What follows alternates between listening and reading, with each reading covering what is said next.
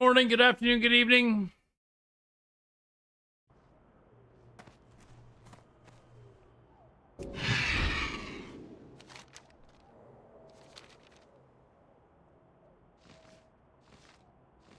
He's back. How's it going, Cheesy? I'm going to go change my spec actually.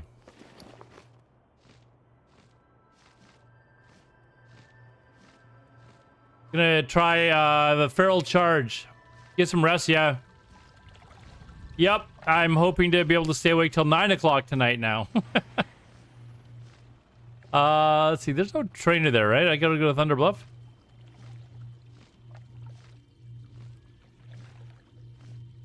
Actually, I'll just go to Moonglade.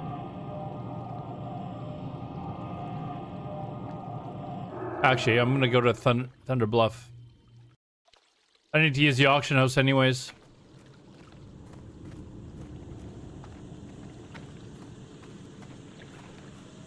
No, I'm gonna try Feral Charge. It's a resto spec that just gives you the stun from the.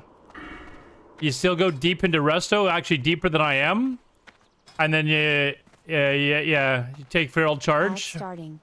We will be back in 3 minutes. I'm gonna try it. Yo, I like it.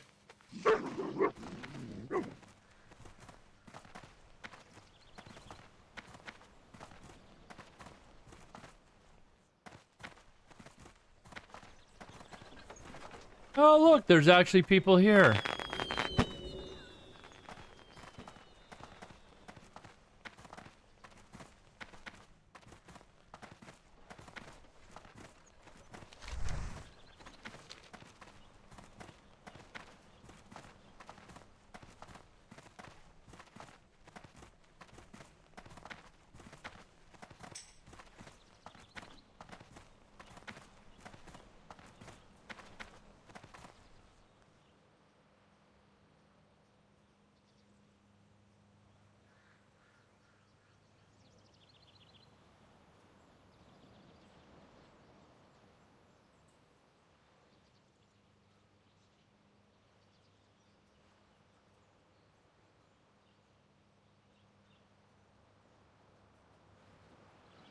I need a target.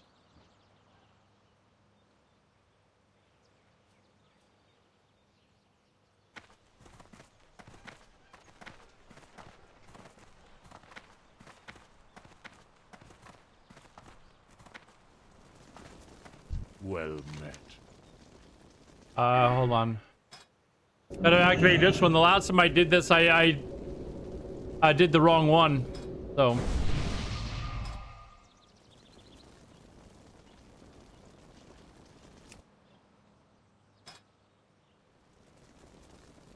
Walk with the earth. There we go. What is the IF notification I get when you go live? Never heard of that service. If that, then this is what it's called. It's basically an automation service. So if I do something, like start a stream or whatever, it'll detect it and then it'll automatically do stuff for me. So it'll automatically post to my Discord that I'm going live. If I want it to, it'll post to my Twitter. If I post a new video to like YouTube, it'll post it in my Discord automatically. So yeah, it's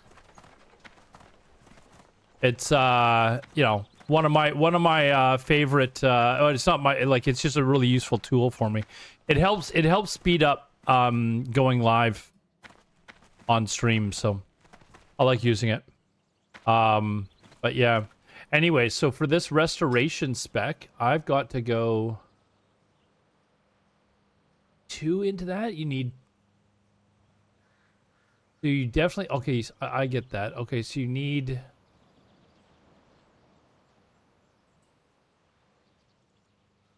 this gives you less armor though, doesn't it? Where's my armor rating? Armor is 2230. So if I put 1 point in, oh, I get a, I gotta give myself. So 2621.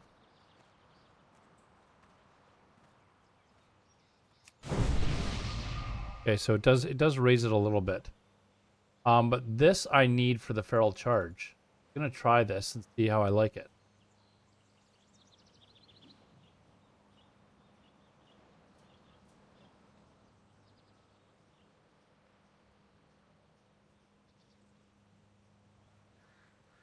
Really doing any melee, like I understand why they have you do.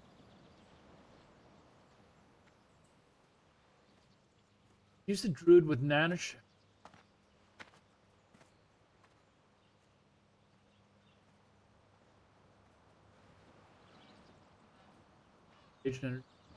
Damage or dull or offensive by 100% last 30 minutes. I guess I could use that if I ran out of mana, but that's situation.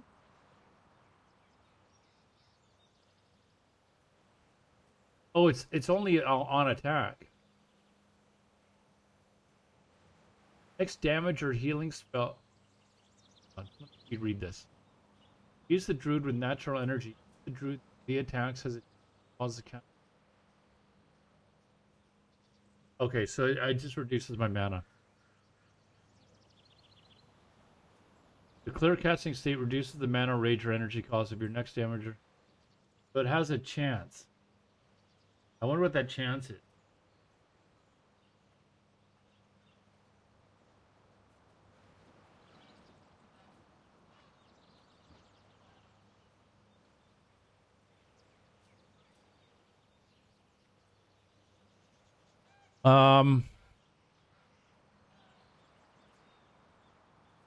Like the use in home automation. Yeah. You can use it for all sorts of things. I just use it for streaming. So some people use it for I don't know. There's other like here, I'll actually bring it up for you.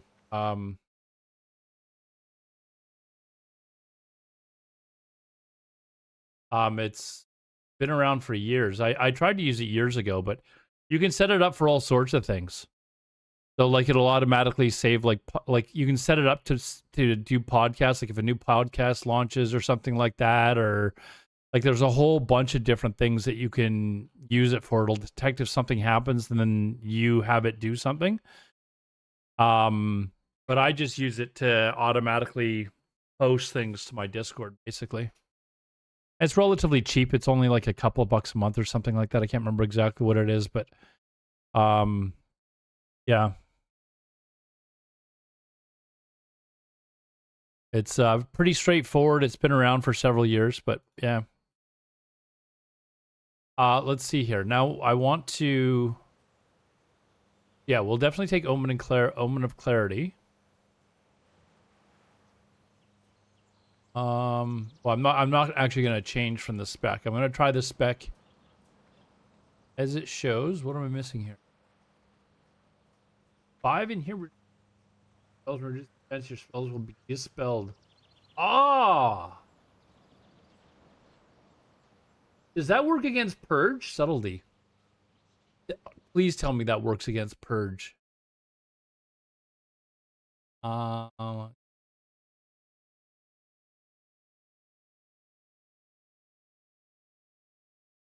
If that works against, sorry, I'm wrong section here.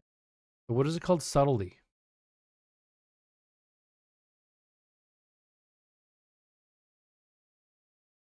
Subtle. I want to see if this works against. That'll work against Purge, right? That's a form of dispel.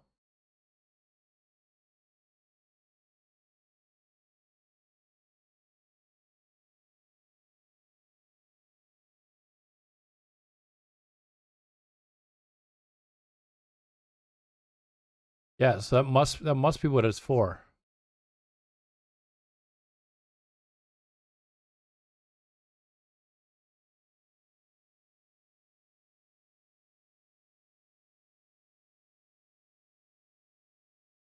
So it's 30% chance to for your spells.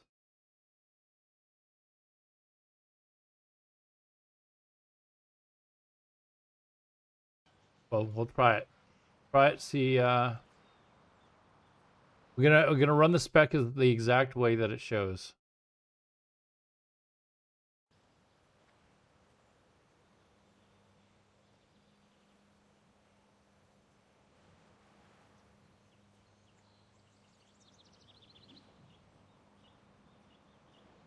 Here.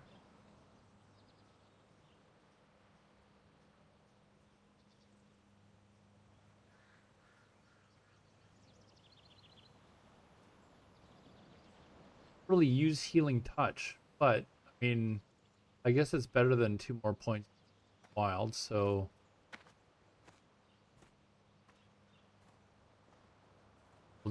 we'll run with the spec. We'll run with the spec.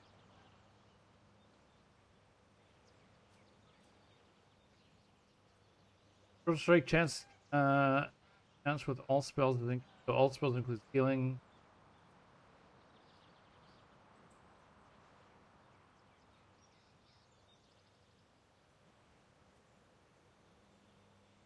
Three, 1, 5 points in. Oh, only 2 points in.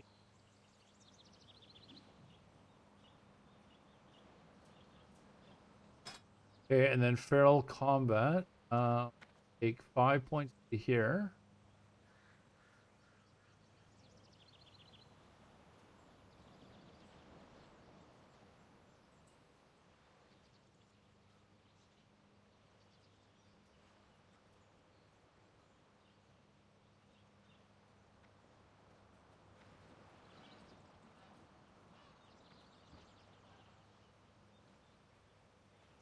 And then the rest into balance. So they're saying to only put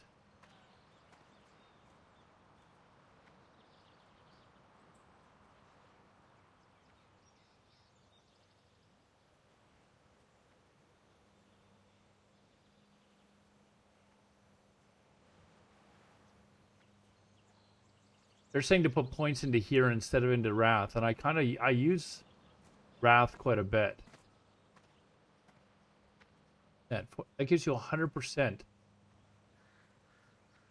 I can understand why.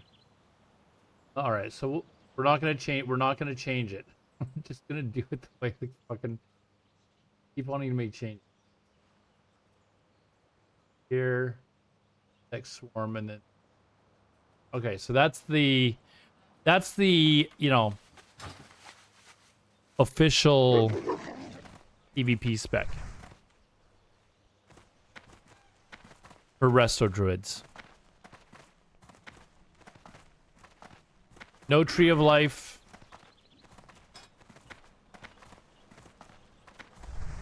I do need to.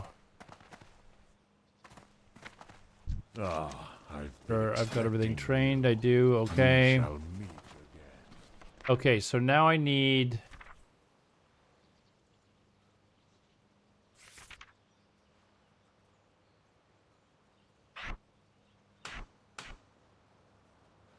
Hibernate.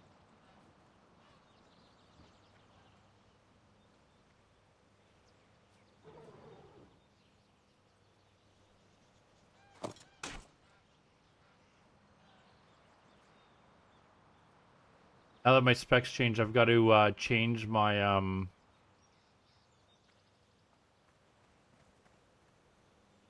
my abilities here.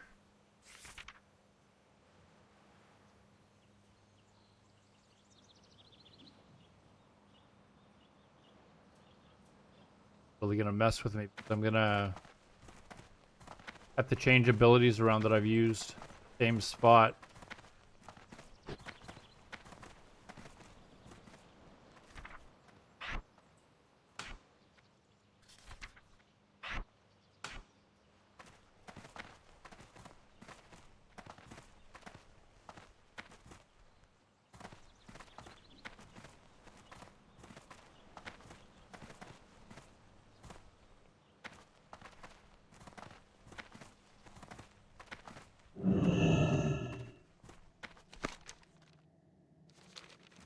Peace, friend.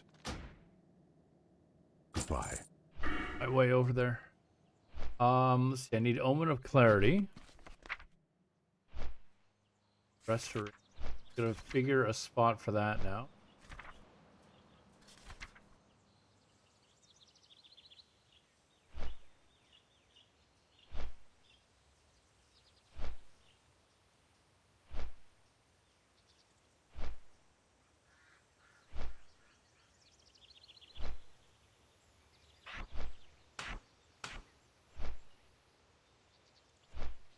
Dixon Years is now following on Twitch. Hey, Dixon, thanks for Dixon Myers. Thanks for the follow, man. I'm just trying to set up my new spec for PvP, so give me a moment if I'm being a little silent here.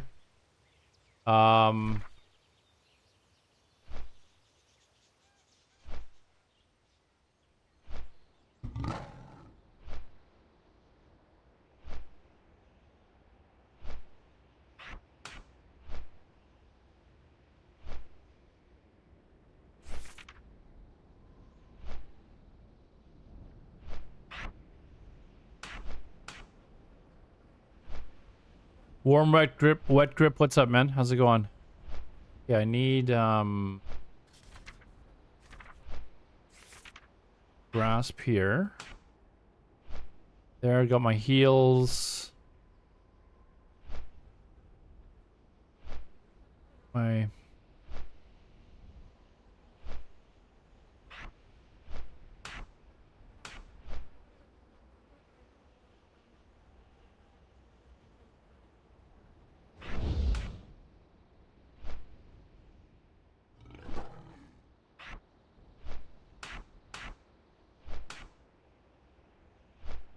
sorry, what's it's Omen and Clarity, that's from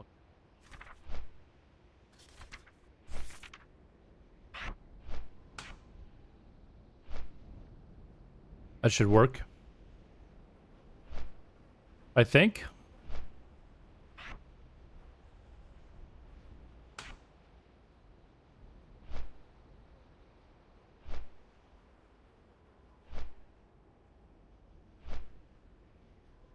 Let me just check my macros here, because that does not look correct. Neat.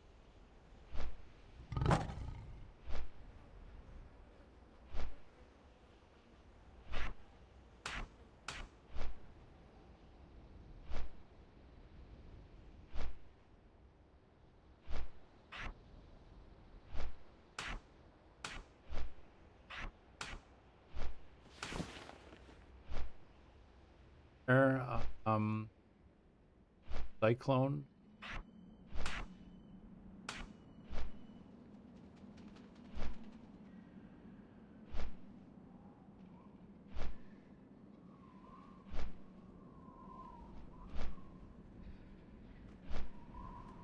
I gotta test these two to see. I've got two different nature swiftness. This one looks a lot more in depth. I'm not very good at there's modifications. I don't think that's the right one, actually. I think this is the right one that I whoops. I think that's the one that I use. Growth.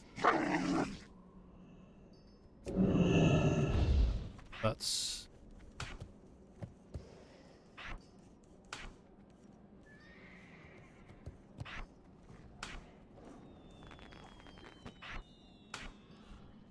I've got the right ones. Where's my oh, that's what's missing. Where is my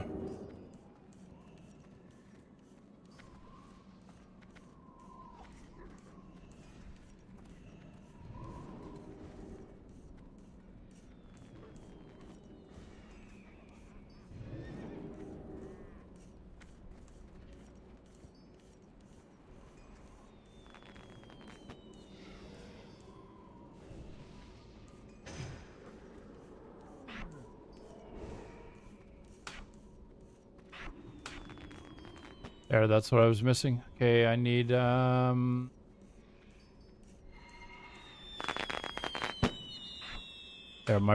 that's what was different. I was like, why is this not looking correct? All right, this didn't sell. Go and repost it. No, I'm not doing raids, dude. I'm just gonna do PvP. I think that would just take up too much of my time, and yeah, so I'm gonna just focus on PvP, and then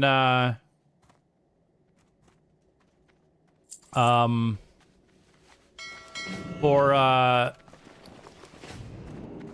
you know, I'll just focus on PvP, and then I can easily switch back and forth between Eve one night and WoW the next night. If I start focusing on raids and stuff like that, then suddenly I'm gonna be spending all my time playing WoW, and I don't really want to do that. So, okay, I'm just gonna throw this in the bank, and I can sort this out later. But I'm sure this is stuff that can be sold. I also had a auto hide. There we go. Hey, Quizzy, how's it going? Okay, so this is actually also ring. I don't need that. DPS.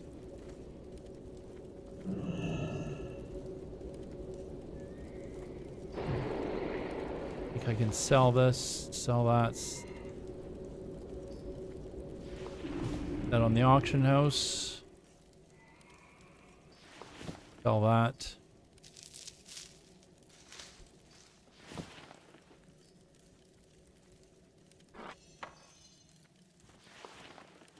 I don't know what that does. I have to look that up. Let's see here.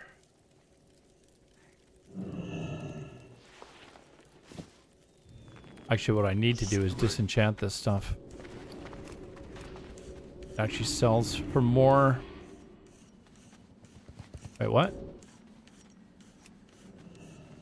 Oh, I can't even disenchant that. Well, isn't that garbage? Isn't that garbage? I need to get what is my enchanting at? 256. Blood and thunder.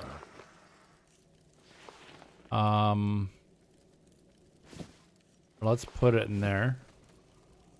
Actually, all this stuff I could probably be disenchanting. For the I don't think I can disenchant any of it though. Oh, there we go.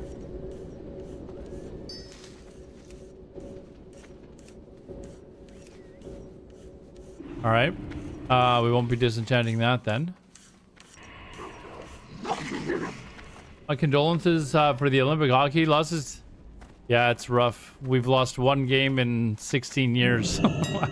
We don't know what to do with ourselves. We've never experienced this before. I don't know how our country will survive.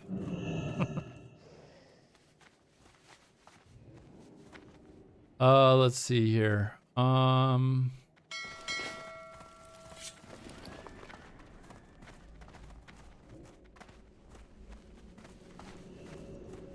Greetings. You know what? I'm going to actually put this in the bank. I need to, I'm going to need to get my enchanting up.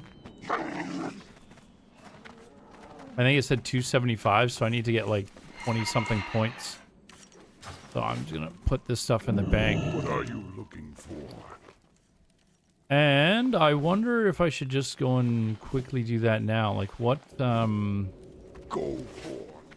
what would I need?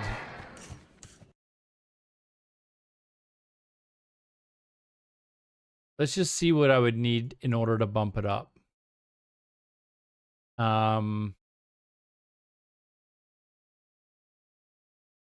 Chanting. So I'm at 250. Where am I? 256.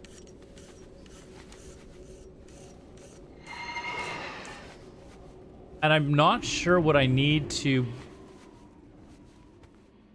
I need to get it to 275, so it's not even that much. 256. So I need Dream Dust, Purple Lotus. We're making lesser at mana oil.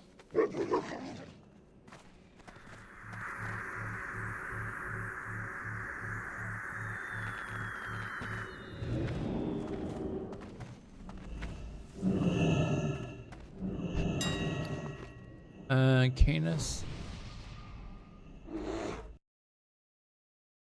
Hey, Freya, how's it going?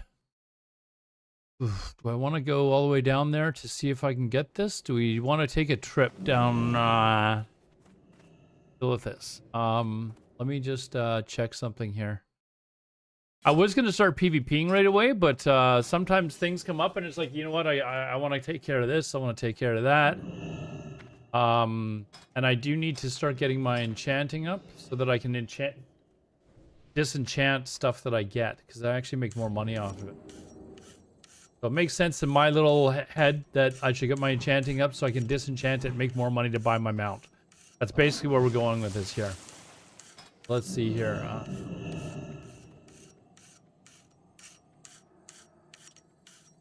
Okay, we're not going all the way down to Silithus. There's one on the auction house for $2 or 2 gold. There we go. Now let's see if we want.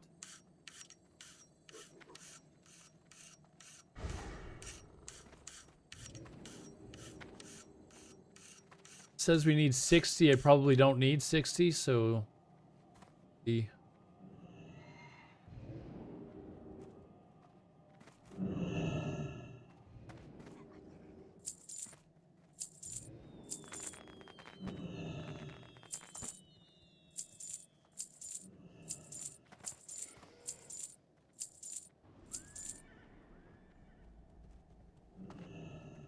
Not found. Fresh.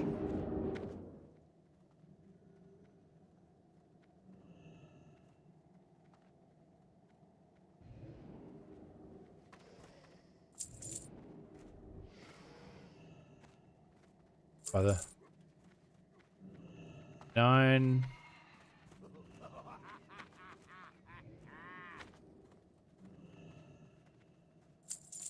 O's. Purple Lotus.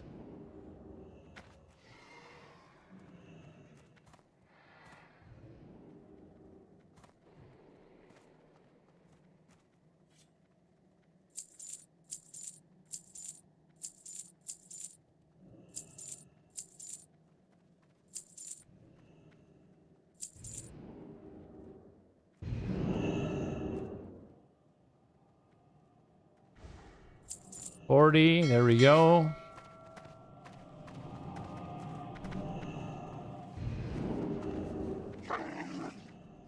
Wait a second. Am I dumb? Okay. I wasn't positive. I was like, wait a second. Is lesser mana oil, is that enchanting or is that alchemy? And I was like, oh shit. Did I just buy the recipe and I can't even make this shit? But then I was like, no, this has got to be right. Okay, then we need to go and get 20 crystal vials. And this should bring me up to 265, 270, somewhere around there. I've got to find out what... Like, do you need 275 enchanting to disenchant everything in TBC? Or do I need to raise it higher than 275? Hold on.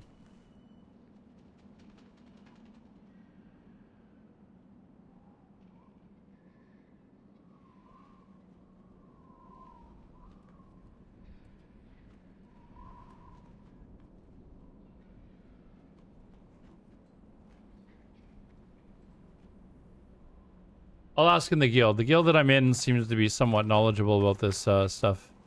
They're I don't know. I need 20 crystal vials.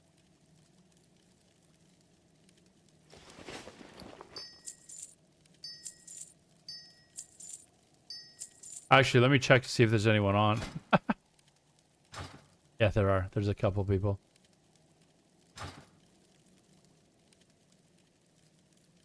You still have some from back in the day?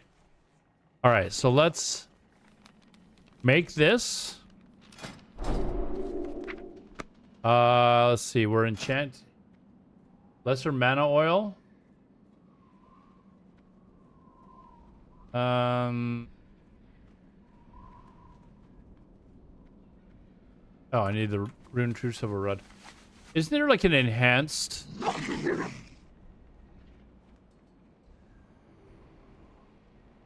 Like an enhanced interface. Enhanced professions. There, that's what I'm looking for.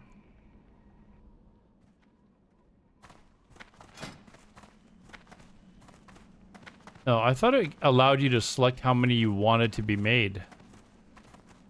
Wait.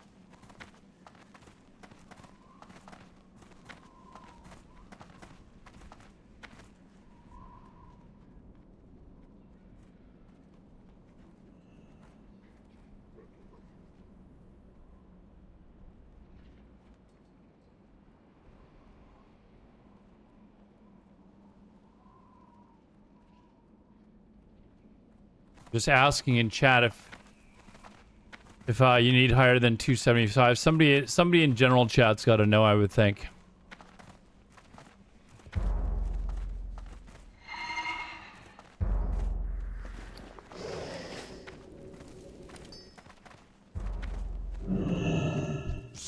Do I even have one of those? What is it?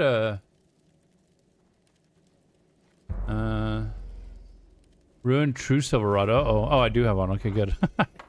I wasn't sure if I did or not.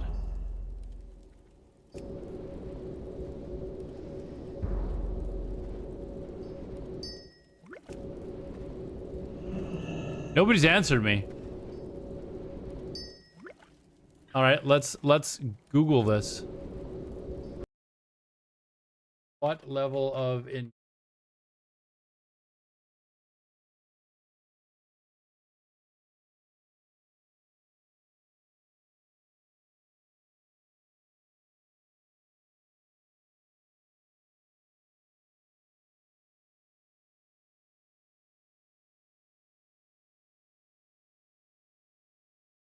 you need an enchanting skill of 275 to disenchant most items in TBC, including level 70 blues, while some lower level TBC green require less skill. T75 ensuring disenchant almost all expensive relevant gear, unlike original classic TBC. Okay, so it is 275. That's what I need.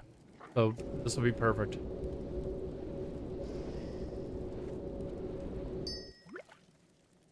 Then I can do that. Is it Shattered Halls? Sethicals, Halls, I think. Where you do the druid farm.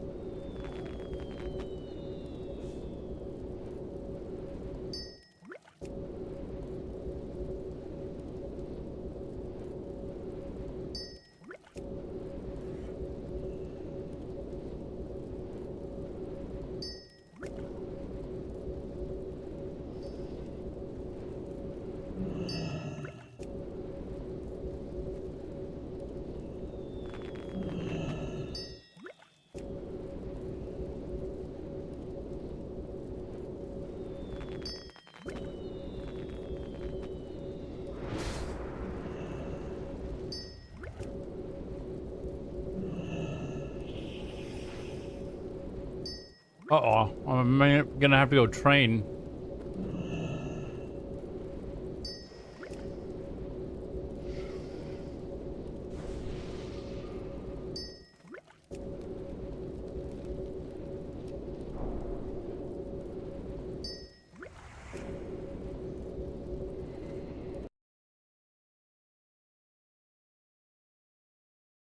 Get up to 271. So from 265... I need Dream Dust. I don't need that much though, because it says I need 290 to get to. Let's see if I can even train this here. I need to.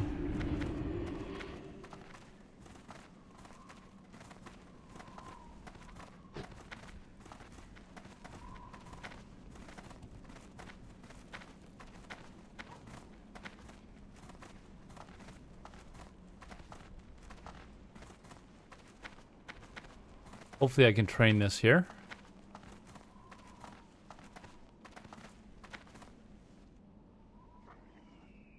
Oh, it might be an Undercity. Oh, it won't be trainable here. For sure it won't be. Zug zug.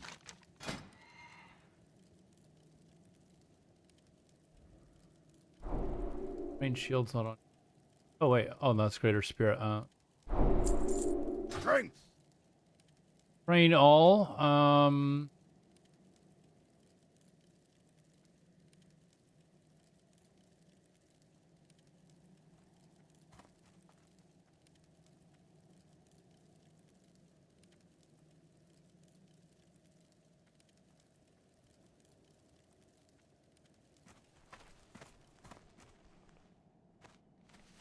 Necessarily need to go see how much this stuff is. I don't need to bracer greater intelligence.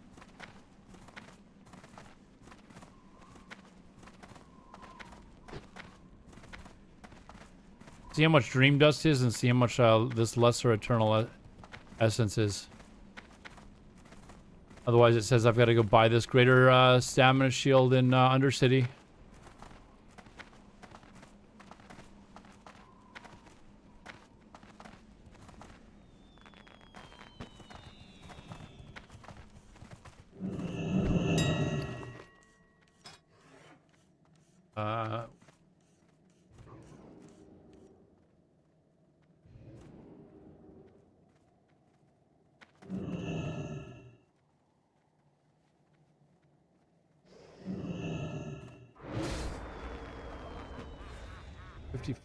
So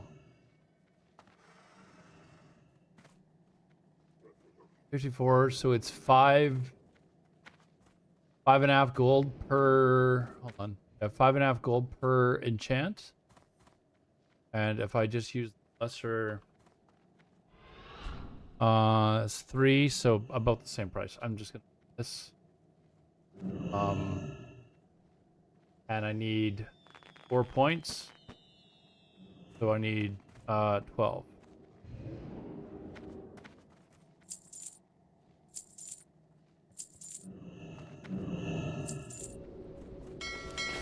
Well, should do it.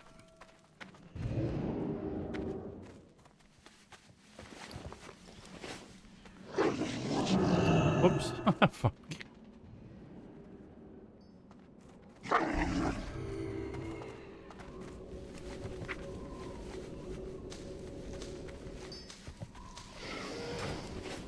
All right, this should work now. So this is an enchant bracer.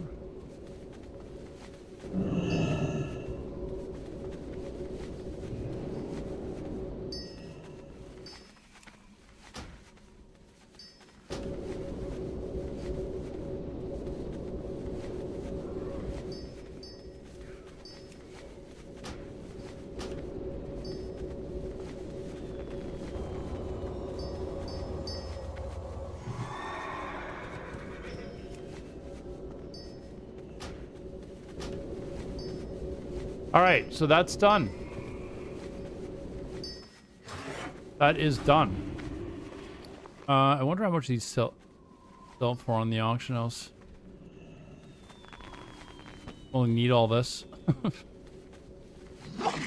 Although I could definitely start using it in PvP.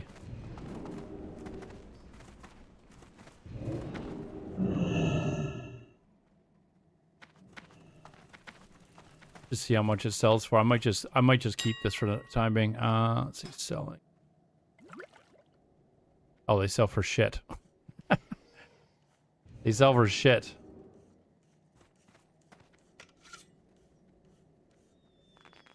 Sell them all.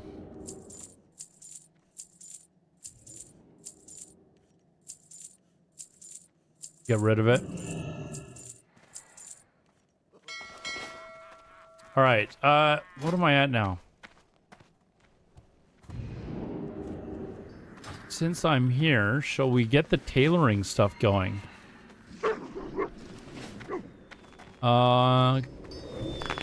Get tailoring.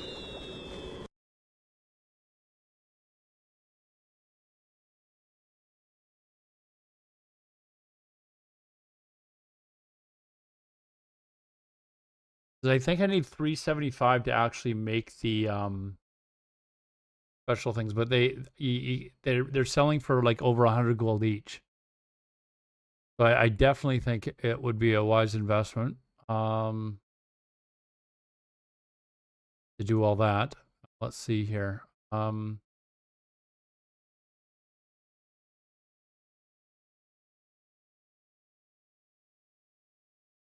So I'm going from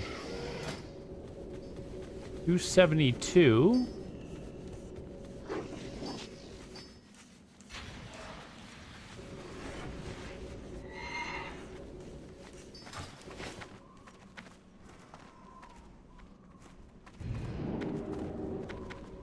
Oh, I need a rune cloth.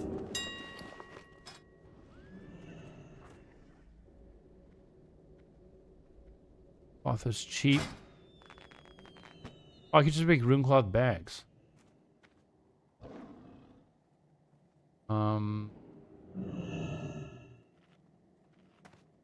Craft.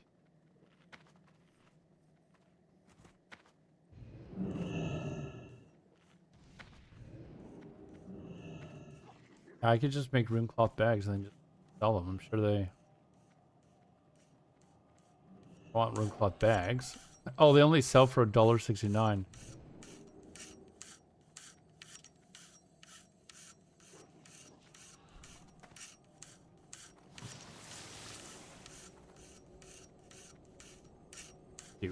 Bolt of rune cloth. Where are we here?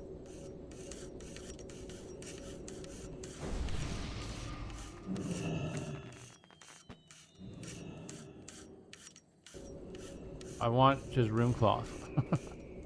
There you go. So I need 5 rune cloth, 5. It's not much cheaper, but it is cheaper. So I need 5 times 5, so 20. 25 per bag times. I don't know what that would get me to, but I should just buy a bunch and then make rune cloth bags as high as I can.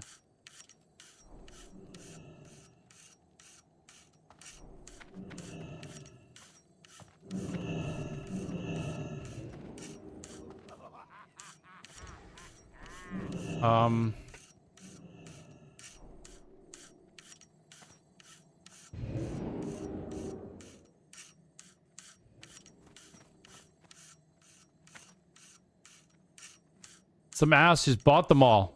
Fucking piece of shit. Piece of crap. I know it's slipping away, but I'm doing stuff to make more money to get the epic mount. Somebody yeah, fuck it. Whoever you are, if you just stream snipe me, you are a sack of poop. I will do this then. Screw you. So I need let's see, 5.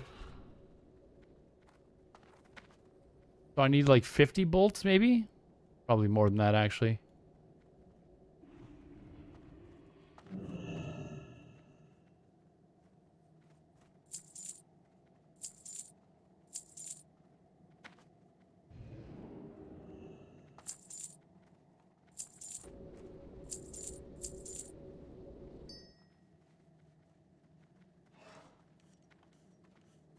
Let's do 100. Let's do 100 bolts.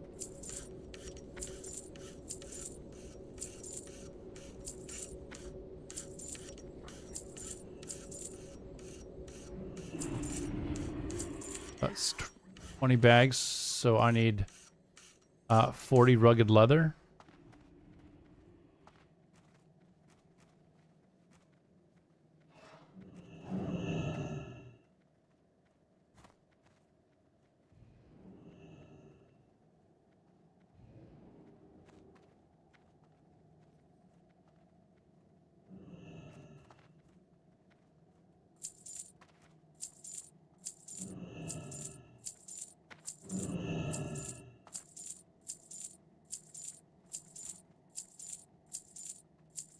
Whoops. Went a little bit too high, but that's fine. Okay, and so we'll go get 20 rune thread.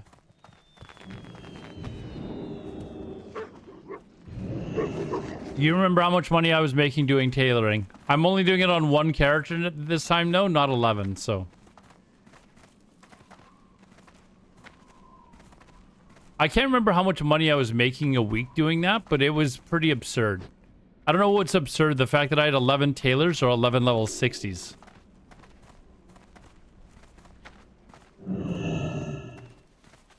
What do you need? Where did I see it?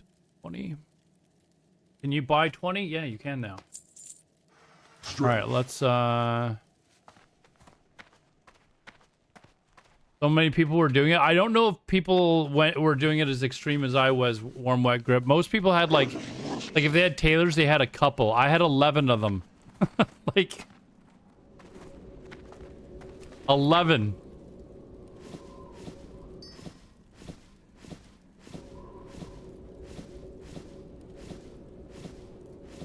It was quite the moneymaker.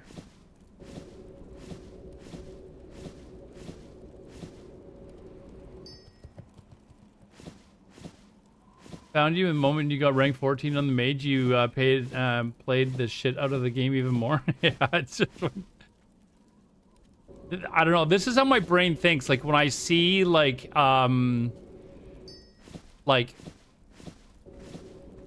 a way to profit off something. I mean, I'm sure a lot of people are like this, but I just immediately, I don't look at it like, oh, I can make $5 off of this. I'm like, what if I can buy like 1,000 of them and make, you know, 1,000 times that?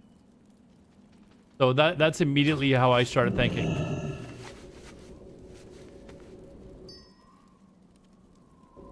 All the prep, yeah, I'm spending like entire streams getting my tailoring up.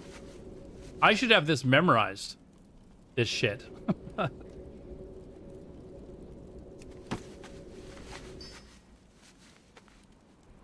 But I made a ton of gold. and that went right into Wrath too. What was it was in Wrath you were able to, because I was doing the tailoring in Wrath too, and I was making really good money off that.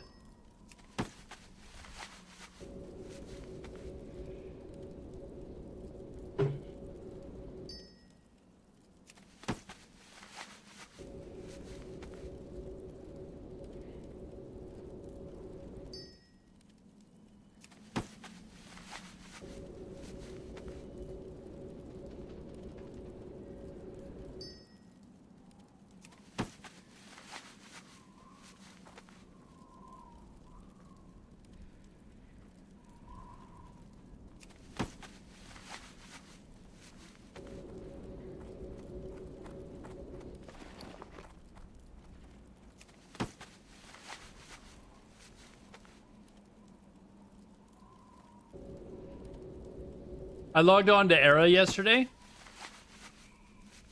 just to see how many people were around and stuff like that. Still people playing it, but it's like I did a /2 on well, the Barons had like over 40 people in it. But then I looked in like BRD and there was only like one group of 5. I was just like, oh man, that's sad.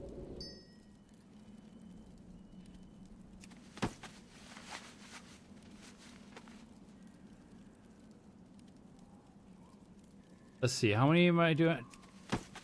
Okay, if I can get to 290.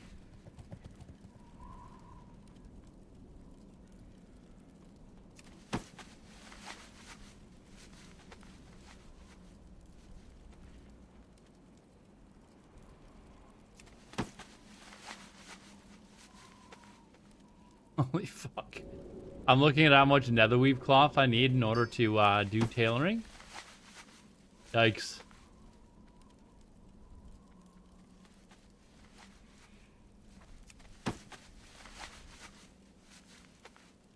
Come on, get me to 290. One more.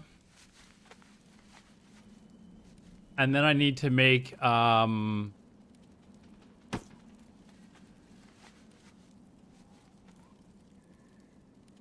need to make some other items. Okay, so we're at 290. I can sell this stuff because I don't need it anymore.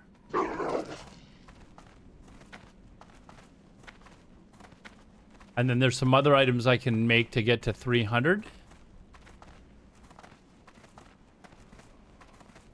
Guild is on PvE cluster. There's a community guild is on a PvE cluster. And white main cluster. So is the PvE cluster not swiping as well? Like, does it not go on to that cluster as well, or? And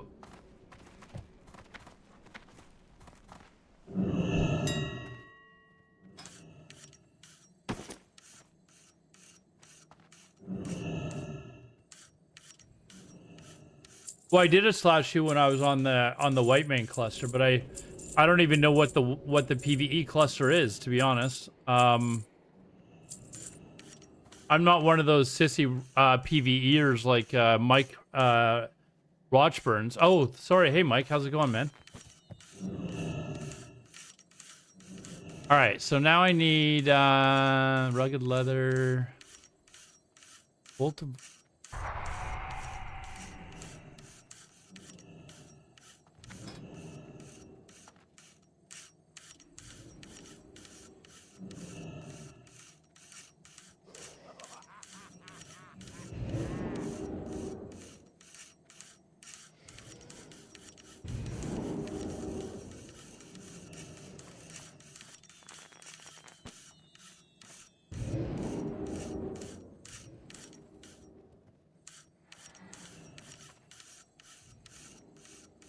Okay, so I'm spending bolt of rune cloth. Okay, I need at least 100, so for whichever item. So let's just buy 100.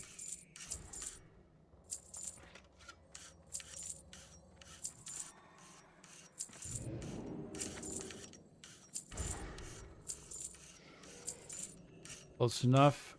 Gold bar. Let's...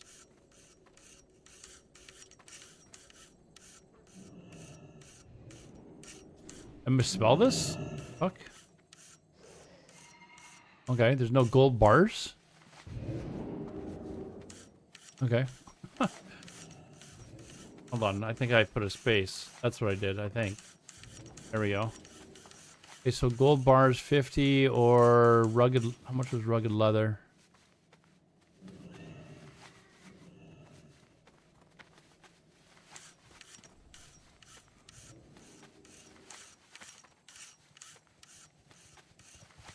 And actually, I don't even need this much. I needed like half of this. So I think I only need like 25 actually.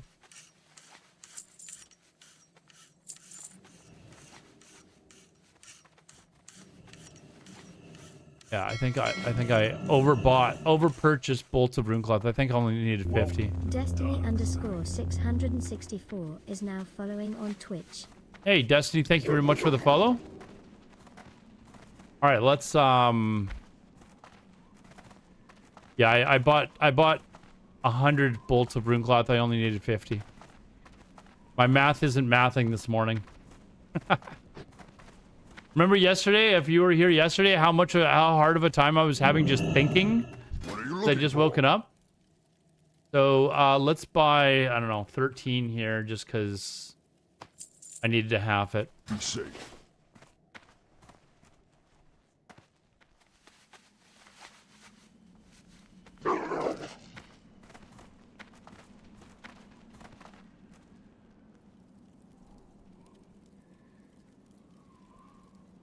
Oh, we have bots on, wow, great, nice.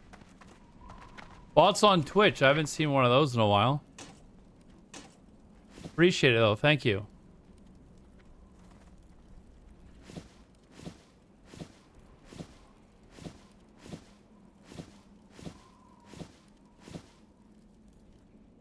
All right, so now let's go see if we can buy, I need to be able to make a bright cloth cloak.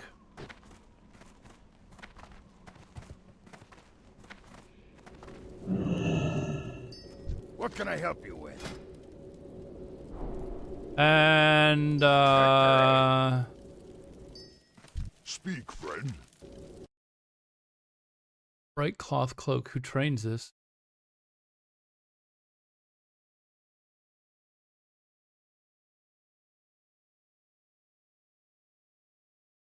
Orgrimmar. At Magar. Where the heck is Magar?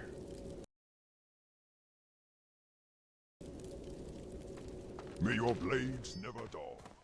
Huh?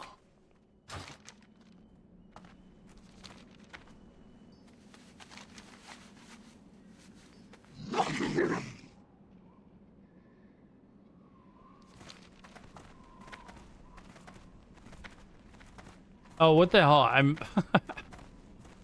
Here we are. The two dumb things in a span of like a minute. I'm looking under the enchanting trainer. When it's not enchanting, I'm raising anymore. It's tailoring. So... Raw. All right. Where's the tailoring trainer? Zug zug. Do I just train them all? 19 gold. What is it I actually need? For the horde. There. I need to make bright cloth cloak.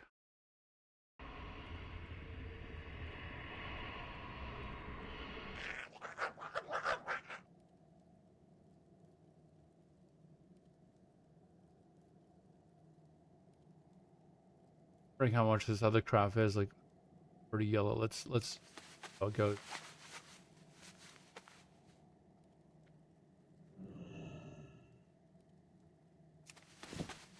And we need to get to 300 here.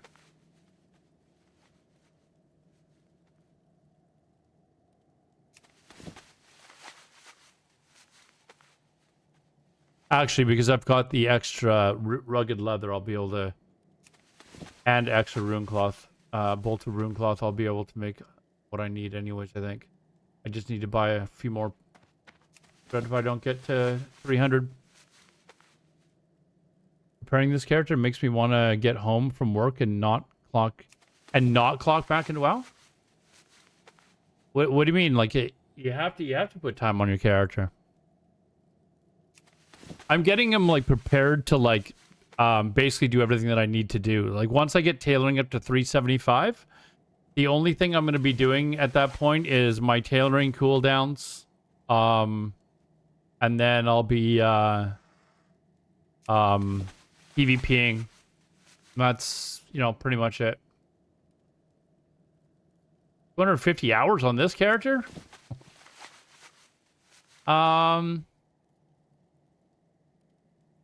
I don't know about this particular character.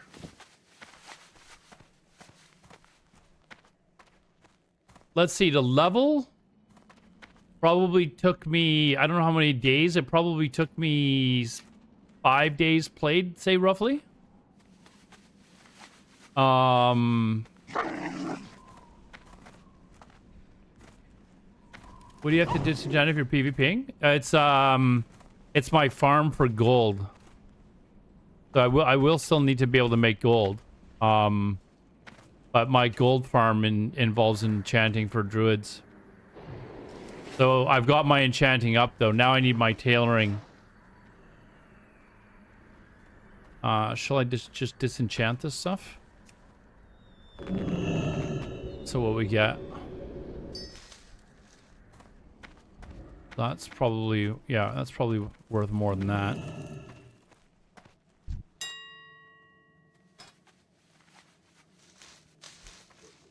Yeah.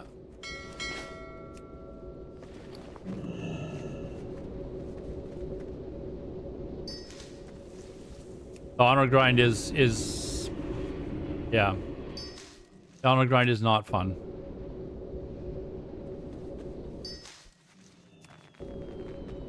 Especially when you're pugging it.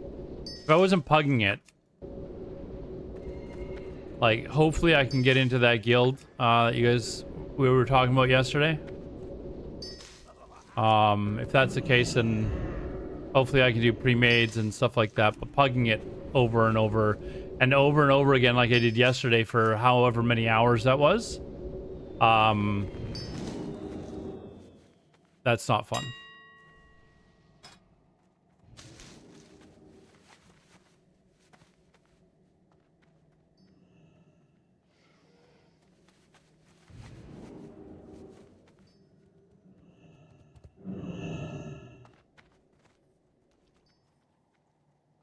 See, I don't need this anymore.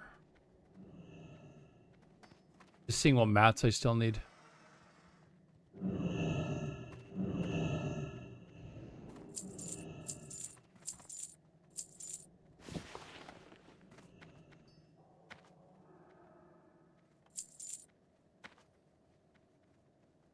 don't need enchanting anymore, so we'll get this back.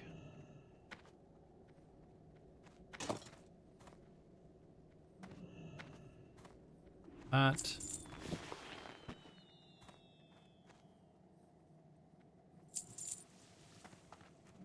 Sell that. I don't know whether that's even for. I'm tired of it being in my bag though. So. All right. So now the fun stuff.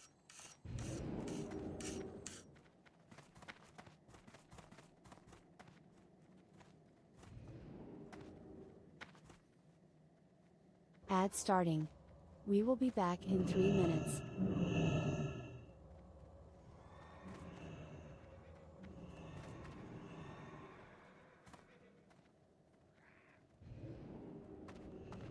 You guys ready for this?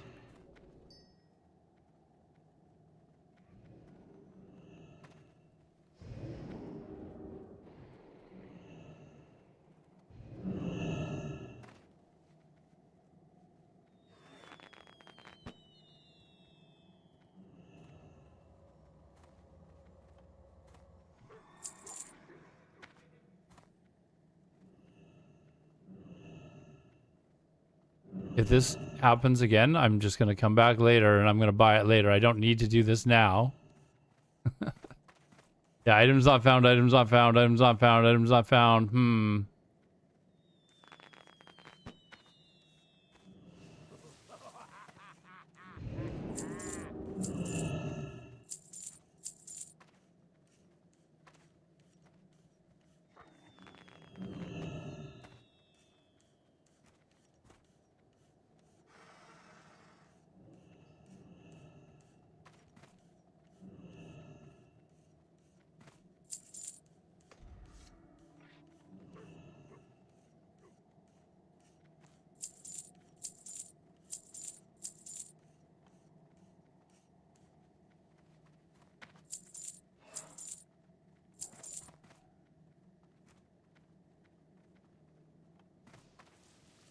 It's so slow. Like, it's so slow.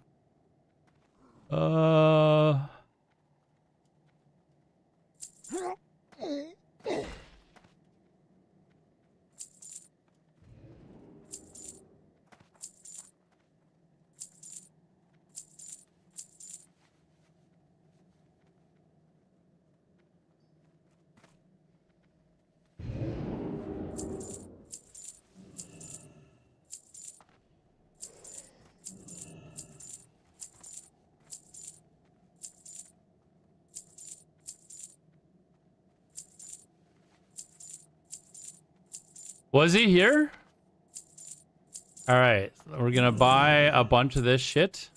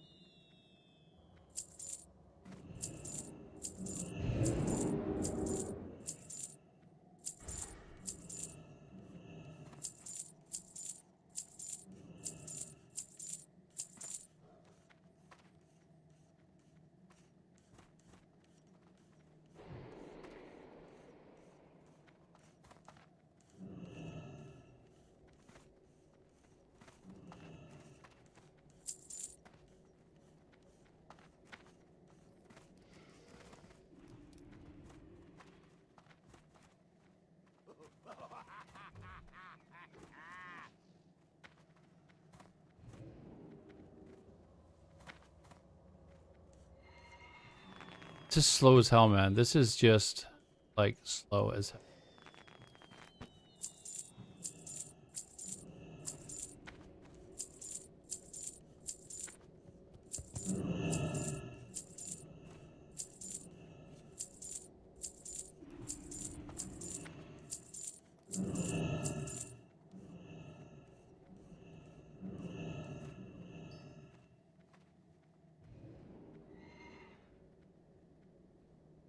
Come on. You see why it's lagging? Like, it's so many people are using it right now. It looks like that.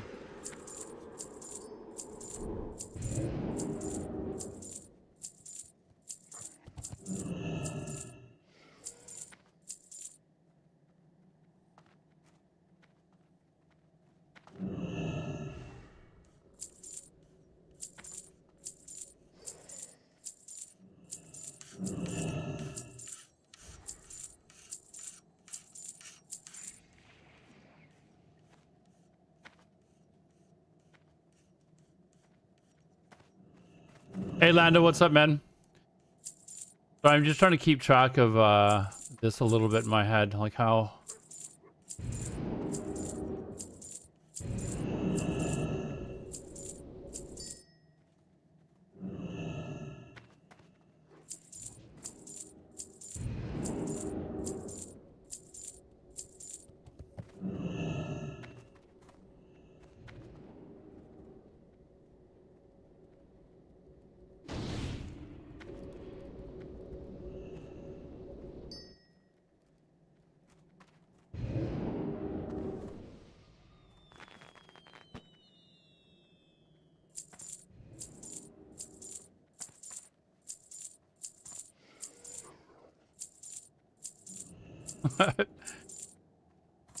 Just take it all.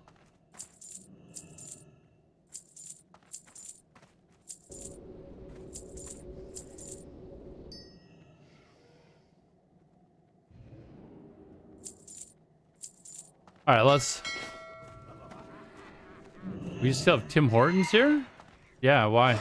Like 5 of them within walking distance of where I live. All right, I think I have to go to... My inbox is full, no kidding. I think I have to go and get this train in Thralmar.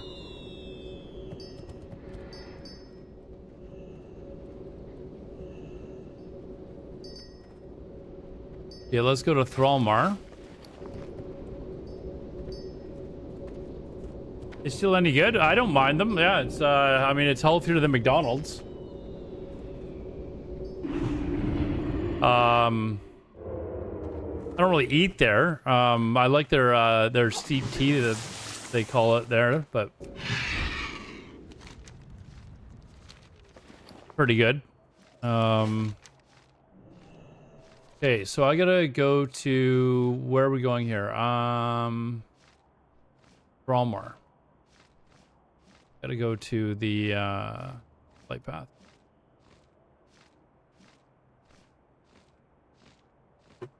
But yeah, no, I like the tea, but I mean, if I'm gonna spend that much for a meal, I may as well just go get a shawarma, which I like far better. So, but you know, it's kind of hard to screw up a breakfast sandwich. It's, you know, whatever the bun is, you put it on. You know, bacon or sausage and egg. Like, I mean, how do you screw it up? So, what time is Outer Q Arena again? I missed your last time. I just randomly did it. I just randomly put together 5 people and we went and did it. Where do we get this? Walmart. No scheduled time. I just wanted to get my 5s team, or my 5s points. So yeah, I mean, I actually had a meal the other day at Tim Hortons, which was probably the first time in 5 or 6 months, probably. And I had a bacon, it's called a belt sandwich, so bacon, egg, lettuce, tomato, on just a regular bun. Plus, I had basically the equivalent of like a sausage McMuffin, a hash brown, and my tea, and it came out to like $15 Canadian. That's how much my fucking wrap cost me, like, you know, or roughly. So why would I not just go get a wrap? Although that doesn't actually, that does come with a drink too. So the wrap comes with the Coke Zero. And you guys know how I feel about Coke Zero.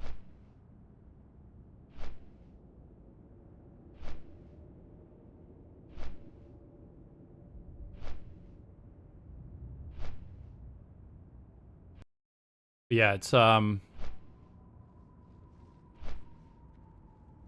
fuck with Coke Zero. I love Coke Zero. Coke Zero is I like Coke Zero.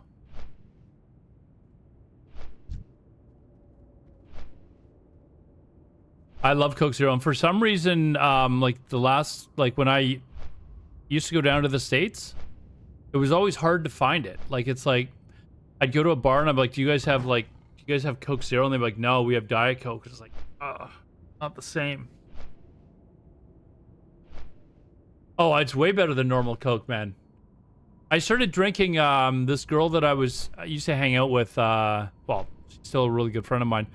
But she used to drink vodka diets, and I was drinking vodka Coke Zeros around her, and she was like, Coke Zero, and I'm like, yeah, but she's like, but it's vodka diet, and I'm like, try this, and she tried it and she immediately switched.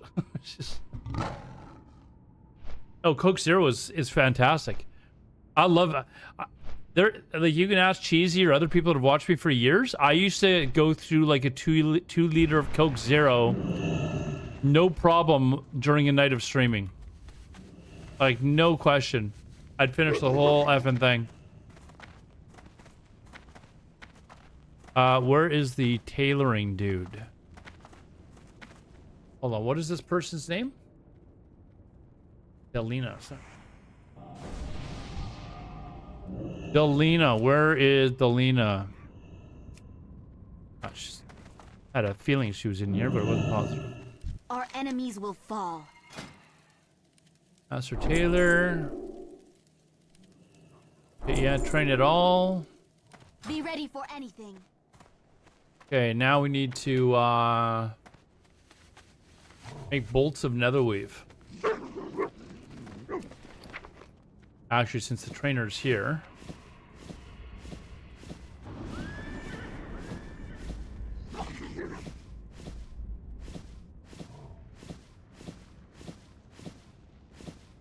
I need 496 bolts.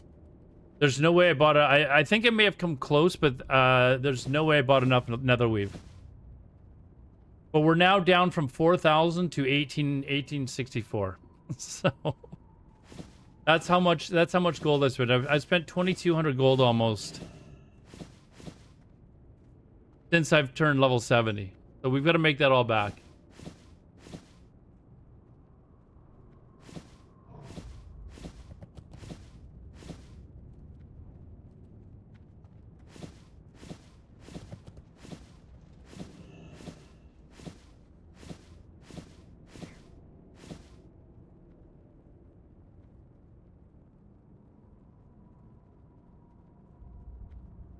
Yeah, I needed 29 or almost 3,000 netherweave cloth. And I didn't even get 2,000. So we've still got like another 1,000 netherweave cloth that I'm probably going to have to buy.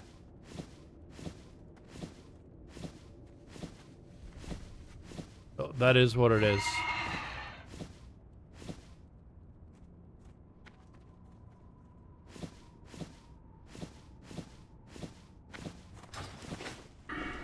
Just start making the shit bolt.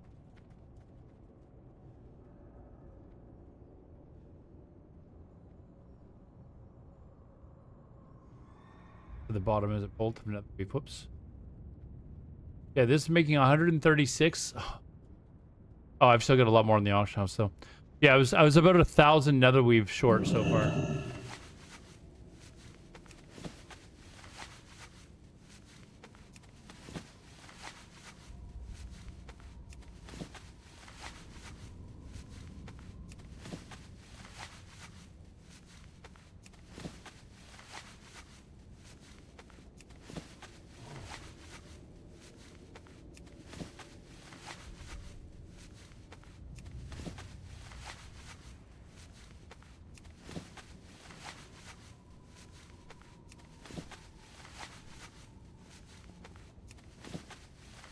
It's way well, it is because people are trying to buy all their stuff, right?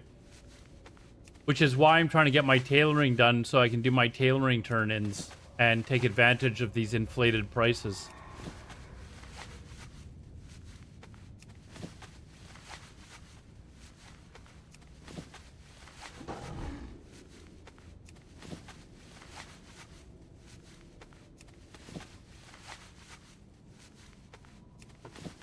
Because the specialized cloth is going for quite a bit right now, right?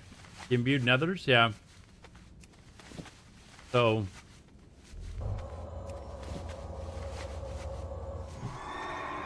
need to take advantage of that. Oh, hold on. You know what? We're gonna take a bit of a break here. The PvP thing is going on right now, so I wanna try and get this done. Actually, so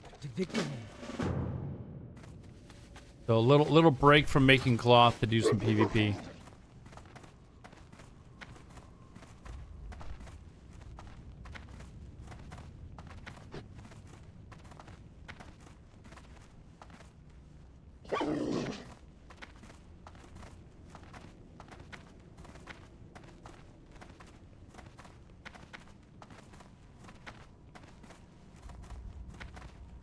And by PvP, what I mean is sitting in a little tower base thing and taking turns with Alliance, flipping it.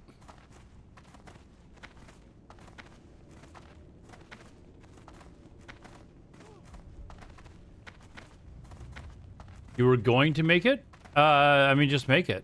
Like, you can farm gold with your mage, right?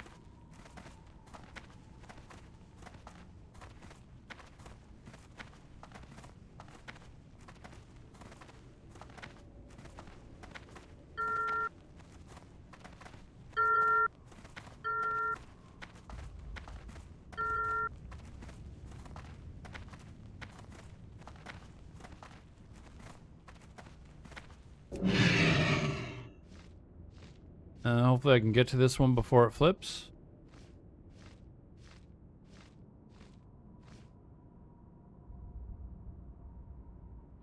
Fuck! That's annoying. Ah! Like another 5 seconds.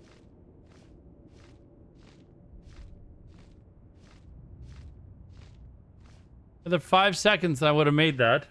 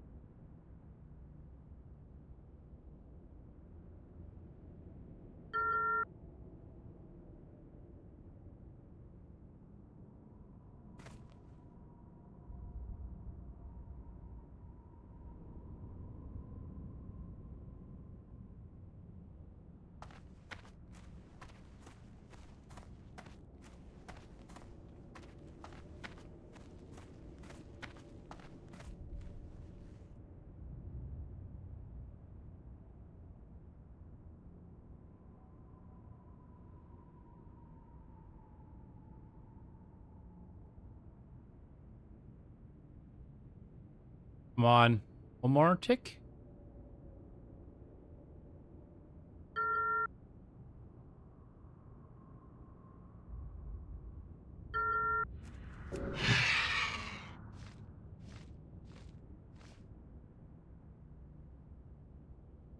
Lunch today with a side of hummus.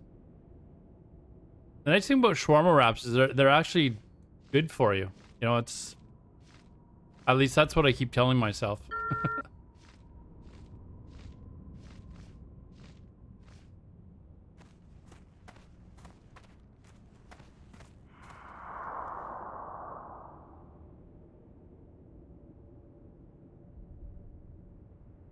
Wait, I did get credit for that one, right? Hold on, PvP. Yeah, okay. So it's weird, it's already gone back. Eat burger from McDonald's? Yeah. It's... I mean, it's full of veggies and stuff like that. Like, and it's on a wrap. It's not like it's on a, you know... Wrap's got a lot less calories in it than a, you know, bun. Or at least that's what I tell myself. I don't want to actually look this stuff up, just in case I'm wrong.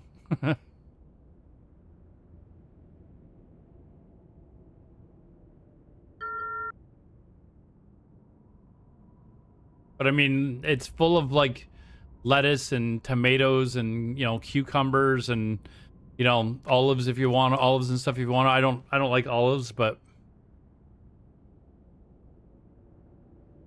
fun. Let's go.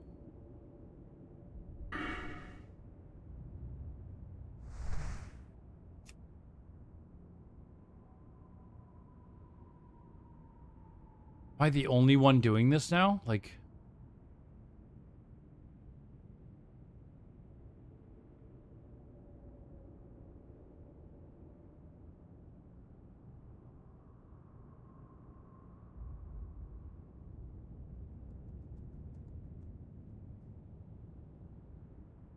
oh, there's two guys here.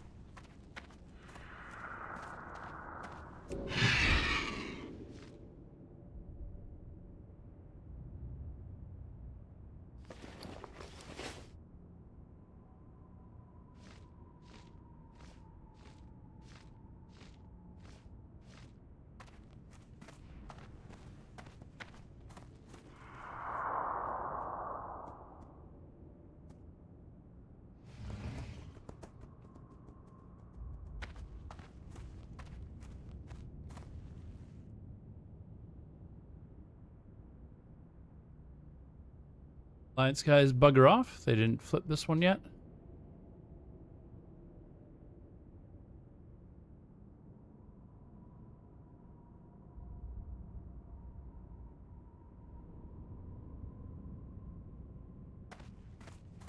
I'll go and do the other daily in Terracore Forest later. But I just happened to notice that this was going on while I was doing the...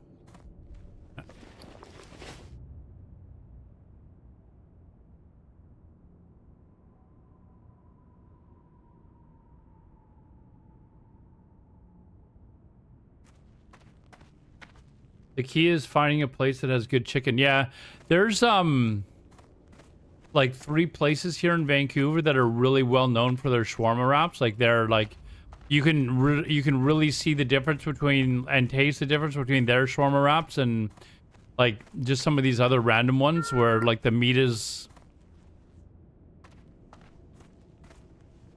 you know, dry or whatever. Yeah, there are dailies. You get honor. So it takes out a lot of the grind, Lando. So I get like 943 honor for doing this, and you can see it took me what, like 5 minutes or something like that, 10 minutes. It's still recharging. Oh shit. I don't think this guy's Out of range. fuck.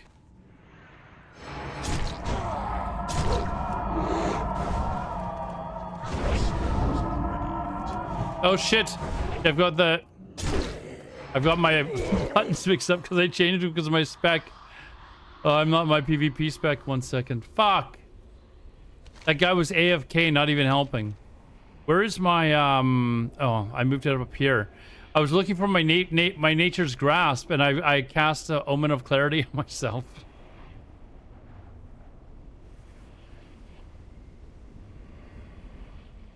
Losing to a warrior, that's... Yeah, I went, for those of you that got here late, I went and changed my restoration spec to the traditional PvP one with Feral Charge. Oh, that's what I gotta put on here. I gotta put on Feral Charge on my bar. But yeah, I went and changed my spec around, so I had to change some of my things. I'm like, why the fuck is my Nature's Grasp not going off?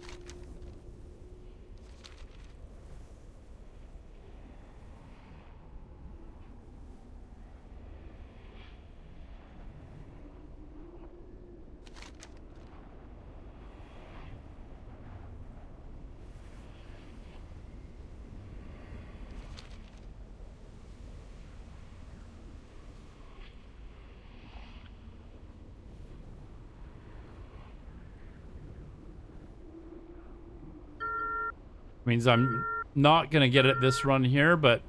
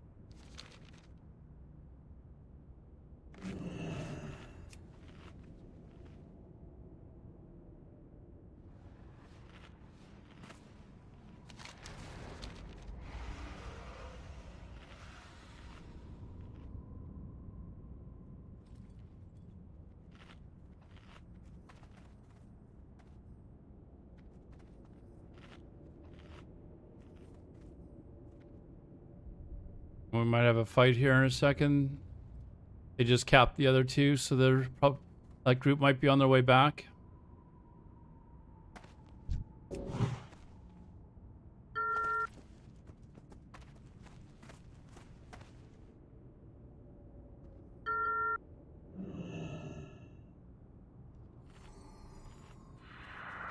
There we go.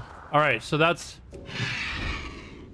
basically the idea behind it, Lando. So you can do it actually really fast, because usually what's happening, you see how they waited for us to cap it, and then now they're going and they just landed and they're already recapping it. So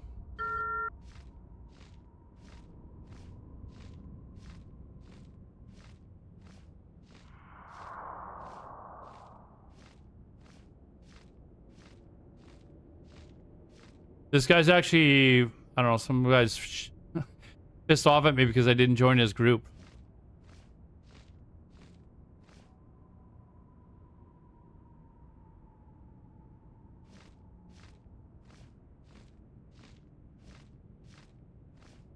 Anyways.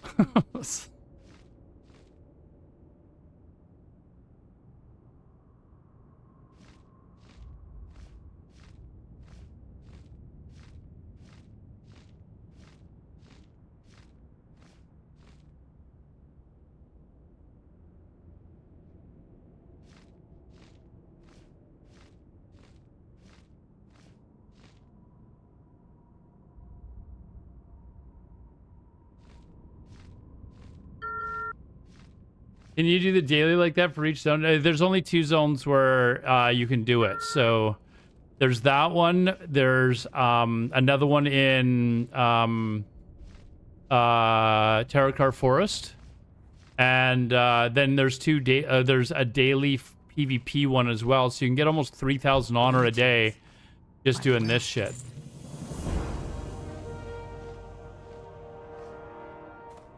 So anyways, and then you can do the turn-ins for doing all the different BGs. And if you get one of each of these, so there's 4 of them, but one of each of these, you get like 600 per turn-in. So that can help you like very quickly increase your honor. So yeah, once you learn all that, like you can. Like yesterday, I don't know what I made in total. Does it actually say in here? No, it doesn't say how much I made in honor yesterday, but I probably made... I don't know, I'm guessing like 15,000 honor yesterday or something? The big pieces, like 15,000? Under 15,000? Actually, I probably got more honor than that, actually.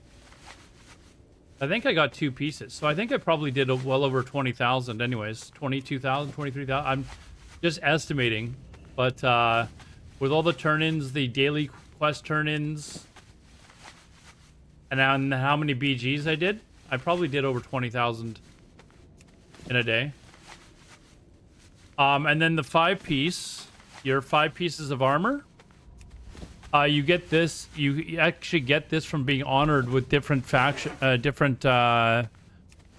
reputations. So like your Thralmar reputation, you need honored, and then you get 1 piece. Your Shatar, you get another piece. Lower City, you get another piece.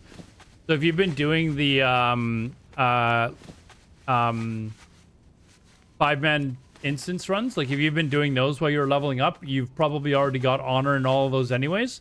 You don't even have to grind battlegrounds in order to get your 5-piece like armor set. So I just went and got honored in whatever I needed to do there. So I had those 5 pieces. So now I'm just getting my off pieces. So I got my boots and my belt yesterday. In fact, in the last 2 days, I got my boots, my pants, my belt, my gloves, my chest, my shoulders, and today I will easily get enough for my bracers. So, and then the next one after that will be my cloak, my jewelry pieces, and then my weapon I'll get from my arena points. Hopefully. An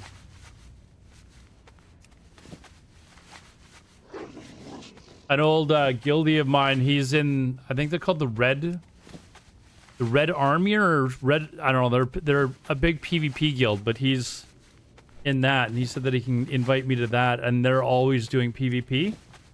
Like, that's a big part of the thing. They do a lot of world PvP, they do a lot of arenas. So hopefully I would have to pug it a lot less. You saw, if you were here yesterday, that's probably the most frustrated I've been on stream in a long, long time. So.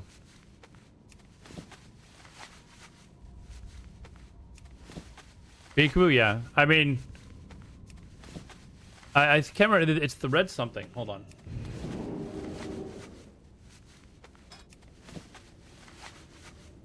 Guild called the Red Empire. I think that's them. Red Empire? I guess they came onto the scene after I stopped playing WoW. I don't know that I would know any of them except this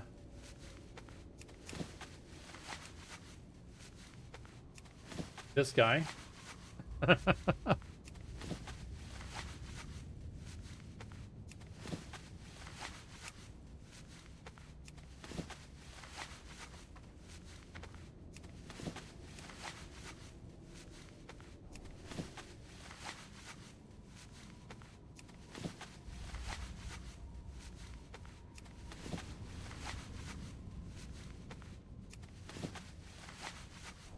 But that's the brother of the guy that I was talking about, so.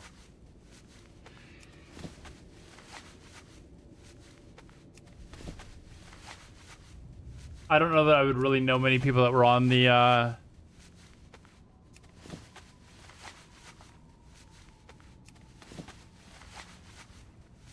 Yeah, I don't recognize any other names but the one.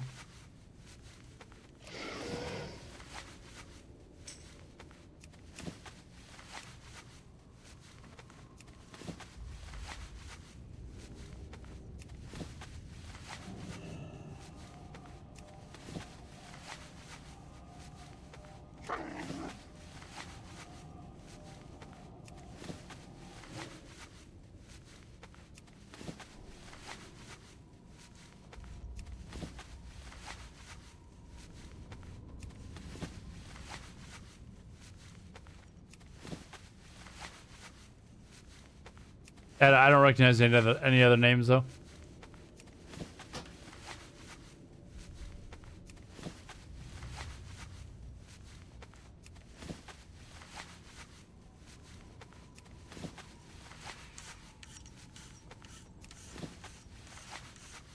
Your brother was telling me that he'd give me an invite. He was on my stream yesterday, and I was just talking about doing arenas. And he said, "Oh, let's do arenas together." And I was like, okay. Oh, they've given you enough power to invite people to the guild? Wow. Wow. You're an officer. Oh. Wow. Do they know the stories of you taking like 10 weeks to level a mage up in vanilla? Do they know those stories? Chat, I would like to introduce you to ATH TV. It took him 10 weeks to level a mage up to level 60. You were 73 days into launch.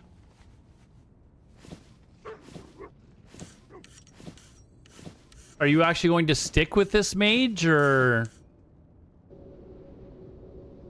Hey, okay. Do you guys do pre-made BGs? Like, pre-made BGs and battlegrounds and world PvP.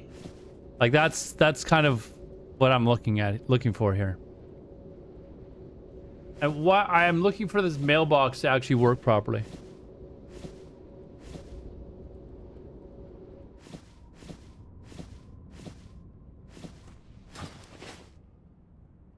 $70 in 3 days. I don't know, chat. I don't know if I believe this. We do all of that. That's what I was bitching about that, and your brother happened to be in because I've been pugging it nonstop to try and get all my gear, and I was having a bit of a meltdown with how retarded people are in BGs.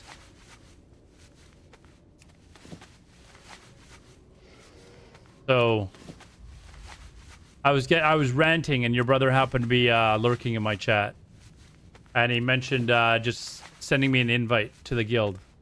So I was like, yes, I would be interested, and he said, okay, I'll get you when I get home from work.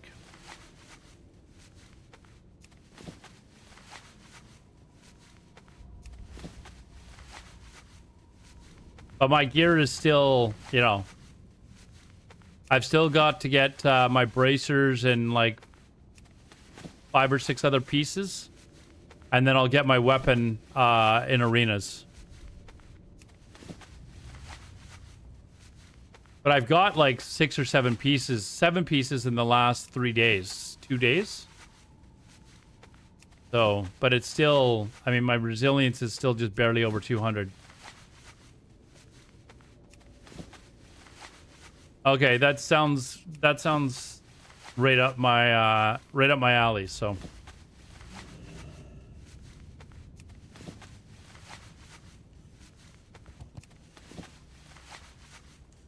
I'm not really looking to raid. I've already cleared all the content however many times. So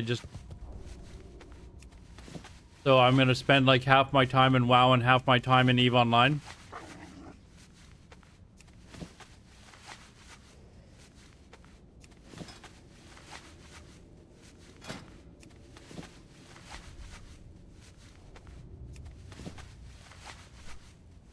And the guild that I'm in, I have no idea who they are. So...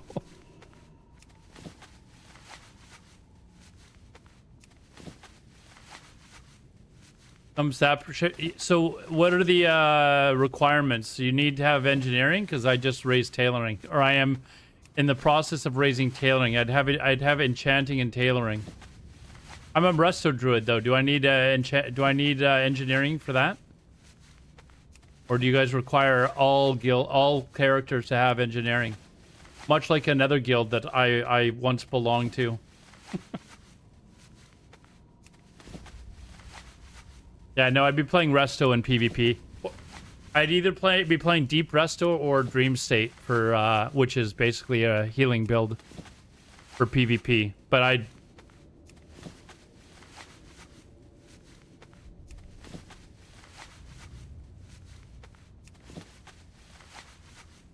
if I was actually like on the front line, like a warrior or something, for sure I'd have engineering.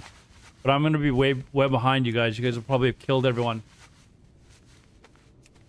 So I'll be doing mostly stuff like rooting or cloning people or something like that.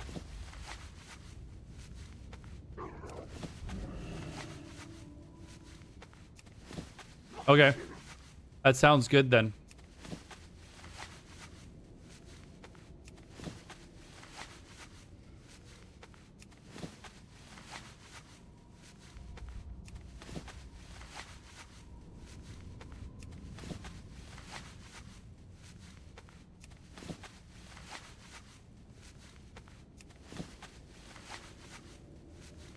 I need to speed this up. I gotta make 500 of these fucking things.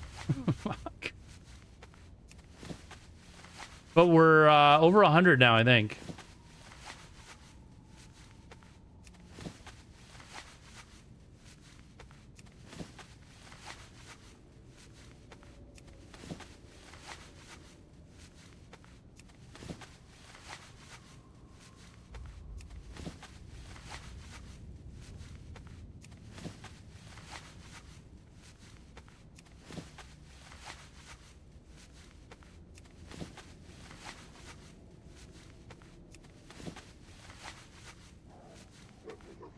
This is like about as riveting as my content's going to be for the next 20 minutes. We should watch a video while I'm creating hundreds of these. Okay, only 13 left of this batch. I might not get it all done now. I might wait for the prices to go down, but we'll see. Since I bought like all the pieces, all the rune cloth.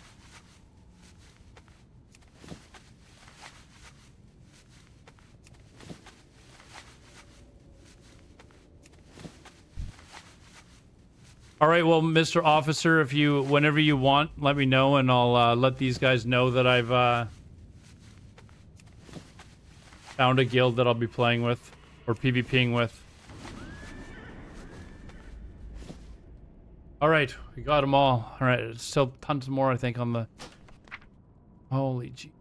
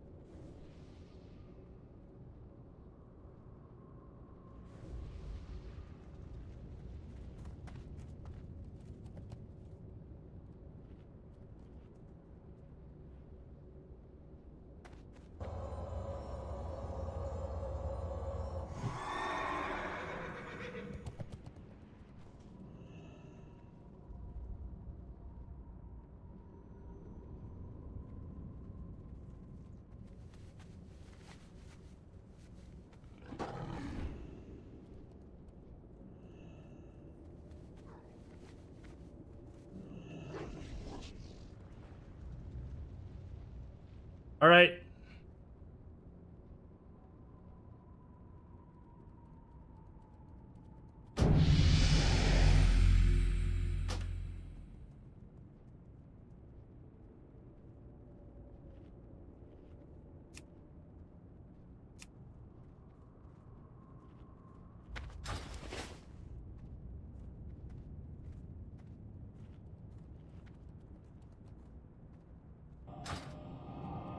All right, thank you very much, dude.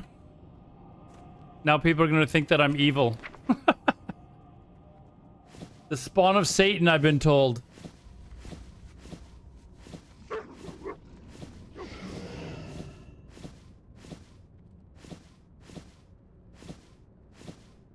I can't carry anymore. Jeez. Taking forever. I'm going to have to actually go to the bank and... No way, what?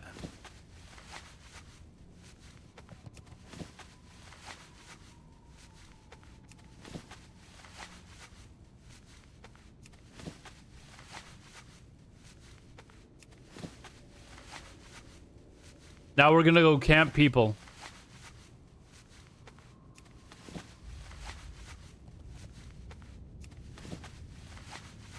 No, I went and got my old guild's name, but I've told everyone I have no interest in running a guild again.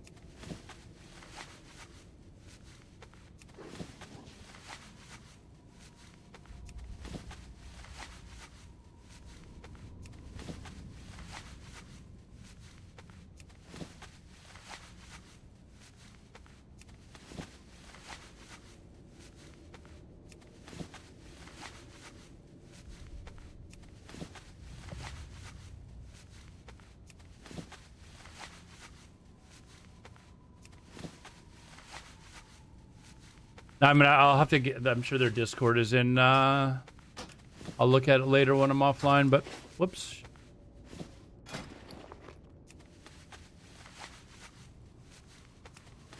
Yeah, no, I just wanted to get the guild name, Warm Wet Grip, so somebody else wasn't using it. So that's why I created it. I didn't have any plans on actually running a guild.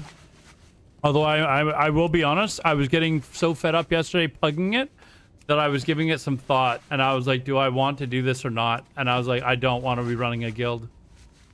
I want to just kind of like let somebody else do all that and me just have fun.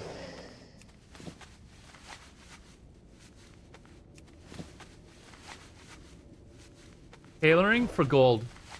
Yeah. For the cloth turn-ins. I've got tailoring and enchanting. So the enchanting is just to disenchant items off of the last boss or the second boss or first boss in Sethic Halls, I think it is. It's really good for making gold.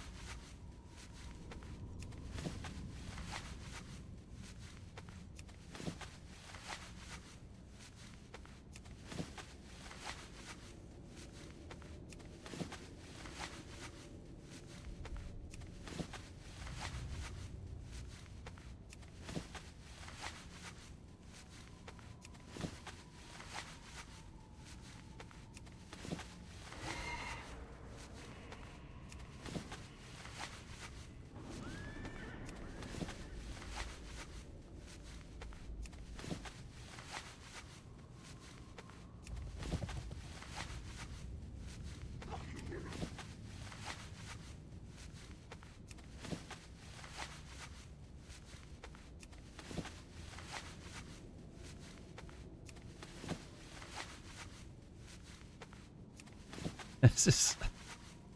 I should have. I should have cleared my bag, gotten all the cloth off, run like, set it to run, and then just gone to the gym.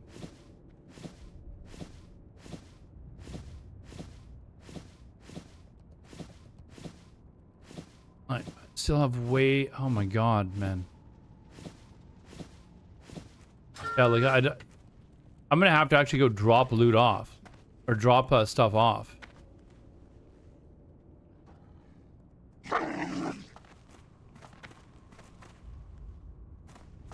What brings you here?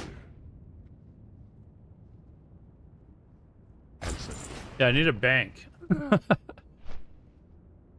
This is going to be take a little bit of time, but we'll get through it.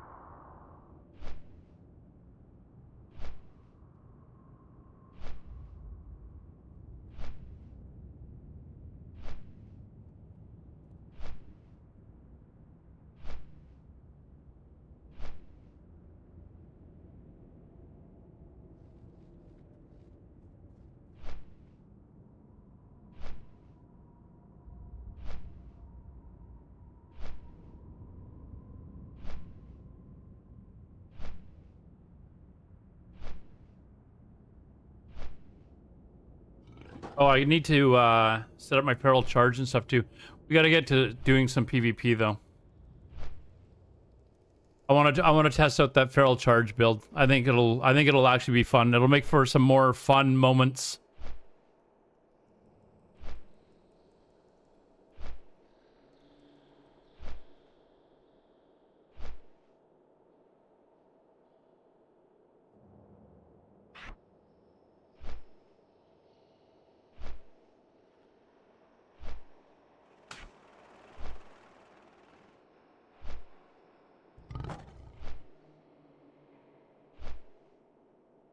Let's see. I need to look that up actually. Good.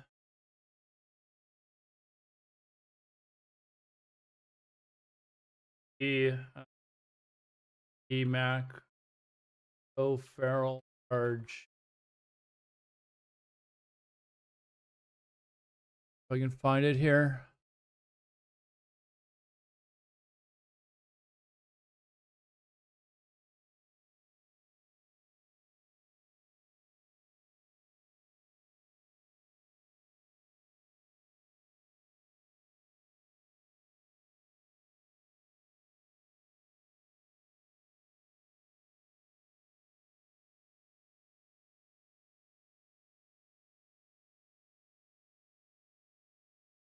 There's 3 different macros I'm looking at, so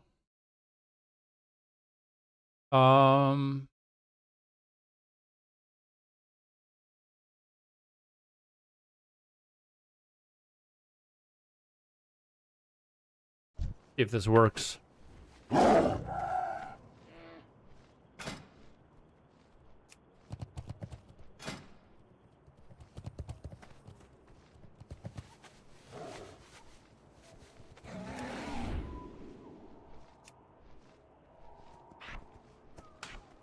I want to see if this works. Go out and find a mob. See if this works.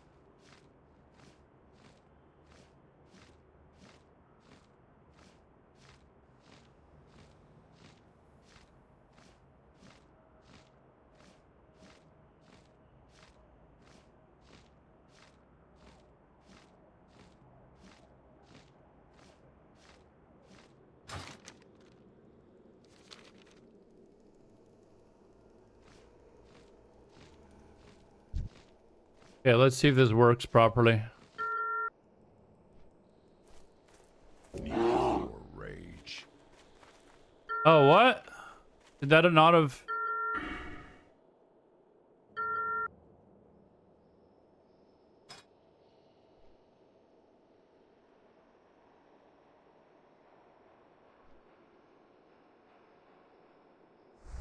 Hold on.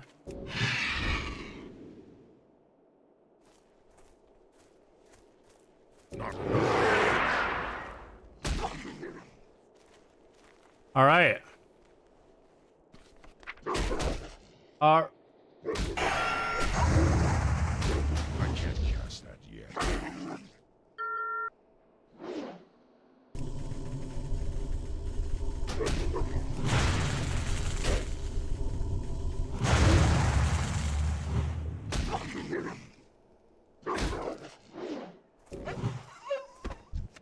That seems to work nicely. Excuse me.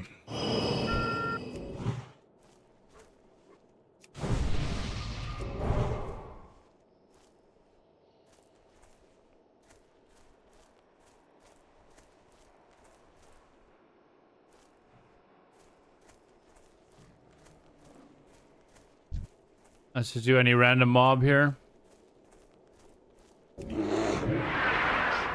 So it looks like I have to double click it.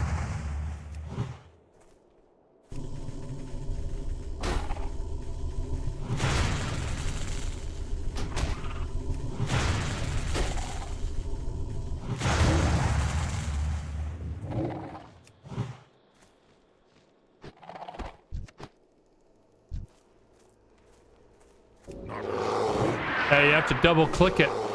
That's fine.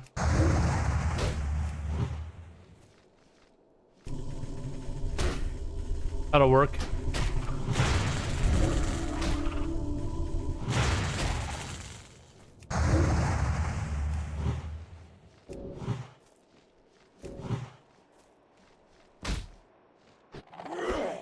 All right, this should be. This should be. Is full. Of course it is. Of course it is. Look at all this freaking rune cloth. All right, so the feral charge works. I think I'll have a lot more fun with that.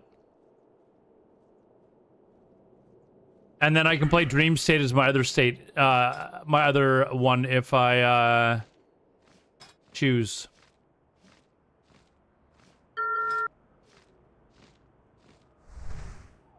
But this one will be a CC machine with roots for the feral charge. The clone should not be instant clone actually.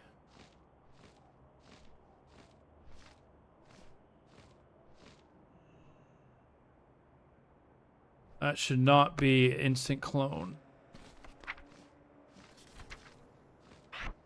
That there.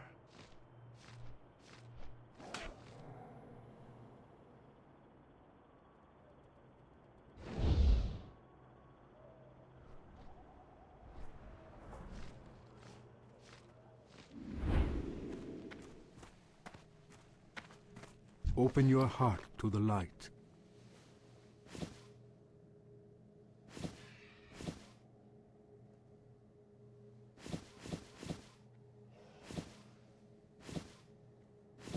Okay, I'm probably just gonna have to go through a bunch of this stuff and sell. Or start going through the tailoring thing. Safe journey.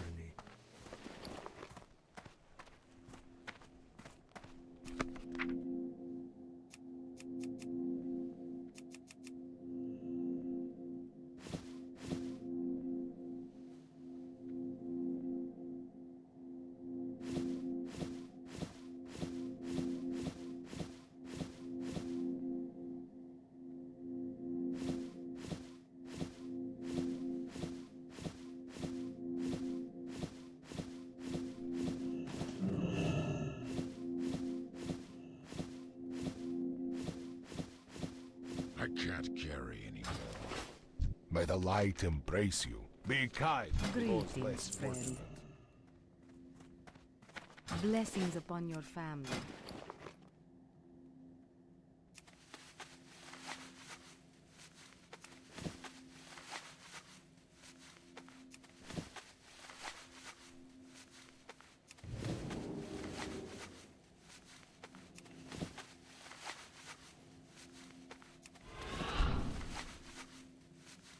So from 325 to 340, I've got to make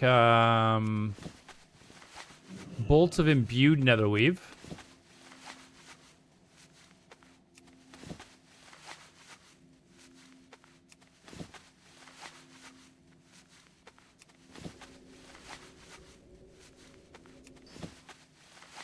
Oh, I can make netherweave bags too, which would be an upgrade here.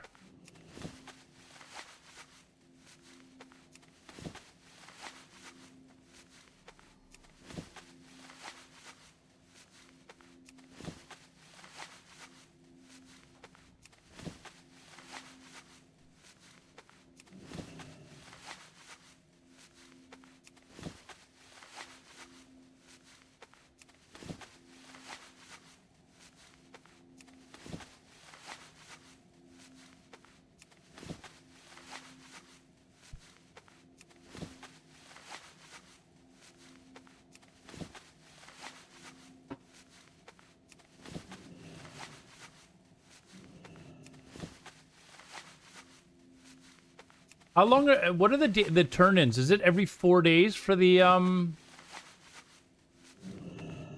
Gotta look that up too. Or it's not once a week, right? It's every 4 days, I think, for the cloth We turn-ins. will be back in 3 minutes.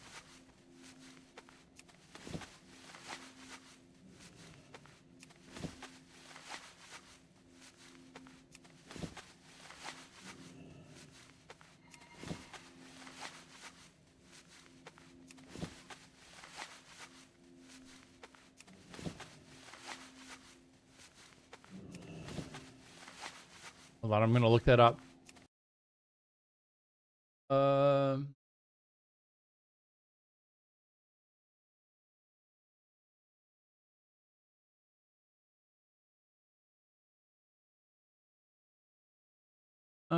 You can turn-ins. No, not those turn-ins.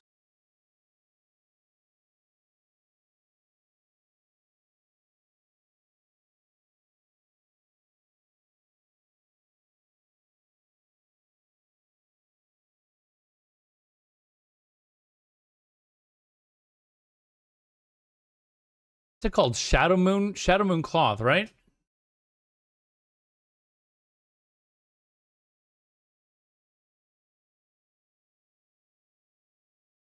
Shadow Cloth is a high level, but pick up blah, blah, blah, blah. 3 days and 20 hours. 4 days, basically. Okay, so...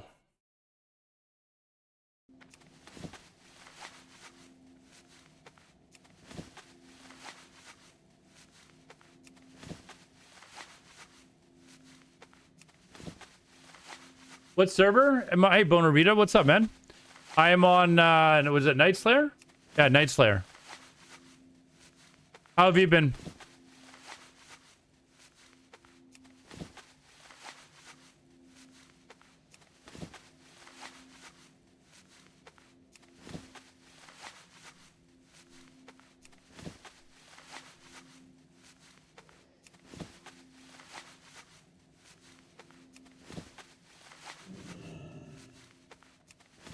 You going Boomkin?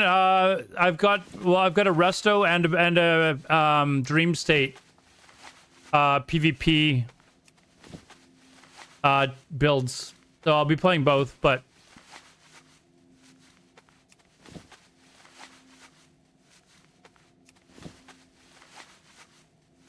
depends what I'm doing, but I'm not going to be doing any raiding, so it's going to be just PvP for PvP purposes, so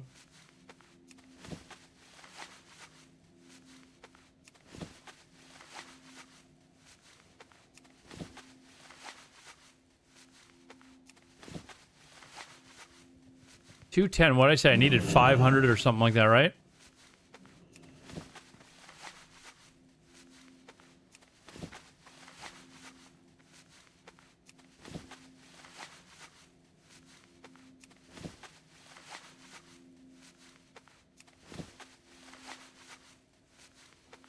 That's the best setup, yeah. And I'm leveling my or raising my tailoring now to 375, so I can do the cloth turn-ins for gold, and then I'll have enchanting for the gold farm as well.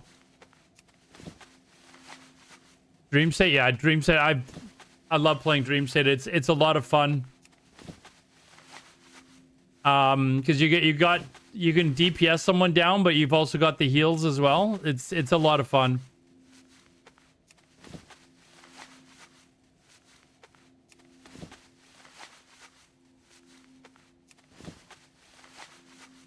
The only thing I wish with Dream State is that you had enough points to go into Swiftmend as well. That would make it like, okay, this build is sick, but yeah, you have too much. People can't lock you down. Like, people can't lock you down. Bag.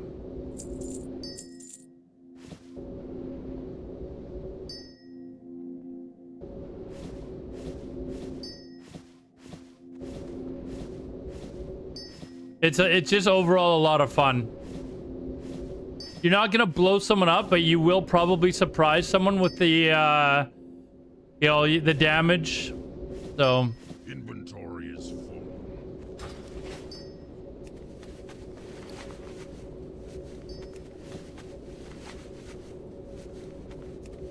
you're doing the same. Oh, you're playing Druid as well? Yeah, it's a lot of fun. It's really the only reason I came back to play TBC is because I was like, you know what, I can play my Druid. I played the Druid a little bit during TBC Classic, but I was mostly playing my Lock for raiding and stuff like that. So I did do some world PvP and stuff like that on my Druid, and I was having a lot of fun. So I was like, you know what, I'm gonna just play my Druid. I'm not gonna worry about leveling up another character, and it's just gonna be for, you know, killing people basically.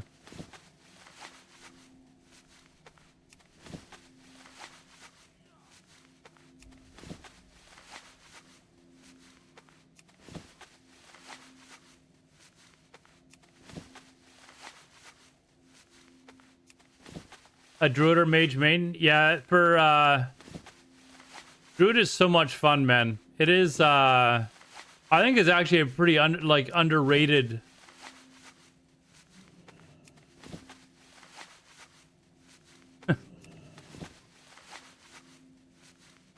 Yeah, I think it's an underrated class.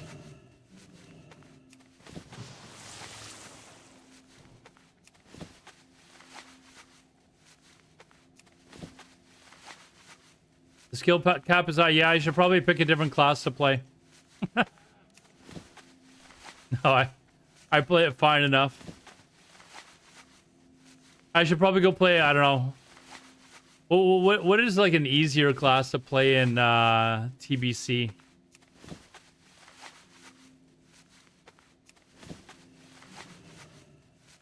Yeah, Hunter maybe.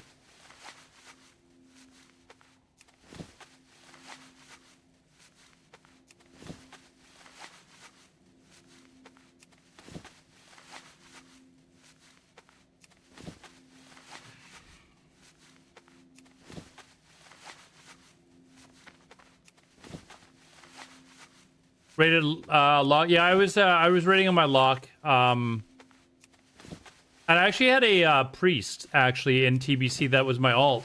I was doing that in our guild's GDKPs, and in these we had a second raid as well. If they were short a healer, they'd ask me to come along as a healer. But I'd basically just pick up, whatever they didn't need. I wouldn't take any of their gear. So.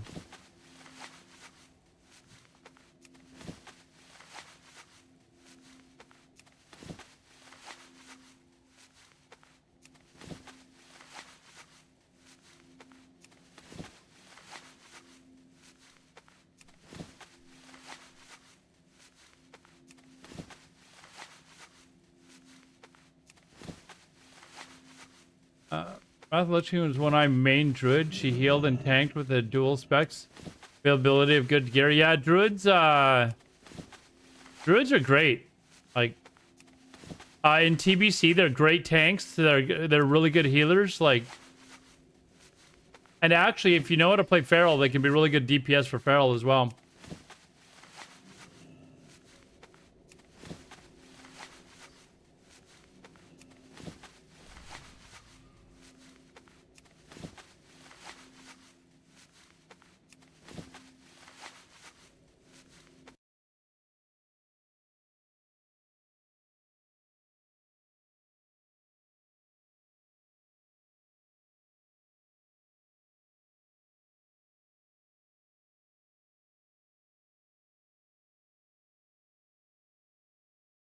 Druid is nice too because you get so much loot when and if you raid, given it's one of the least rolled classes. Yeah, it is. But in TBC, like druid tanks are like you need to have a good druid tank. And you need to have other druids as well because the mages want them, right? So if you've got a couple mages in your raid, you're gonna want to have a couple of druids at least as well, right?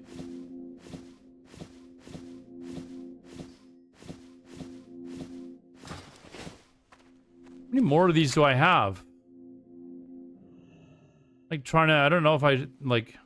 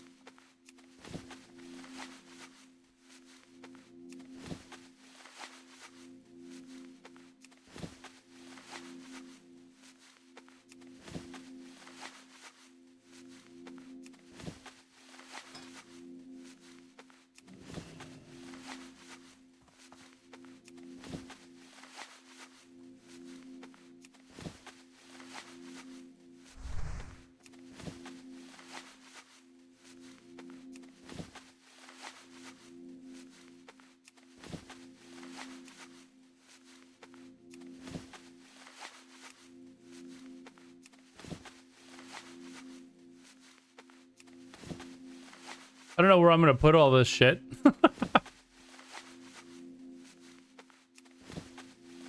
I think I'm barely gonna have enough space actually. What is it I make after this? I think it's the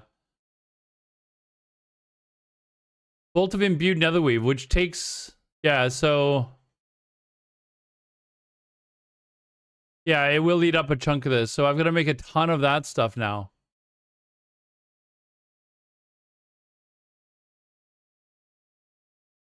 I still need to make more of these though. I need to find out how much more of them I need to make too.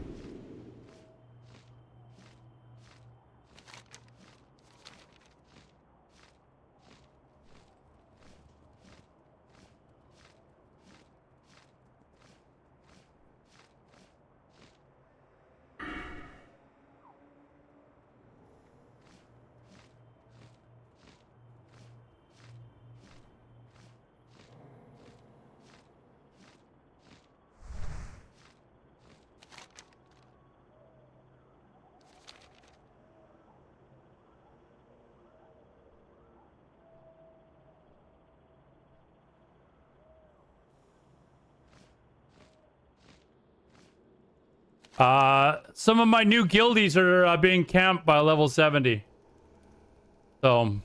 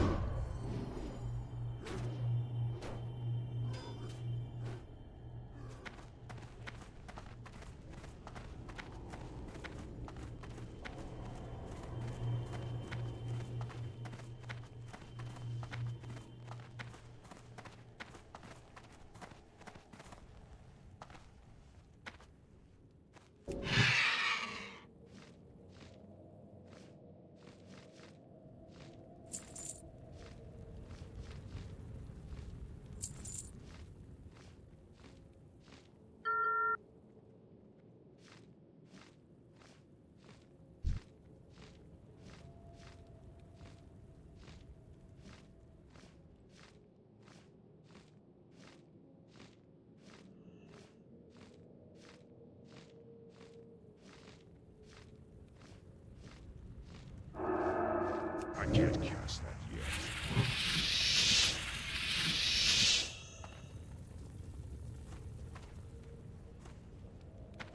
That spell isn't ready yet.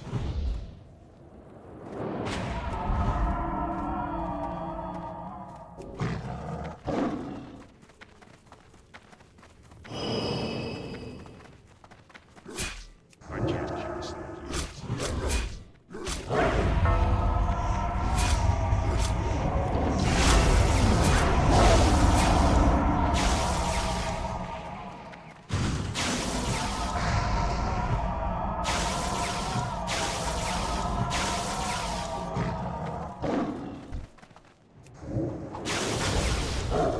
That's still charging.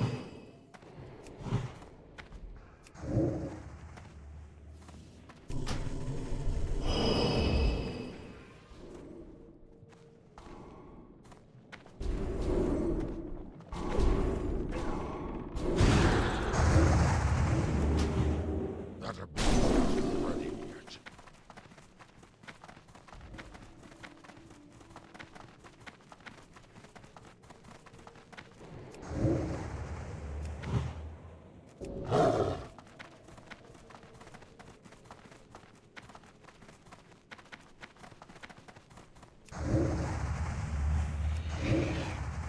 This spell isn't ready yet.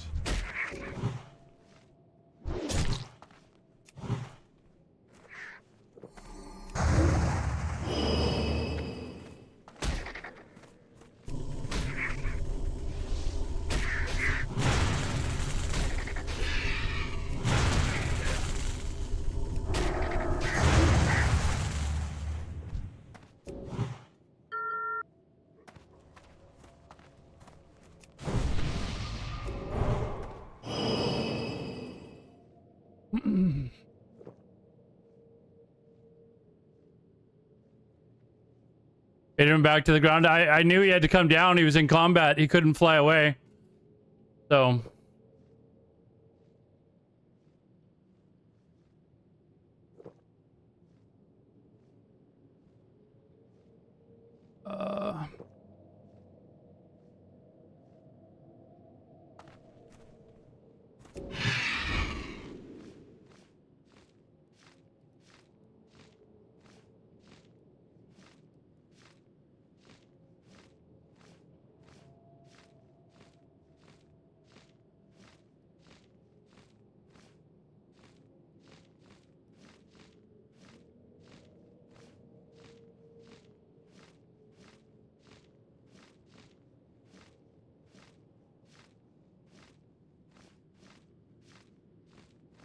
I made a mistake though running through the mobs and having the aggro on me. Where'd he go? That's still recharging.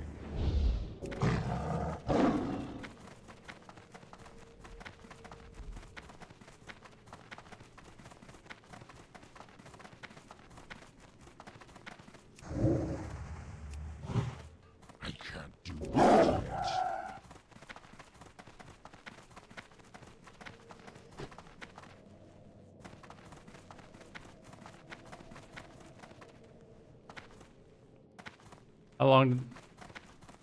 How long do these fucking guards follow me for? That guy doesn't have an epic flying mount either.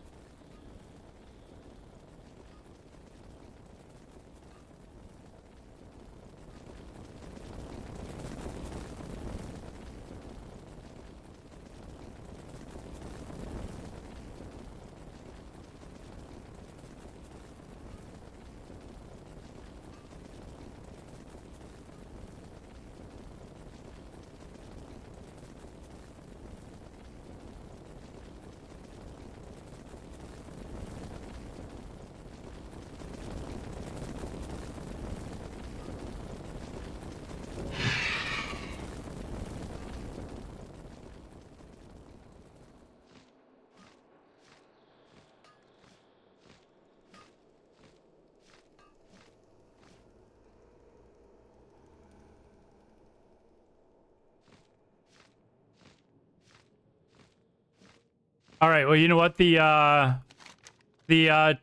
This is gonna start here, so I'm gonna go get the quest to do the towers.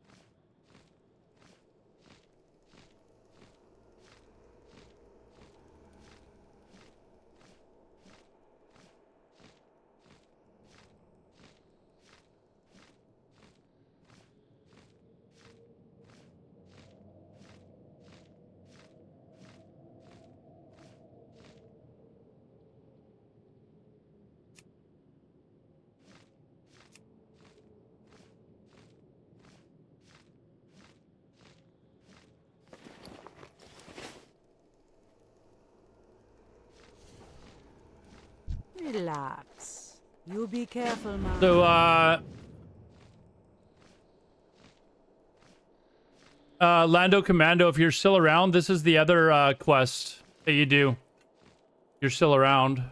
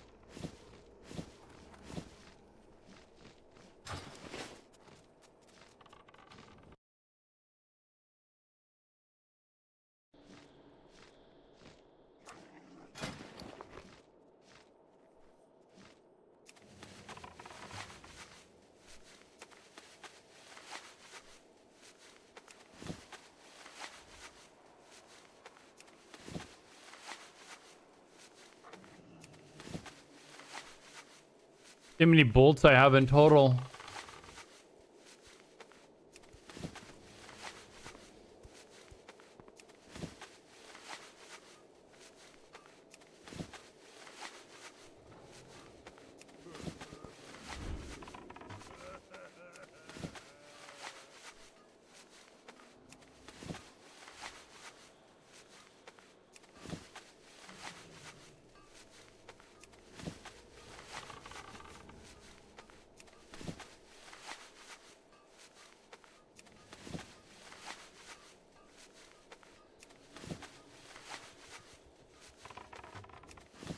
Oh shit, I think I made too many. Hold on. Yeah, I've got enough already, I think. Yeah, I do. Woo. I actually did buy enough. I didn't go over by too much. Probably, I don't know, maybe a couple hundred cloth. That's not too bad. I can easily sell that, but I thought I still needed like another 1,000 cloth. I was way off. All right, let's go do the towers.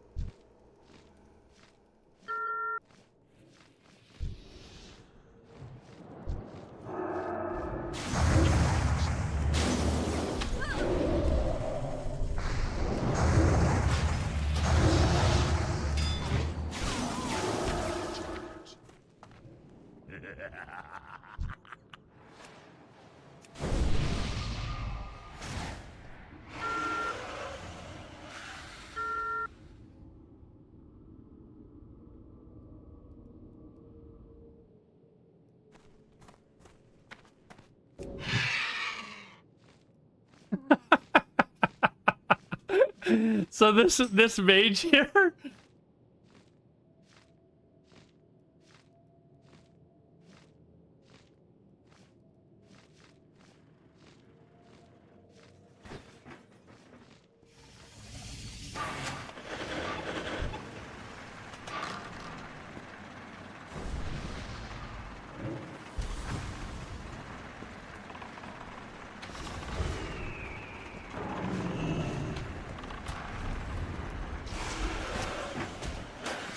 Anyways, that guy that I just helped out was the guy that invited me to the guild. So I was joking with him that I've already had to save his life.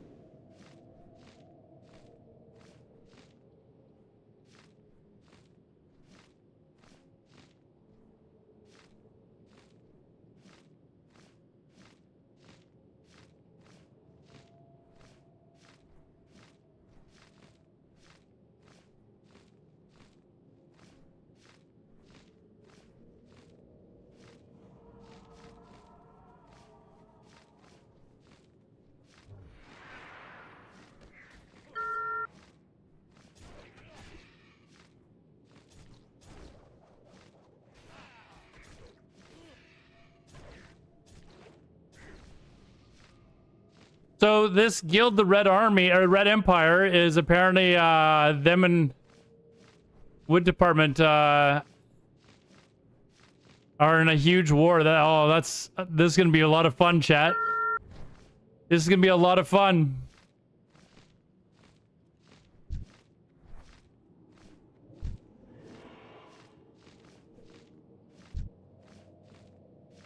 Where'd he go?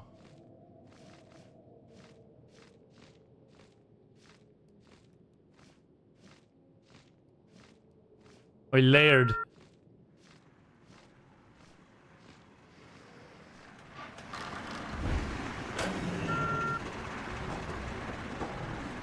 We're gonna have lots of PvP now. How many people are doing it at this time? Holy crap.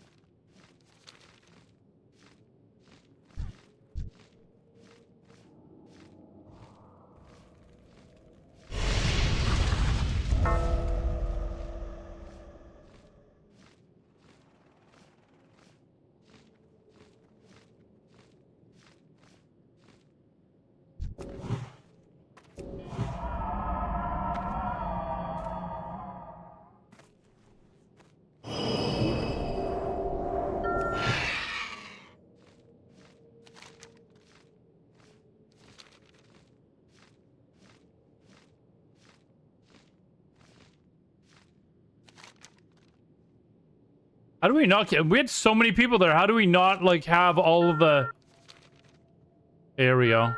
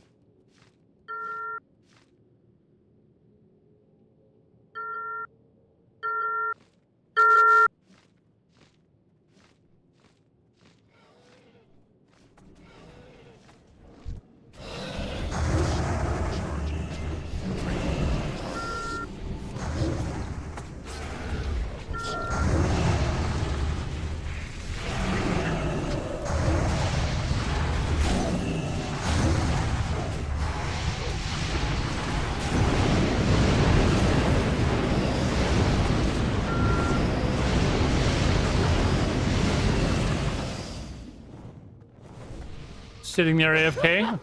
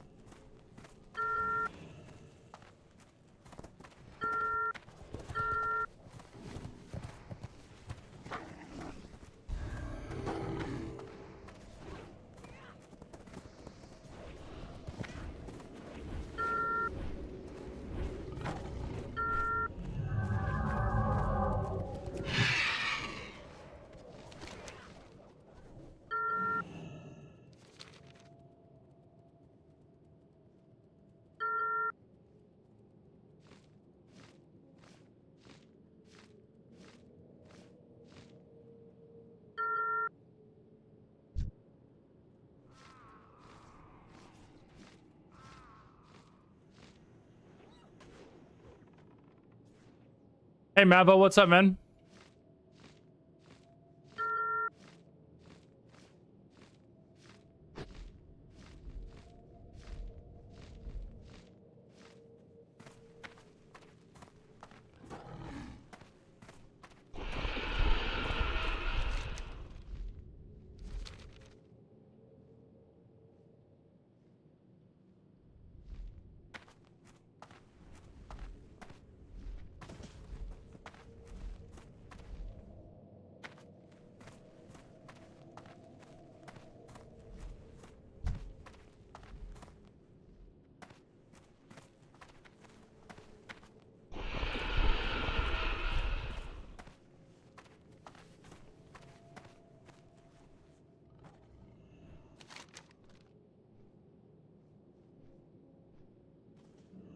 Ow, like we were crushing this.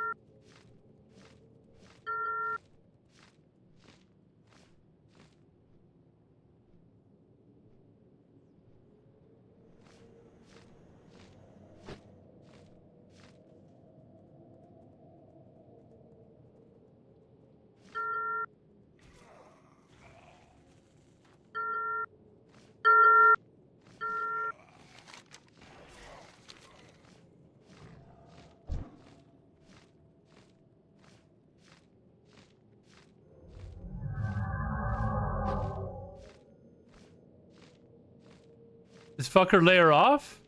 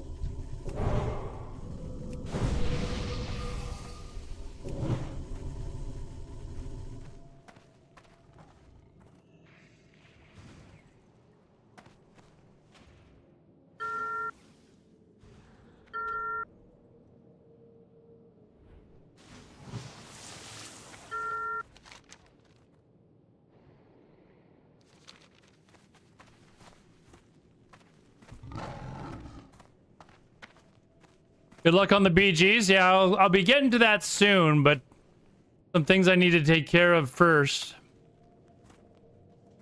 But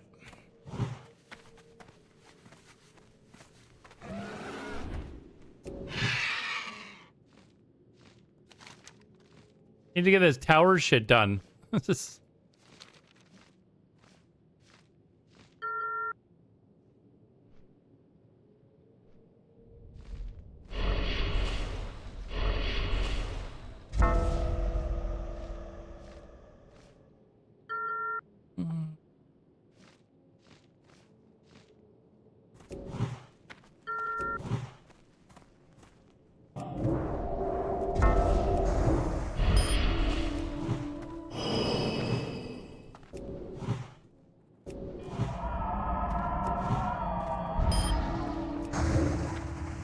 That spell isn't ready yet.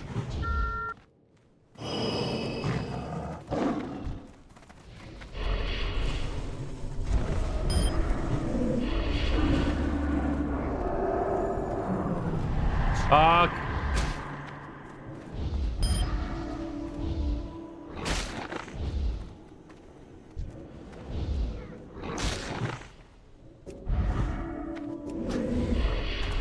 Fucking warlocks, man.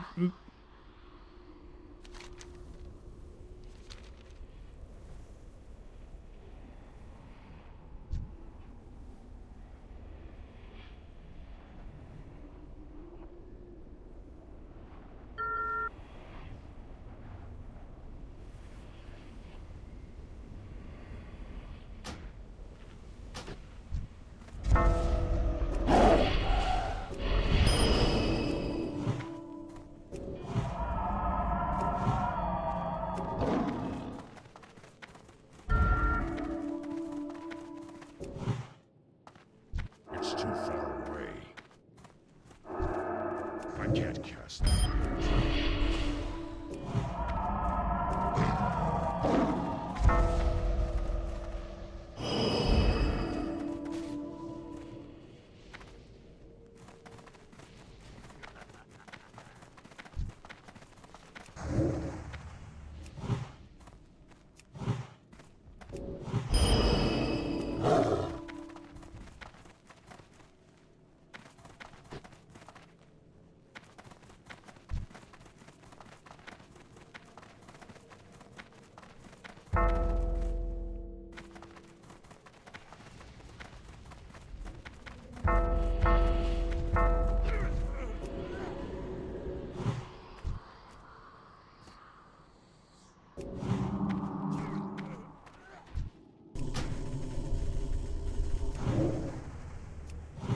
That spell isn't ready yet.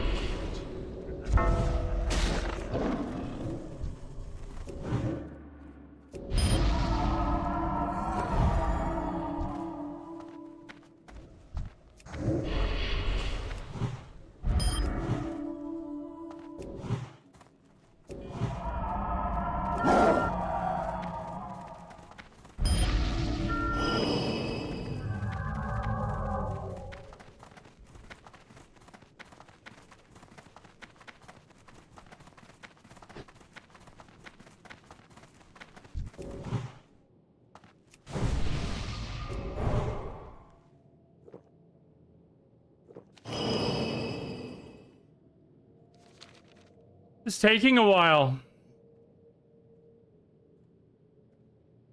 Fighting warlocks is...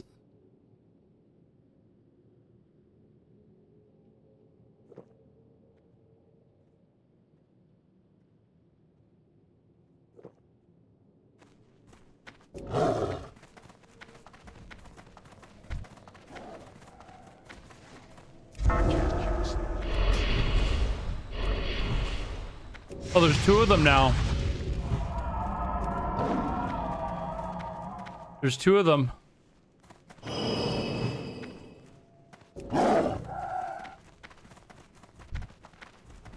out of range.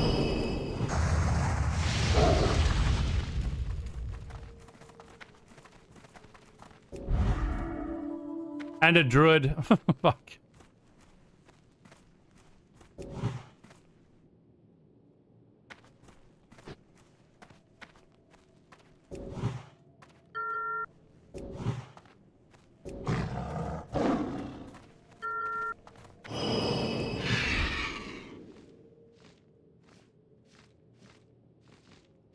Why was I not stealthing there? I was out of combat.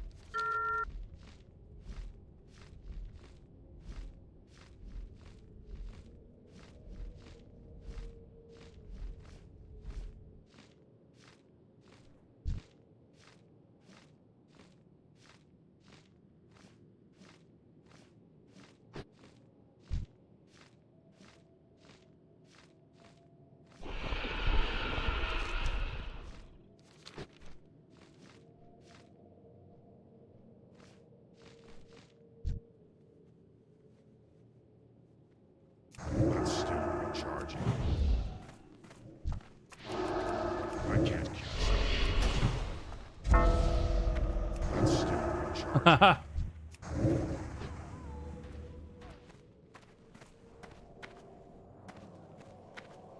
Finally got him.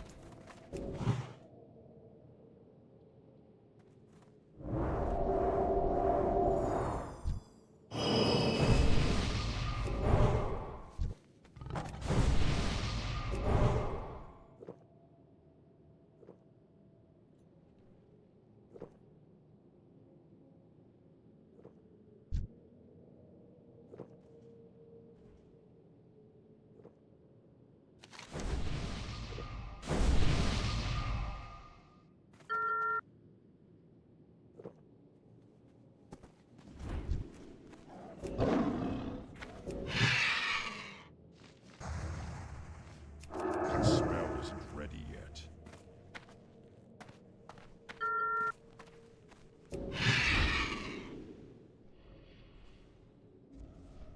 I can't cast that yet. Out of the sky.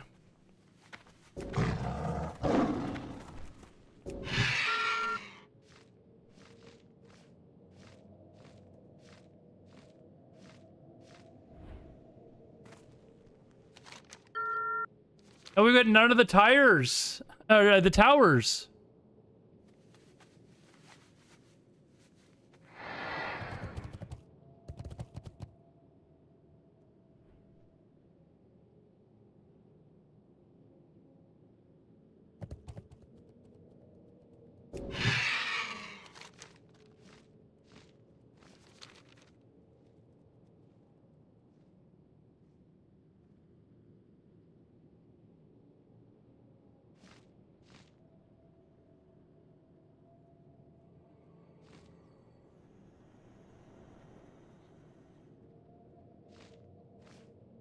That's done. That's 2. I don't know if anyone ever goes to this one here.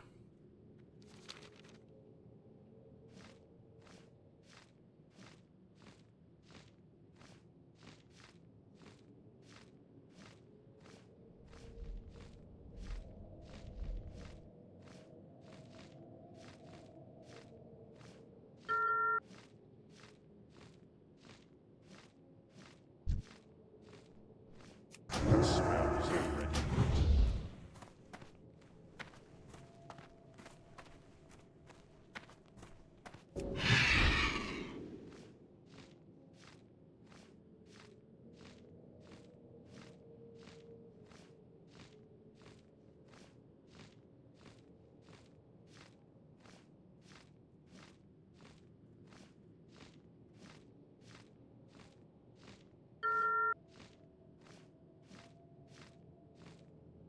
I'm gonna make him go all the way back to town.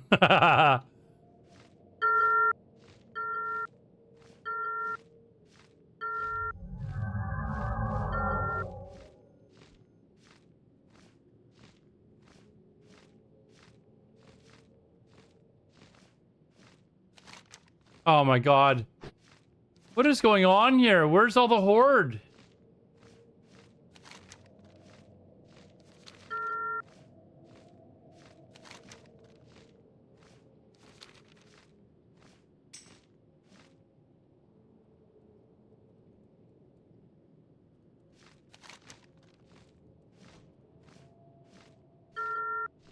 Oh, I thought you had to get all 5. Oh my god, I'm an idiot.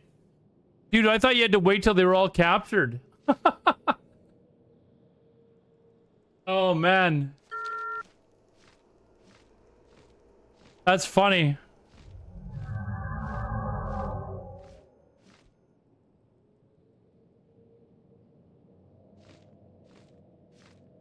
I've been doing them every day until they were all captured.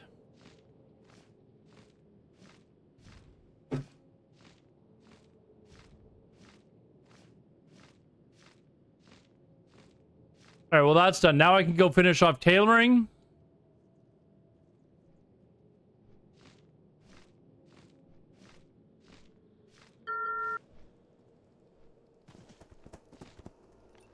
How you doing, man? And then get into some BGs.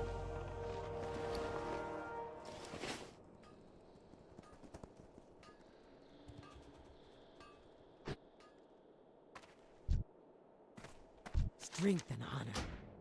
May your blaze never dull. Okay, so I'm at 325. I need to make imbued.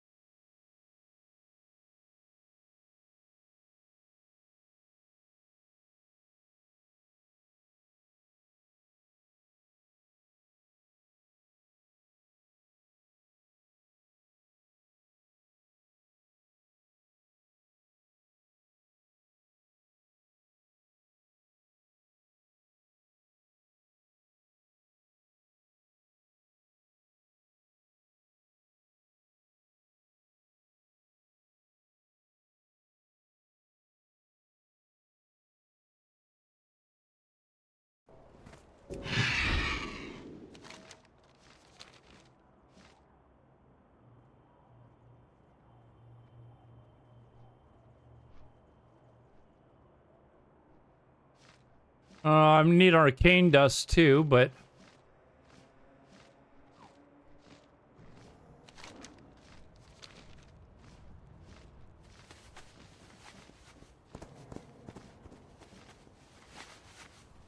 I can help you.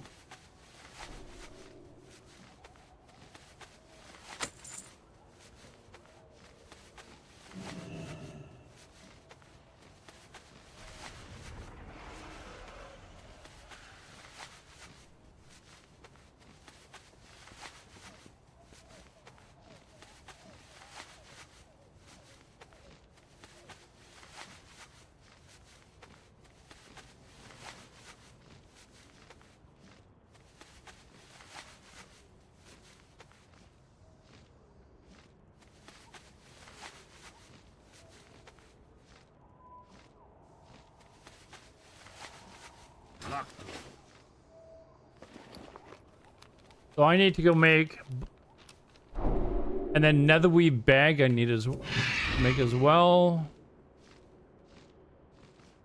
But you can make netherweave bags all the way to 375. Is that right? All right, let's head to Orgrimmar, grab a some arcane dust.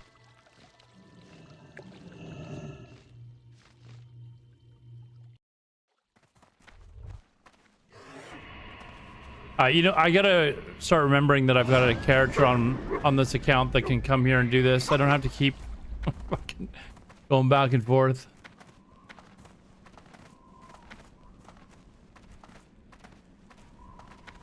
I forget that mailbox is instant.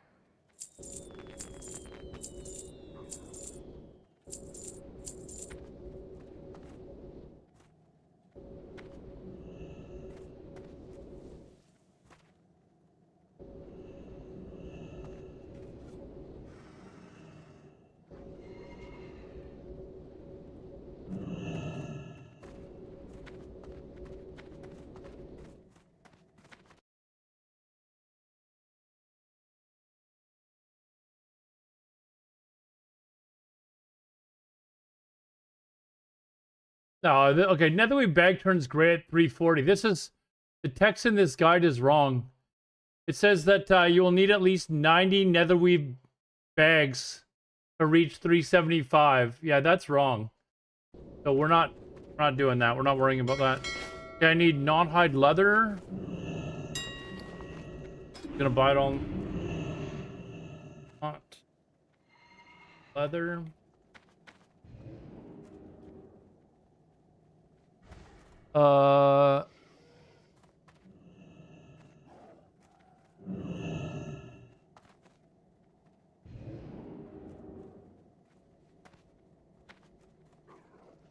There's no not hide leather?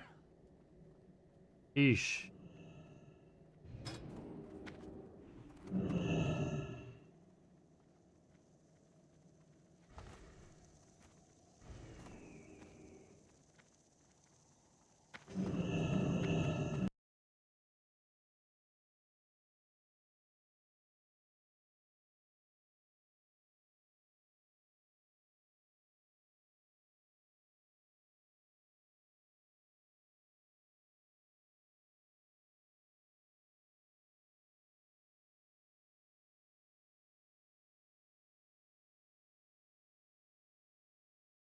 Okay, so you can get a leather worker to use the I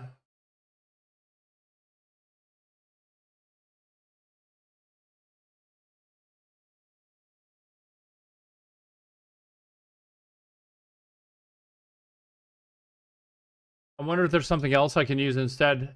Apparently, leather workers can make not hide leather from this, but there's none on the auction house. All right.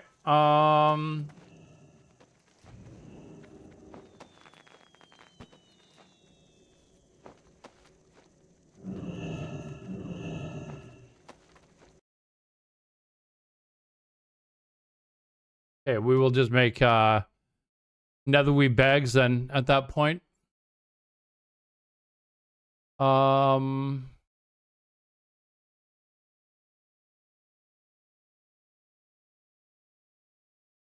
So netherweave bags we'll make from there.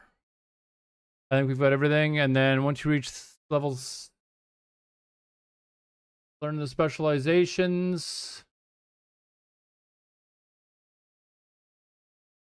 Okay, let's go do this stuff and then we'll come back. But I should have everything to take me to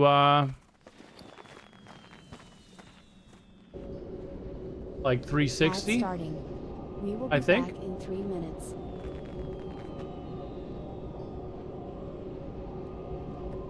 I need the mana loom.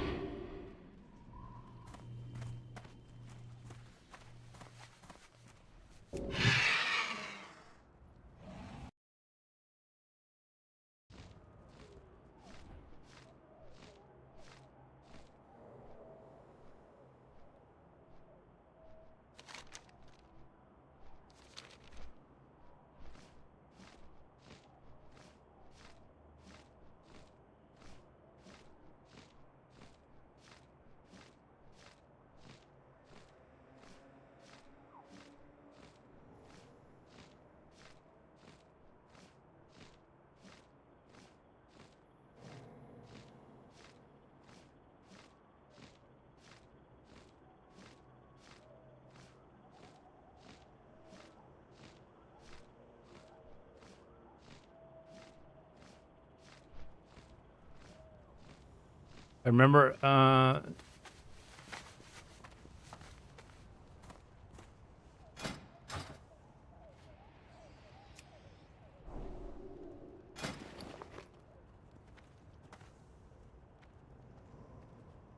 oh shit, I forgot the,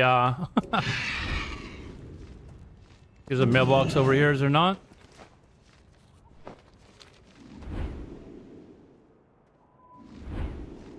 I don't even know. Can I use the one that's inside the Scryer's bank? I'm gonna find out.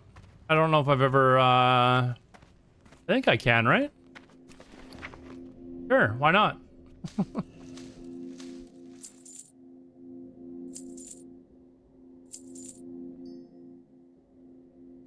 What I might need to do though is clear up some space.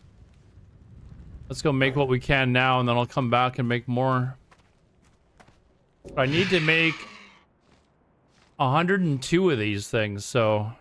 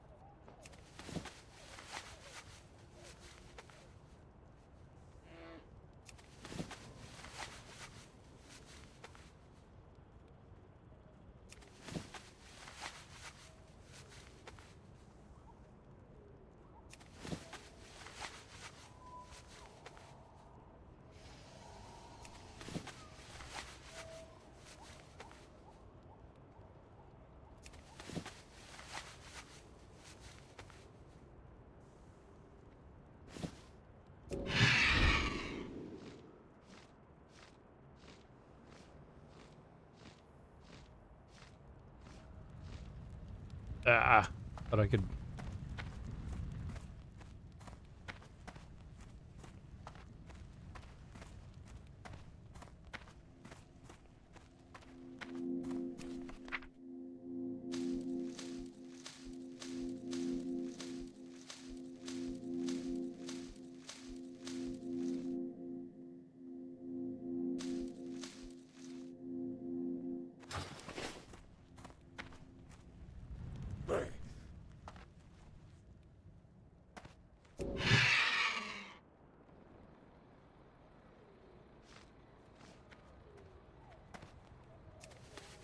I'll be right back, guys. I'm gonna wash them.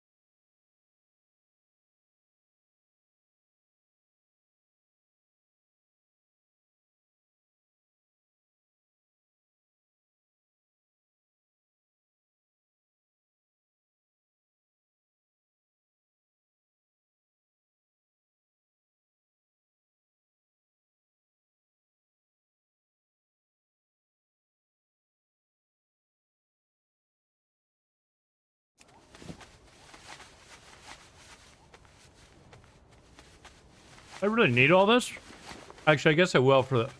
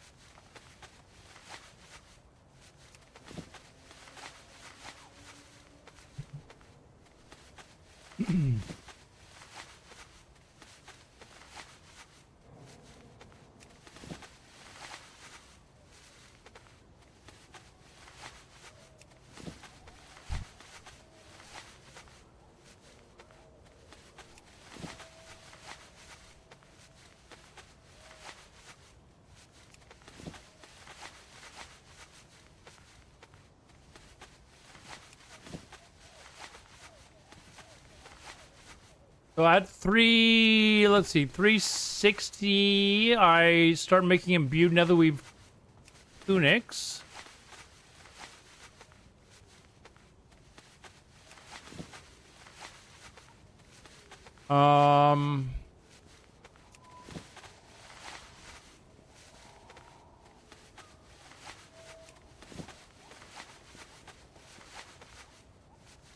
Wait, no, at 340. Oh.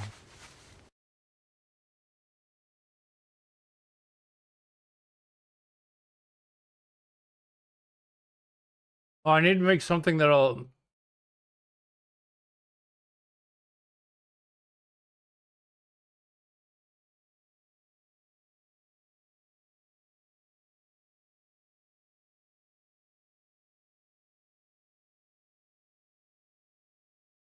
I gotta go back to the trainer.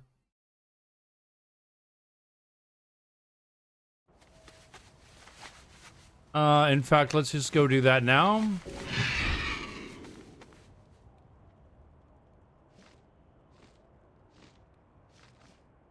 I gotta go back to Thrallmar.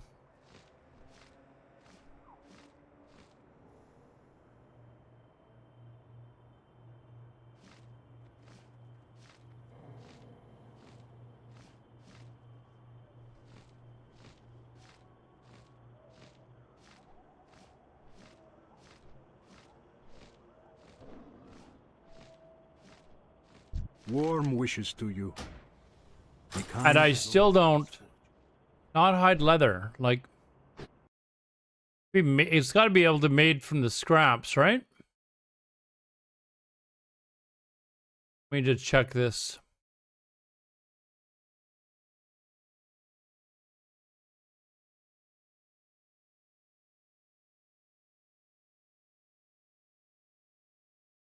Yeah, it needs 5 scraps.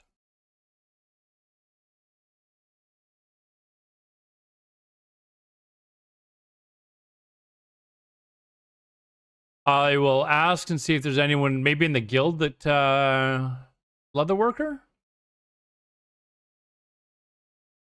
and then maybe they can make the not hide leather for me. There's lots of that on the auction house, just not the not hide leather itself.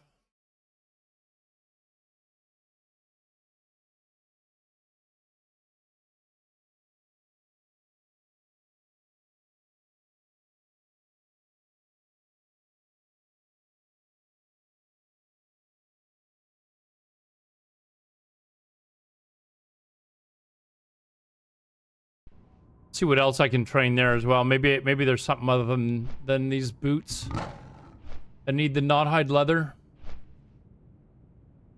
I only need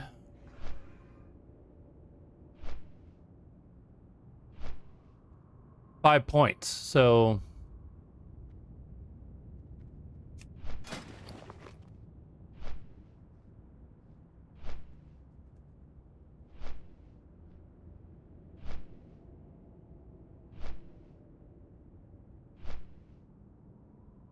if there's something else I can make.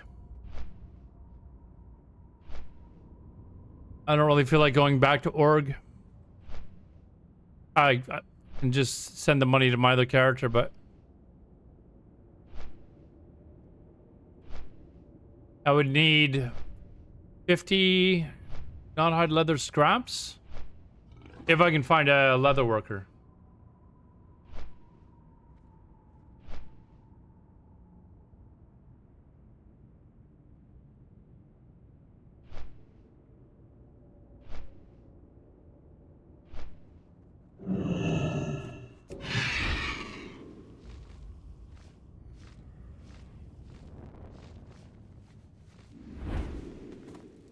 We will persevere.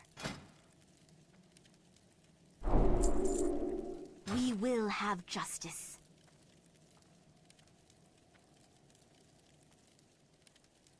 Was that the only one? Oh, that's the only one I got that is even orange. All right.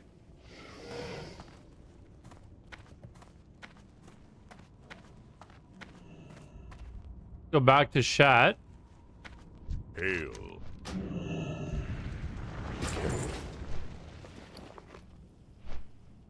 And we will see if I can... I was hoping one of the other ones that I just trained there was going to be orange or yellow or whatever, but...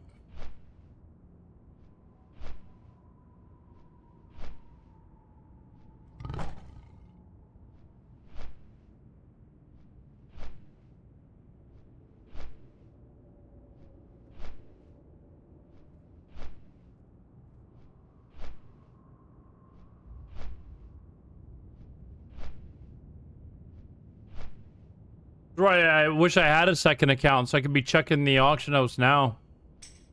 But...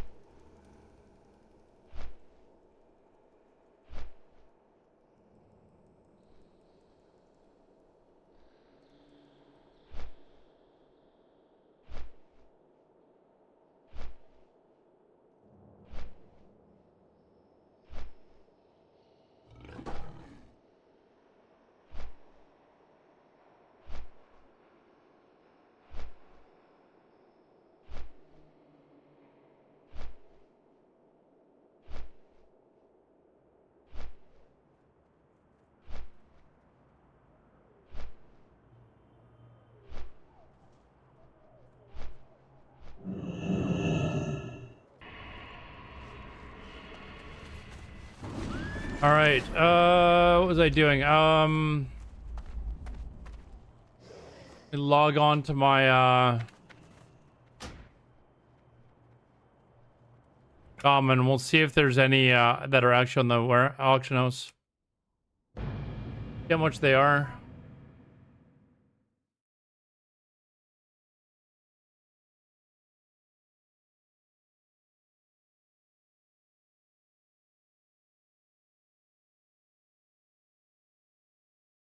Weird, there was no not hide leather at all on the auction house.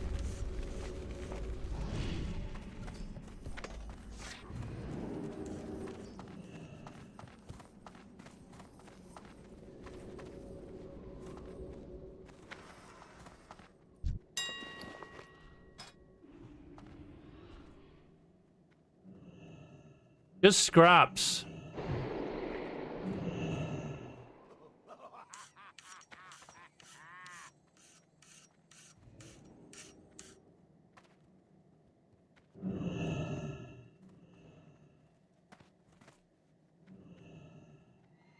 Well, I need to get it done. So I need to find a leather worker. There's got to be a leather worker who can make it.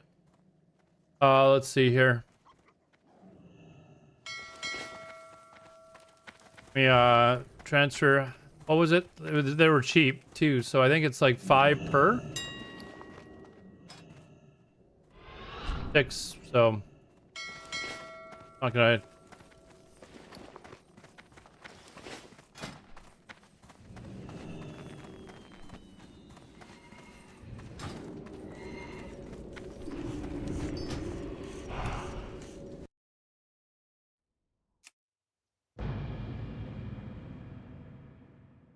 I need 10 of them made. I need 50.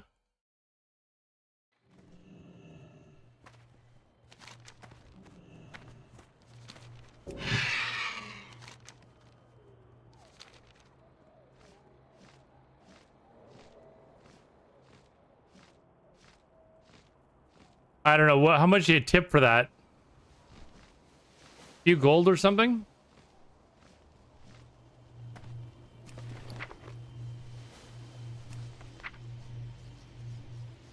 Oh fuck, what's my shaman's name? Fuck.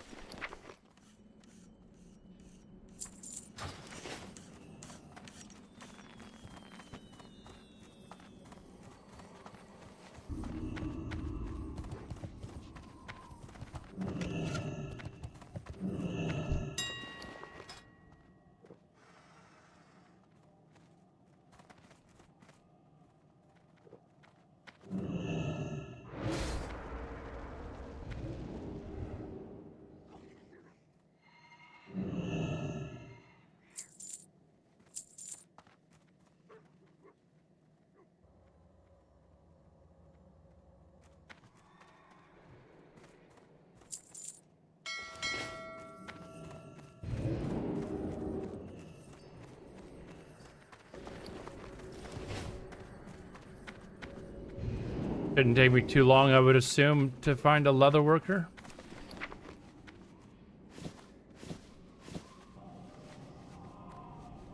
How did I miscount that? I need 4 more.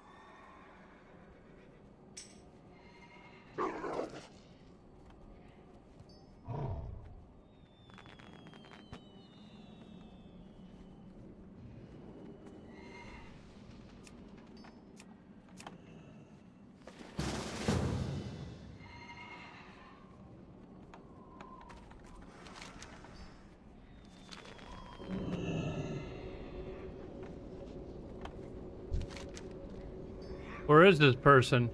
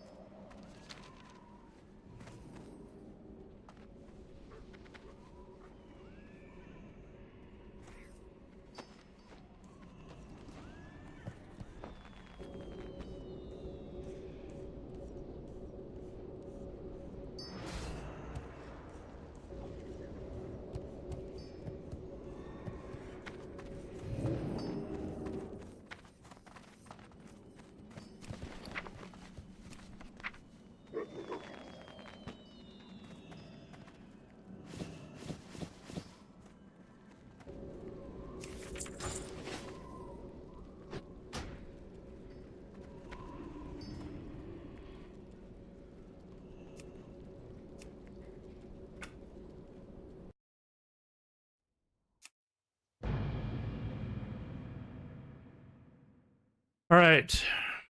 I found someone, I think.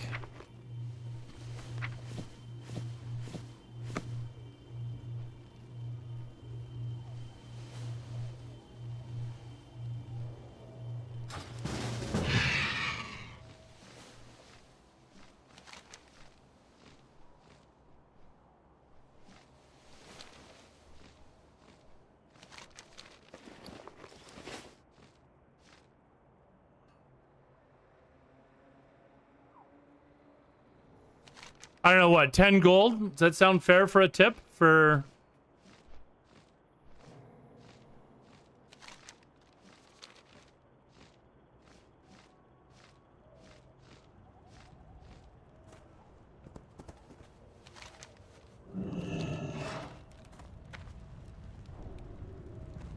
Why do I not see him?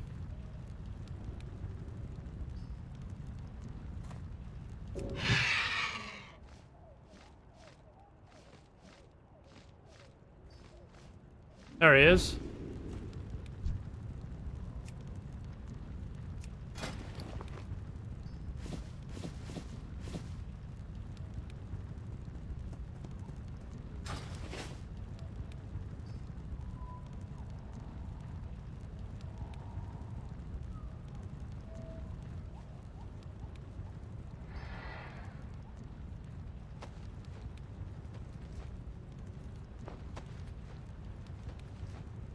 That'll make more than what I need, but I mean, there's not on the auction house, so I can just sell it there probably, or on the... Look, Tom.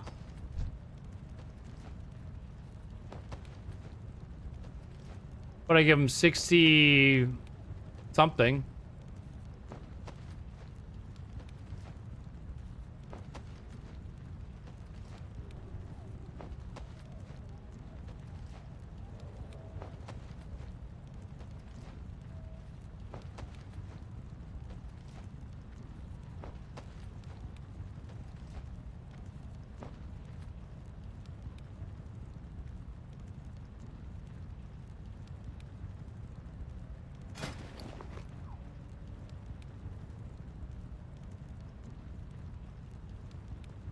I made 13, so...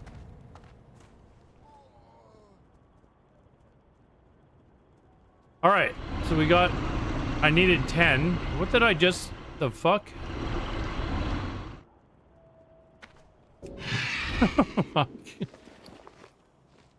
Alright, so we got all that. Now I need to...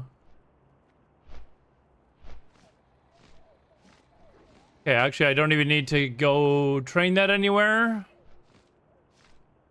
Bolt of net 5 rune thread. I've got 3 on me, so we should just need 2 more. Something you like?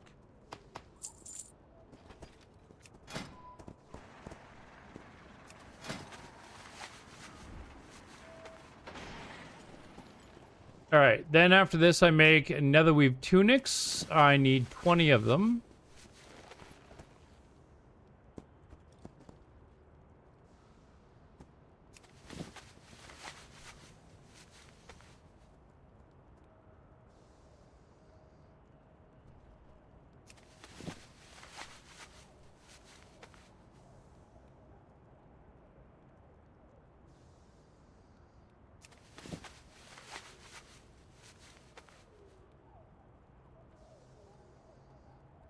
Oh, and it looks like I only need to get to 360 because I think once you get to 360, you can do the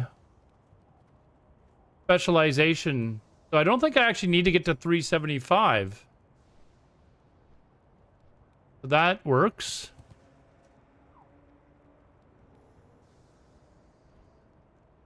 So I need to buy this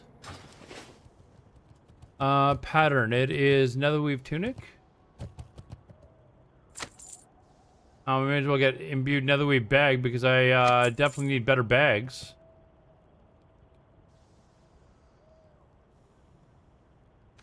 Buy that too. 3.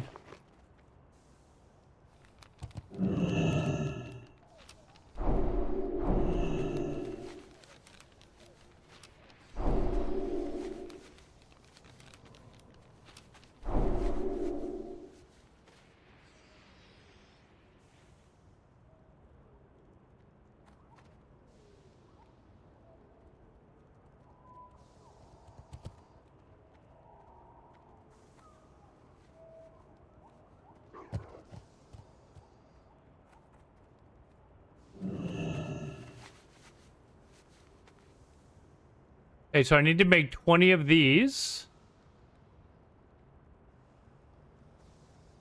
So I need to get 40 rune thread. Good prices here.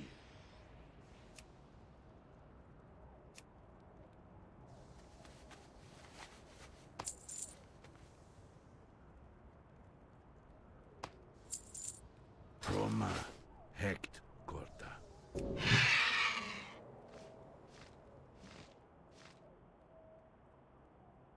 More bolts.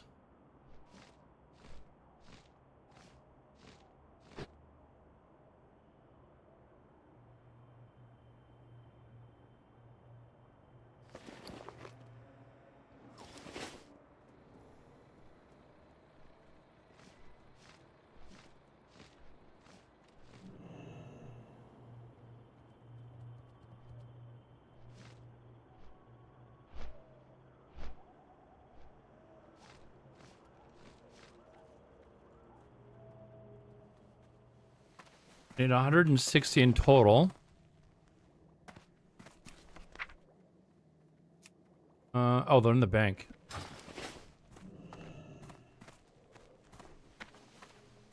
Arcanon All right. Poros. I think that's enough. Yeah, 100 and... Yeah. Okay, that's enough. Now I need... Do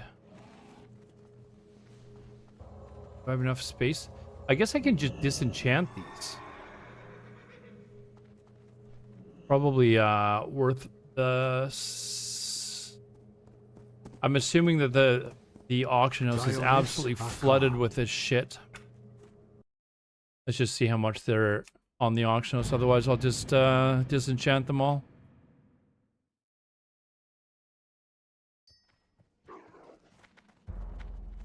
We've robes, another we boots.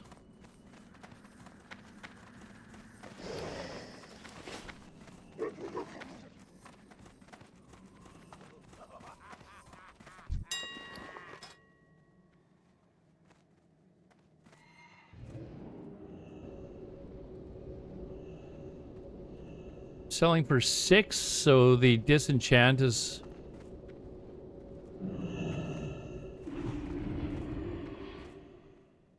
probably, I don't know.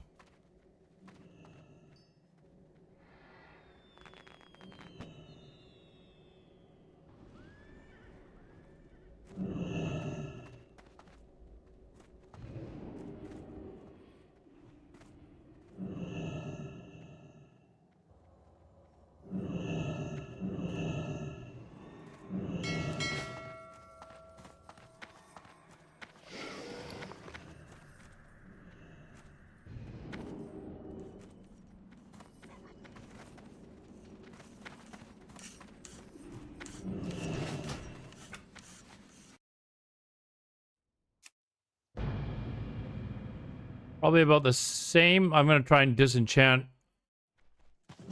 one. Hold on.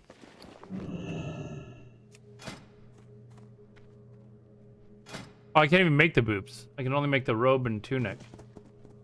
But it's probably the same, probably disenchanted the same thing, so.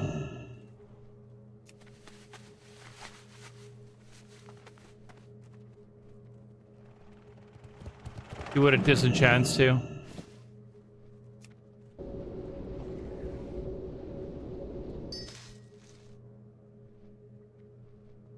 Five arcane dust. Oh, I need arcane dust anyways, I think. Although I just bought a bunch. Where did it get? So yeah, the disenchant is worth more than selling it on the auction house.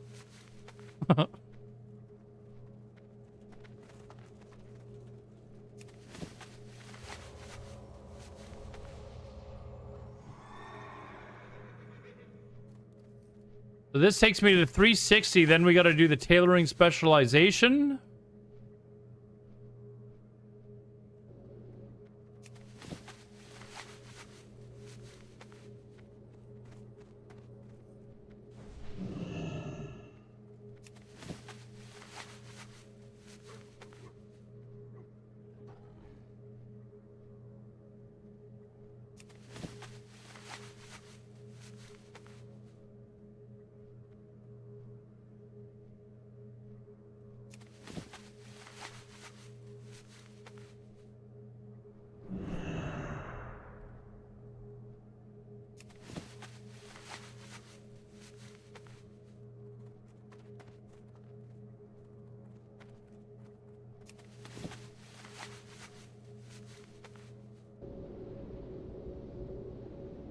I'm gonna do the tailoring specialization right after this. We might just go. Well, I'm definitely gonna go and I gotta find out which sells for the most right now. Make sure I specialize in that one.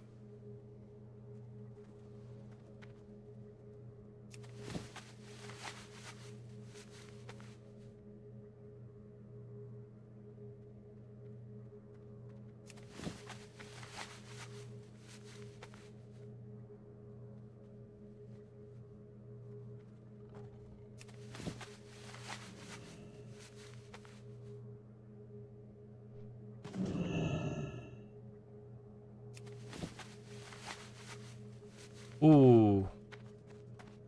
I might be a couple short. Oh, hold on. Where did that go? Cloth. Yeah, one's green, the other one's yellow.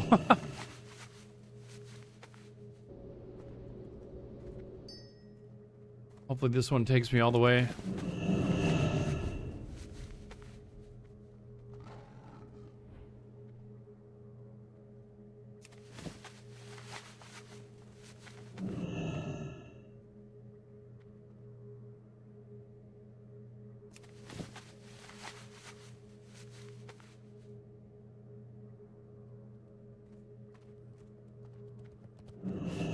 Perfect. Okay, now I'll just disenchant all this because I don't need this anymore.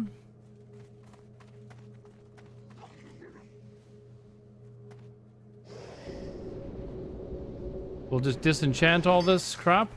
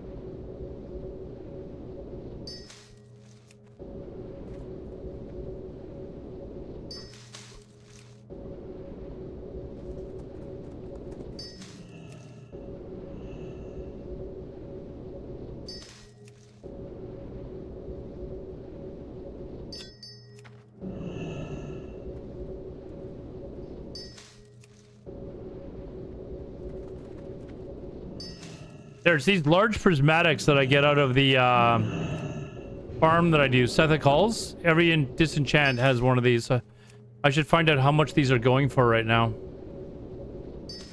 I think it's the large prismatic that you get.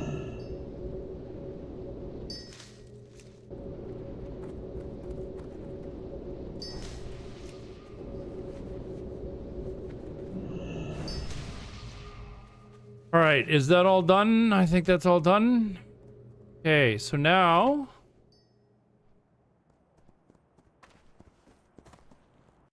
tailoring specializations.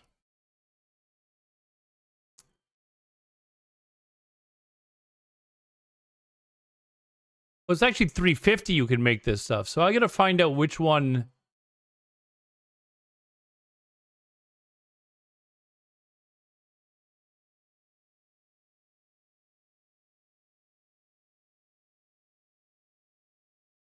Was it wait for a bit? You done down to under another? Yes, I know, but we're almost done tailoring.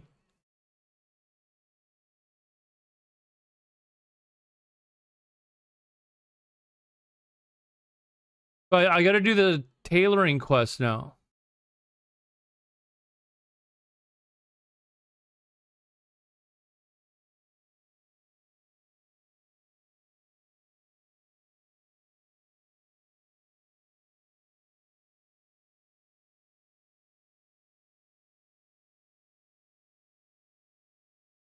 Unlearning particular specialization with this.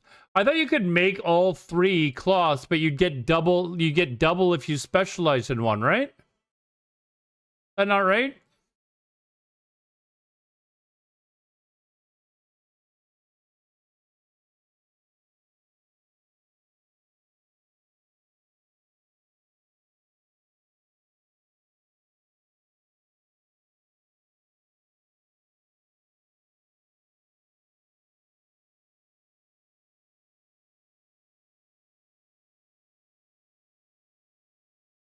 So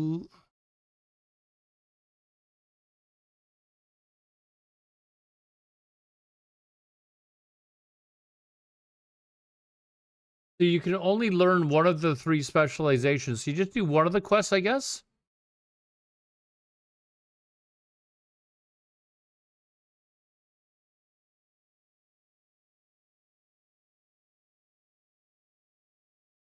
Okay, so I just need to find out which one.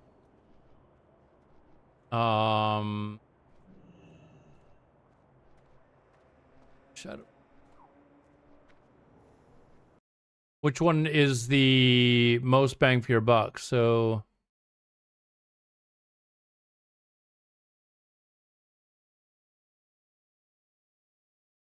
I got it. Now I gotta do some maths again.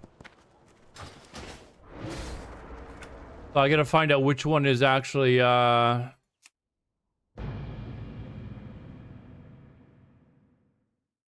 best bang for your buck profit wise.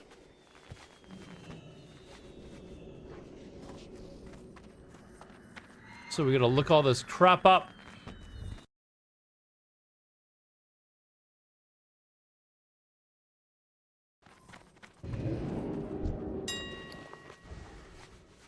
G2G spec G2G. No. Let's see here. Moon. Let's see.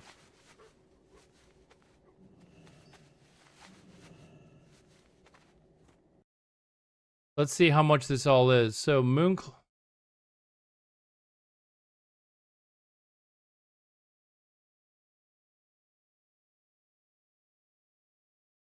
So, how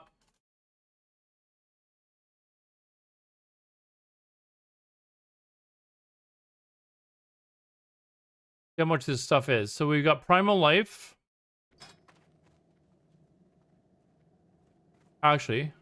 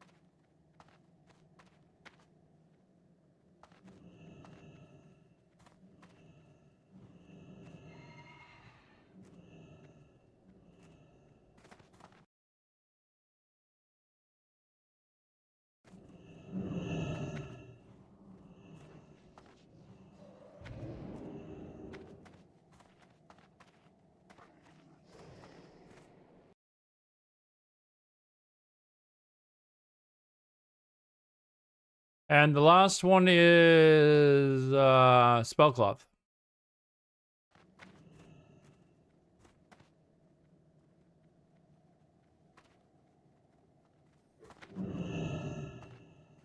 Okay, so Mooncloth is going for 57 gold.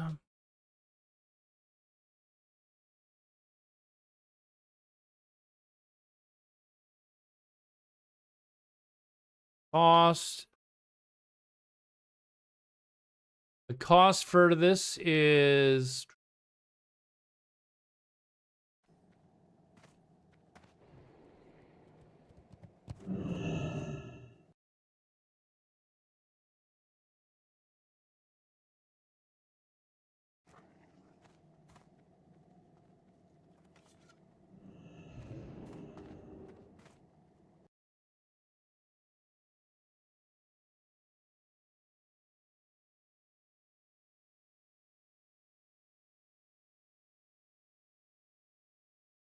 okay. So Primal Mooncloth is not really that great of a. Well, it's. I mean, you make money, but let's see. After that was Spellcloth, or sorry, Shadowcloth.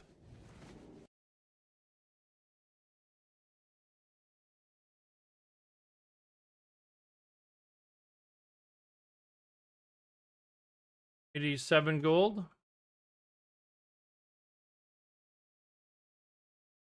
And the cost is, let's see, Primal Shadow.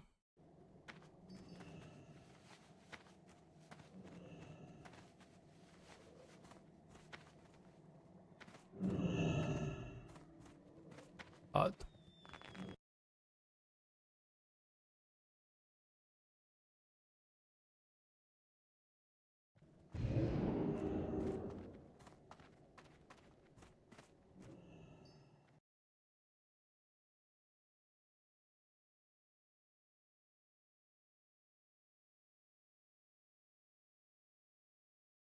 okay, and the last one, Bellcloth. Can't pass that yet. What I just do here, shopping.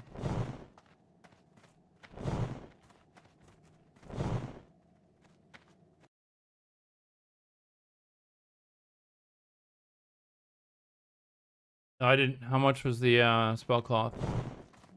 85.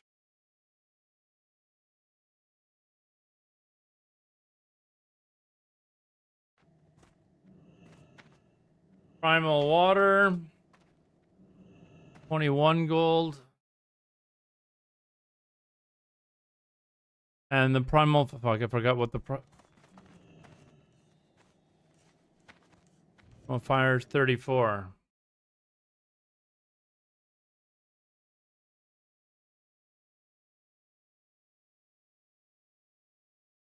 So...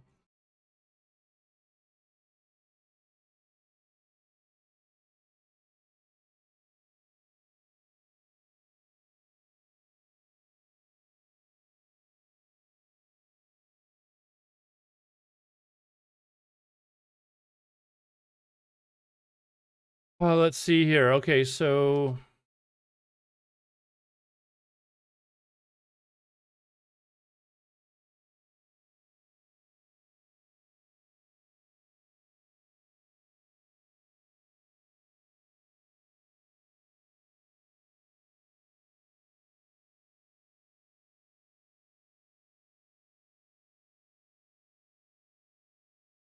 Okay, Shadowcloth now. Let's see.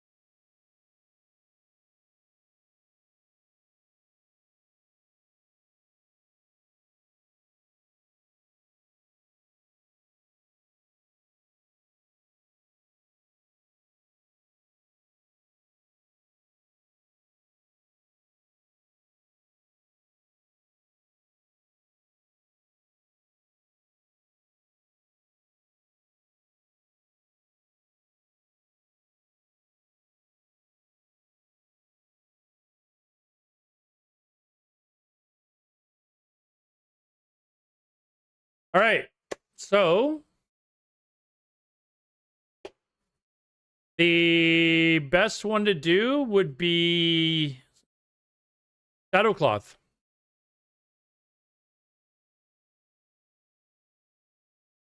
So there you go. At today's prices, actually.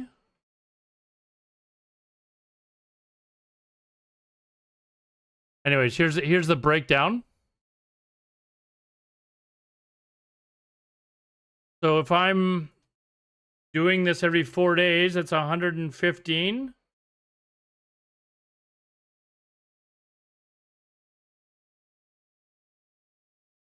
It's 166 gold for just one character. So you know what I need to do?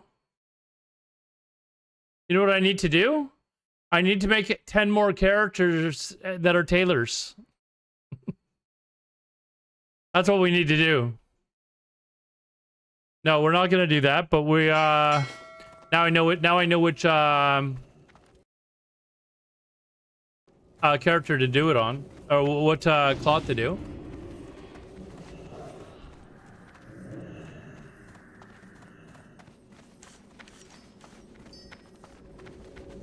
So 166 gold ish.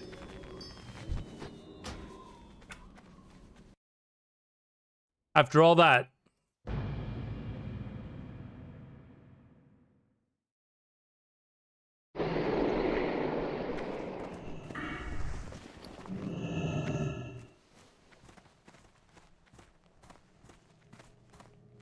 See, so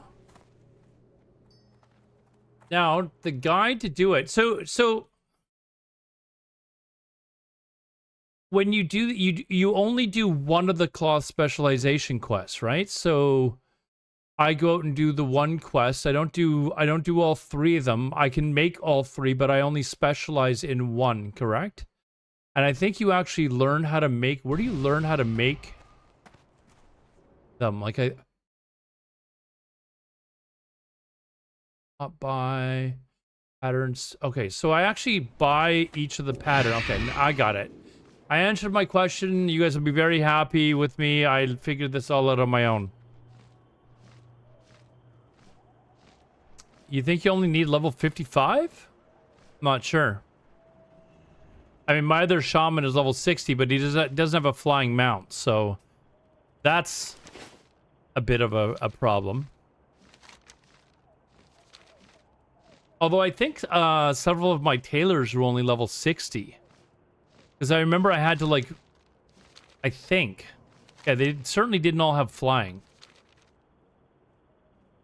They certainly didn't have all flying, so...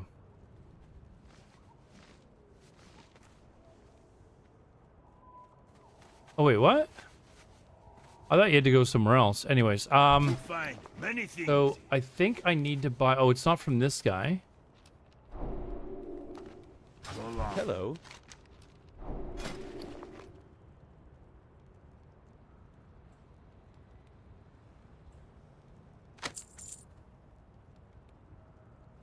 See you later. Hey!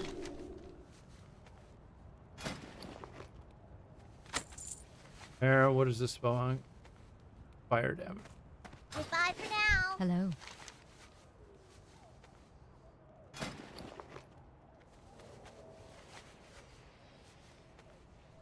Increases healing.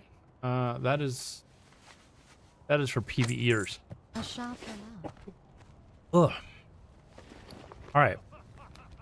There. Okay, this is there. There. Now I need to we wanted shadow, right? Shadow cloth? What can I do for you? Shadow weave tailor. Hold on. Let me make sure I'm doing this right. Become a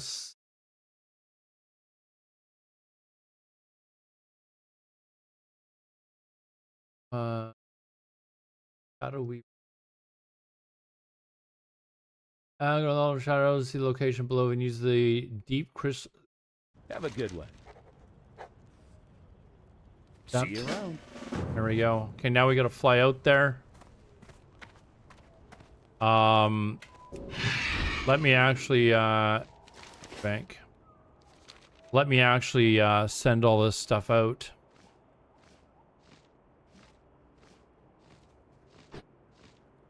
My dude, and we'll go and make all the cloths.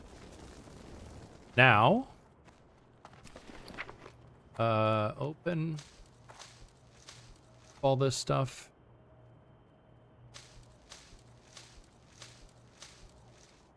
Let's see.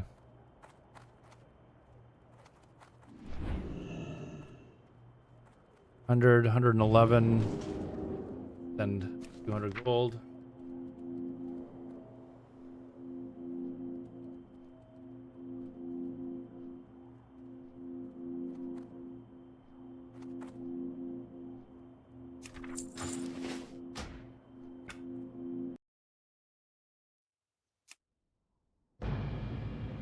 There we go.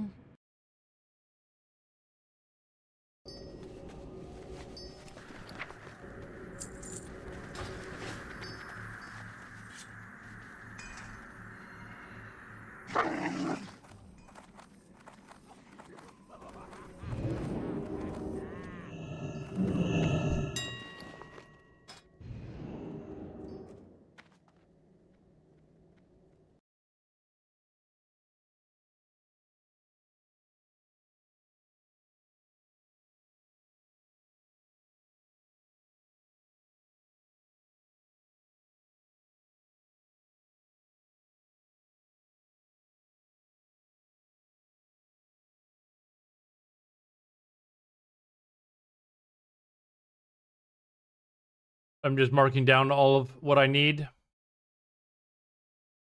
Shadow on fire.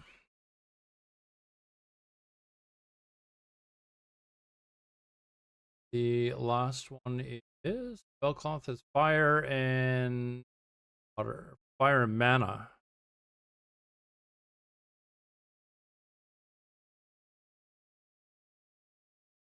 All right.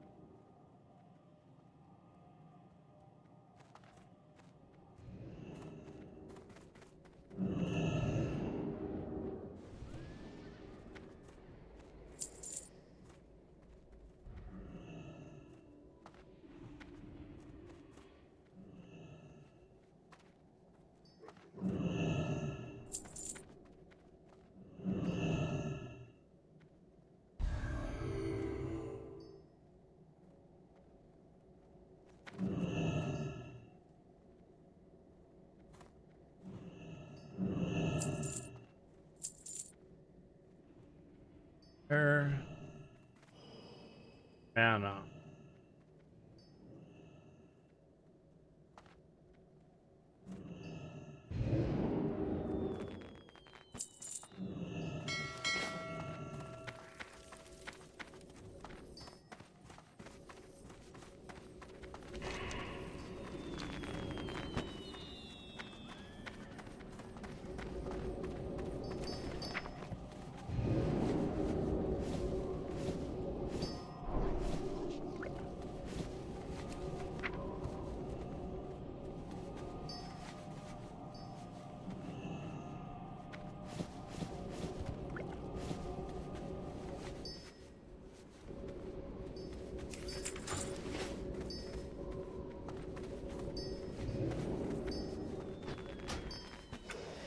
All right, we should be good to go. Shadowcloth and Spellcloth is actually virtually the same as far as I'm sure. Some days it's Shadow, some days it's Spellcloth, but I'm gonna do all three every run anyways, so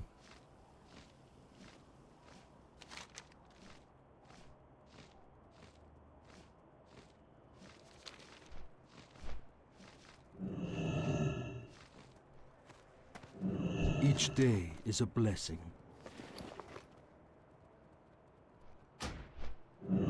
Be well.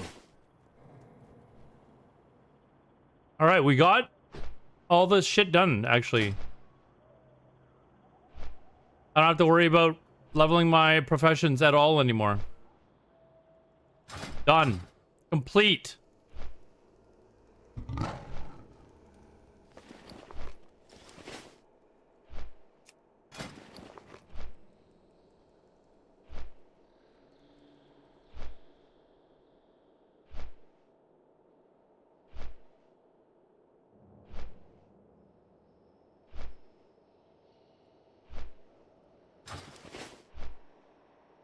Ad starting. We will be back in 3 minutes.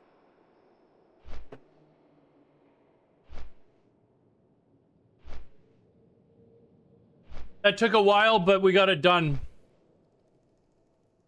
It's not actually what I was expecting to do on stream. But this is how my brain works, so it's like, I need to get this done so I can start making money off of tailoring rather than waiting another couple of weeks.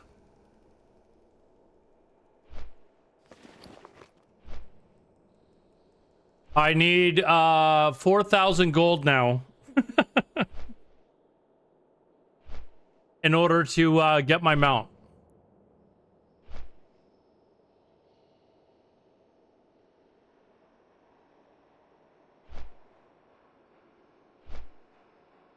Easy money, man. Easy money.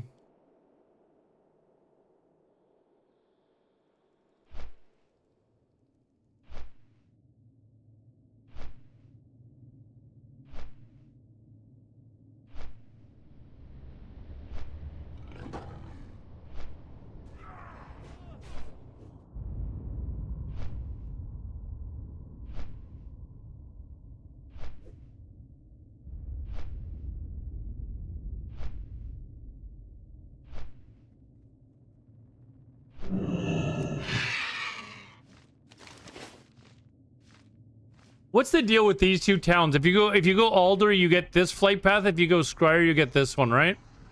Or this one over here. Is that correct? Right? Okay. I'm gonna go get the flight path first. Actually, I get some quests to turn in here. What's this for?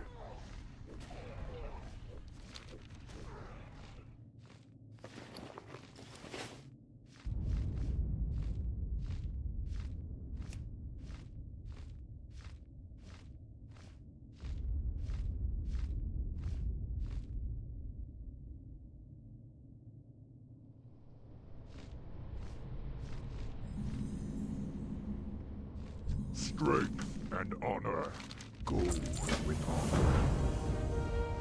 Oh, I only got 77 silver for that?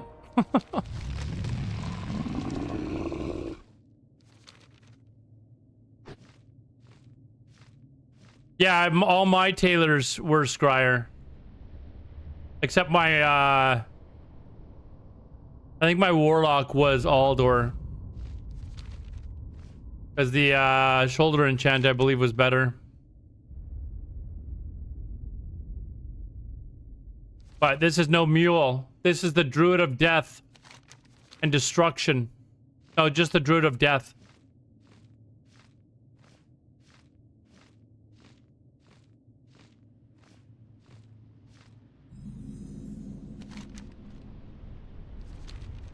But now we gotta start... yeah, 3,900 gold is what I need now.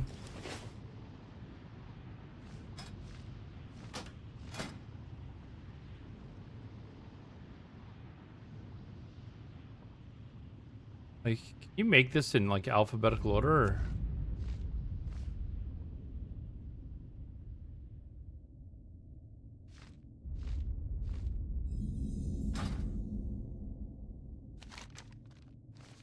I'm gonna have to come back through here and, like, after I do my, get my gear, like, through PvP, it's definitely gonna have to come back through, and finish off these quests. Actually, there's dailies I could be doing, too, of course.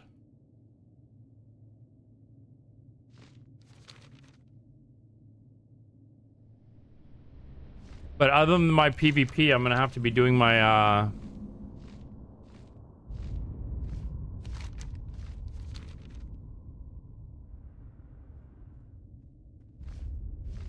do these quests and make like, I don't know, 300 gold a day or something like that. But that's not what I wanted. Do not lose faith. Light dude.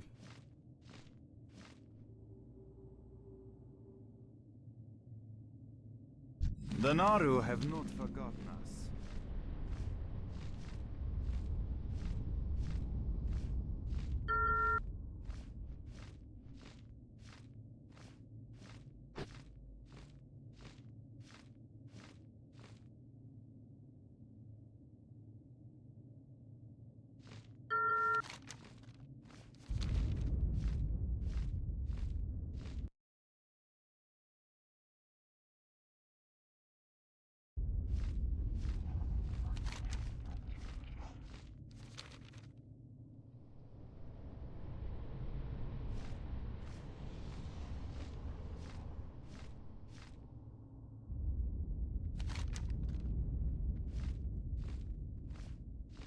Yeah, I used to have 2 accounts, so I'd be doing them 2 at a time. I just had them like fly to the same spot, and then one would follow the other, and I'd just be doing 2 cloth turn-ins at a time. So every 4 days I was doing this. It actually wouldn't take that long.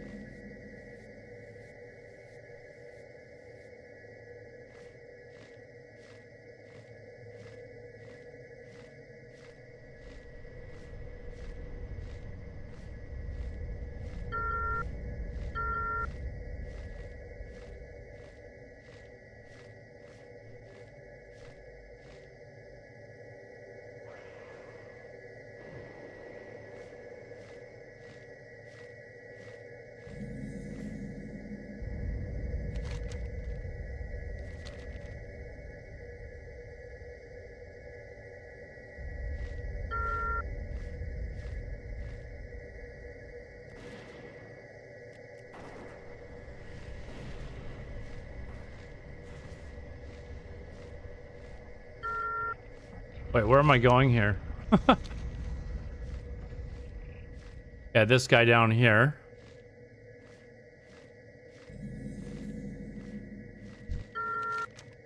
What are we doing here? What am I doing here?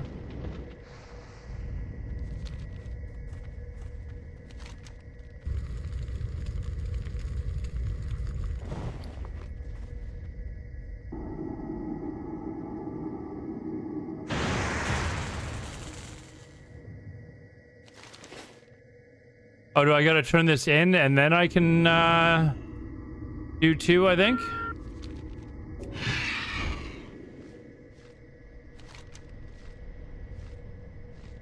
Yep.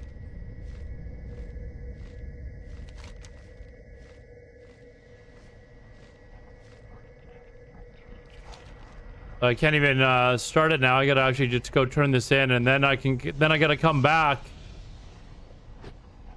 make the cloth.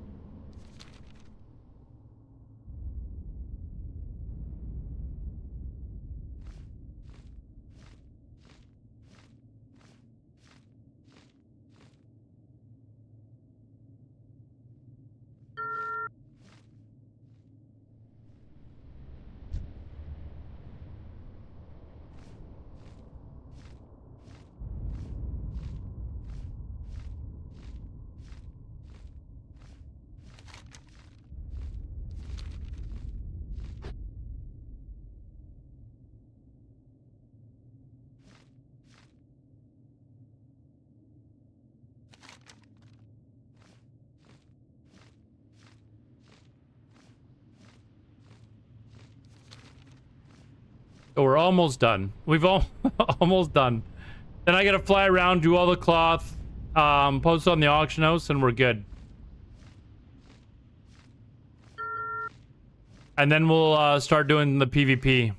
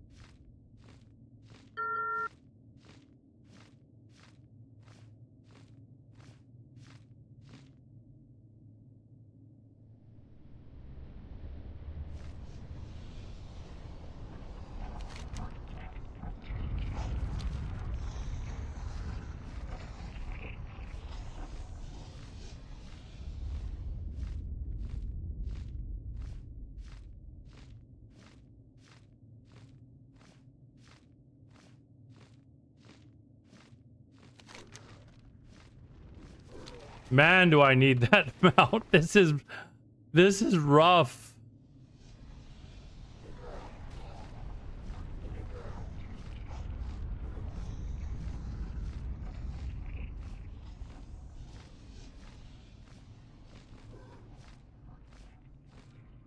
It is slow as a turtle, man. It is slow going. Like, wow.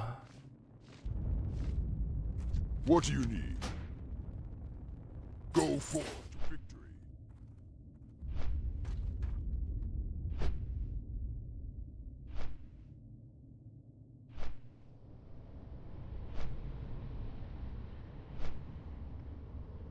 Slow, slow, slow, man.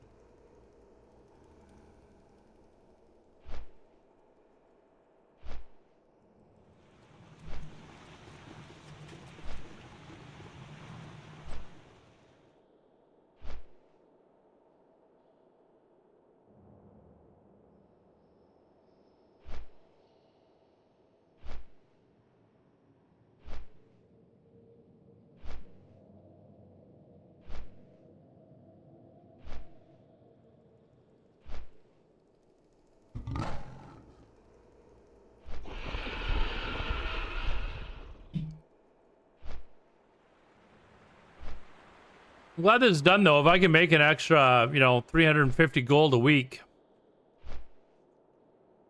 Doing simple tailor turn-ins.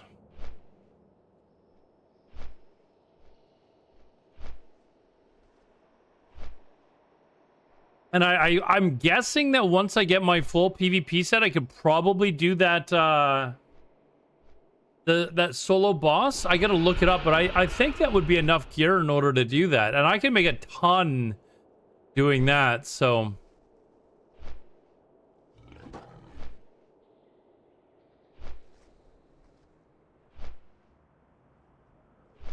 I was doing it on my druid, and he wasn't even properly geared or in proper spec. He was like just straight healer spec, I think. We gotta turn this in.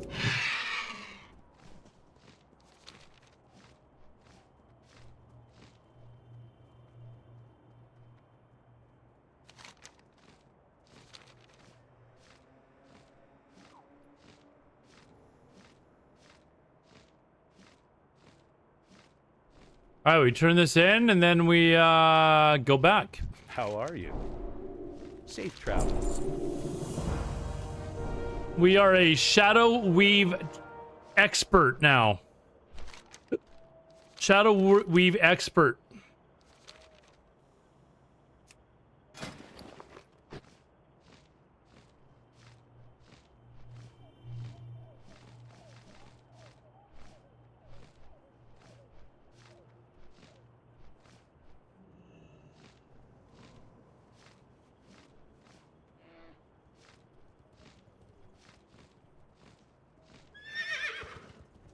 May the light embrace you. May your days be long. All right, now we go back.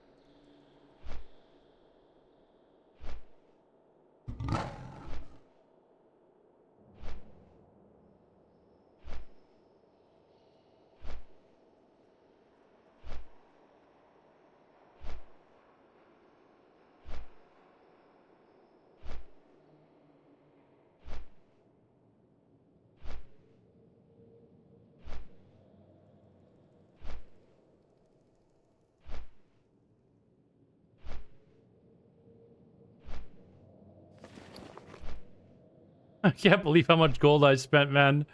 I was like, oh, I should have my mount in a week.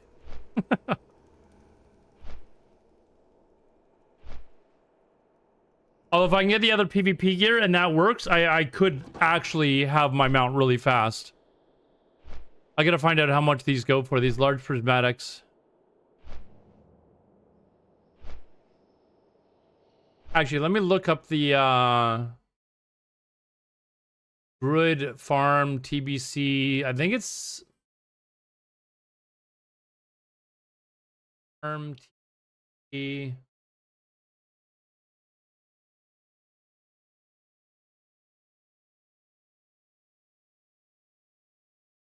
Yeah, Sethic Halls.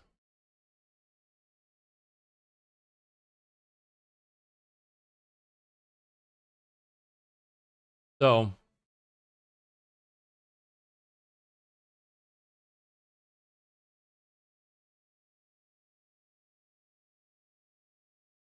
farm some primals or nah, dude, I'm not. I mean, I could do that, but if I get the gear to do this farm,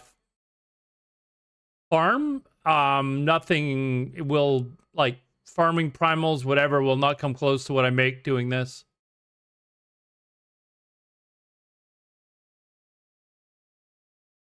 I don't know if you've ever seen it before, but I used to do it on stream in TBC Classic.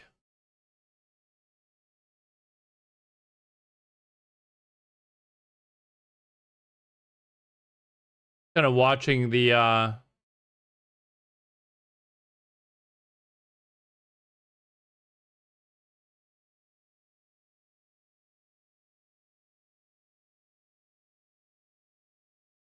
but it is pretty good, like very good.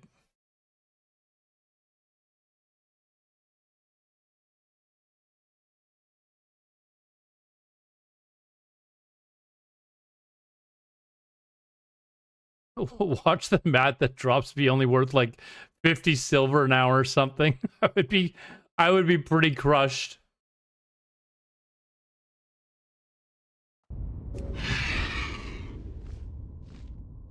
I'd be like, wait, what?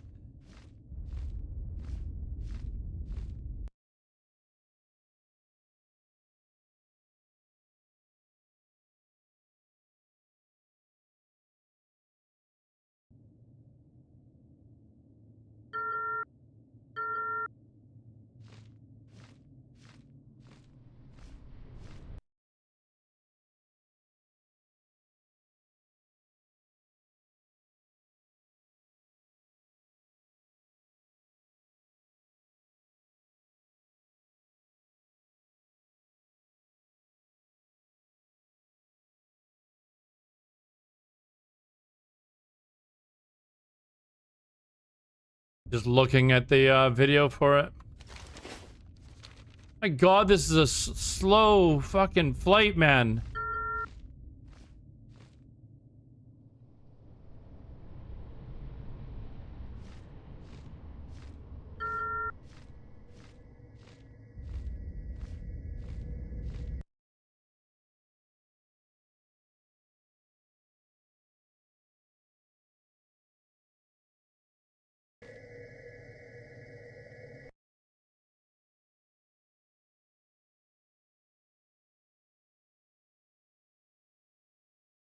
So I'm just looking on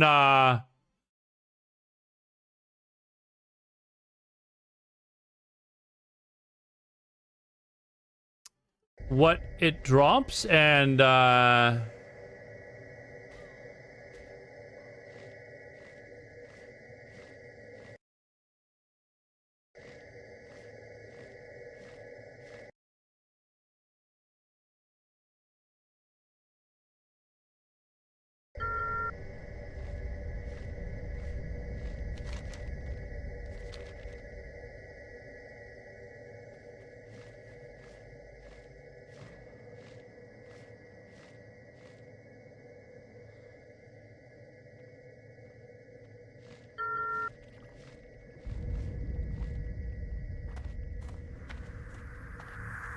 I think I have to kill something here, don't I?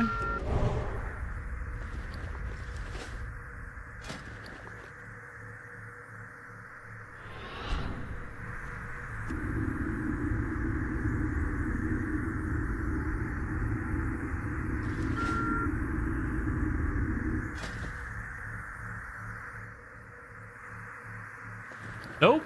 Okay. Nope, I did not.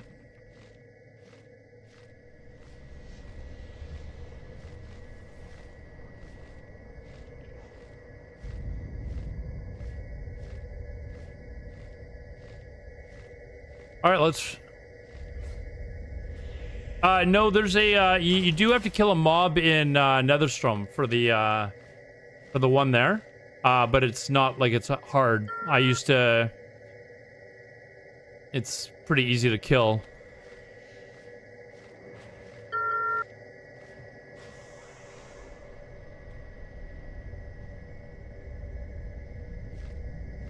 All right, let's go back. This is where I wish I had my second account. I could log in to see what something's going for, but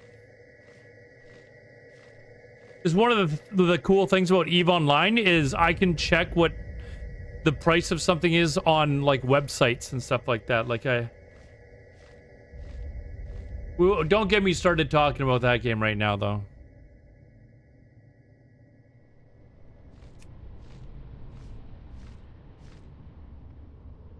But yeah, there you go. 87 a piece. So cost me next to nothing. Well, not next to nothing, but good chunk of profit.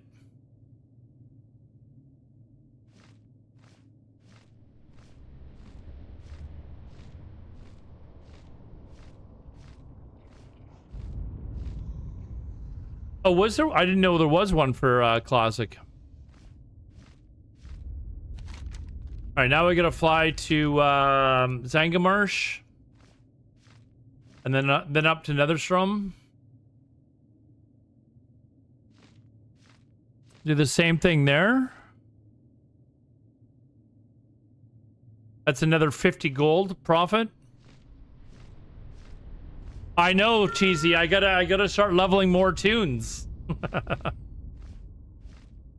I gotta start leveling more tunes. Apparently, I guess that's you know.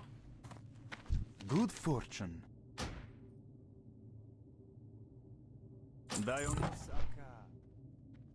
And that's 87 for one piece of cloth, Cheesy. I just made 2 of them.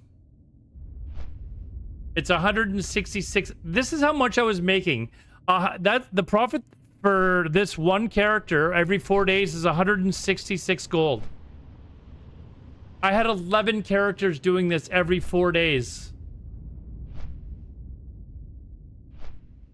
How much is a boost in Canadian? I think it's like $80 or something. What is it in American? 60?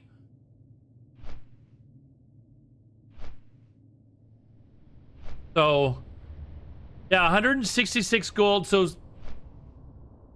let's say 160.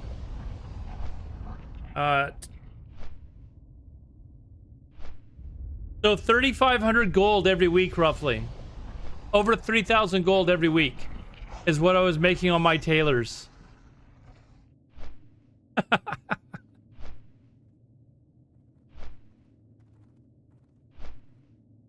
Yeah, I'm Gabe, dude. I was making bank, man. By the way, don't go look up how much 3,500 gold is on G2G. Okay, because you look at that and go, wait a second, you were making that in a week just from like these easy farms?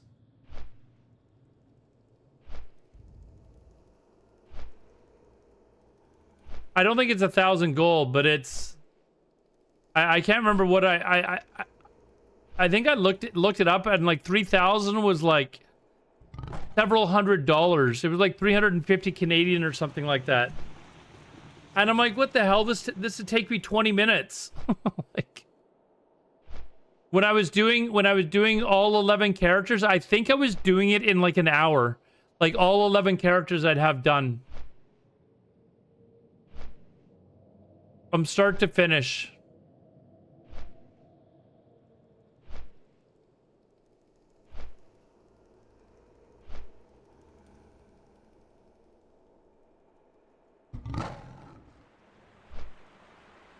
And then the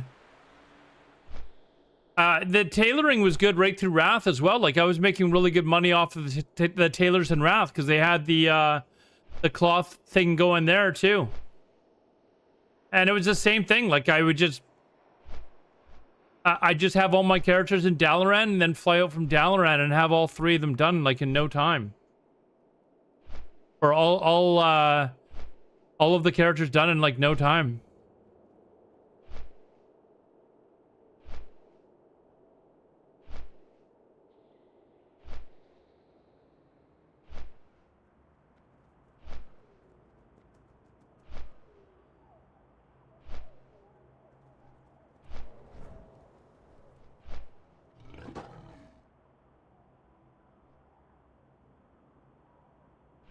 Hell, if I had 11 characters, like making 3,500 gold a week, I could have my mount in a few days. The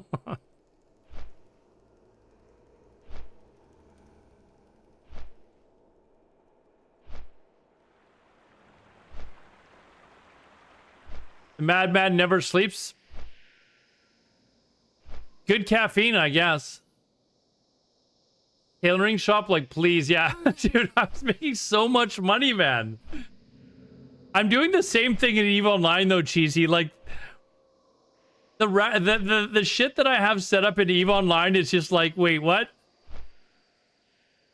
I made 5 billion ISK in one day off the marketplace, and I told people on streaming, they're like, wait, what?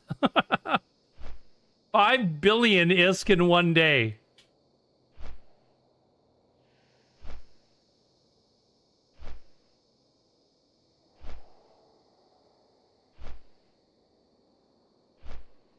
I'm trying to think of what that would be the equivalent of like 3,500 in a week. 3,500 gold. Like people are like, wait, you made 5 billion, and that was just like, I'm not telling you how I managed that, dude. I'm sorry. There's certain items that I just find on the I'll tell you, dude, Vince. There's certain items I found on the auction house that were just vastly underpriced in Goon's marketplace, and then I was just transferring them in massive loads to Jita and selling them for like a huge profit. And all I was paying was the shipping costs, but it was just a ridiculous amount. Like my shipping costs some days were like 340 million ISK or something like that. 700 million ISK. I don't do it in reverse. I think we're allowed to do it in reverse if I sell it to the buyer, but not directly to the market. So like if there's people buying stuff and I find it for cheaper in Jita to buy it there and then sell it to the buyers, I think that's fine, but I haven't even been doing that. But if you put it to sell in Jita, or I think what they mainly have a problem with is if you buy it for cheap and then sell it back on the same marketplace. I think that's where the problem is. But anyways, make it here, right?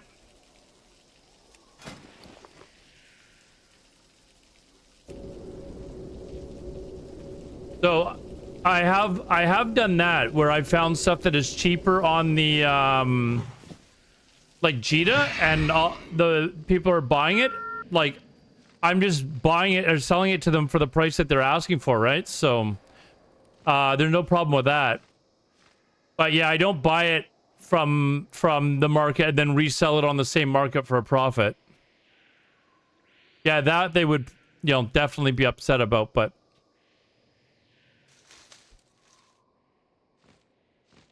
yeah, there's some items that I found that it's like, wait a second. Like, how many do they want to buy in Jita? And it's like, okay, I gotta do this.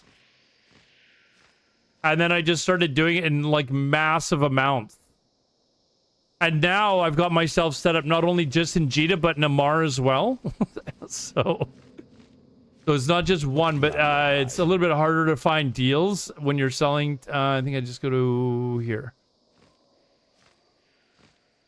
It's a little bit harder to find deals, but quite often it's the same thing.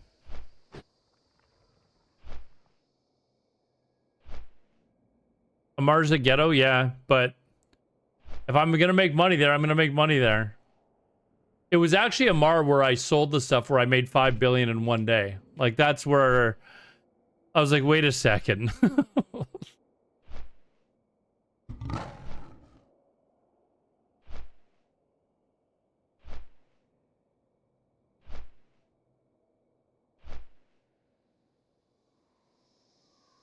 Two months game time, yeah, and it took me about, I mean, I log in every day. Well, the last couple of days I haven't, but I log in every day basically and check the prices on the main stations. And if there's enough that makes it worthwhile for me to send a shipment to one of the other stations, I will. But I don't know how many dozens of shipments I've sent to Jita. And quite often it's like anywhere from like 2 billion to 6 billion, 8 billion ISK worth of stuff that I'm sending to Jita. And if you assume that I'm getting a profit of at least, you know, a decent percentage off of that. So if it's like 8 billion and it's like 2 billion profit off of that, it's kind of worth it, right? I'm not doing anything but making a contract and sending it, and then sending it over to my alt, and then the alt's just mass selling it, and then I just send the ISK right back to my main again. That's sitting in the forge, or so yeah, I think I just do it here, right?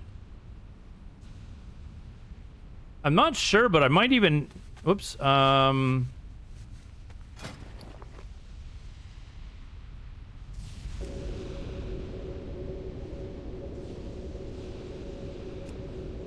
have to fight a mob here.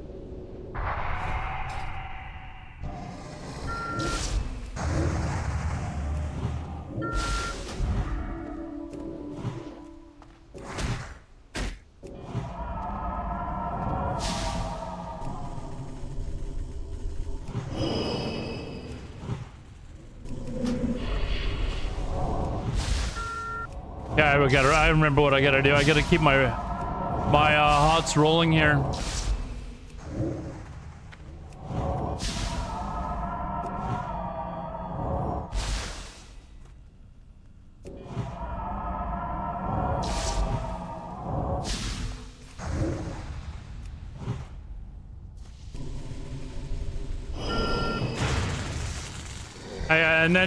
And then the great thing about that one is you actually get motes in return as well.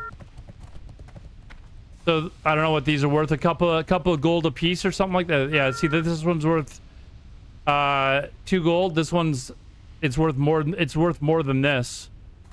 Because let's see, for fire, it's 21 gold, I think.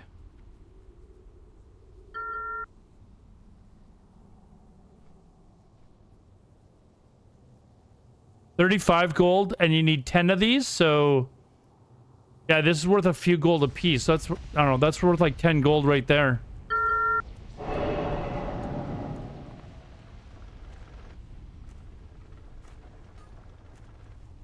Anyways, there we go. That's the cloth turn-ins. Now I just got to go to org, sell it there.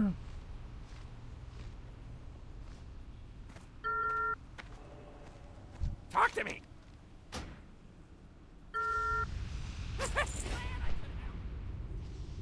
You have 4.5 billion.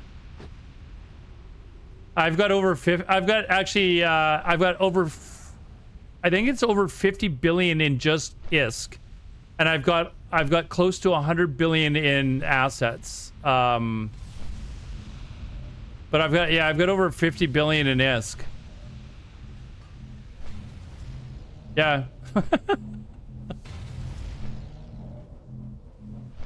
Dude, every game I play, I learn how to make money. Like every game. That's what I was focusing on when I first started learning Eve. I was like, okay, how do I make money here? Because if you can learn how to make money, you can buy the skills and stuff like that. You can pay for your account. I was like, I need to learn how to make a lot of money in this game. That was like the first thing, like aside from the basics, that was the first thing I was like learning how to do. Exploration is a really great way of making money too, but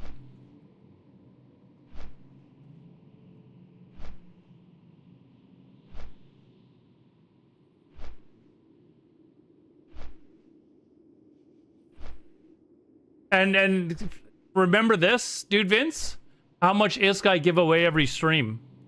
I haven't streamed in a while, but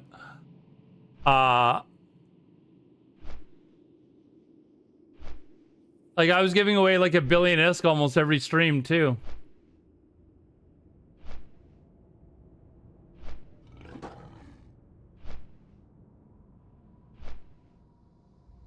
Actually, somebody asked me how much ISK I'd given away yesterday or the day before, and I think I said 40 billion. If I gave away 17 billion on just New Year's, and then another like 14 billion on my birthday, and then like 1 billion more often every stream. There was one stream where I gave away 5 billion. Although having said that, that was also donated.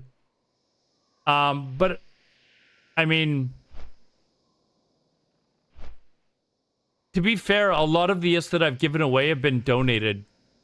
Like people will be like, "Hey man, thanks for streaming this. Here's some ISK for your giveaways or whatever." So that 50 billion is probably what I've made, but I've given away probably as much as well. But a lot of that has been donated. So quite often I'll do a stream and I'll do a bunch of giveaways, and at the end somebody will be like, "Hey, what's your in-game name?" and they'll give me ISK. But which I of course always appreciate, but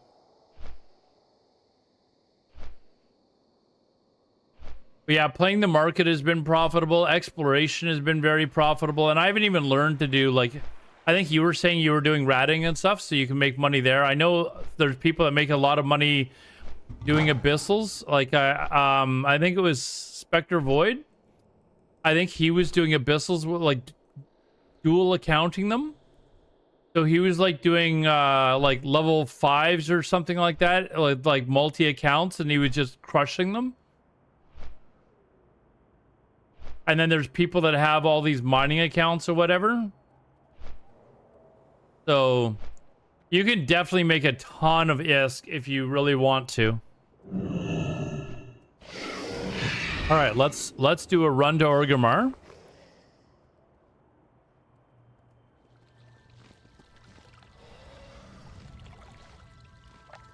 Actually, since I'm gonna need this imbued netherweave, let's make as many as I can right now. I think I have.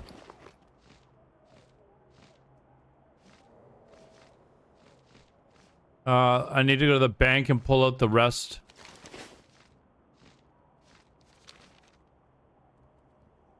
Rest of these, and then I'm going to make as many of these imbued. I'm going to need them anyways.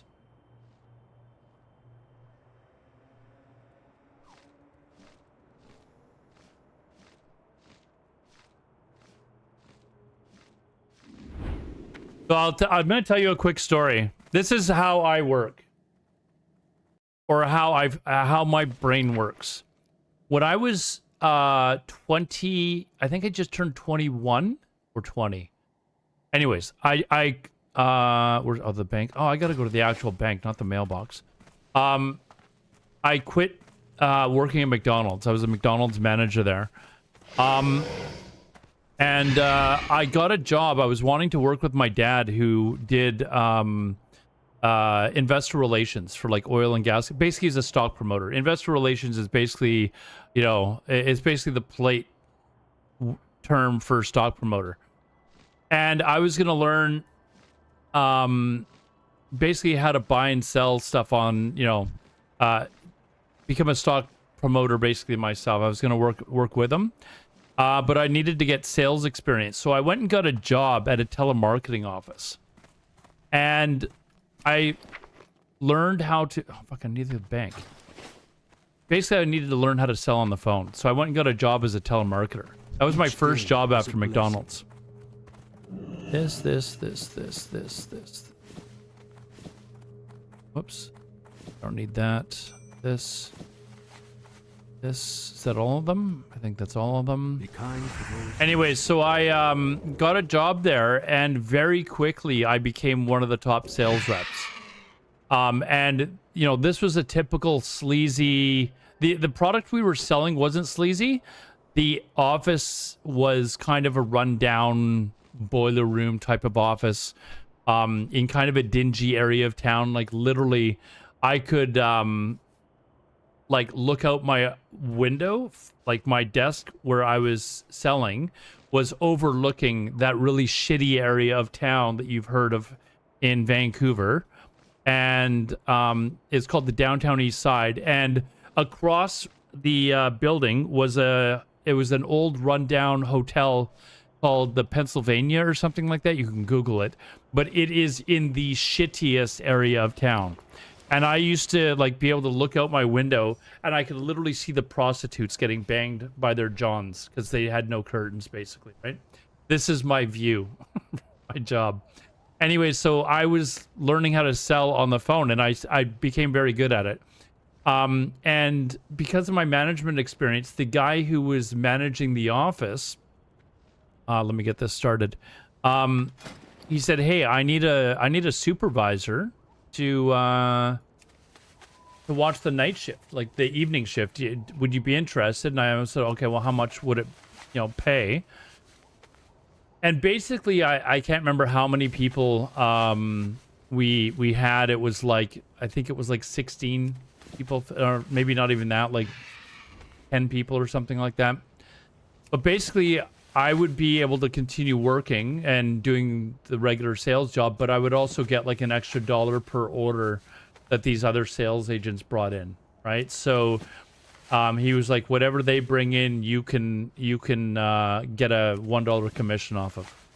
And that doesn't sound like a lot, but it's 10 people that are working. They're on the phone.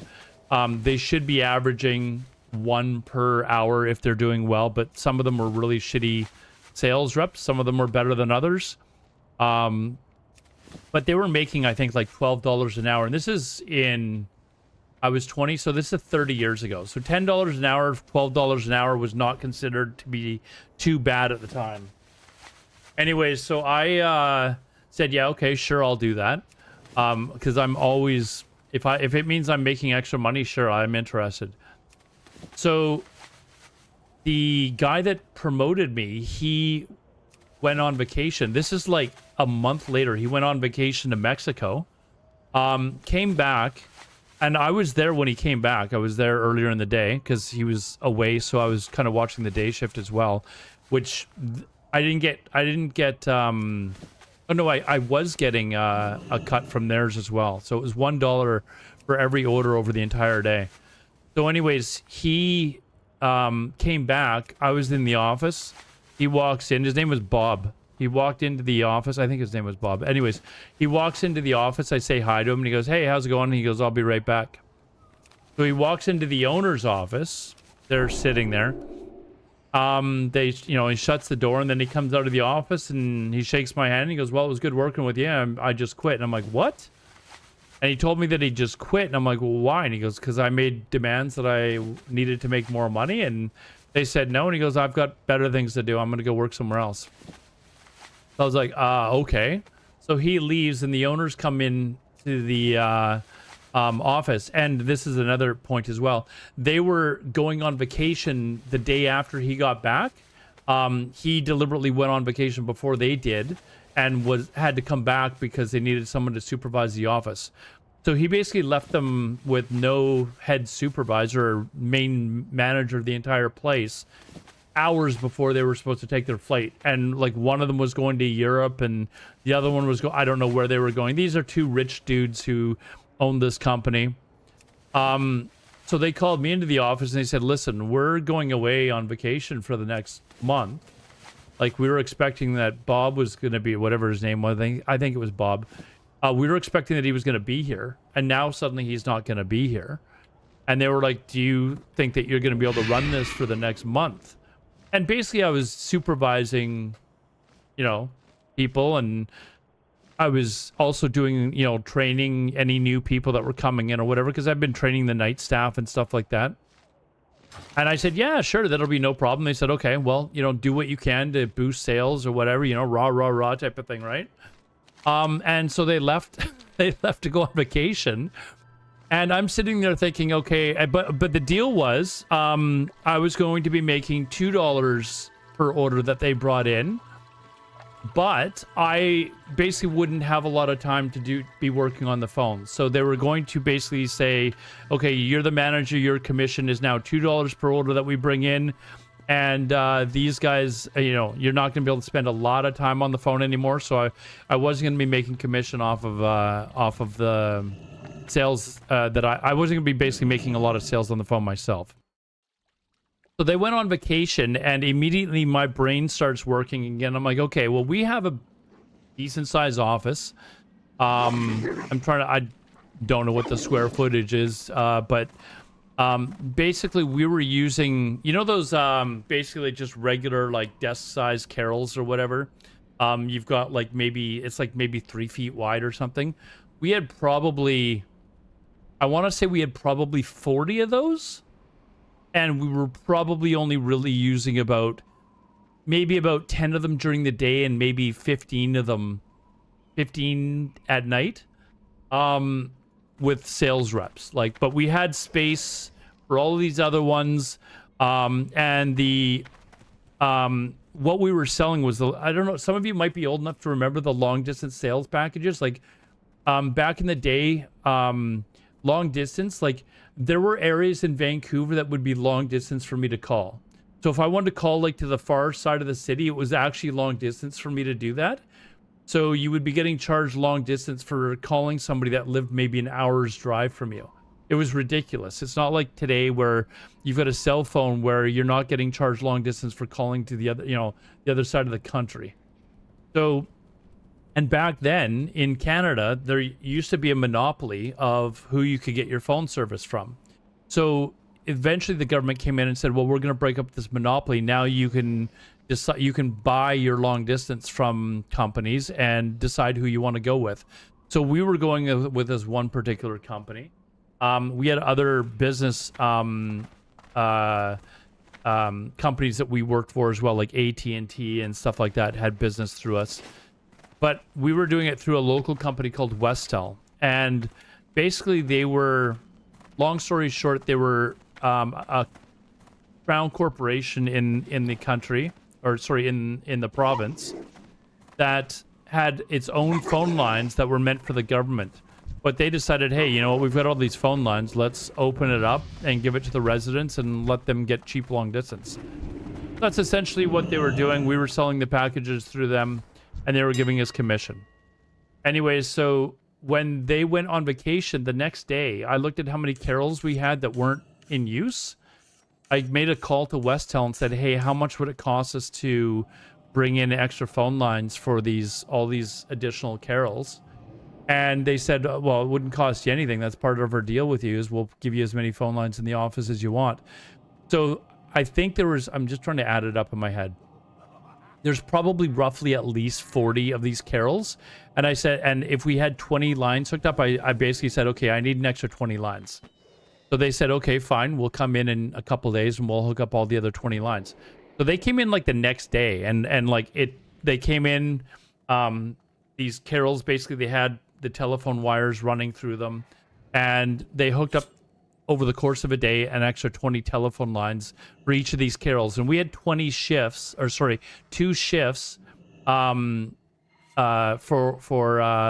telemarketers. So we had one day shift. It started at like 8 o'clock in the morning. They finished at like 4. And then we had a night shift that came in at like, they could come in anywhere between 4 and 5 or whatever, and they'd work until 9 o'clock at night, basically. And a lot of people would use that as a part-time job. But what I basically did is I put an ad in the paper immediately for people to come in and get trained. And I trained over the course of that month. Basically, actually, it was within about 2 weeks. I had enough people that came in and were trained how to sell this product. And so that both our day shift and our evening shift was full of 40 telemarketers each. And I was making a $2 commission off of every single sale that they were bringing in. But the kicker is I was the one training them, and I knew how to do training through my days at McDonald's. Like, I knew how to train people how to sell on the phone. Whereas before, people were just coming in and were like, okay, this is what we're selling. Here's kind of our rough little thing that our spiel that we give to people, see what you can do type of thing, right? And if we brought in 10 people, we'd hope that 5 of them would stick around, because 5 would be like, okay, hey, I made a few sales. I made like $50 tonight as a part-time job, and back then that was not considered too bad. So I knew how to sell. I was making like 2 or 3 sales an hour, like just myself. So I would sit down and I'd be like, okay, this is how you sell. I'd teach them exactly what they're going to say, how to counter that, and get them interested. And my big saying was, a confused mind will always say no. So that your job is basically to introduce this product to them, make them understand that they we're not really signing up for anything serious. This is something the government already owns. The taxpayers have already paid for this. And we're, you're just given the option to, you're just being given the option to actually use these phone lines free of cost. You just get additional savings, blah, blah, blah. And, if I made, I don't know, 10 phone calls an hour, I would sell 3 people on the idea. And you got paid a $12 commission every person that you signed up, basically, right? This. So I would get $2 for every sale that was coming in through the office. And the by the time the owners came back, I had 40 people in the office selling both daytime and nighttime, and I'd retrained everyone so they weren't selling like one order every hour and a half or whatever. Most of them were selling at least 1 order an hour. And the first owner came back into the office, and he came in and the room was just buzzing, and he's looking around and he sees me and he's looking at like 40 people that are on the phones, and he's like, what's going on here? And I said, well, I hired more people. And he goes, come in. He goes, where did you get all the extra phone lines? And I said, well, I asked Westel to install more for us. And he goes, come to my office right now. So it was very obvious that he was pissed off. And so I brought him in. I went into the office, and I knew I knew there was a chance they were going to be mad, but I was like, I'm going to do this. I don't care. I'll deal with the repercussions when they get back. So when he came into the office, he's like, who gave you the authority to do this? And I'm like, well, nobody, but you told me to do whatever I could to try and increase sales. and then he starts like getting angry with me, and I can't remember his name. I think it was like whatever it was. But he goes, he said something, and I said, listen, we've done 6,000 sales already this month. And he's like, what? And I said, we've done 6,000 sales already this month. And I knew that the company was getting paid like $25 or $30 per sale. So they went from like whatever it was, like 1,000 sales a month or something like that to 6,000 sales. Like, how is he going to get mad at me, right? So that's my, that is what I did. I was 21 when I did this. And I don't know, like, oh, how much are these? Okay, perfect. That's exactly what I hoping they were. So anyways, that is basically what I was doing, I don't know, when I was 21 years old. And I mean, obviously it was, so how did the meeting end that day? Well, when I told him, the other guy, I wish I could remember their names. Like, I saw them I saw one of them just a few years ago at a hockey game. And I'm trying to remember what their names was. I know Bob was the name of one of the guys. I can't remember if it was the supervisor or the two owners. This is 30 years ago now. Oh, that large prismatic shard already sold. So, anyways, so the first guy came in and he goes, what? And I said, you're already at 6,000 orders for the month. So he just smiled at me. Like he was like, how am I supposed to be angry at you? Like, I basically turned these guys, if they weren't already millionaires, I turned them into millionaires because they're making like $25, $30 per order. And they came back from their holidays finding out that they've already made, what is 30 times 6,000? So $180,000 is what they made in that month. When they were making, if it was, I think it was about 1,500 that they were doing. So they were making 40. So, whoops. So they made an extra $135,000 on top of what they normally made. Like, how do you get mad at that? Right? Like, how do you get angry at someone who basically said, okay, you're making an extra $135,000 a month. They didn't promote me. I got the, I mean, they basically were like, okay, you're going to do this and we'll see how it goes. But the idea was that they were going to basically hire someone else later on.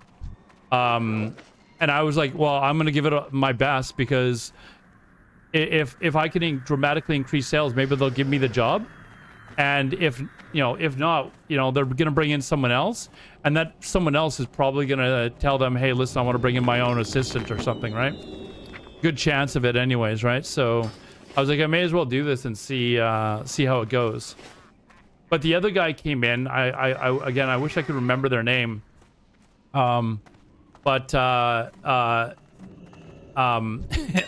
The first guy, whatever his name was, called him into the office before I even got a chance to say anything. And then they called me into the office again. And you could see they just had these big shit-eating grins because they realized that they were fucking making a killing suddenly. So they couldn't get mad. They weren't going to fire me because I just... $180,000. So 180,000. I don't know what the price of the office was. This is in, downtown. By this point, we'd actually moved into a different office. So we were actually in a nicer office at this point, which is actually not far from where I live. Where am I to? So they're making over $1 million a year, minus whatever their office costs are, and the receptionist.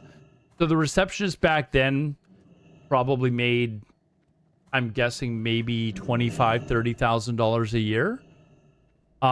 So I mean, they were making well over $1 million a piece, minus the office costs. I don't know what an office back then, 30 years ago, costs.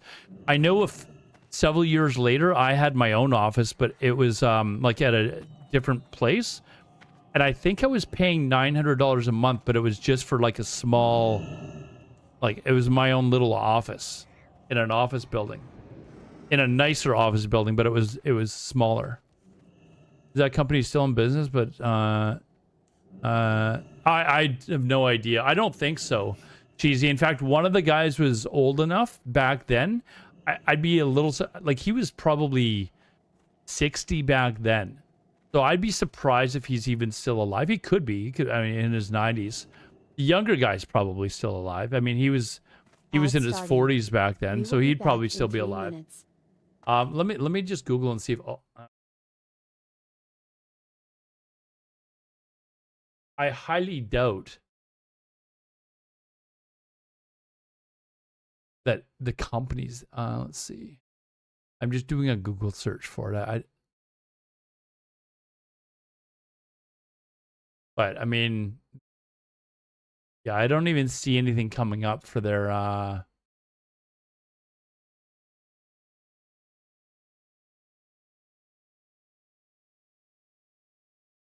although there is someone who I just did a Google search and I'm looking for a there's a name that sounds, I feel like log in or something like that to like, it took me to like LinkedIn and then it wanted me to like log in and stuff like that to see any information. I don't have time for that shit. So yeah, this is what I did when I was like 21. I worked there for like 2 years, and to end the story, when I was 20, and this is, you're gonna think this is wild. When I was like, so I think I got the job when I was 20. I quit there like around 23, I think. The reason I quit though was because of all the extra money that they brought in. They started bringing in other products as well that were like business products, like business long distance sales. So they had like AT&T for business, and they had another company called Cantel for business, where they had sales reps that were not part of my team, but they were basically selling to businesses. And this was a big thing back then. Like you wouldn't really have this now, but this is a huge thing back then when the whole long distance market opened up here in Canada. And so they had all these other products that came in as well. So what they did is they wanted to bring in a general sales manager. And they brought in a general sales manager. This is a couple, like I don't know, a year and a half after this sales incident or whatever, right? But they brought in a general sales manager. They brought in one lady. Her name was Michelle. I do remember her because I get along with her. And then they brought in another guy, and he was going to be like the general sales guy. And keep in mind, I'm a young guy at this point. I'm 22 or something like that, 23. And they brought in this guy who was supposed to be like, you know, telemarketing or boiler room like pro. And he was in his early 30s, I think. And so he came in and he basically wanted to weasel his way into my sales. And I was brought into a meeting with the two owners. And they basically said, hey, listen, you're doing well, but we want to bring in this guy here as well. And he's going to be the general sales manager. So what we wanted to do, because, you know, what you're getting, what their line was, what I was making was way more than what I should expect to be making. And I'm like, what do you mean it's way more than I should expect to be making? I created this. Like, when I started as your manager, you had 10 people max during the day. You had like 15 people at night. And now you have 40 people running both shifts. And he goes, yes, but when we made your arrangement with how much you were making, it was based on, you know, the sales that we're doing at the time. And I'm like, okay, so what is it you're getting at here? And basically they said, we want to restructure what you're making and basically pay you like $1.25 per order. And I'm like, that's fucking absurd. You're almost cutting my earnings in half. And they were like, well, yeah, we do understand that, but you know, like you're making way too much. And they're like, you'd still be making, like if we were bringing in about 6,000 orders per month, you know, they're like, you'd still be making, you know, $8,000 a month. That's, as a 23-year-old, that's really good. And I'm like, I don't give a shit. I fucking created this. So he said, they said, well, that's kind of what our offer is. And they said, we have to be able to afford to pay this other guy. And, you know, he would be taking, you know, 75% or 75 cents of every order. And I'm like, this is bullshit. He didn't fucking create this. I did. So anyways, they basically gave me a take it or leave it. And I said, you know what? Fine. Fuck you. I'll leave it. You guys can go fuck yourselves then, because I'm not going to put up with this bullshit. So I went and grabbed my, you know, I had a suit and everything like that. I grabbed my overcoat, and basically my girlfriend I brought on board to work there as well. I had her doing something else in another part of the office, and she was making more money in the evenings, working part-time, like 20 hours a week for us, than she was at her full-time job during the day. And her and I lived together at the time. I said, fuck this. I'm out of here. So I told her what was going on, and I walked out of the office, and I said, fine, I'll see you later. I quit. I quit on the spot, grabbed my briefcase, my overcoat, and walked out of the office. The manager, Michelle, who is my immediate boss, she was like, what just happened? Like, and I told her, I said, I'm leaving. I'm sorry. I'm done. I'm not, this is bullshit. My agreement with them was $2 an order, and they want to now suddenly that they're making all this ton of fucking money. They want to take it out of my pocket. I said, they're making, you know, whatever it was they were making. I said, they're making over, you know, I said, I turned them into millionaires overnight, and this is how they treat me. Fuck them. So I walked out of the office and I left. And went home basically. And my girlfriend was like, should I quit? I'm like, no, you keep making whatever, you know, I can't remember what she was making in an hour. But I had her basically she had to verify orders, and they got paid commission for doing that as well. So she was making a really decent amount verifying orders, like probably $25 an hour, which back then was really good money. She stayed on and worked there for another few months, I think. But another 6 or 7, it was a while, 6 or 7 months anyways. I left. I do remember that it was during the summertime, because I left, I walked home, got changed into some like beach shorts, some shorts to go to the beach, grabbed my bike and rode to the beach, and was sitting on the beach at this point. We did have cell phones at that time. This is how long ago it was. We did have cell phones, but it was like those old like Nokia flip phones type of thing. And the Michelle like woman called me, and she's like, hey, listen, like this is, you know, we've got to talk about this. I'm like, no, we don't. Like, I'm not putting up with this bullshit. Like I guess I was getting cocky as well. I was like, I will find another job, but I'm not going to be treated like that. We had an agreement, $2 per fucking order, and now they're going back on their agreement. What happens if I boost the sales again? They're going to come back to me and say, oh, listen, like you need to, reduce your wage again. I'm like, I'm not, this was the deal. So anyways, just out of, what's the word I'm looking for? Anyways, I just said, fuck it. I'm not doing it. And by the afternoon, I was at the beach laying in the sun. They would call me every, like couple of days or whatever, asking, hey, like, let's work this out. And I said, no, it's $2 an order. You can go back to $2 an order, and you can take his salary, and take it out of all the money that I'm making you. You're not taking it out of my salary. So I think I was off work for like, I don't know, 5 or 6 months or something like that.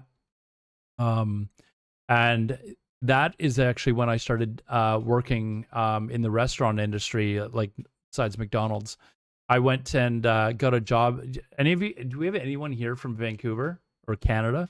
I actually got a job at Cactus Club, of all places, which is like I think you guys have Earl's in the US as well. Basically, it's similar to like Earl's. And I shit you not, I got a job working. I wanted a job during this period that I was off. I went and took a bartending course to learn how to like sling drinks, basically. Did the whole bartending course and all that sort of stuff. Tried to get a job as a bartender, but I couldn't find anywhere immediately that would give me a job as a bartender. And it's kind of like an upscale, like fun restaurant called Cactus Club here in Vancouver. They're still around, actually. Whoops. You just look. I'll give you an idea what they look like.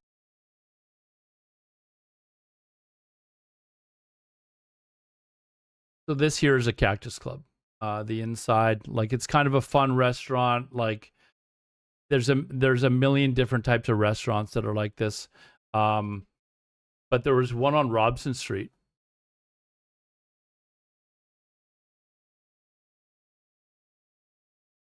Which if they, so this is the old one that I used to work at. It's now actually closed down.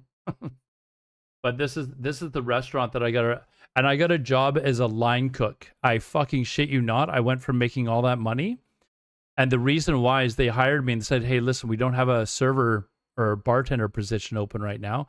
Keep in mind, I'm 22, 23, and being a bartender at a nightclub is like, this is the greatest thing in the fucking world. They said that they would not be able to start me off as a bartender. They could start me off as in the kitchen, and then as soon as a bartender spot opened up at one of the restaurants, they would transfer me there and get me started there. So I took them up in that offer. I was completely fucking lied to. And I worked there as a line cook for almost 3 months. My girlfriend at the time, the same one that worked for me at this telemarketing office, she was a very pretty blonde, exactly the type of person that they would want to work at a place like this. She came and walked in after she worked at that place, walked in and asked if I was still there or whatever. So the manager came and grabbed me. He's like, "Hey, there's some like hot blonde that is asking for you. Like, who the fuck is she?" I said, "Oh, that's my girlfriend." I said, "She's waiting for me to get off work." So they were like, "Okay." And anyway, so I left and then came back the next day and they were like, "Hey, is your girlfriend looking for a job?" And I'm like, "What do you mean?" And they're like, "Well, we need a server. Like, if if she's interested in a job." I'm like, "You guys told me that there was no server positions available. Like, that's why I took the job here. And you guys said you would transfer me, you would give me a job as a server." And they were like, "Oh yeah, okay, well, never mind, blah blah blah type of thing," right? They just kind of brush it off. So these are one of those restaurants, and they're all over the place.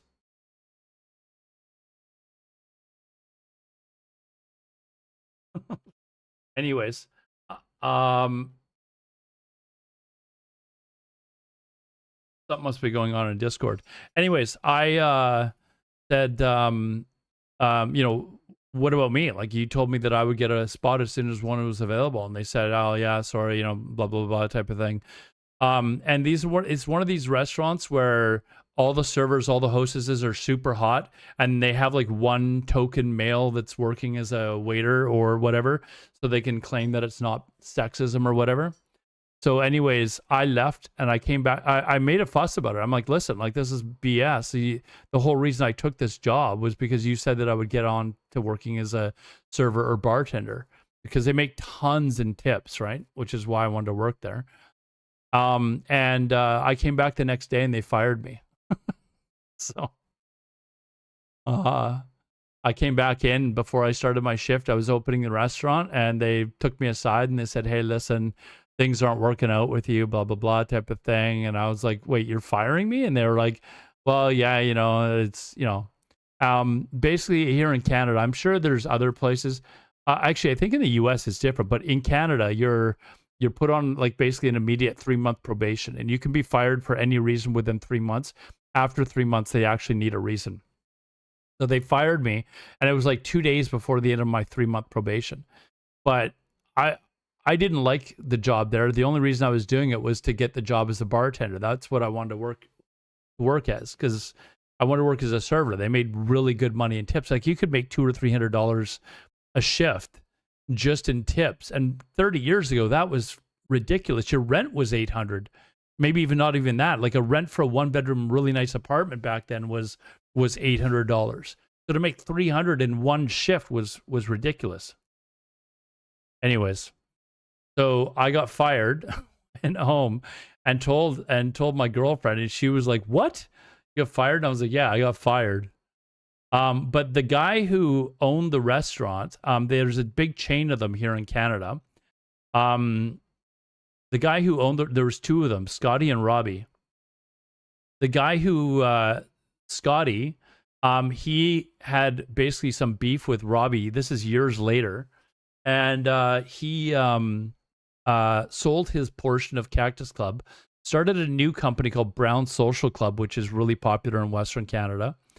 And this guy Scotty, who started like this huge thing of like trendy little restaurants called Brown Social Club, he has a cabin like 3 doors down from my parents' cabin on a lake on Vancouver Island. So I haven't gone over to talk to him yet to say, "Hey, do you remember me? I was fired from your restaurant like 30 years ago." I haven't gone over because I don't think he would remember me at all. But anyways, it's just kind of a wild like how things, 25, 30 years ago. They didn't want UO players facing the bubble. Dude, when did Ultima Online came out? It was in 97. So I can't remember. I was in my early 20s when Ultima Online came out. No, Cheesy, I was a really bad chef, actually. Like, I joke that they only fired me because my very pretty blonde girlfriend came in, and I made a fuss about the fact that they wanted to hire my girlfriend and not me. But fact of the matter is, no, I was a shitty cook. I hated the job. I was not upset at all. Like, I was like, fine, fuck, whatever. And in fact, within, I think a month later, I got my first actual job as a bartender. And it was a job at a really good, like, it was a really popular nightclub. And so everything worked out. But yeah, I went from a telemarketing, like, boiler room manager to, like, within, I don't know, 9 months, I was working at one of these nightclubs here in Vancouver. And I worked as a bartender for 14 years, bartender, bar manager, or even a couple of years as a doorman. Total of, with the doorman experience, probably about 16 years. And by the time I was like closing in on 40, I was like, listen, I don't want to be bartending in my 40s. Like, I needed to find a different job. So telemarketing is still legal in Canada? Yeah, of course. As long as you're selling legal products,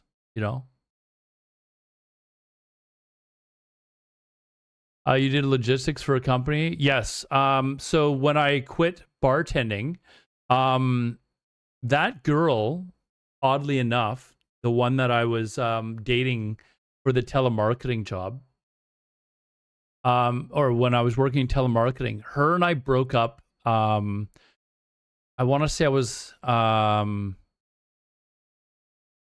like 23, 24, so like not too long after I quit that job. We had just issues. We were raving all the time. Like, I was partying like crazy. So was she. We were going to raves like every weekend, and it was starting to cause problems. We ended up breaking up, and we didn't speak for years. And then Facebook came around, and one day she suddenly messaged. This is after like 8 years. So I was like 31, 32 or something like that. No, hold on. It was longer than that. It was quite a number of years later. It was when I was still bartending, but I wasn't bartending at like nightclubs in downtown Vancouver anymore. I was bartending at a place out in the suburbs. And suddenly she messaged me, like, this is like 14 years later, just asking how I was doing or something like this off of Facebook. And we anyways, one thing led to another, and we ended up dating again for like another 2 or 3 years. And at that point, I was like, okay, I want to stop bartending. Like I did, I don't want to be coming home at like 4 o'clock in the morning and shit like that. So I stopped bartending, and I was looking for a job, and that's where I got this job at this logistics company.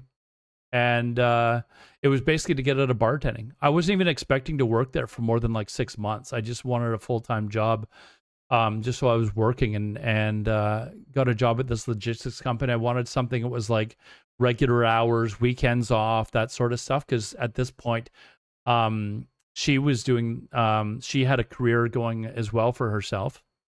And I wanted something that was sort of similar hours, because she was working kind of daytimes and I was working nights bartending. So I got a job doing something else, and that's where I got a job in doing logistics. But I was basically, I started off as one of the, it was like a technician, basically. We were paid by companies like IBM or like POS machine companies like Global Payments and stuff like that to basically go around and fix their machines.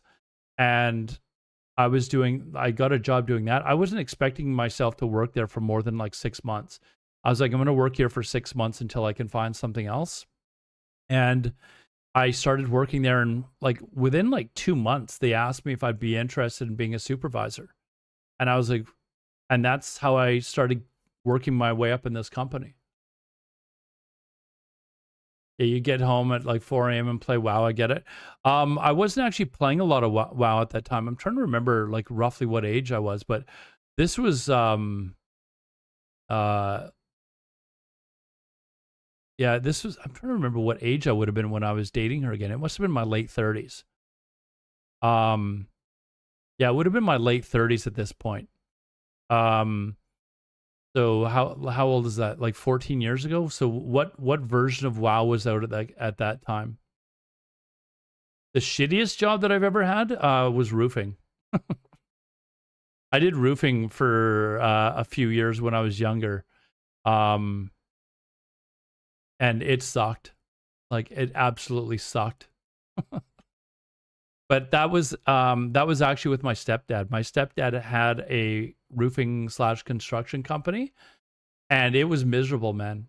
It was absolutely miserable. I did that for a few years, and I swear he used to put me through shit to push me to do something else. You have a hard time imagining me doing, dude, I like, I'm a decent sized guy. Like, I don't know how it comes across on camera, but yeah, tearing off roofs in the middle of summer or even the middle of winter when it's freezing cold out.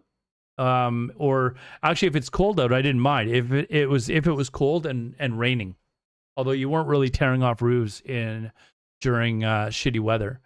But yeah, I used to do that. I did that for, I don't know, 2.5 years. But there was one job where it was the middle of December. And it was middle of January, I can't remember the exact month, but it was in the middle of winter.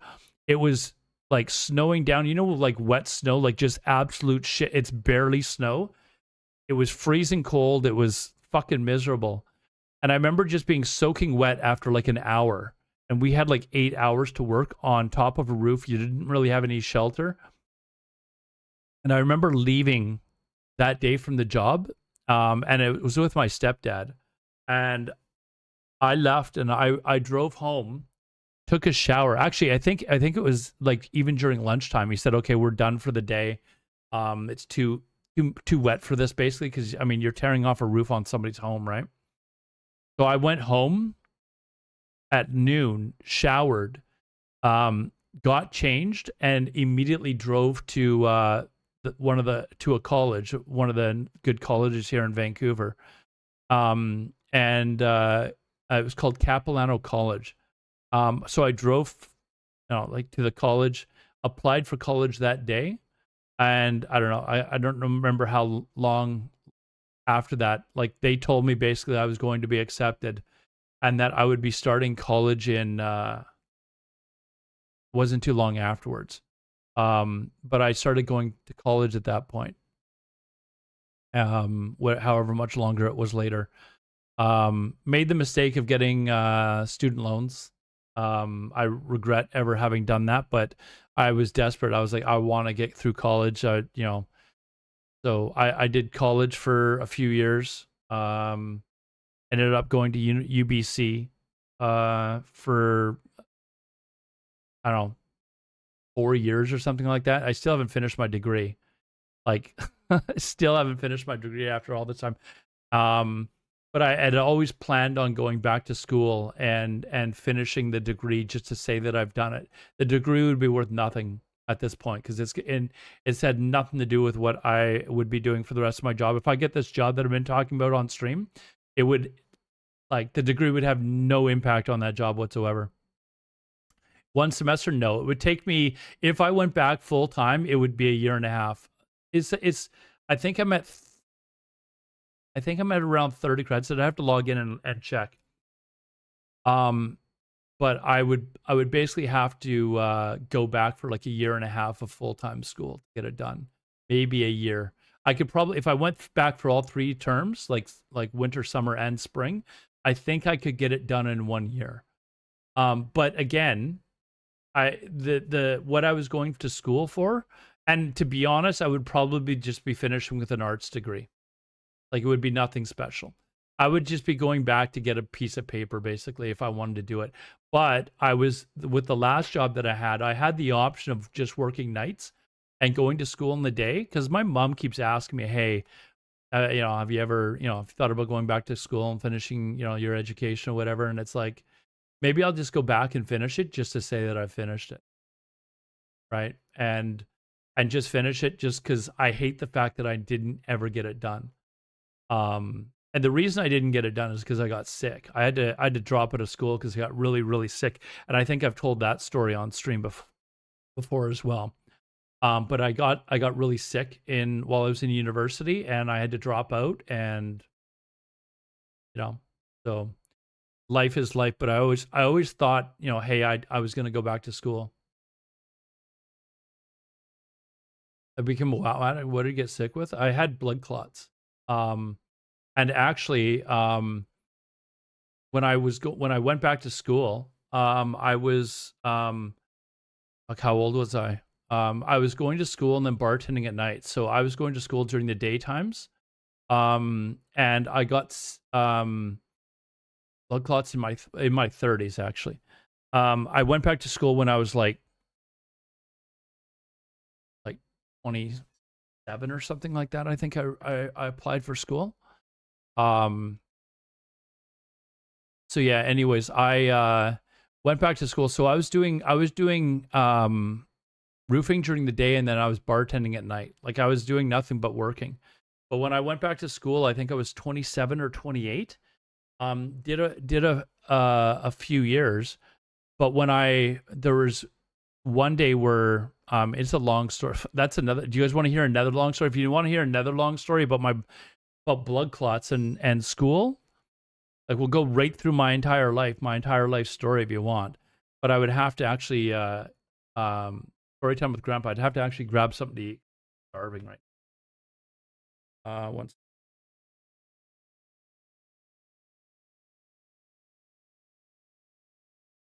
I just wanted to make sure I didn't miss any calls or messages because I've got my headphones on. It's hard for me to hear my phone. The elevator story? Which elevator story? If you're talking about the elevator story that I'm thinking of, I can't believe I actually told you that on stream. Isn't that how people die in their sleep? Yes, people can die in their sleep because of clots. I mean, that's what a stroke is, right? Hold on, let me go put some food on or something like that. I'll be right back, guys. Give me 2 minutes, and if you guys want to hear the rest of the stories, I will, and then we'll get into some PvP. I'll be right back.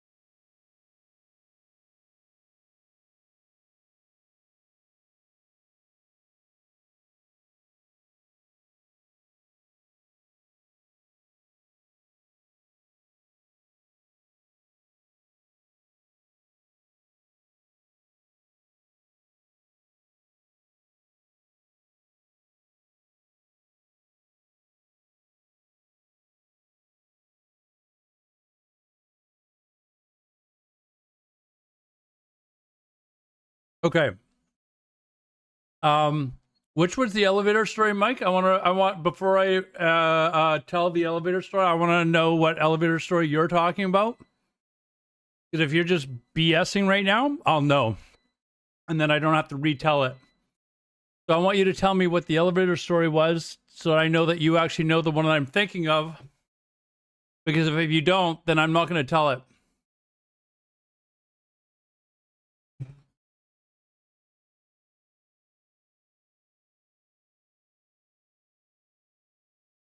You went and killed some goons.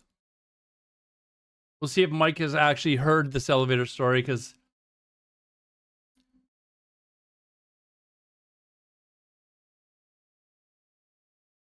just give me the basics, and if you've got that, then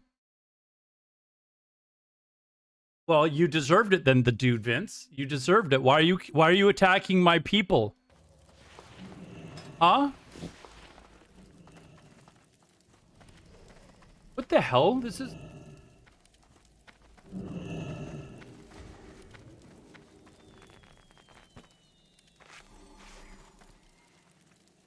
One of you fuckers was watching the stream. I know.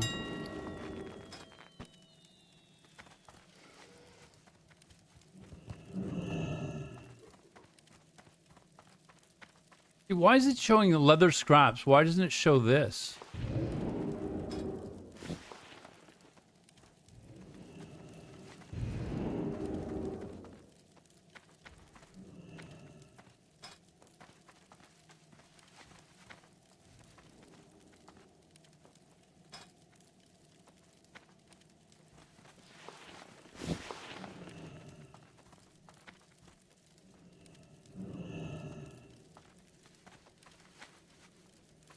Oh, okay, you did hear it.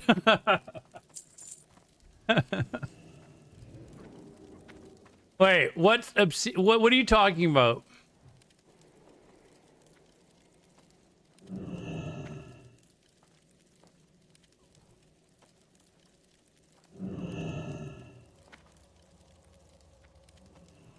Continue on. Give me a little bit more before I say, okay, he definitely knows what he's talking about, because I don't remember actually. Yeah, I see. I don't think you've actually heard. Okay, message me on Discord then and tell me the actual details. Otherwise, I'm not coming out and saying this is what happened. Well, it's not really a big deal. I guess it's not that big of a deal.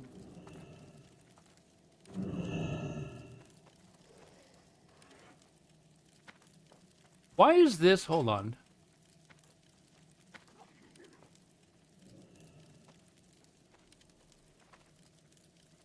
Why is this? If you've heard it, and I know, see this.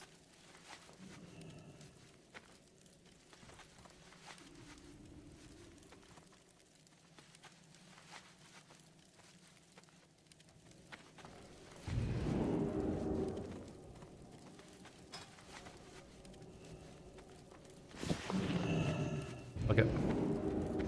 Mr. Historian, I have an appointment. We'll catch you later. All right. I guess we can't tell stories without Cheesy being here.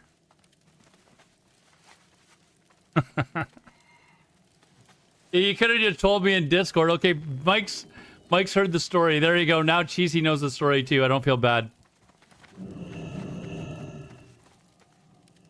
That's basically what happened. That sales job that I had, after I started training people, like obviously I didn't hire 40 people to start the next day. I had to start training people up. But the very first night that my sales, where I was making a commission, I can't remember what it was. It was like $300 or something I made in one day, which back then was a good chunk of change for a fucking, 21-year-old, 22-year-old kid. Anyways, so my girlfriend and I decided to go out and celebrate at this really nice restaurant, and it probably cost us more for the dinner than I actually made. Anyways, it's like one of those big. I'll show you the restaurant actually.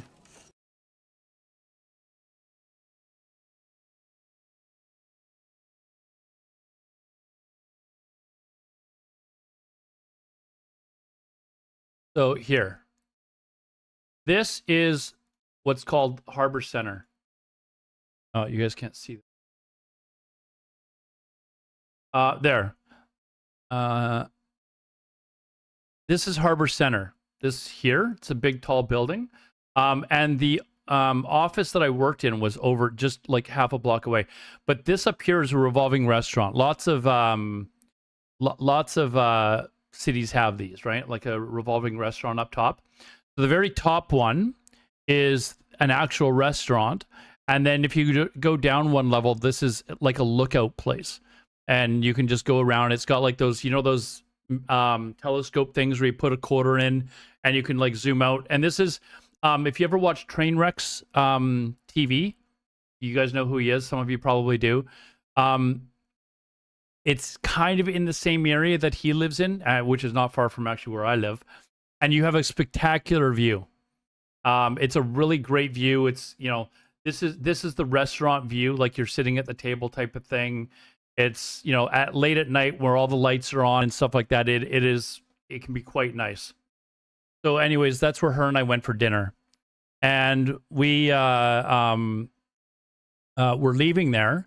And as we were leaving, we went down to the observation area and we're looking out there. We're drunk at this point. And after we were done there, we went into the elevator. We get into the elevator and we get like, you know, we go down. We're making out on the elevator or whatever. And then the elevator stops and it wouldn't go down to the bottom. And then it just went back up. And then as soon as it started to go back up, I realized that when we were leaving the restaurant, it had a elevator not in service sign on one of the elevators on the restaurant level. But when we went to get onto the elevator on the observation deck level, there was no elevator out of service sign on the doors for the elevator. And I remembered that we actually got onto the elevator that said it was not in service on the sign here. So I don't know what happened to the sign in the observation deck doors, you know, the doors that shut. But that's the one that we got onto. And we were basically stuck in this elevator for, it was a good couple of hours anyways. But I mean, you know how couples are in their fucking early 20s? You're having sex every minute that you've got a chance. That's basically what happened. And we were stuck on the elevator, and all it did was went up and down, up and down, up and down. It went. That's all it did, over and over again. And of course, we'd called, you know, the help desk or whatever. And after doing the deed, I basically turned around and saw that there was a camera behind a dark piece of plastic covering or glass or whatever, and the little red light blinking. you could basically totally see that they saw whatever we were doing. And, you know, they'd called a couple of times to see how we, you know, hey, are you guys okay up there, blah, blah, blah type of thing. And we're like, yeah, we're good. And we eventually got down to, we were in there for at least an hour and a half, quite a while. And we get down to the bottom and we come out of the elevator and there's a crowd of people. Let me see.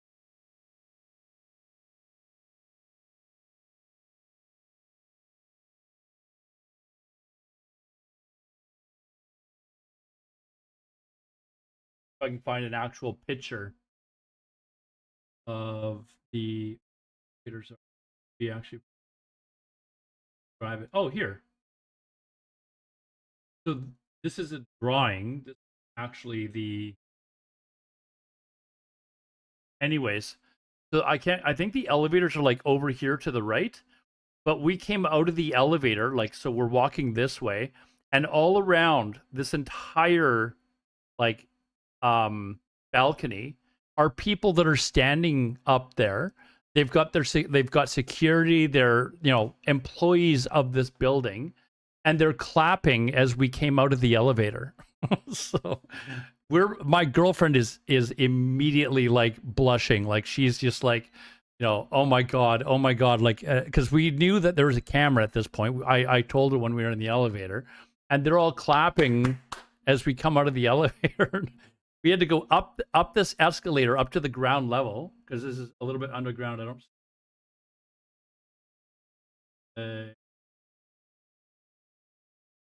I don't think. But anyways, you had to go up this escalator because the exit doors are over here. So we had to go up the elevator and then back around past these people as they're clapping at us. This is in like 1997, 98, somewhere around there. How old? No, it would have been even earlier than that. It would have been like 90, yeah, about 95, 90, 96, probably 97, 97, 98, or somewhere around there. It would have been around there. So, yeah, that was an interesting experience. We left there embarrassed as hell, like it was, and then we basically just went home. So yeah, that was kind of that was an embarrassing story. What else? Where were we on the other story? We did. Well, I was telling you about the blood clots. So when I was in like third year of university,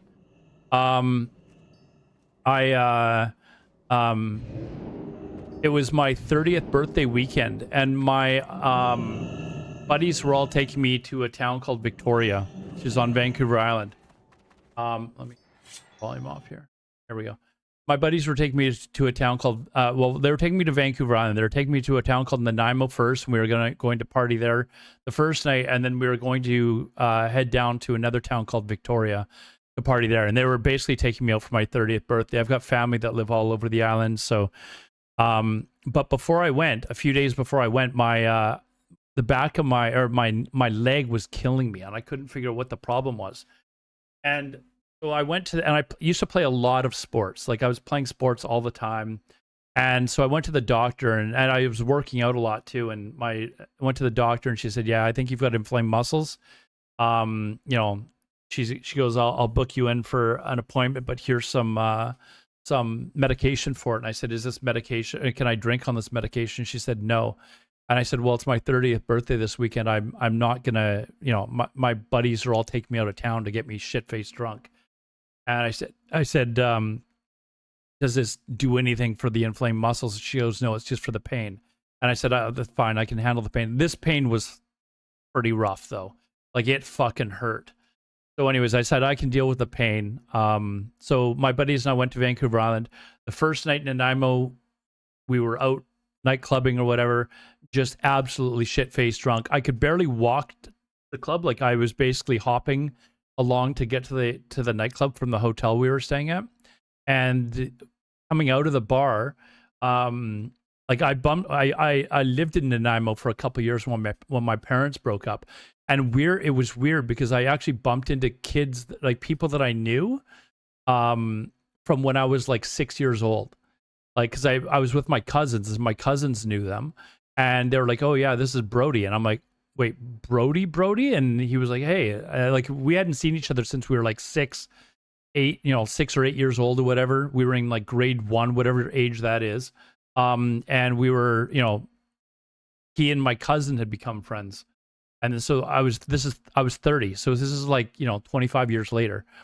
Anyways, so we were out partying all night, and I was drinking like crazy, drinking tequila shots or whatever. And by the time we were done with the bar, I was so drunk I couldn't even feel my leg that much anymore. So I was able to walk home basically perfectly fine with barely a limp. Got to the hotel room, went to bed, woke up the next day, and my leg felt fine. I was like, "Oh, okay, well, whatever the pain was, it's going away." We ended up taking a bus, like, you know, like those Greyhound or whatever bus services they have. One of my buddies organized this trip, so we took a bus to this other town. It took us a couple of hours to get there on the bus, and did the same thing, drank like crazy. And the next day we were coming back to Vancouver, and I stopped in at my parents' for dinner. It was a Sunday night. Stopped in for dinner there. My mom asked how my leg was doing. It was fine, whatever. And then went back to my place after that. My girlfriend that I was dating at the time, she was spending, you know, every second night at my place or whatever. A totally different girl than the other story. But after a couple of weeks, I was having trouble breathing, and I couldn't figure out what the hell it was. So being an idiot, I was looking up on the internet what the hell it could be, and I I was like, okay, here's the symptoms. And basically I was coming up with the idea that I had bronchitis or something like that. Keep in mind, it's the middle of winter when my birthday is. And this went on for a couple of weeks. Like I was like, and it progressively was getting kind of worse and worse. And I, for some reason, thought I had bronchitis. This is one of my dumb stories. And one morning I woke up, got out of bed, walked around. Like I still live in the same place. It's like a typical like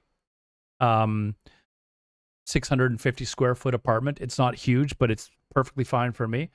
Walked out of my bedroom, walked into the front room, and just crashed on the floor because basically felt like I was suffocating. Like I couldn't figure out what was wrong. I could breathe, but it was like I was suffocating, like I was underwater. Like my breathing wasn't doing anything for me. And my girlfriend heard me collapse to the floor, and she came out. She was like, what the fuck? She's freaking out, right? Because I'm on the floor at this point. And she's like, what the hell's going on? And I told her, I'm like, I can't breathe, and I'm like hyperventilating basically, right? And she starts like freaking out, and she, how to get you to the fucking hospital, blah, blah, blah type of thing. So I immediately went down to the emergency, or to my family doctor, which is only not even a family doctor, it was like a walk-in clinic, and walked in and had to basically stumble down there because I could barely breathe. Like I collapsed walking 20 feet. So I had to like literally walk like 5 feet, stop hyperventilating, and then continue walking 5 feet. And yes, I do realize at this point I probably should have gotten myself to the fucking hospital, but I was being an idiot. I don't know why. Walked into the it's just a typical walk-in clinic.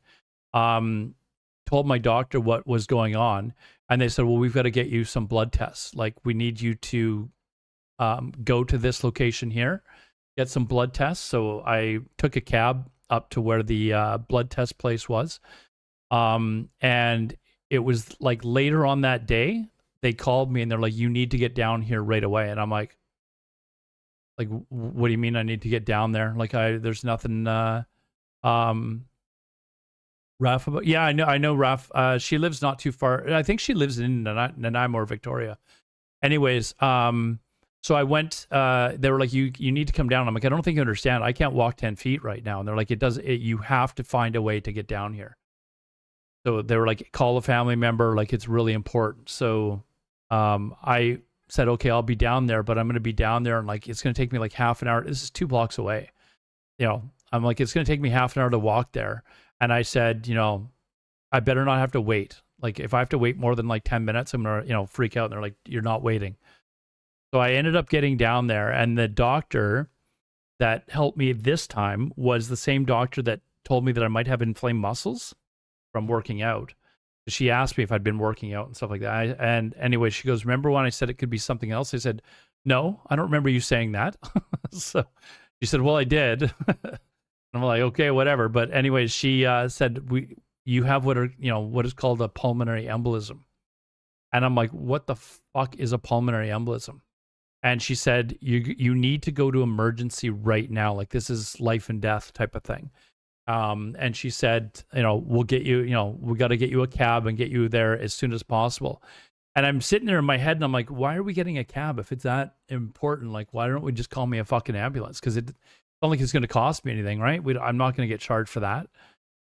So anyways, I go outside, I get a cab, go to emergency, and I'm going to show you St. Paul's emergency.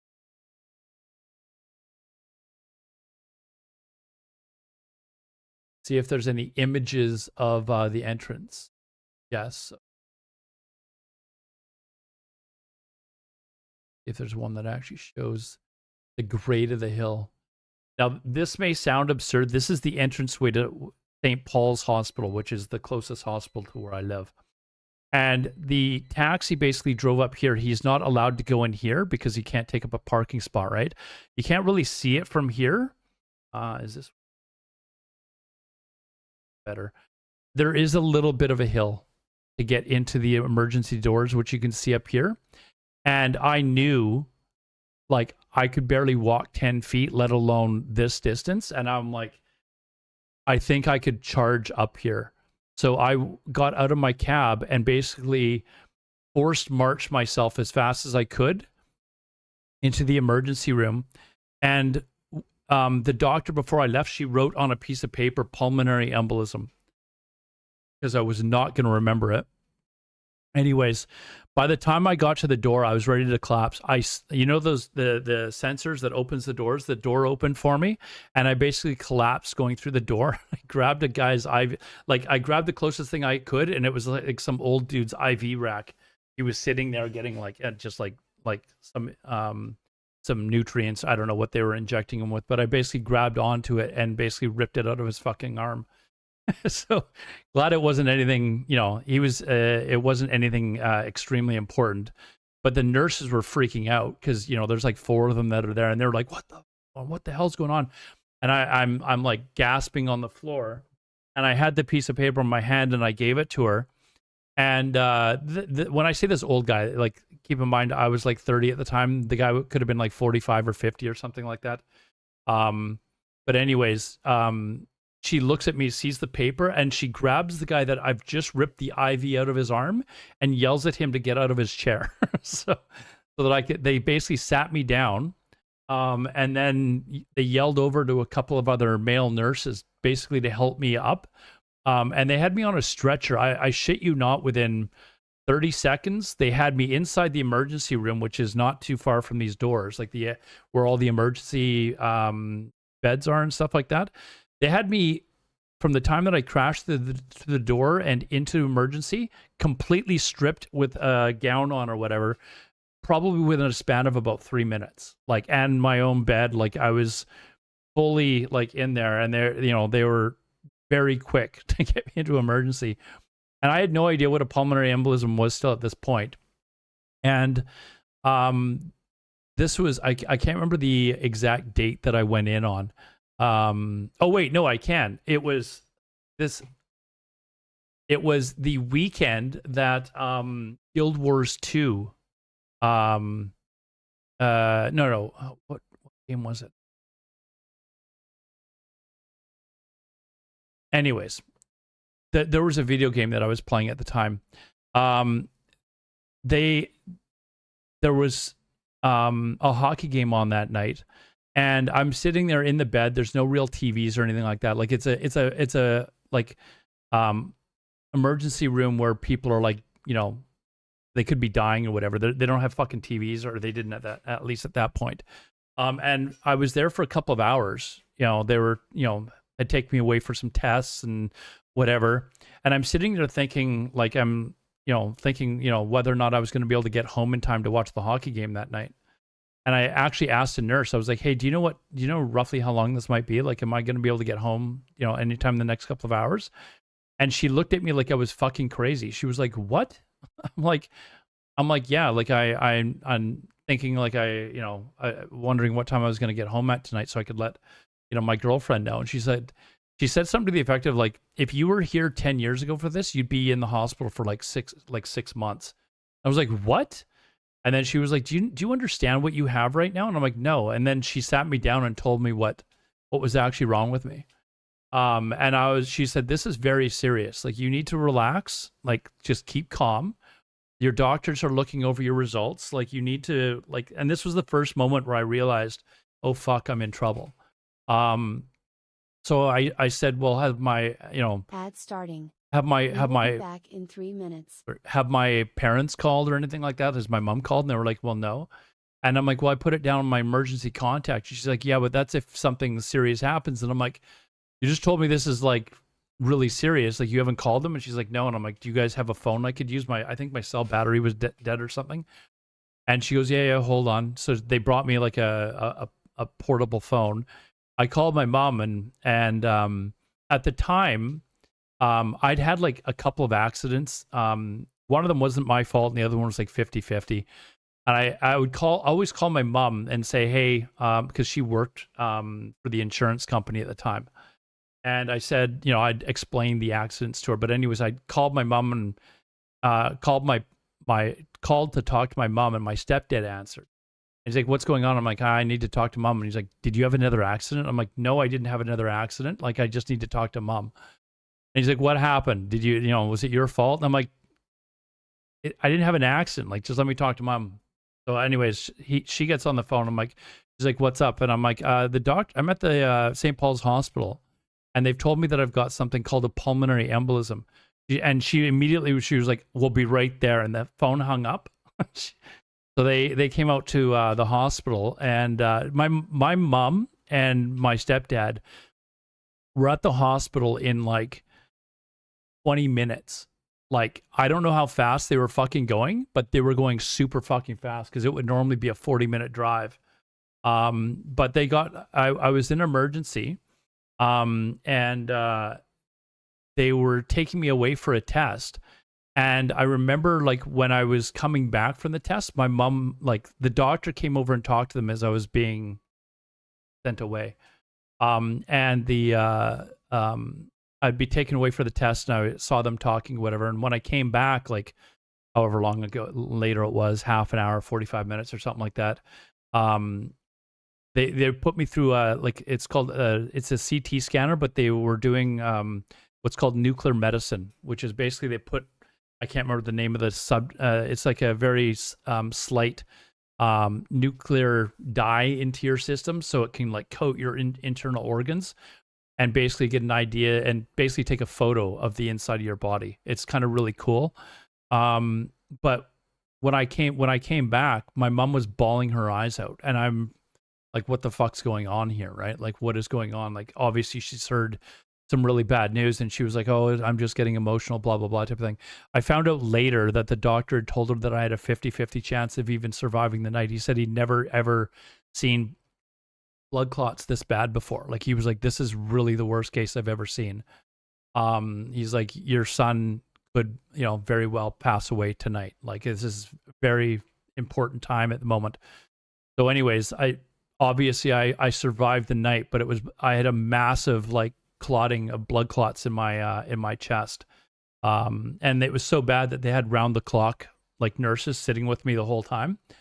And don't Google the allergic reaction to contrast fluid. I actually, when I stopped going to or when I eventually went back to school, it was nuclear medicine that I was wanting to go back into school for. I told people that I wanted to go into nuclear medicine before, but that was why. It was because of this whole incident with me getting blood clots. And anyways, my mom was freaking out, and I didn't know how bad it was. Like, I was told that I was not allowed to, because of the blood thinners that they had me on, I wasn't allowed to do any sports. I wasn't allowed to do anything dangerous. Working out was absolutely, like, there was no way. Couldn't go to school. Like, I was basically not bedridden, because they did not want me to, like, be sitting down in a bed or whatever. They wanted me to be up and moving, but I couldn't do anything where I could, possibly get cut or something like that. So I couldn't go snow skiing or anything like that. So anyways, that was my blood clot story.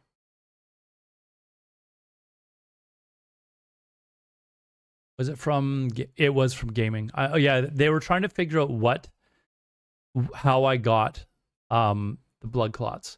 And I told them, I said, well, I'm going to school right now. I'm studying, like, all day long, and then, whatever. I didn't actually tell them that I was gaming, and I said I'm constantly sitting down in a chair.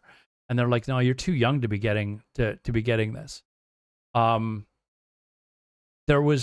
told this story years ago on stream, and there was a guy that used to be a regular on my stream.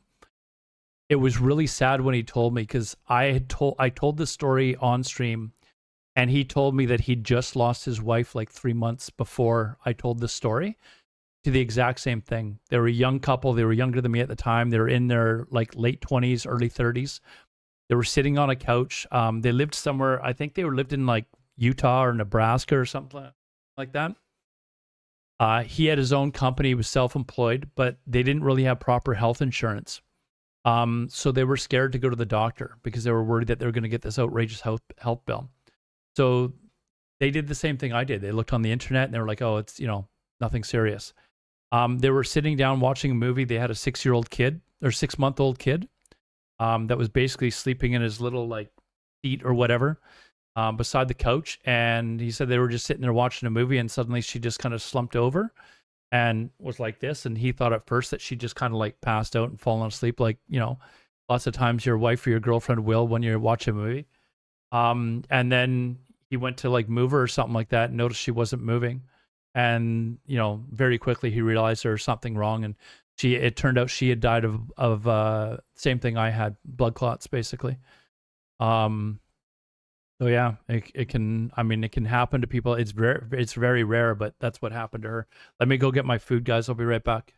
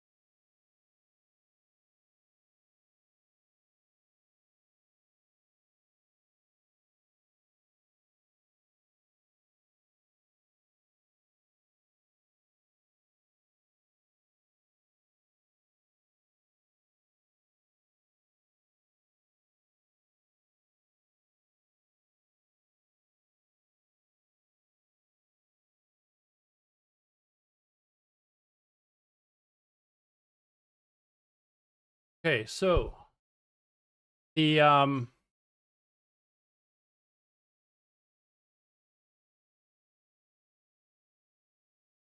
usually your blood thinners for life. Yeah, no, okay, so when I had my blood pulmonary embolism, they put me on warfarin, it's called. Like but they had me on it for like 6 months and then they took me off of it.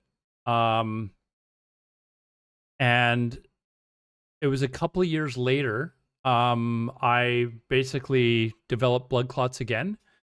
Except this time, I knew what the symptoms were. So as soon as like the very first days where I couldn't breathe very heavily anymore, or I started to breathe heavily, I knew immediately what it was, and I immediately went to the doctor, and they put me in, and it was the same thing.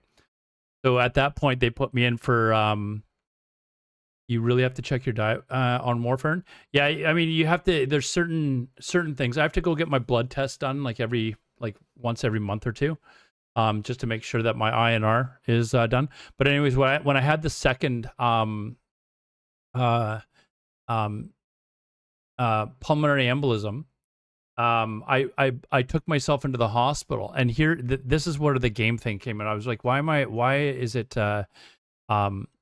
the second time happened in like late August, early September.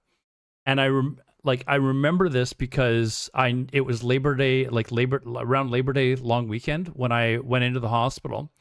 And I'd been playing softball all summer, and it was like the last, couple of days where I realized that, hey, I'm having trouble breathing. So I went to the hospital. Anyways, went into the emergency, and I knew I was going to be in for a while, so I called my youngest sister. She lives here in Vancouver, or well, not near me, but she lives close enough. And I told her I needed her to get my laptop and she was like, well, what do you need your laptop for? And I said, well, I just need it. I want something to do while I'm in the hospital. I knew I was going to be in the hospital for at least a week. The real reason why I needed the laptop, though, was because Guild Wars 2 was coming out. And I leveled my character up in Guild Wars 2 while I was in the hospital. It was that actual weekend that Guild Wars 2 came out. So I was in the hospital playing video games for the entire 8 days that I was there.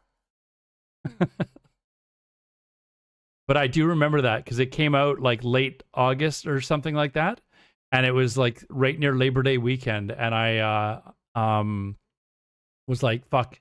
And keep in mind, I've told you guys stories about the guild that I used to run. Like, it was a very big, like, PvP guild. And I was like, there's no fucking way I'm missing this. So I had my sister, I gave her my keys. I said, go to my apartment and grab my laptop for me. And I had Guild Wars 2 on it. And I leveled it up. And, the dinner tray or whatever that they put over top of you while you're laying in bed or whatever, I had that out, but my laptop was on it. And I had my headphones plugged in, and I was playing Guild Wars 2 until like 4 o'clock in the fucking morning. So, yeah, that was so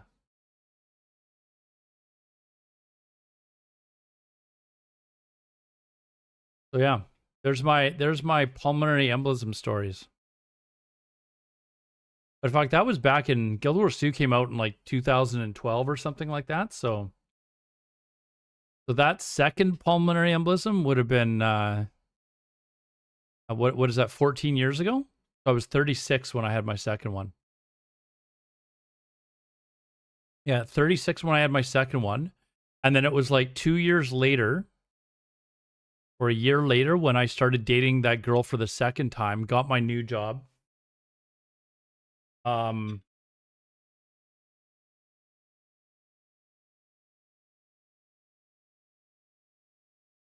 Yeah. So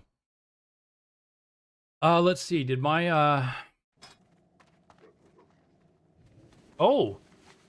my things aren't on the auction house anymore. I've already made money. Look at that.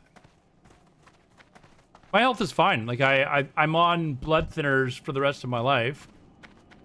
I don't have any problems. They're at first they were like, you'll never be able to go do anything dangerous. Like you can't risk like skiing or any of that sort of shit.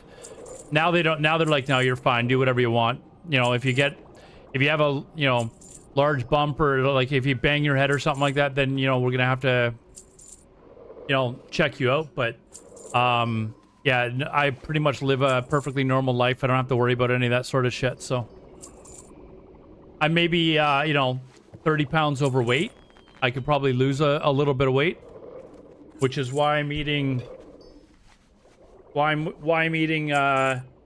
chicken and veggies every night, basically my dinner every night. But other than that, yeah, no, I'm doing fine health-wise. And that was, like I said, that's now 14 years ago. It actually feels like it's been longer than 14 years.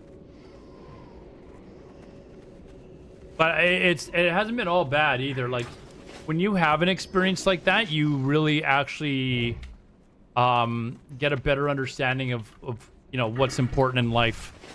Because at the time, I thought I was like invincible. I was like, you know, nothing could ever, you know, harm me. You know, like I was in perfect health, never had any problems. And then suddenly you realize your own mortality, right? So, all right, let's see. I need to put some of this in the bank. Actually, you know what I'm going to do? I'm just going to make it. Make it.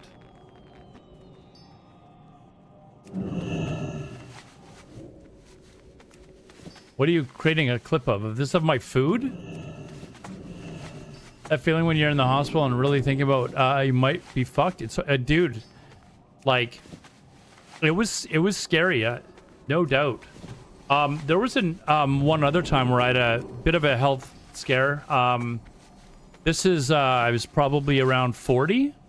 I started to have a little bit of a pain in my side, and it was, you know, a little bit painful. It felt like a weird stomach cramp, and I was like, you know, this is, well, what the fuck's going on here?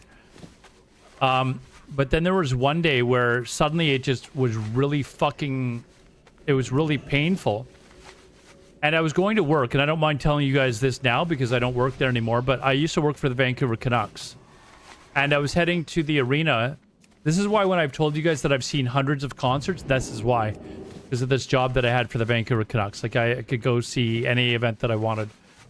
Anyways, I was walking to the arena, and my boss, or one of my supervisors, saw me, and I told her, I said, listen, I might have to go home. Like, I have a serious effing pain right now. Like, it fucking hurts. And she looked, and I'd worked there for like 20, you know, at that point, like 15, 17 years or something like that. And I'd never asked to go home sick before, like ever once. And she's like, can you stay just until after the game starts, and then we'll send you on your way? And I'm like, yeah, I think so. And so anyways, I was just kind of standing around. And then before the game even started, she came and grabbed me. She said, okay, take off and, you know, go home. So I went home, and basically went home, sat on the couch, like in an awkward way to try and reduce the amount of pain. But it felt like somebody had stabbed me in the lower gut.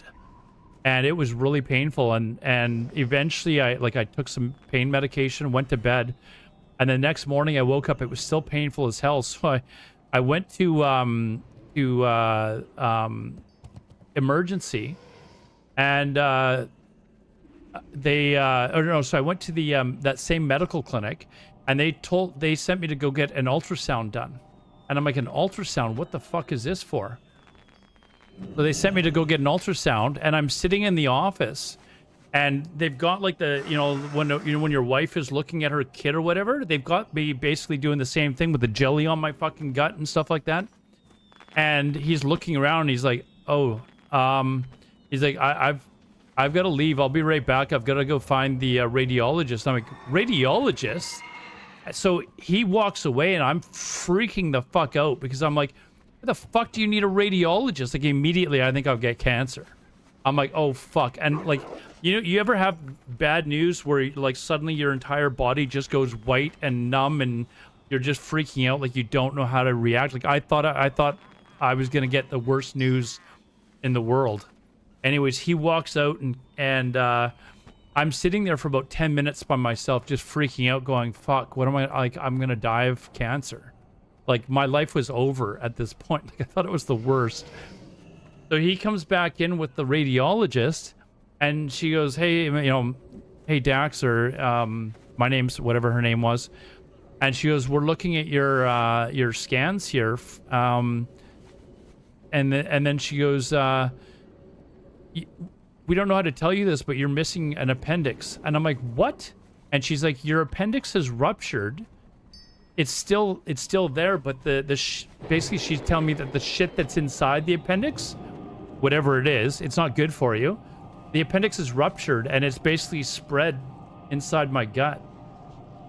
And I'm like, what do you do? Like, and she's like, well, it's already burst. Like, there's, we might be able to operate on it, but we have to see if what our options are, type of thing. And so they sent me to the hospital immediately. Like, I got a lift to the hospital, and the doctors there were like, we've got two options. We're gonna try and put you on antibiotics, and if that works, then fine. If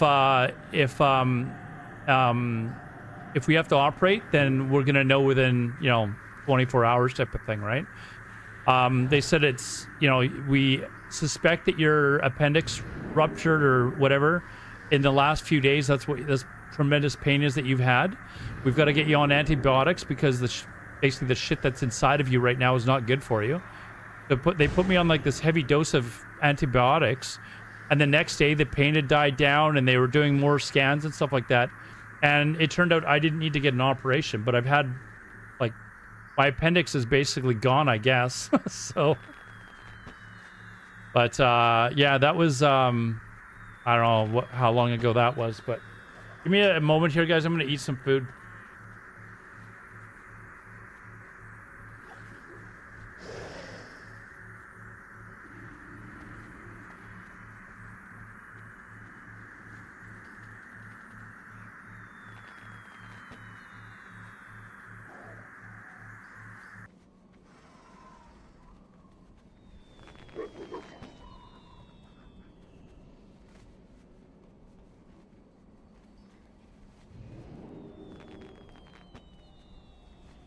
Here's some chicken for you.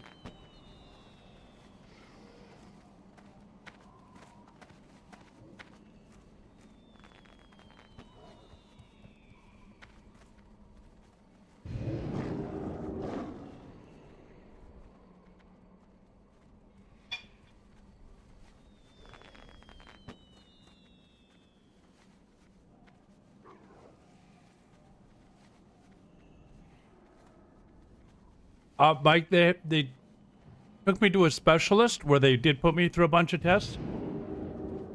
So I'm sure this was like 10 years ago or so, because they wanted to give me different options for as far as medication. Like, they were going to take me off. There is other options other than warfare. I can't remember the name of it, but there's one where you go in and get like a shot like once a month or whatever. But they were asking, do I have a problem with taking medication every night? And I'm like, no, I just do it when I'm brushing my teeth at night before I go to bed. And they're like, okay, well, if it's working, we can just leave that on, leave that as your medication. So that's what I've been on.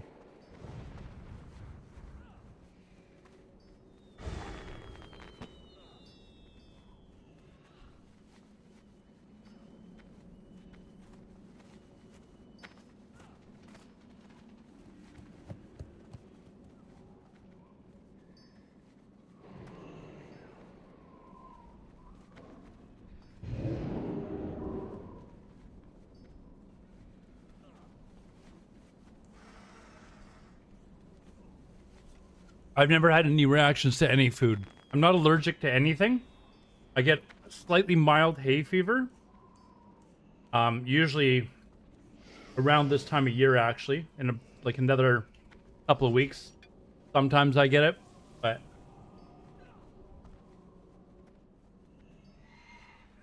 no allergic reactions or anything like that to food.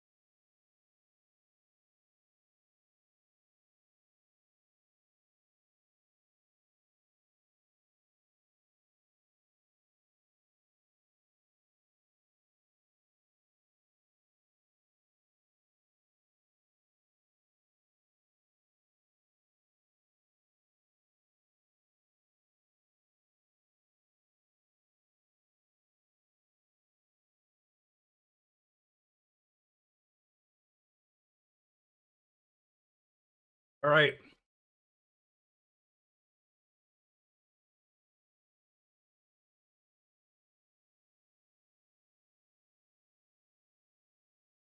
Rip stream. Talking about the stream's fine.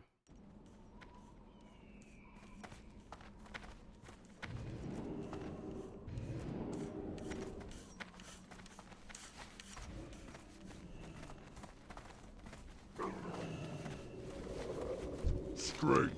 Maybe it was all the spicy food that I just had. All right, let's put this away.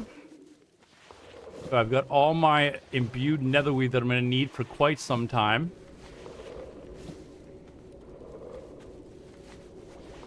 I don't think I actually even need any of this shit.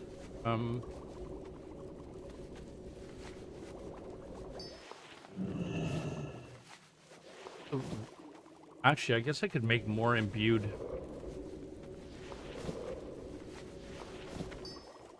All right. That can sell. What do I need to make? I may as well just make them all imbued. Netherweave. I need 2.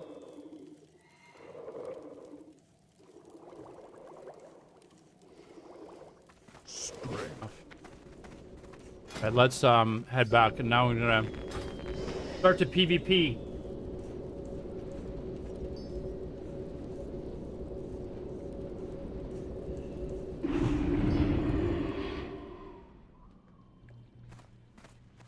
Now I need to PvP and look at that. Okay, so I've got almost 1,800 gold total. So I need another 3,400, basically, from my mount.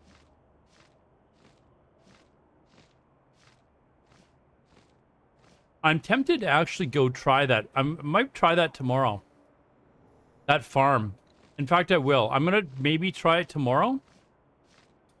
Because after watching the video, I realized it's not even... It's more of a... like a caster... like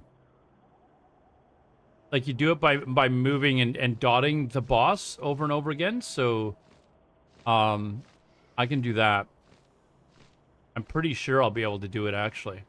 We'll probably save that for tomorrow's stream, though. See if I can get it done.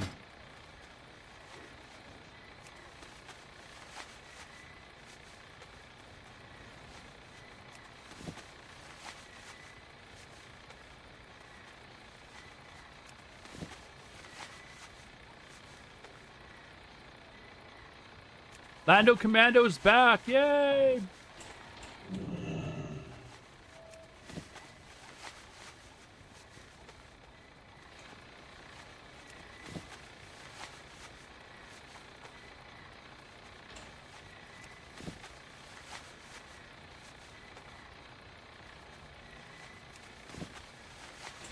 Hey, no, did you post it somewhere? Hold on. Oh.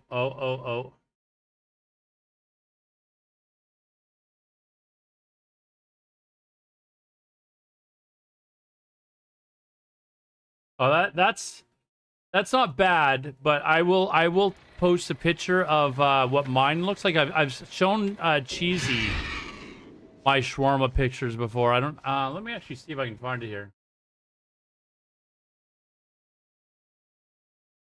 If I can just quickly find it, because I've sent him pictures of my shawarma before.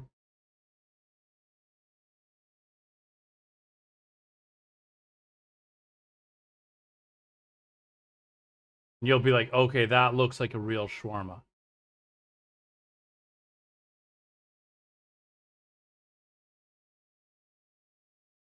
Jesus, cheese. Maybe it's not. I thought I'd sent it to him in Discord, but I don't.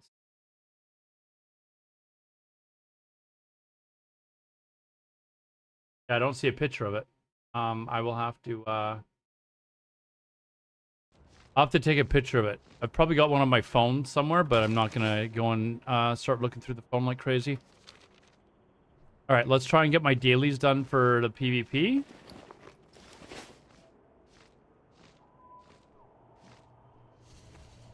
Roll hall. Worms Forward the M. horde. Be safe. This worm. Glory to the Sindorai. We will have justice.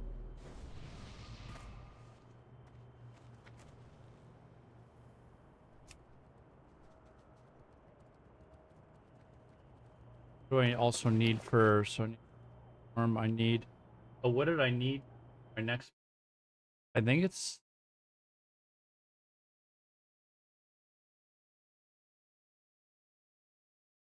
Next piece is my wrist, and I need Warsong Gulch tokens. So, and I need another 50. What am I at now? 5,800. So.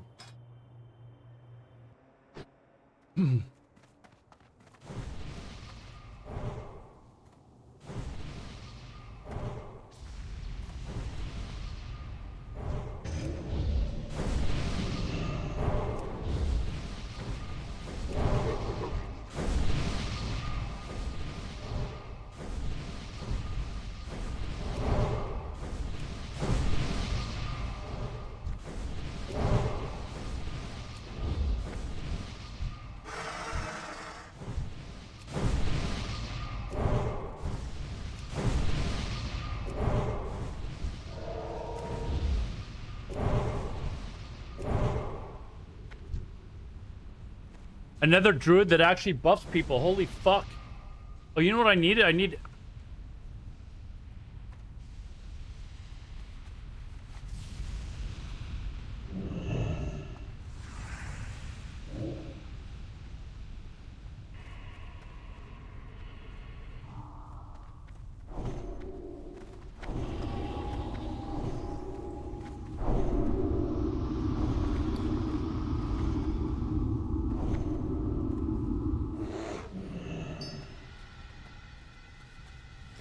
Dude, I gotta, I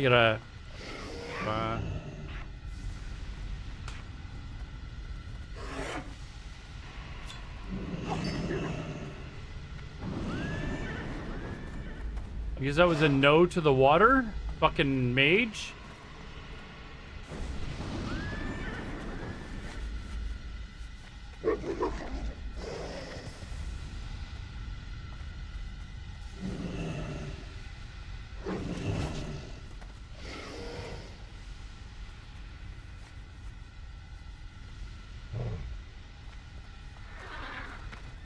Alright, no heals for the mage.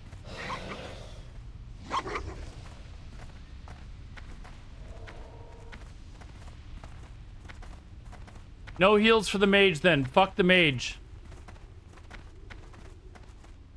You guys want music on or off?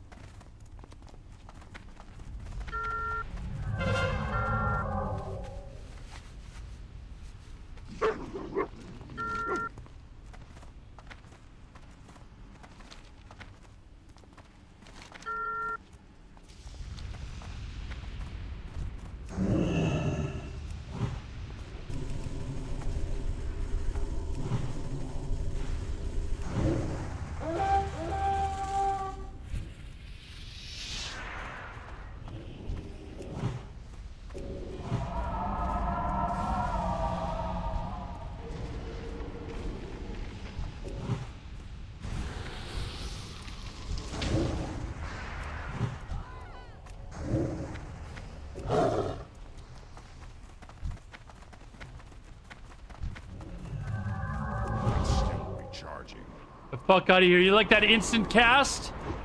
You like that instant cast there, chat? Boom.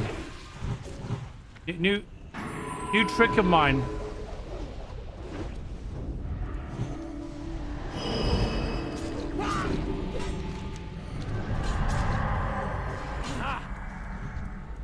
Okay, we've like...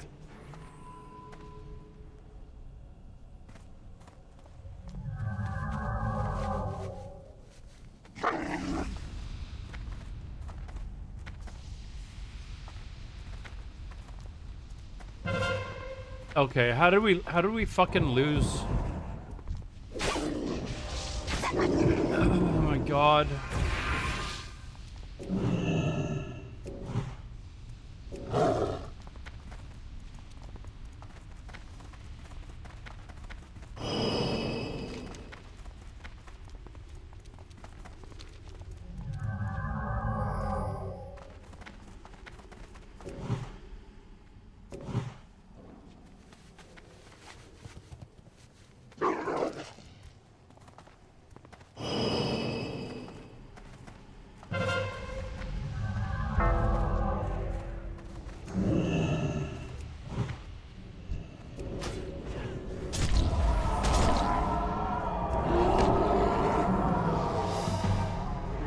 I don't have fucking frenzy regen on this spec yet.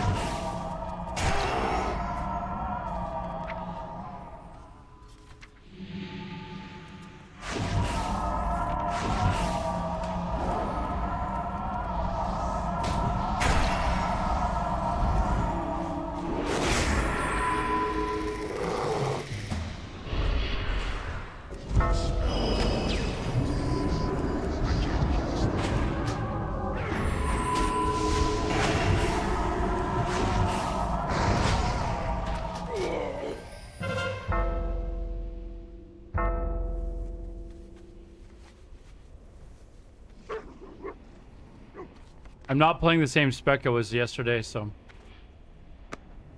I gotta start getting used to feral charge.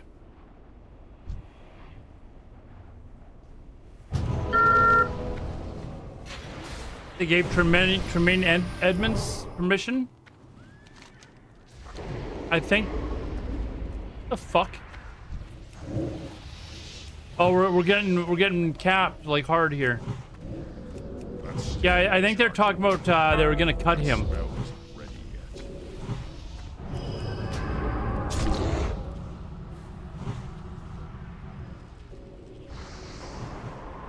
It's GG.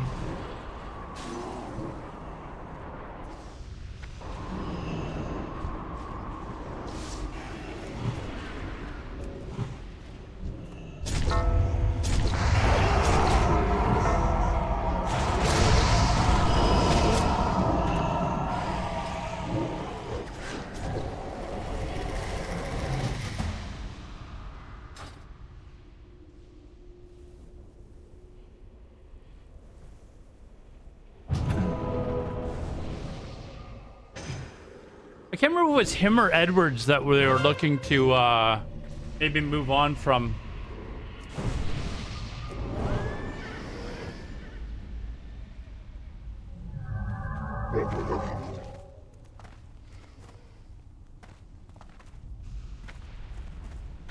Like, why would you want to seek a trade and not just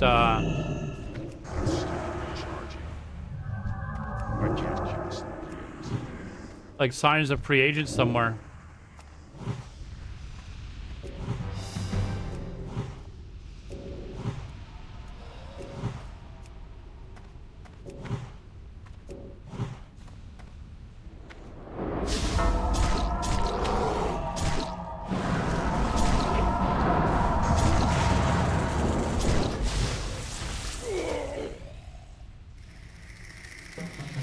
Like, what's the difference?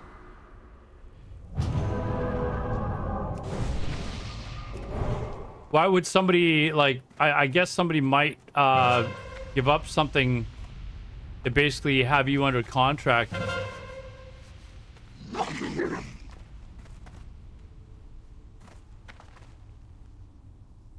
at this guy, not doing anything. Good job. Oh, look at this guy. Fuck.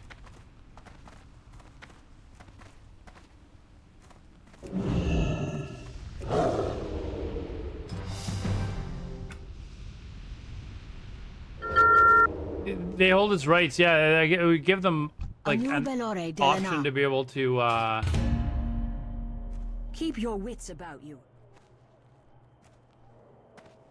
Like, they would have the first opportunity to try and sign them, right? So somebody might give up something for that. They do that in hockey from time to time. So.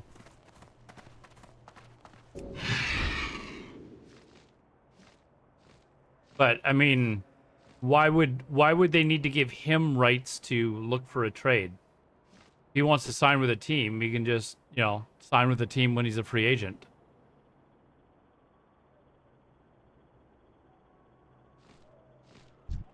But yeah, they are going to be making, like, they're definitely going to be restructuring some players' contracts in order to sign some new players, right? Like, there's lots of talk about Max Crosby being traded to the Bears, which, or there's what's his name, the is it Bengals edge rusher Hendrickson or whatever his name is, and then the Browns guy who just signed a big deal, but apparently there's rumors they might move on from him.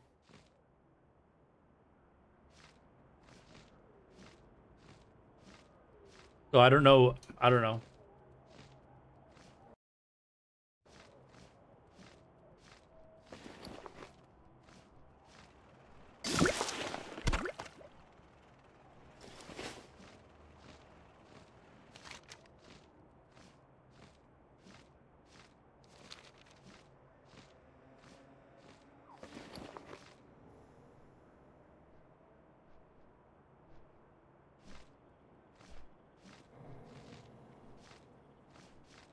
What do I need? I need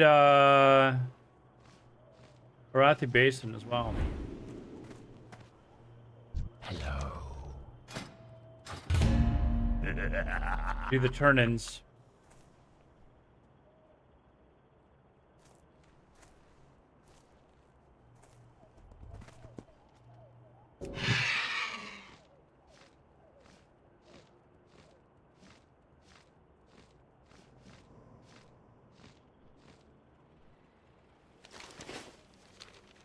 Be interesting to see what the Bears do with edge. Will they draft one, or will they try and get like a Max Crosby or that Hendrickson guy out of? I think he's in Cincinnati.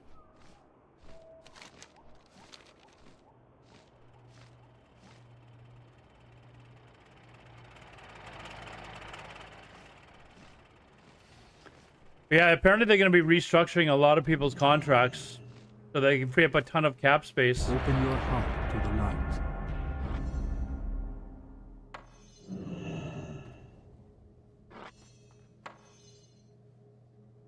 I forgot one.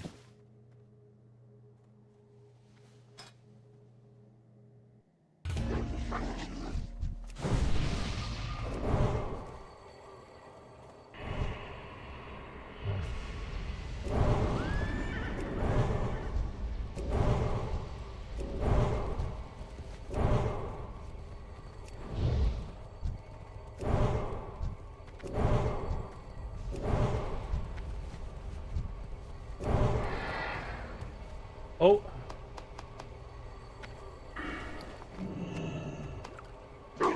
Mage did his job. Yay!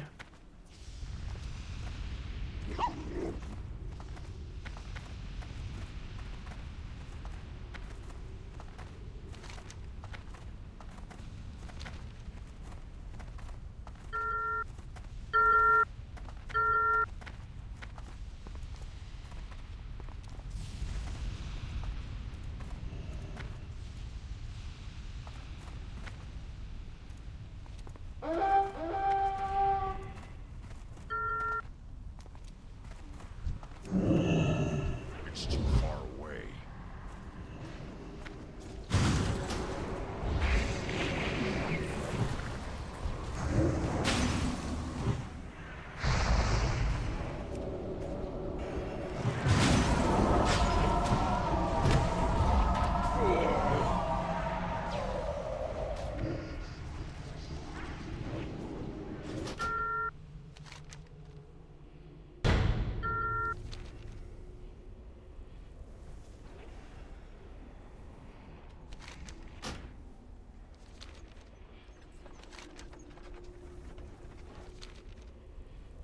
Oh man.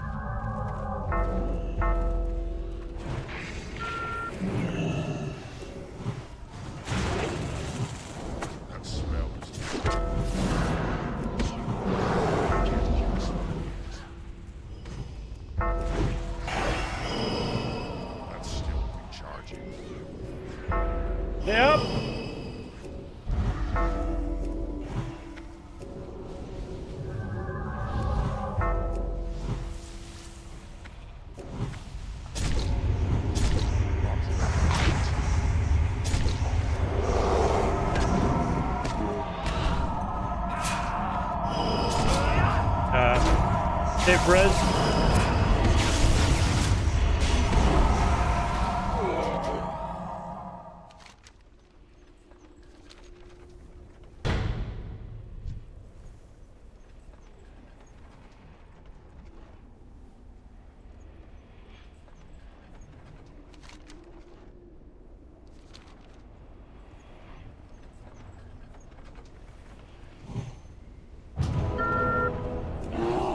Rage.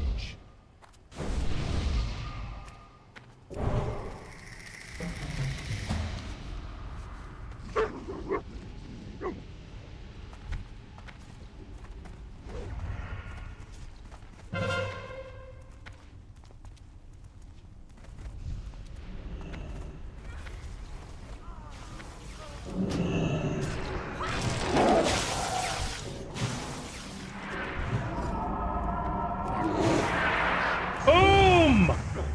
Did you see that? Boom, I said!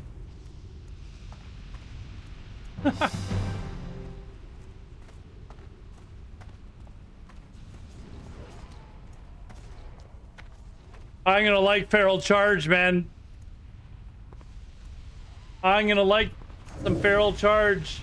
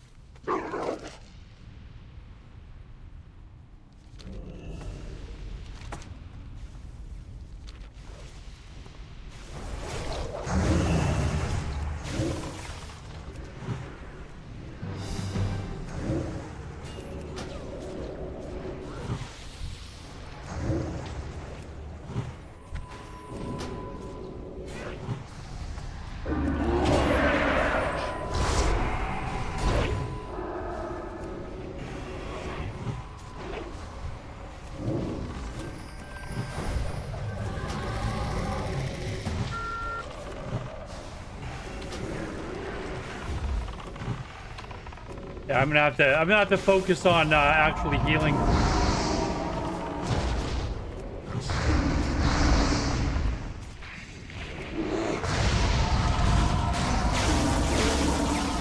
I'm sitting here dicking around trying to do feral charges and shit.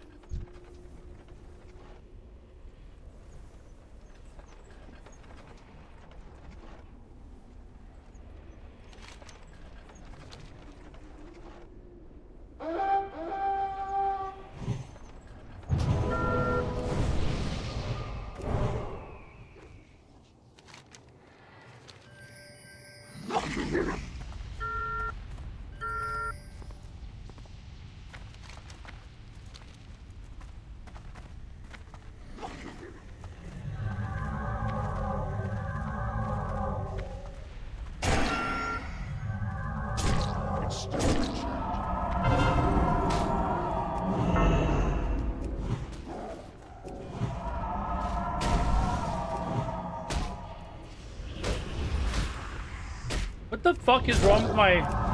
Okay, my spells are like some... I don't know what's going on with my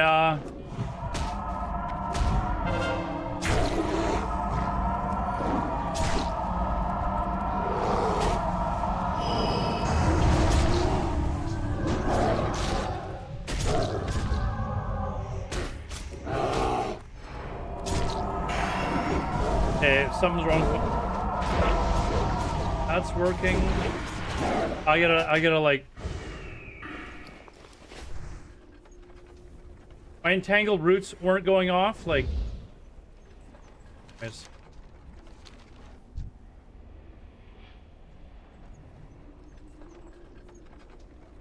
What button is this?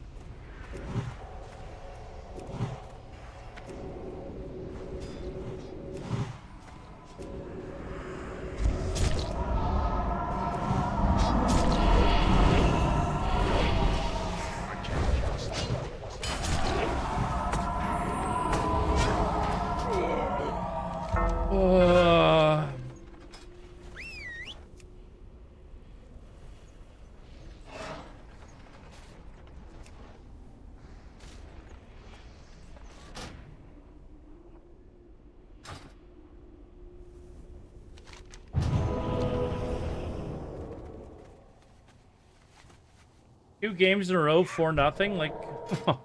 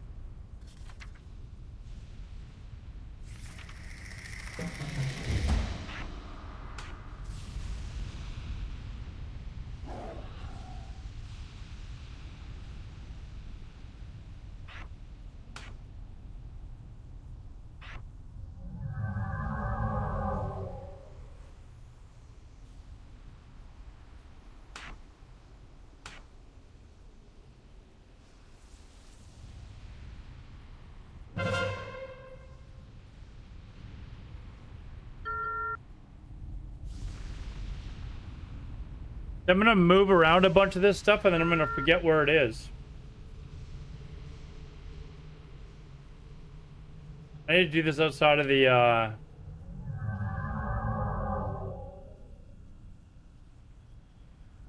outside of the BG.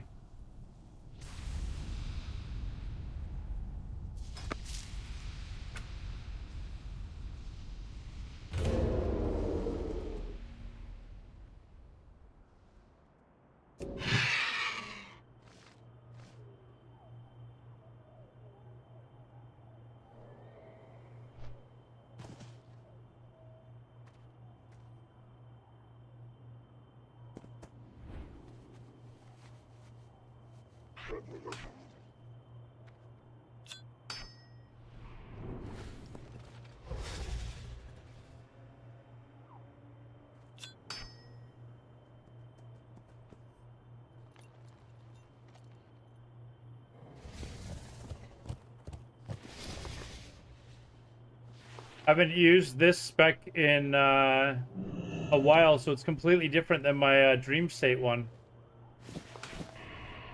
Fix this RE.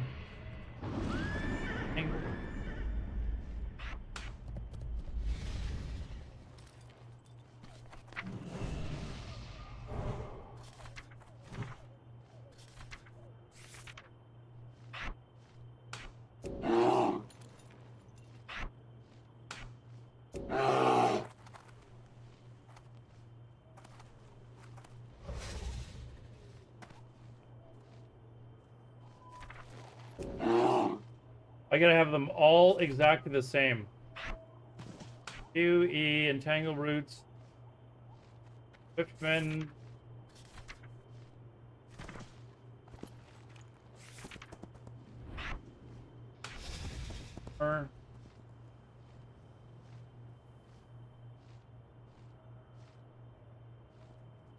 Healthstone, I don't see here, but that'll be.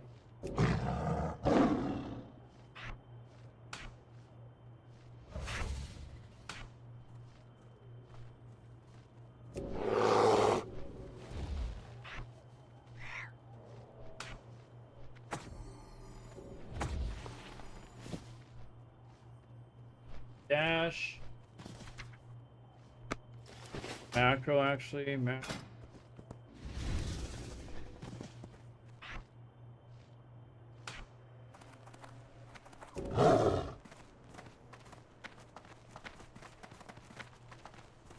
Can't even have that on there for that guy.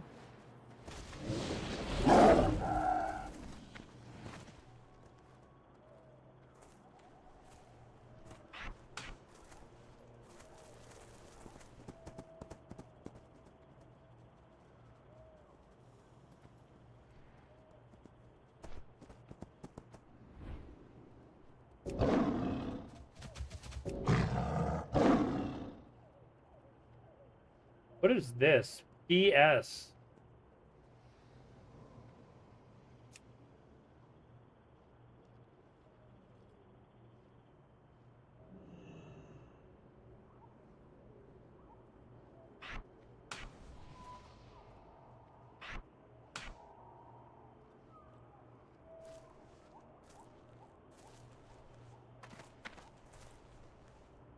There, okay, so I need to target something first.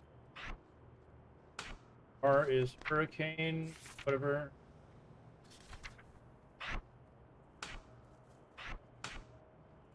Warsaw.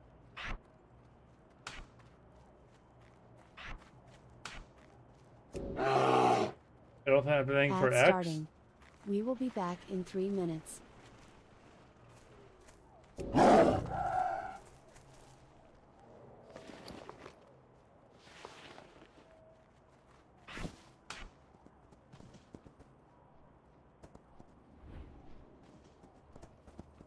Okay, I think it's all. Now I just gotta get used to where the new keys are.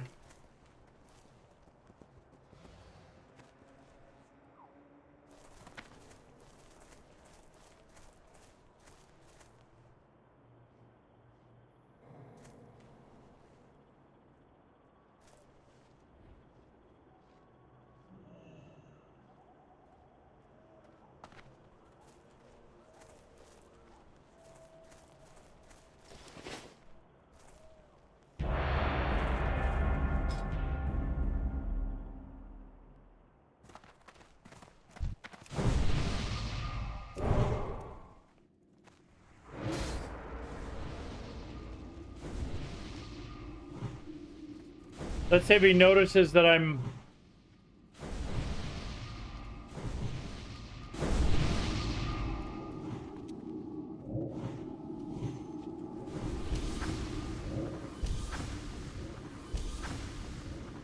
One job, dude.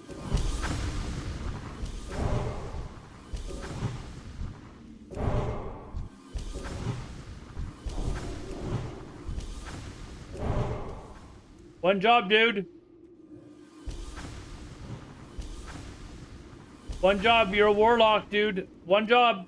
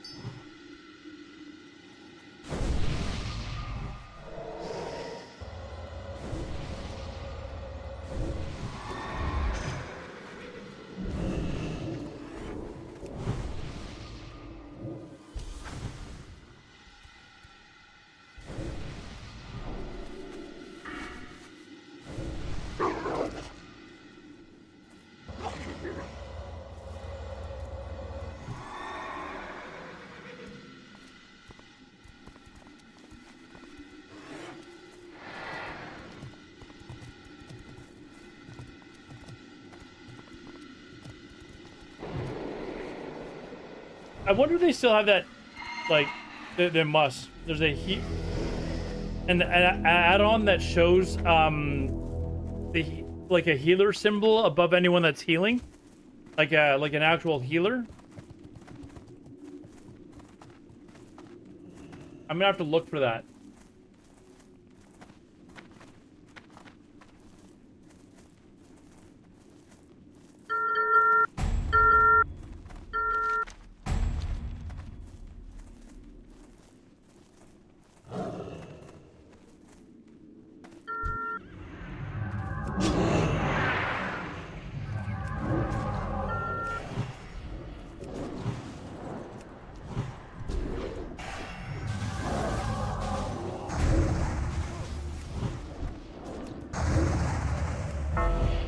Let's still recharge.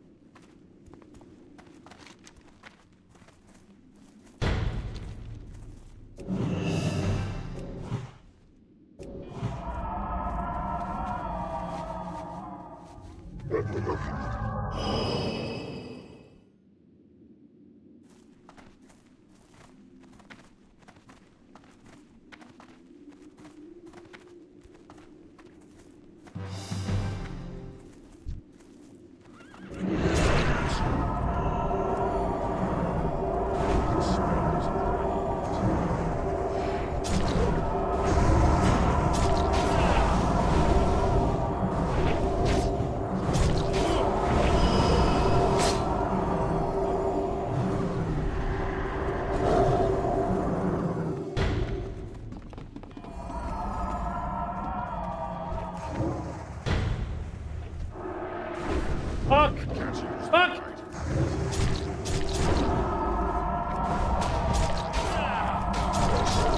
Fuck!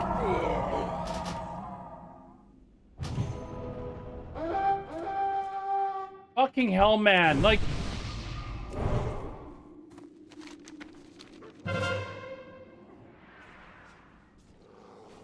Fuck, man. I give up. Like, we...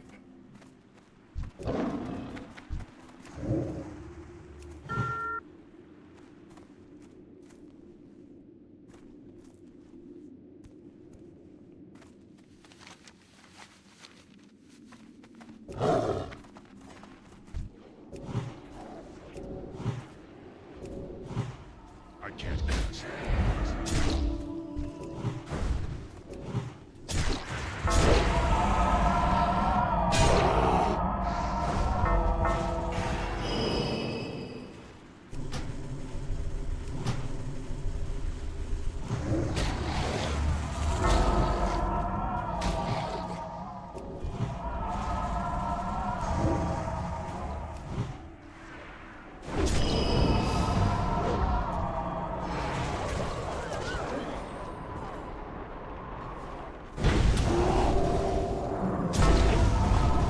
Trying to remember where all my new keys are.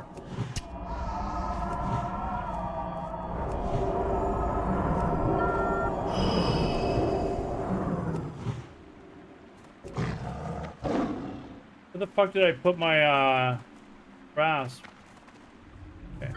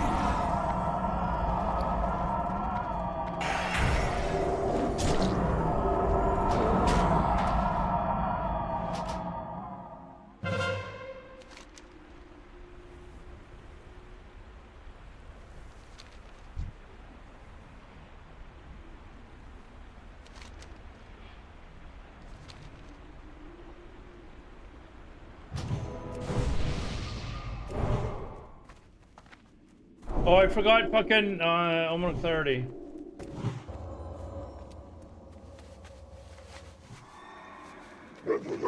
Gotta put that somewhere too.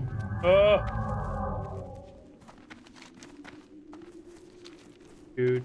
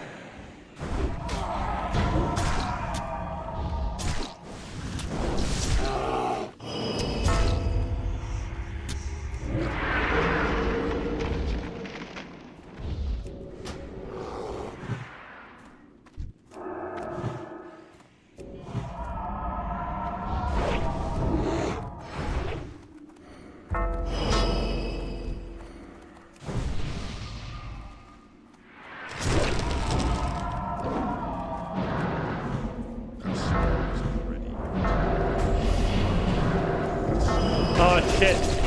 I didn't get there in time. I keep having to look at my bar to find out where these things are.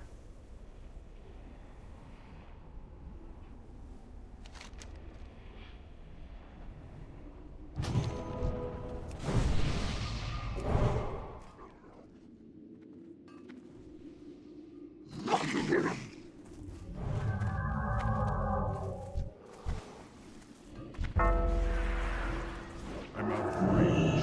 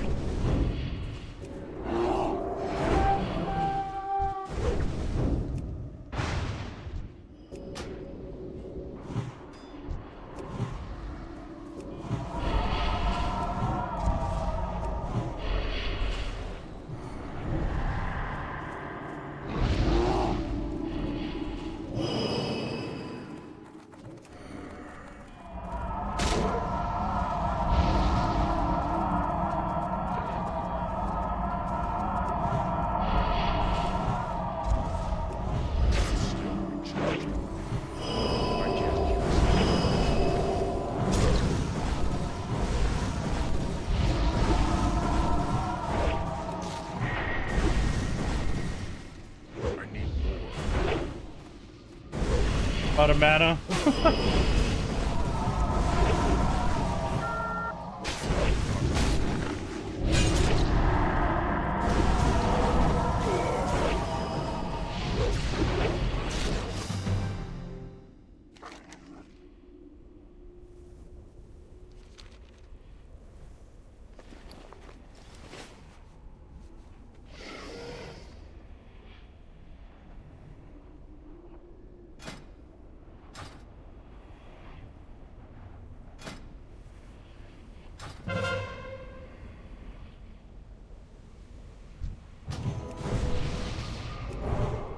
I can't do it yet.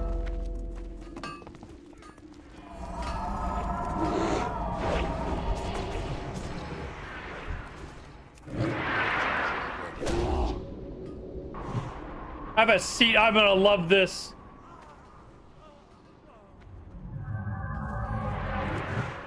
It's still recharging.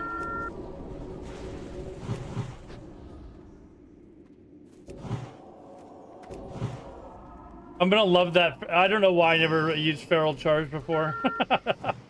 I'm already loving it. Oh, you know what I gotta put on my bars is need bash.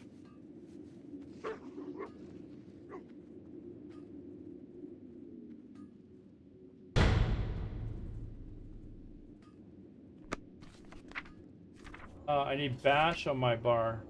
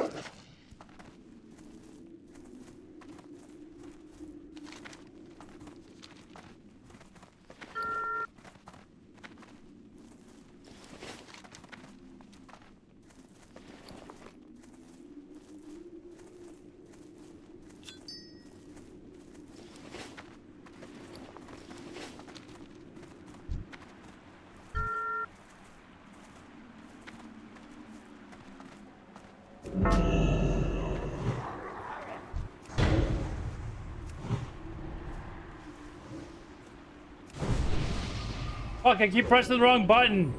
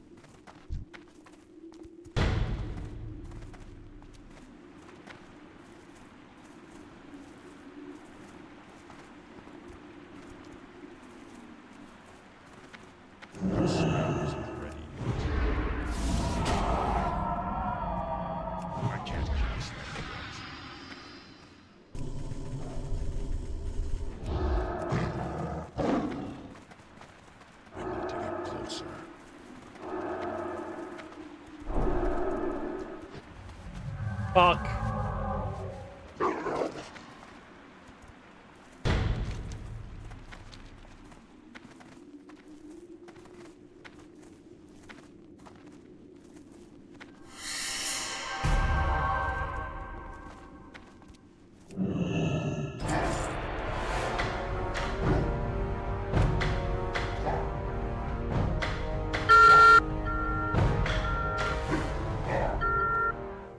This had better be good. Victory lies ahead. Shorel Need Eye of the Storm. I need a win.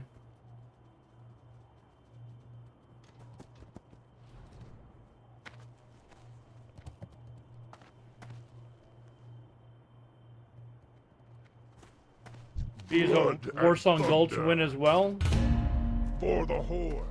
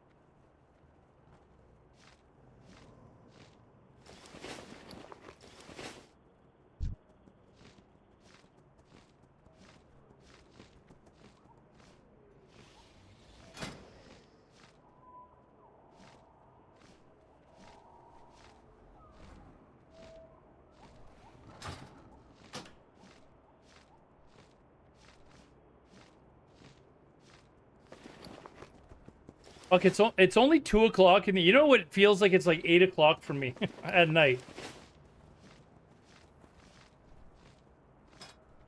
I need to get a win in Eye of the Storm.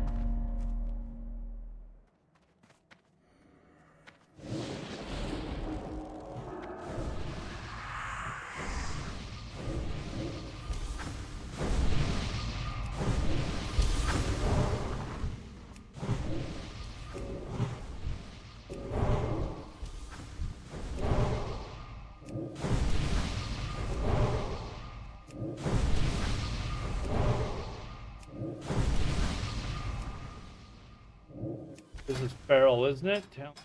Yeah, he's. Fuck. Actually, that's fine. He can carry the flag.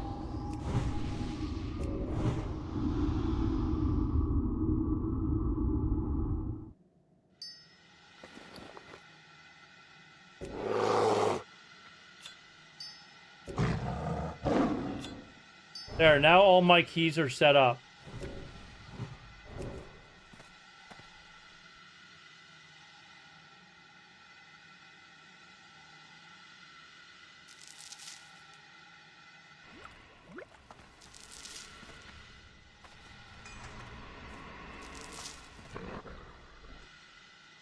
Yeah, I find Druid healing a lot of fun. Just because they're so annoying to deal with.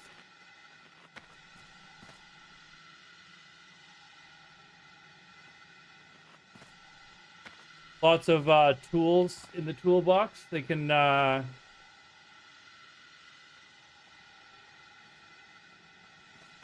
Lots of CC.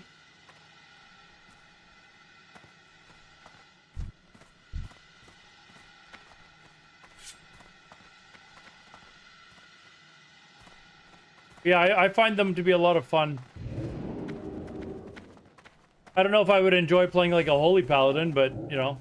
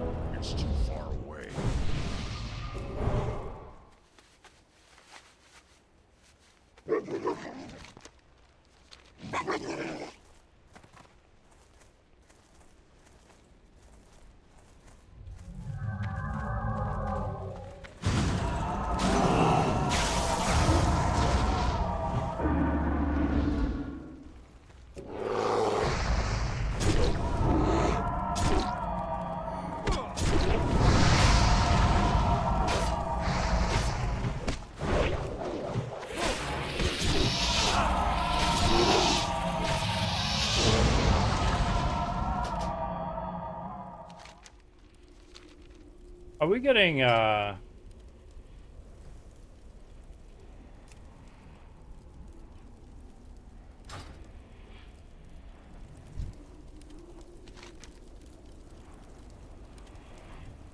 weird? I didn't like. I feel like we're losing this, but we're about to cap.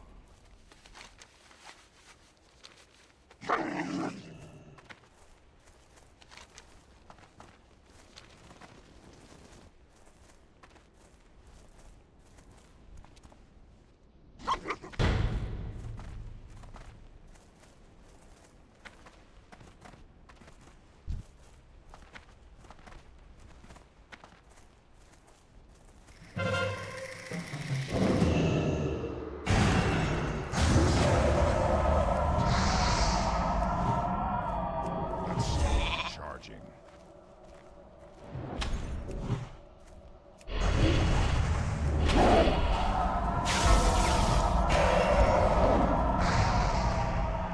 And I'd love to be able to take this mage on just one-on-one, guys, but it makes it kind of difficult for me.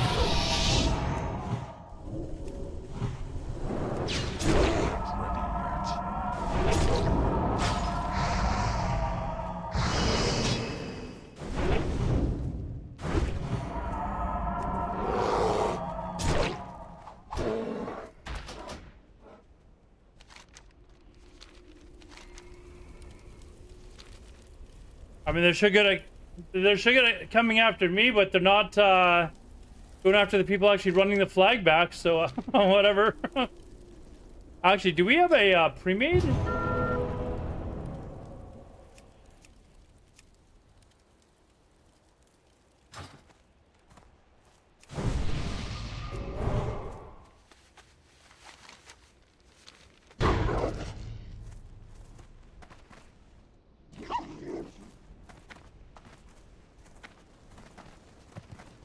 I mean,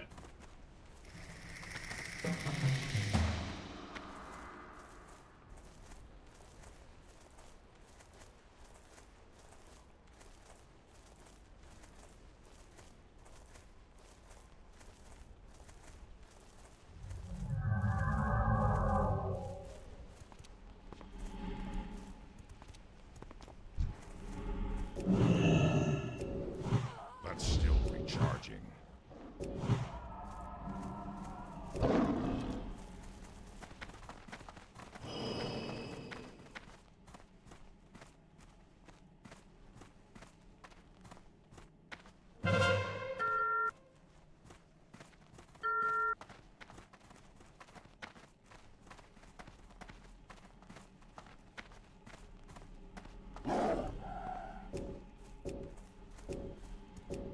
I'm not. Jesus, man. Like.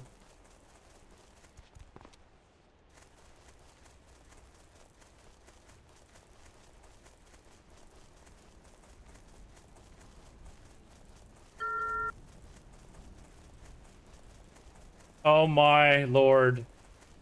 We've got a gamer here, folks.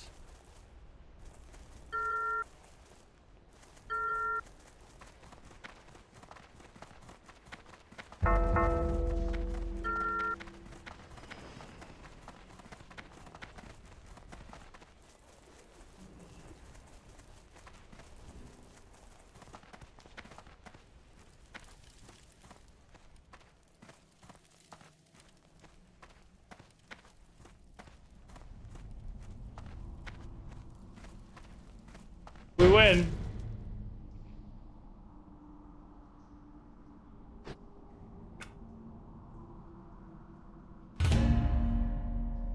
All right. Well, I mean, gonna keep winning, I guess. Go.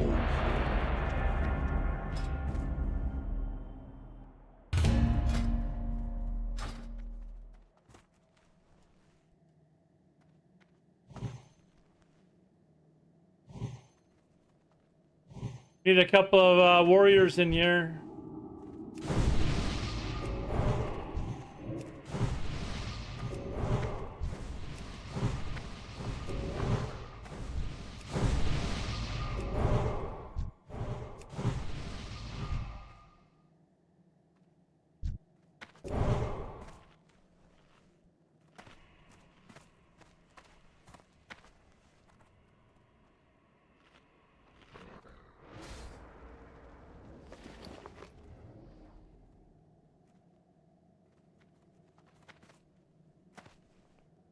Need that Eye of the Storm.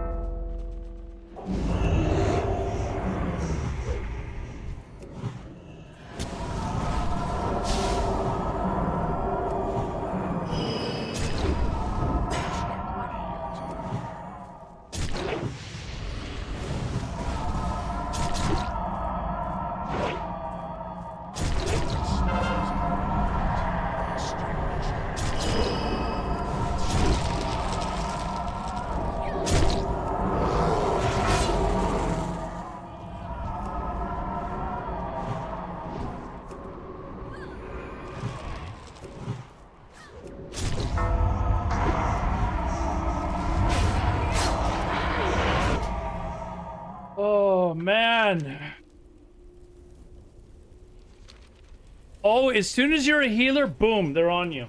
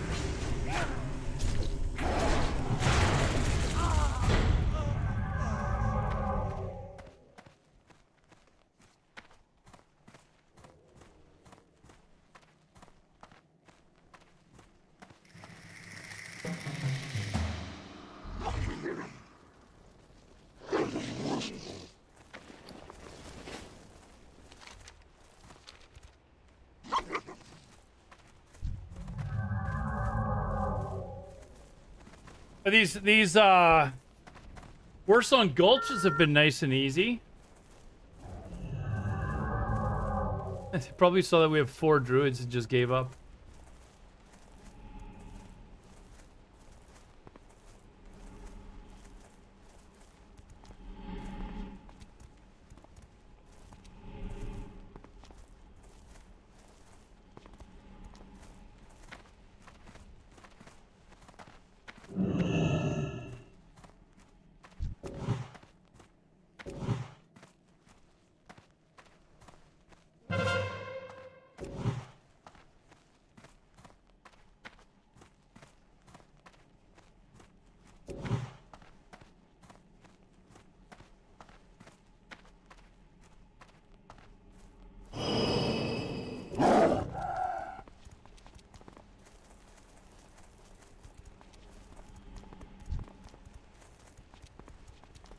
Look at this guy.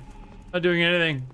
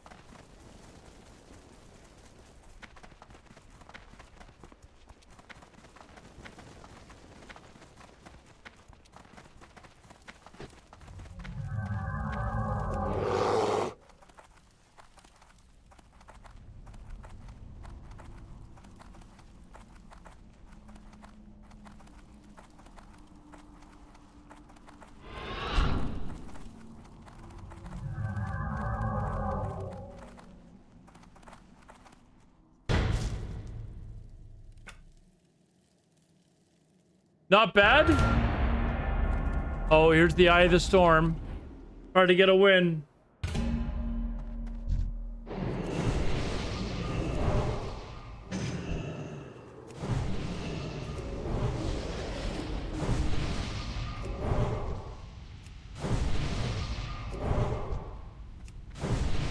No other. We go from Warsong Gulch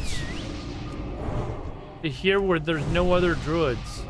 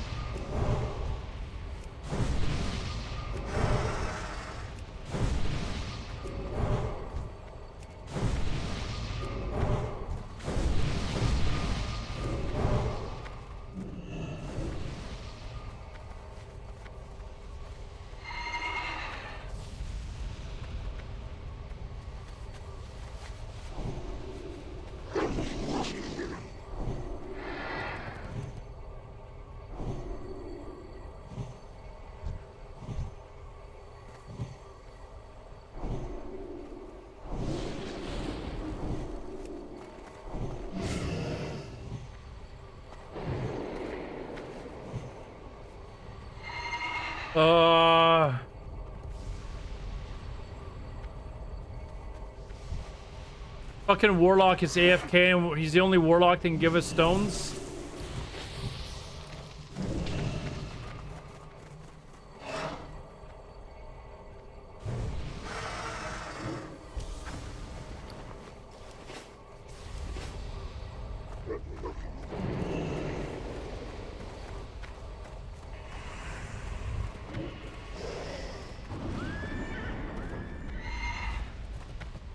Thanks, dude. Thanks, not thanks. You know, fucking.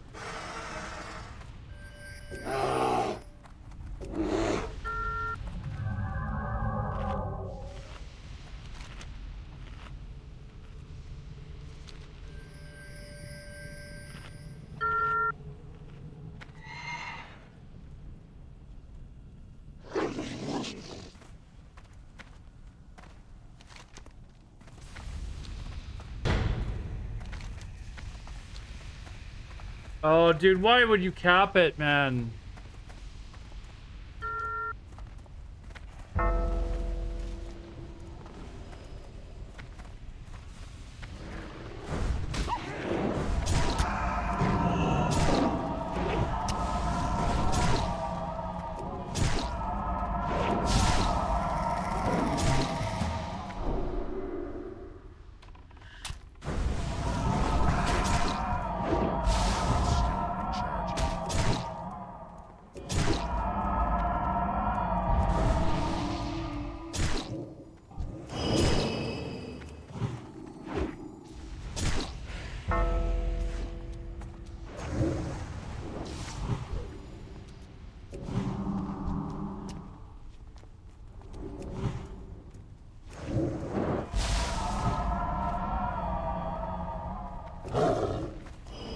That spell is...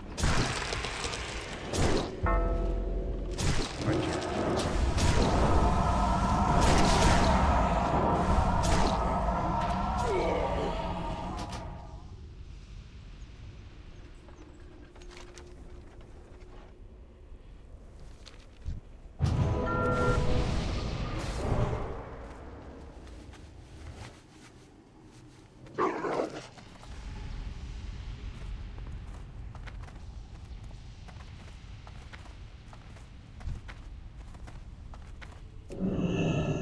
I'm out of range.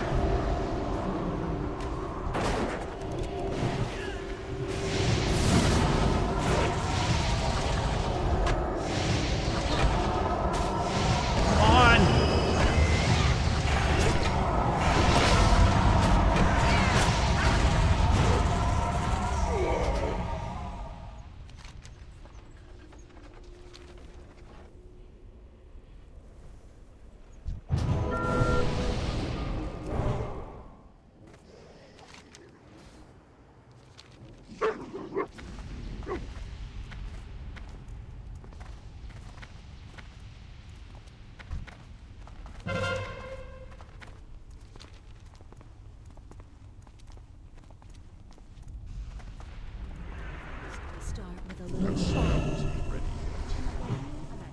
Am I bugging you? I'm not touching you. Now you're hot and bothered.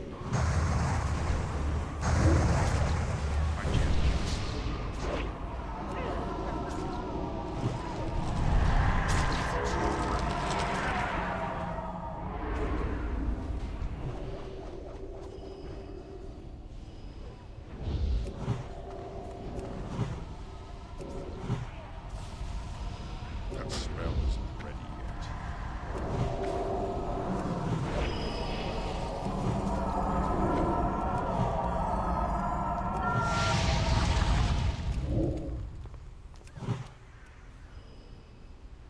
That's still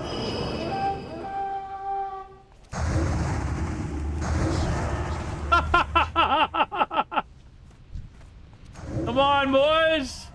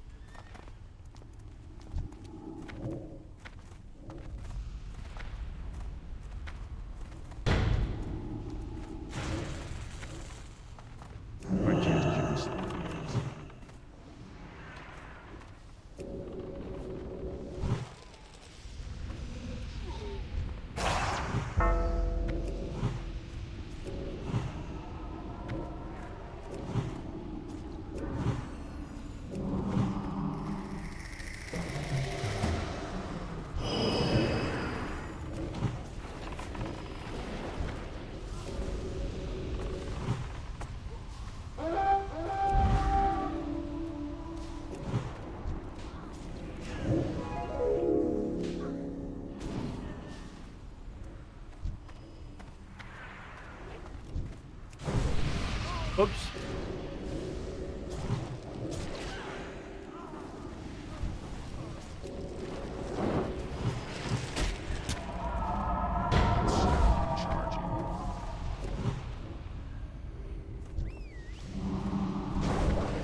I can't use them.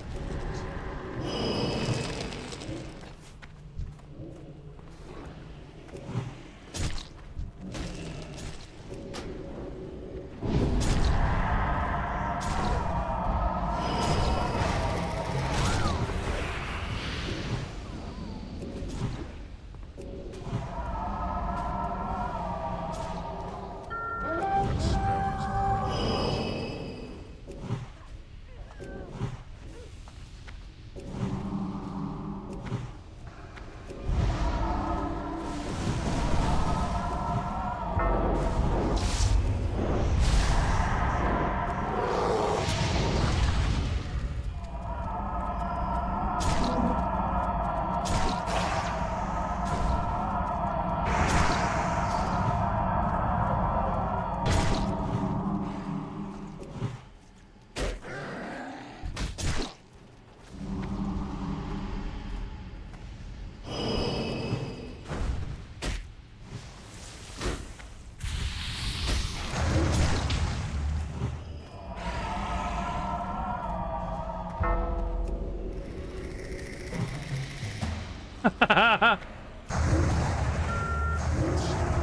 Kill the pet.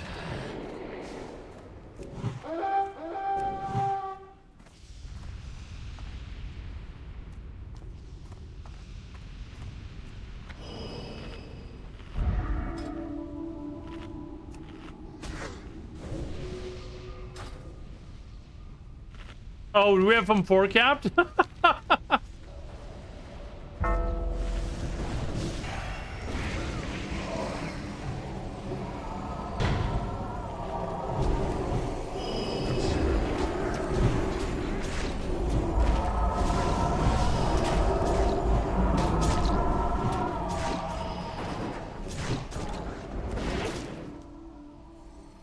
Nice. We got our win. We got our win. McGraw. May your blades never dull. Go forth There. to victory. All right, so this is for... So I can turn in a bunch of these now? Holy crap, I can. 3. Loktar. Strength, be safe. Speak, friend. Back. May your blades never dull. Brawlhall. Strength, go forth to victory. And we are suddenly at 79. Almost 8,000. I need less than 2,000 now. Here we go. That was quick. Strength and honor. Altric Valley, I need some Marathi Basins. Strength. I am forsaken. The Marathi Basins, and then we, what do I need? I need 1,800, a little less than 1,800, so 3, if we win Marathi Basin, I get my next piece. Not bad. My risks.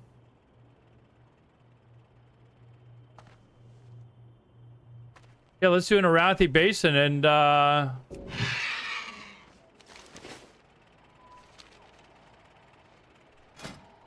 we'll go for our cloak after that.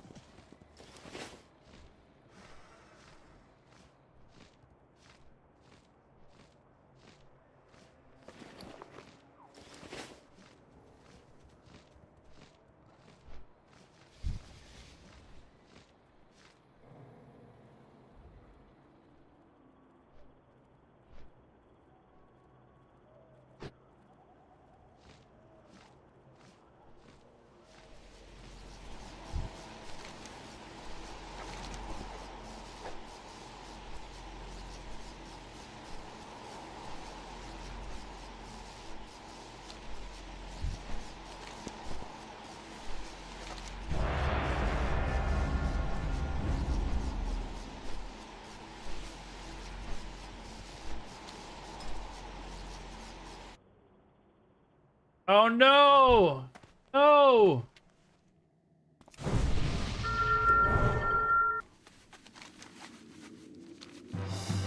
Oh, this does not look good.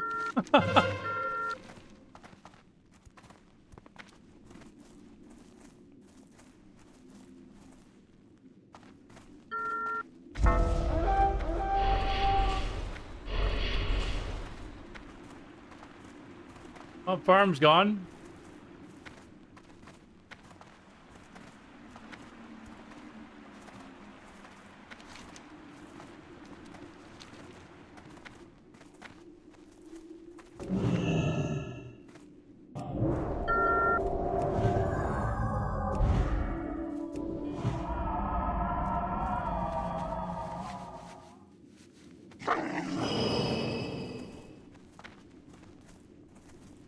Oh, I've been on for a while, dude. I'm gonna get my next piece pretty soon here.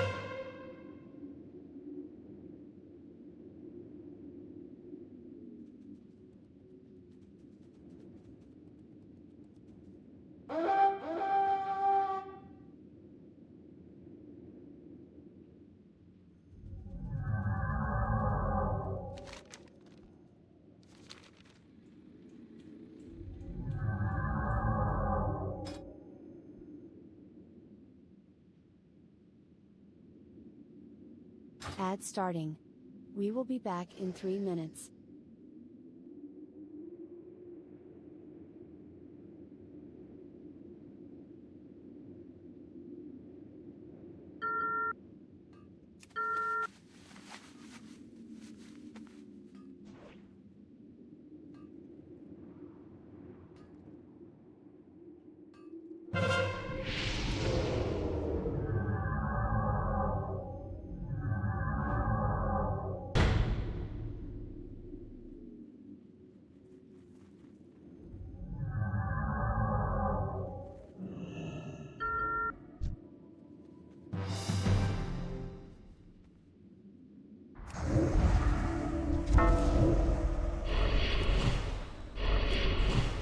I can't cast that yet. That's still recharging. That spell isn't ready yet. I can't cast that yet. That's still recharging. That spell isn't ready yet. That's still recharging. I can't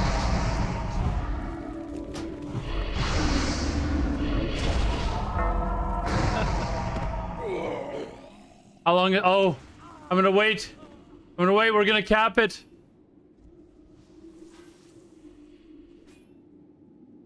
Cap.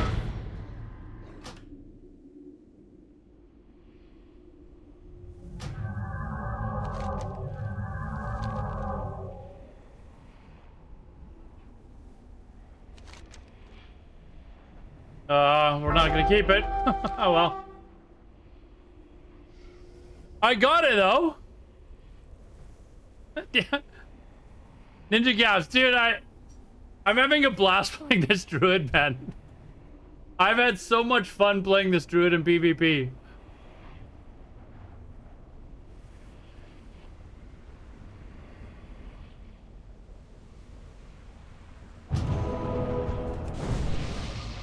I'm a little tired of pugging it, but I'm almost, I should get my next piece with one more Arathi base and win. I should get my next piece. That's still recharging.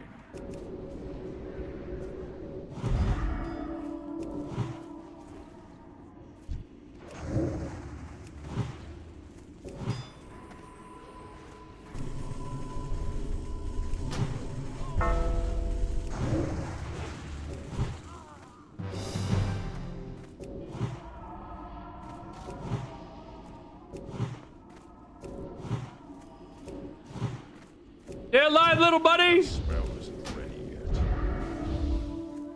If the fucking warlock would have given us hellstones, we'd probably... Okay.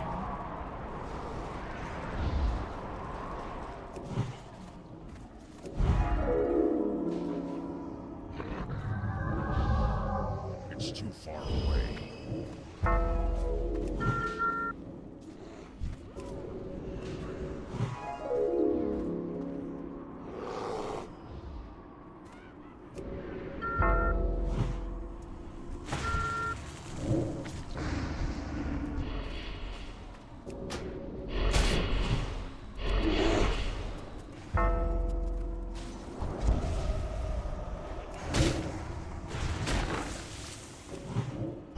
These fucking pets are all over me.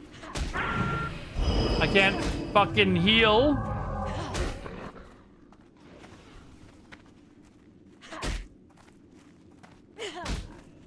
Look at that. I got 3 pets on me. Fuck, dude. 3 fucking pets. 2 fell hunters.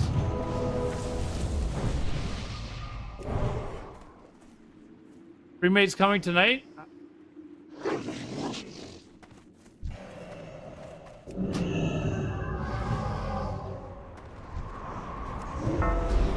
I'm gonna give you a hint.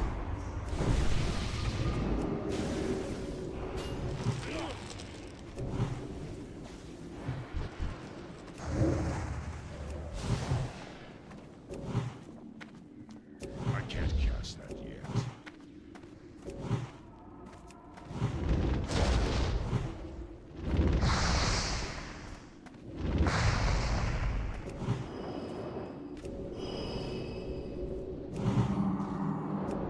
That's still recharging.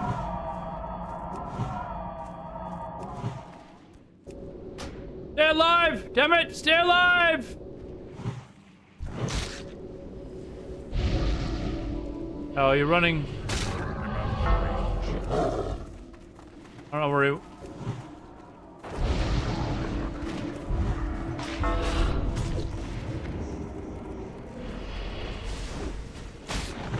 Fucking warlocks. Stupid fucking pets. Okay, it's off of me now. Now I can finally use my innervate. More mana.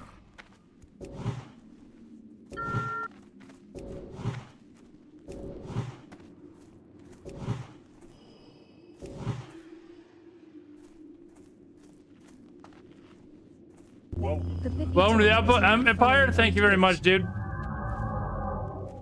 Thank you very much. I look forward to doing some PvP without pugging it. Thanks for the follow, too.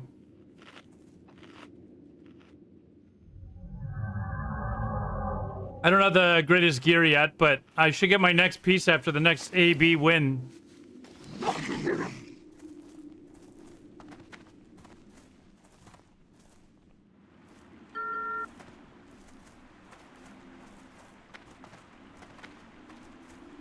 Where's Oliver? Okay, there's enough of them at the farm. I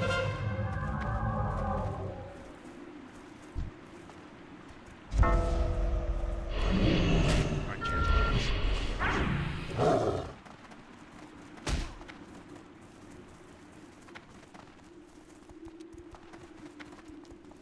Oh, you're the GM? Uh-oh, I gotta be on my best behavior then. This is already... Do they call them Siths or ATH-TV? He warned me. Getting your worst, so that's even better.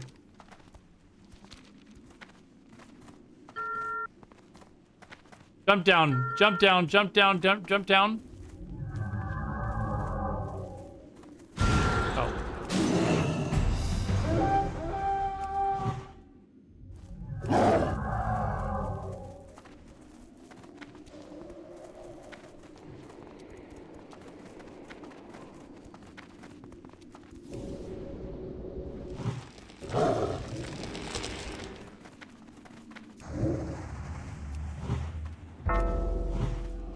No shit.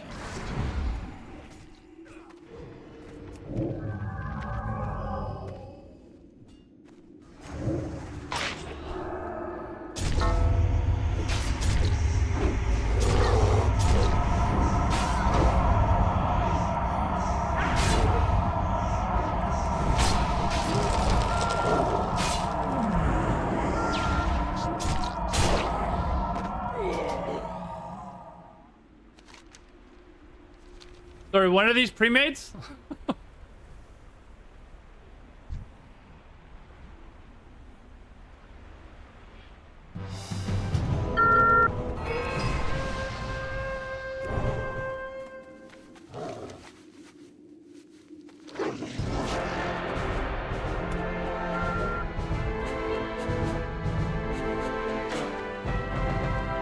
I need 2 more AB tokens. And I get my next piece.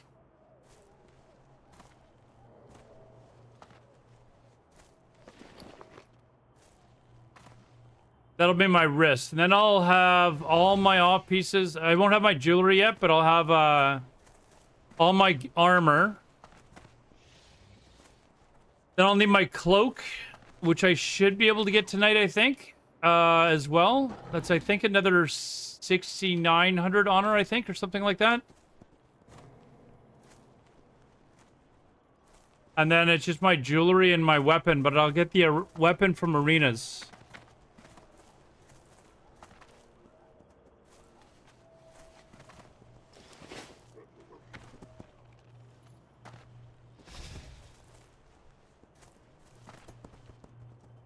I'm gonna go grab a drink of be right back, guys.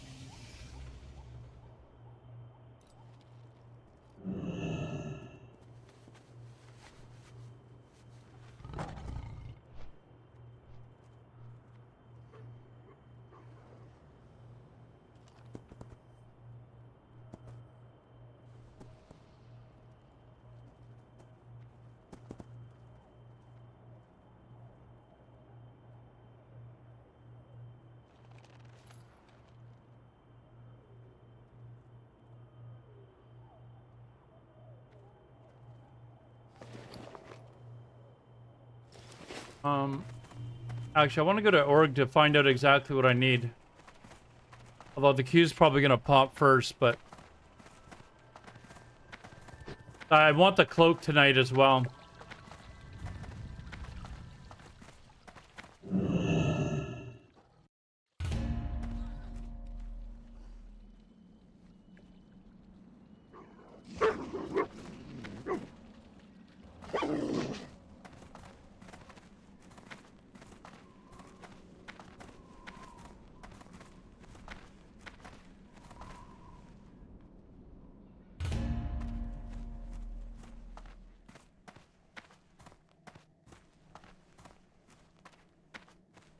What would you ask of Bracer, death? 7 stairs. Beware. What brings you here? Worms abound.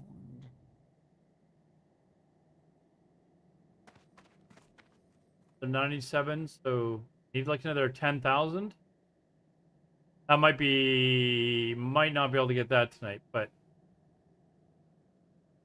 it's a Arathi Basin token. The need for that as well. Okay, I just got to do a bunch of Arathi Basin then.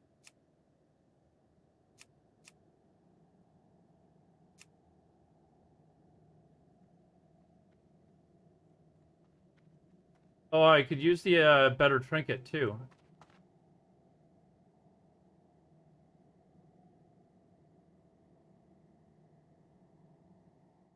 But the cloak gives me stamina. No, we're going for the cloak.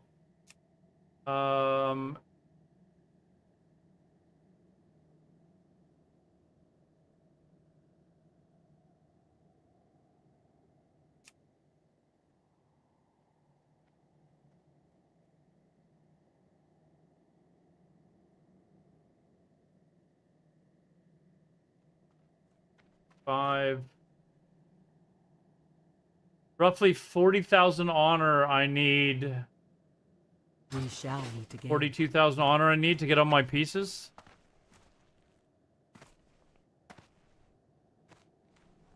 But I'll go for the cloak next. That was 9,700 plus a Arathi Basin. So I need to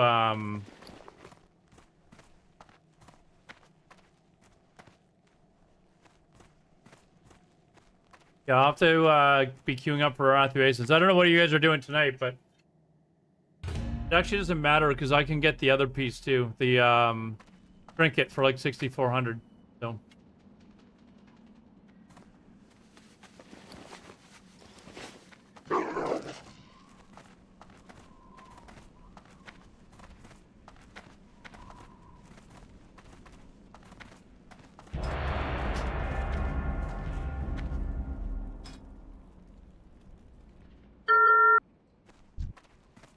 Oh, what? I got into one where we're winning. That does not happen very often. Come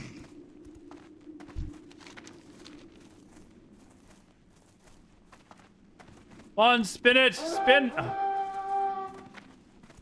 Alright.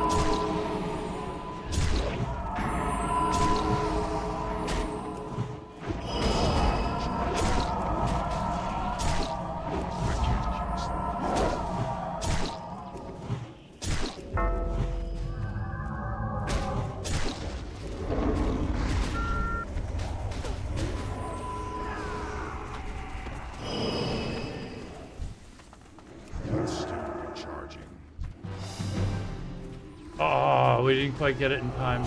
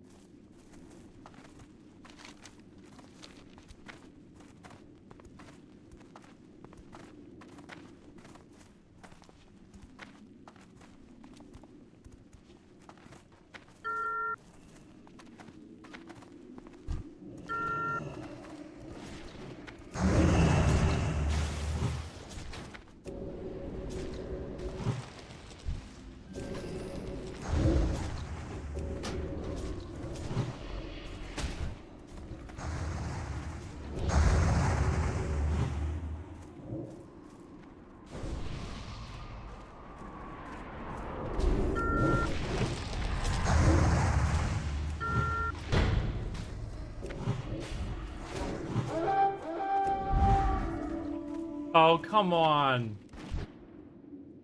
Oh, man. I hate it when we lose Blacksmith.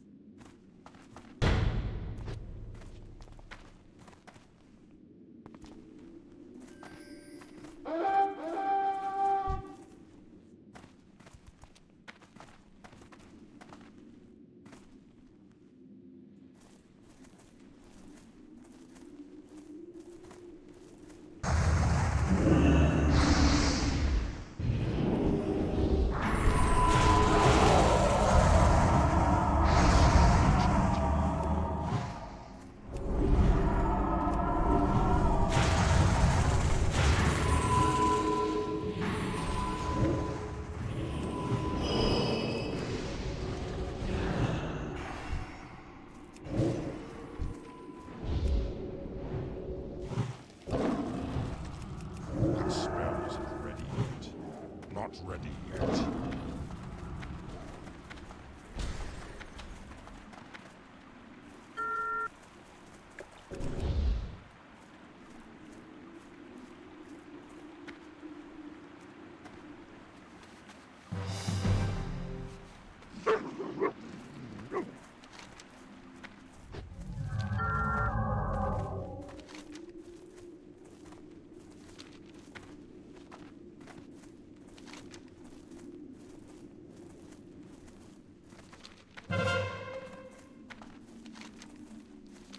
Sorry, I'm just reading chat.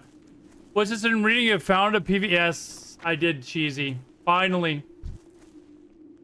It's like tyrants on steroids, basically, I think.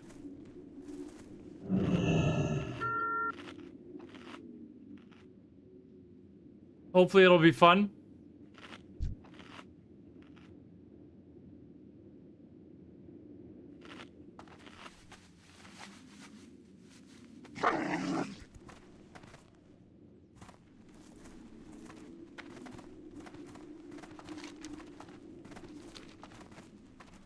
No, this isn't a pre-made. I actually queued into this. It was like already like a quarter of the way through the match, and we were up.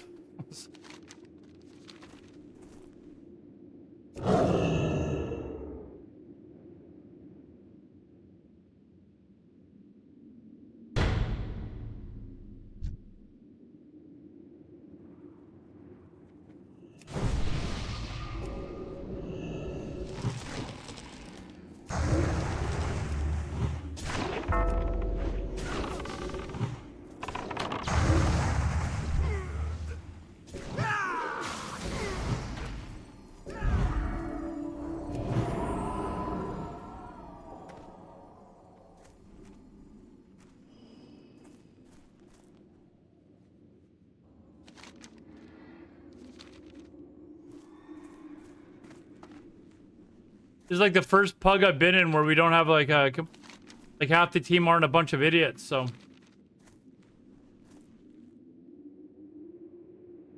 They're actually trying to defend. They're not doing stupid shit.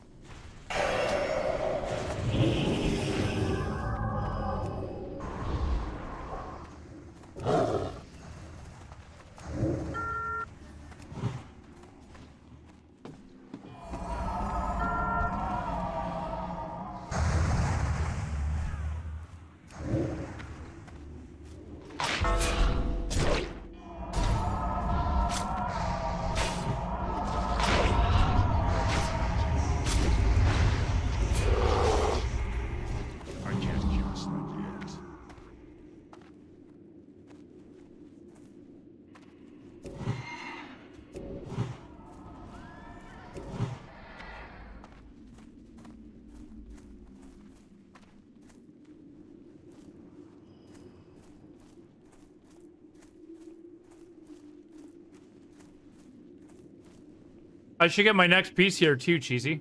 The bracers, so I'm gonna try to get the cloak tonight as well, but that's another, I think it was like 6,900 on her.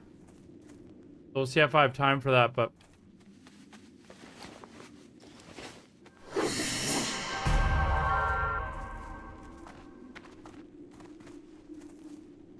then it's just my jewelry that I need, and an upgrade of my trinket. Actually,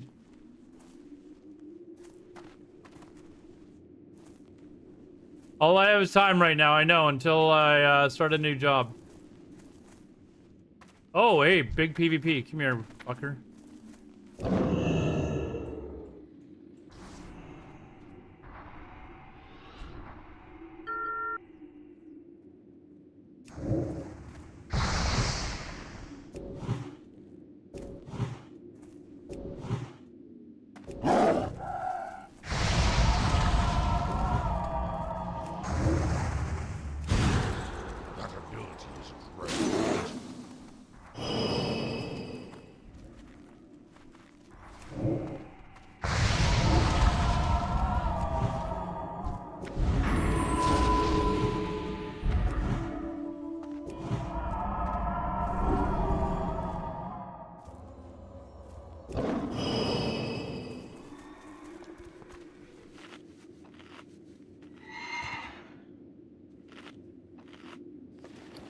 Yeah, if I'm going for my cloak, then I've got to do like a lot of Arathi basins.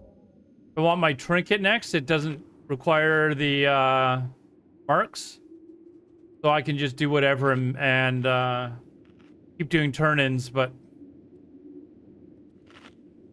that's just giving me the 20 resilience. The cloak is a big upgrade, so.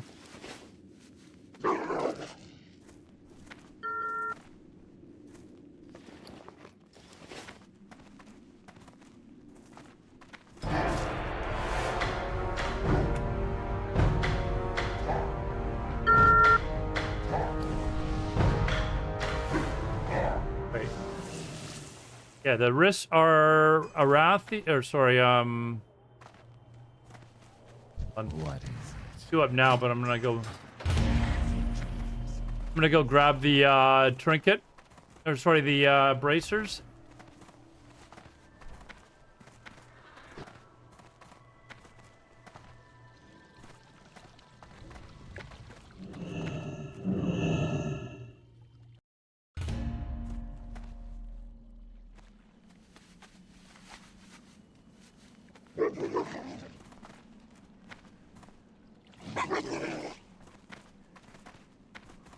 Once you're dug in, you'll have a hard time stopping, so cloak it is.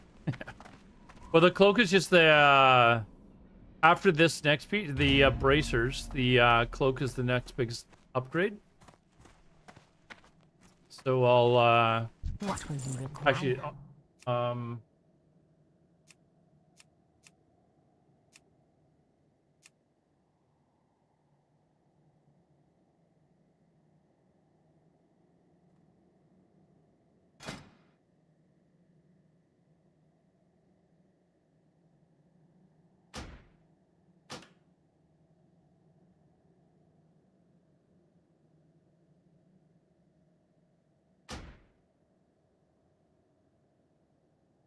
why did that not go through? Is there a bug? Oh, I didn't do the fucking turn-ins. Dark lady watch over you. I didn't do the 3 turn-ins for the for greater honor or whatever.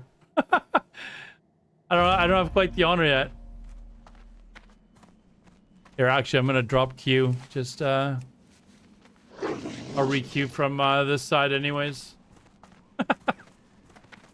I'm like, why is this not going through?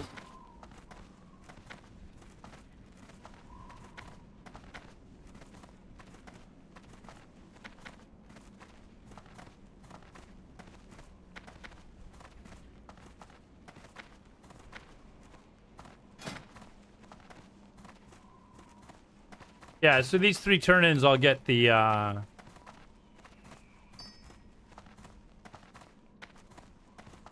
I'll get that, and then I gotta do a bunch of Arathis for the next piece. Actually, I gotta do a bunch of everything, but it's going all right, Light. I'm starting to get geared a little bit now, so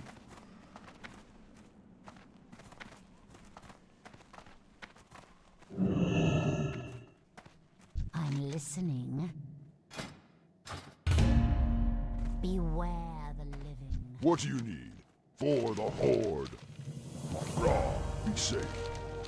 Loktar, may your blades never dull. all right, there we go. We got enough.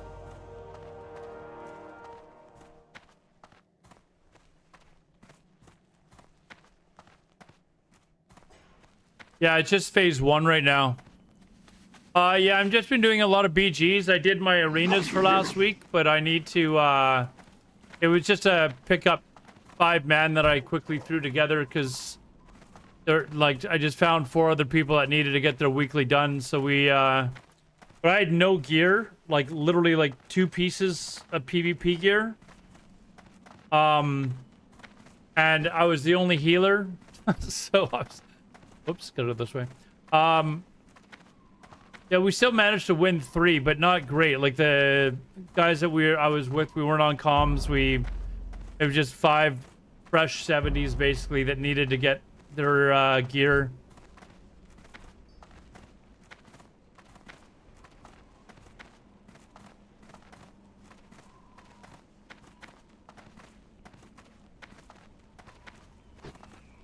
Yeah, I've gone resto in one spec and dream state in the other.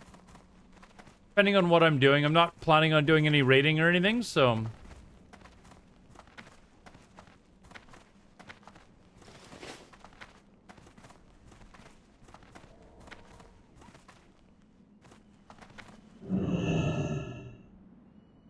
Got more gold than you? I had a bunch more. I've spent like... I was at 4,000 like 2 days ago. Well met. But you know how it is. Oh wait, I'm getting this. Keep going over to that cloak. The cloak is nice though.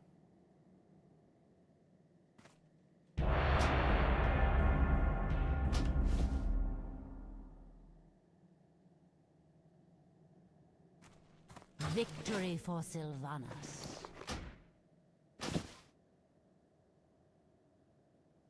Okay, so now I'm at 230 resilience. We're getting up there. Well, they haven't... Oh, just started. Oh, this doesn't look good. See if we can save this. Highly unlikely. Hold on. Maybe. Holy sh...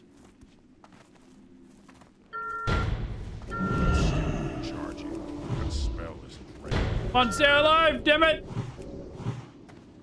I can't catch that yet.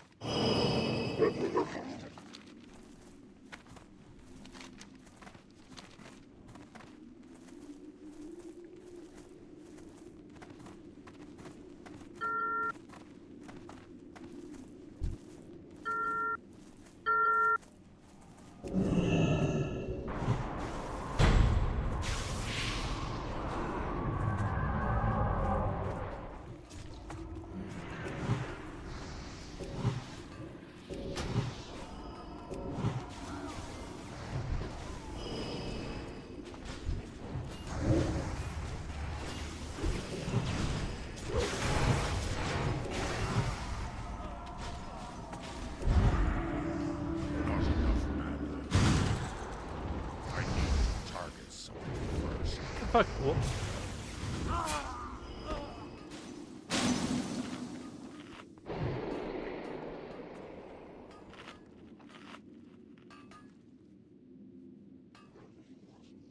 Yeah, I know they haven't announced there being a wrath. I don't know if they'll do it or not.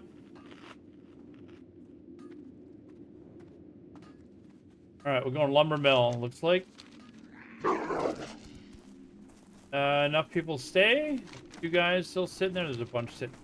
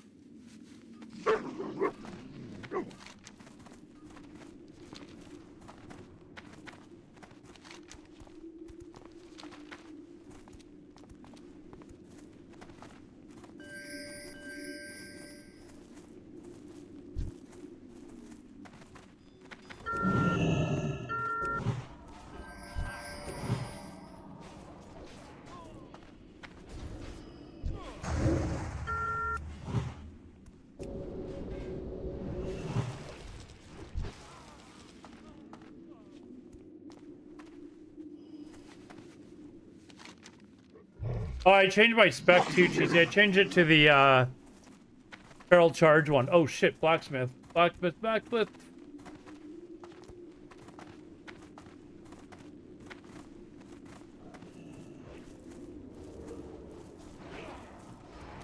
Phone's actually capping.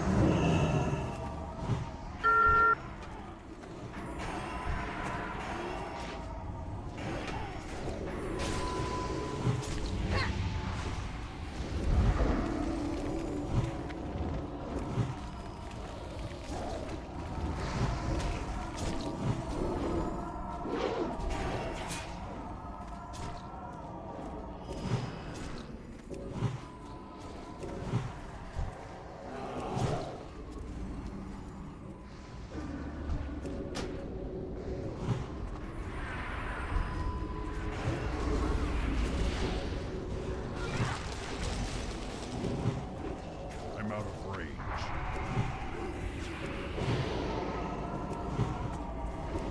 You know what I don't have up? What is wrong with me? Like, how do I not see that my plates aren't up? Oh man, what am I doing?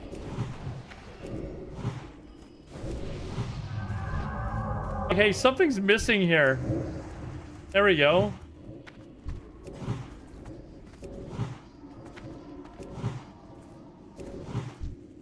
It's too far away.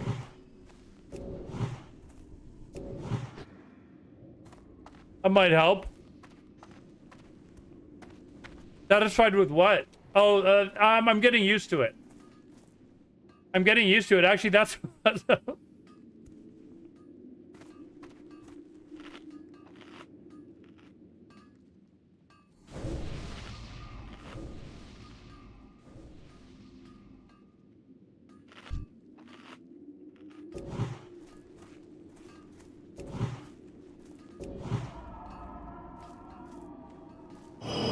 I'm just getting used to it, so it's a little not too different. The only difference is I've added feral charge and I do less damage with wrath.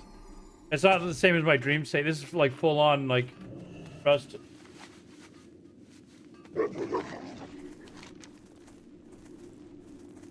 I trust those guys to stay there. Nope, fucking rogue. Damn it! I don't want my healer fucking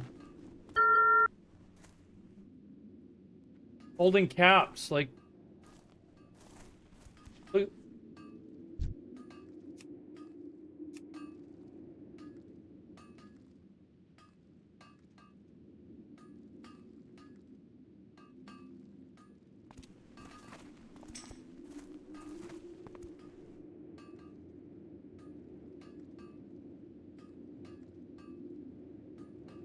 Hey, this rogue is active. Cheesy just donated 20. Oh! Oh, we know what we're having for dinner tomorrow. We know what we're having for dinner tomorrow. Thanks, Cheesy. Holy shit. Thank you very much.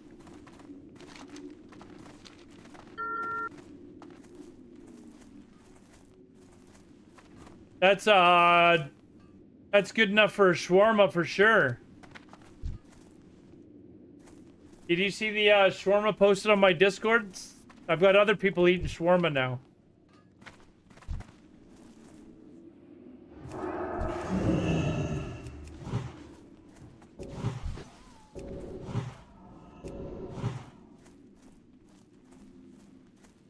It's not as good as my shawarma, like the one that I get, but it's shawarma though.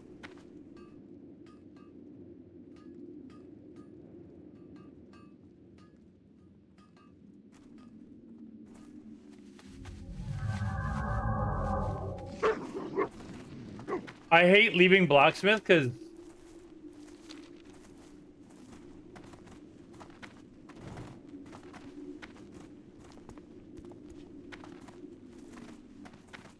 warlock versus mage. If that warlock doesn't win,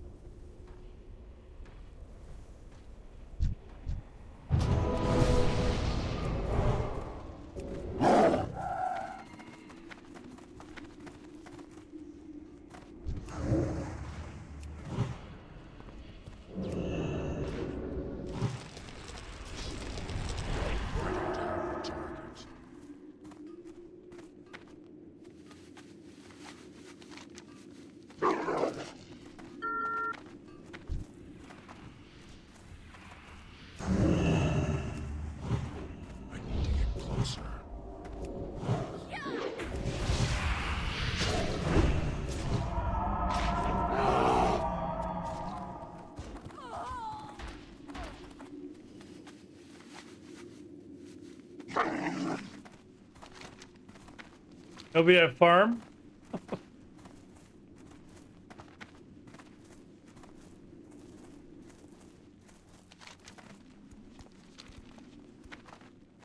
Yeah, I like to be a blacksmith because then I know I will actually watch other spots and call them out. I just don't trust pugs to actually do this shit, so. But because I'm healer, I don't think I should be stuck here. It should be somebody else that is actually active.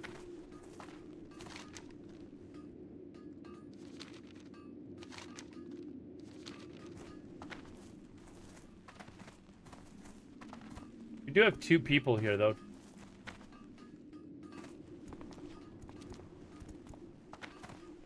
That should be fine. I'm gonna go help out, but...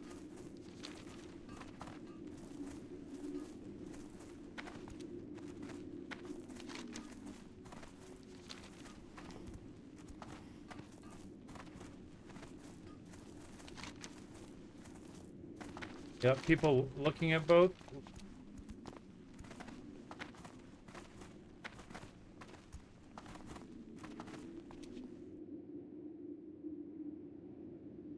Three of them down there.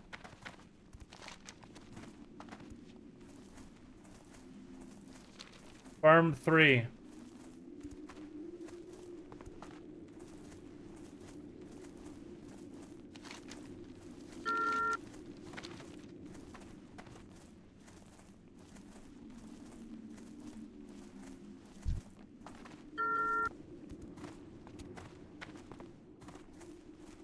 There's no one at the farm.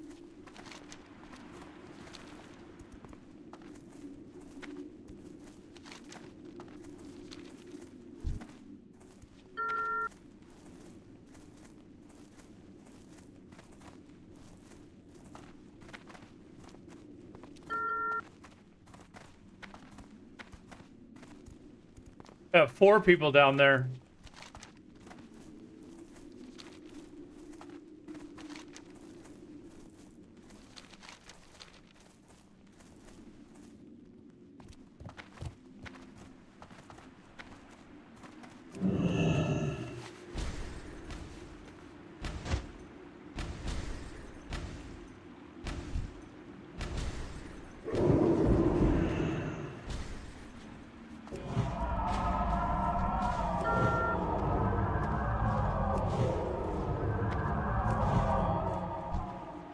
That's still recharging. I can't cast that yet.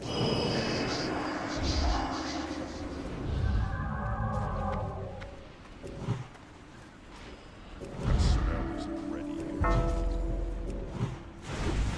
Oh, we got too many coming now.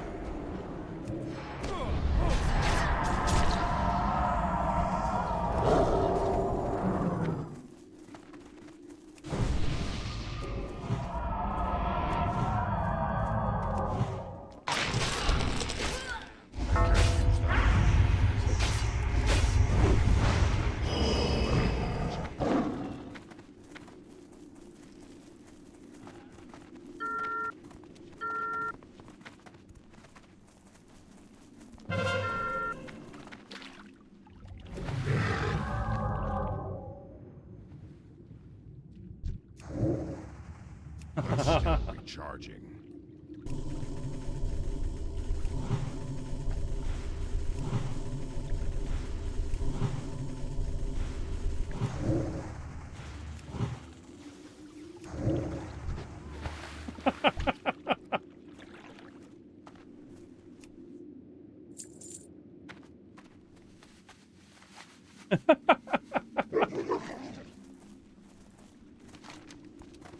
Oh, we almost 5 Captain. Let's go. Let's go.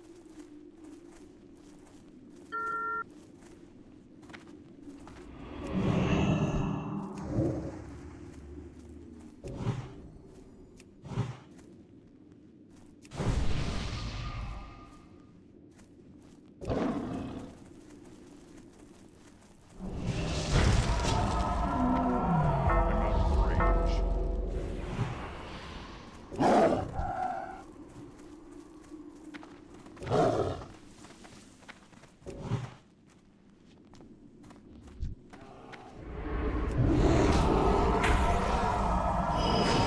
Oh. I was hoping there was going to be more of us here, but...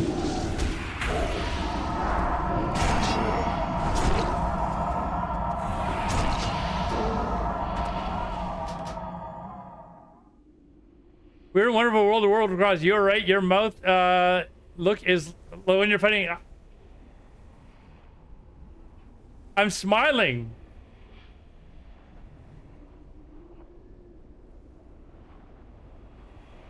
That's me. That's my concentration face. How you doing, Joe? Look at you, Joe. You're up late. That 24-hour stream. Actually, what time is it there? No, it's only, what are you, 9 hours ahead?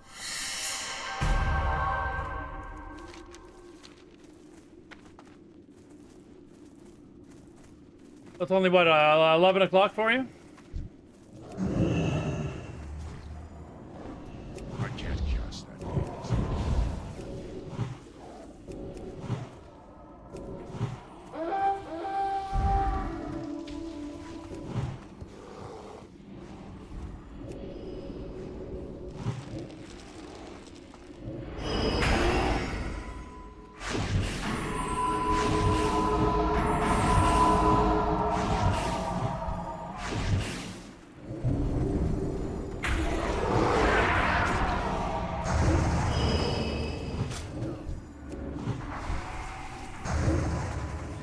I think we're just, you're trying to, like,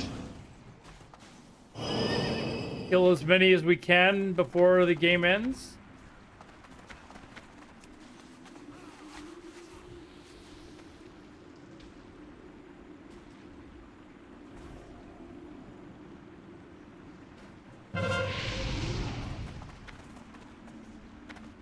Had surgeon appointment today. Oh yes, but you're a hernia or something, right?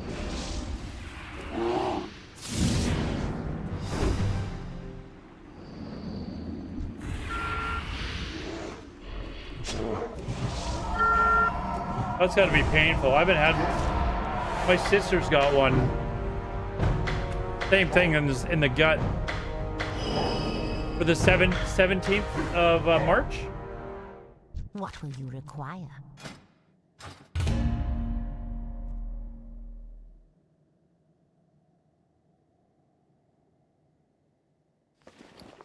Yeah, a lot of my viewers are like, why are you streaming so early? People are not used to be streaming at this time at all. Like, usually I'm not on for another 6 hours or something. This is really weird. And that's partially due to that. In my case, it's not a bad thing. I'm trying to eat less, but if there's food in the house... My problem is I get these protein bars. So it helps me have, obviously, extra protein for working out. The problem, though, is I haven't really been going to the gym a lot the last few weeks, but I've been eating a lot of protein bars. Like, a lot. Like, oh, I just want a snack. Well, what do I have to snack on in my place? Oh, just protein bars.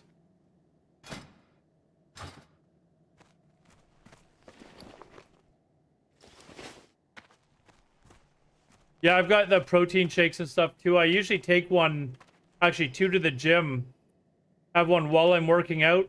That instead of water like other people, I have a protein shake, and then I've got like a little Tupperware container, just a small one, but it's big enough for a scoop and a half of protein.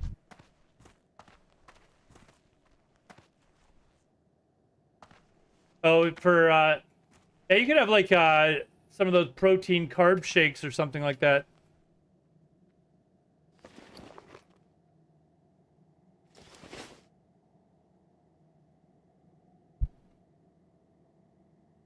And look at that. Just like that, it's 3:30 and it's too late for me to go to the gym now, guys.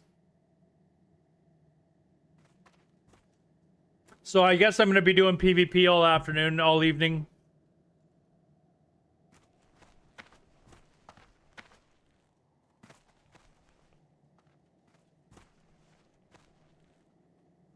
It is a problem with streaming.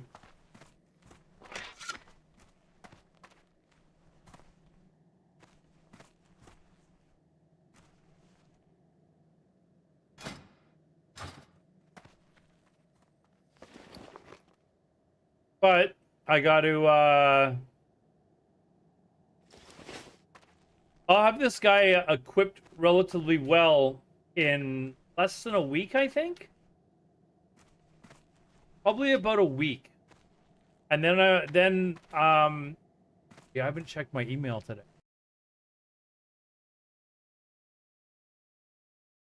Nope, nothing back.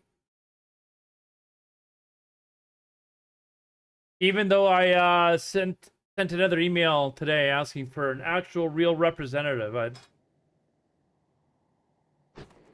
More PvP, yeah, we're gonna have to do more PvP tonight. But yeah, I think I should have all the base gear on this character within a week. I'll just need my weapon.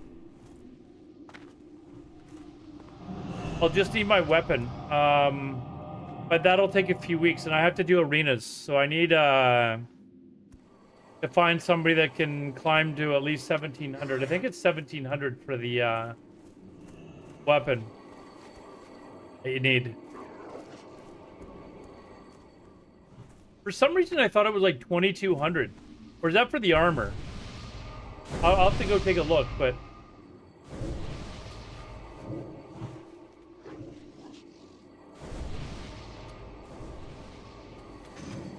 They changed it from 1850?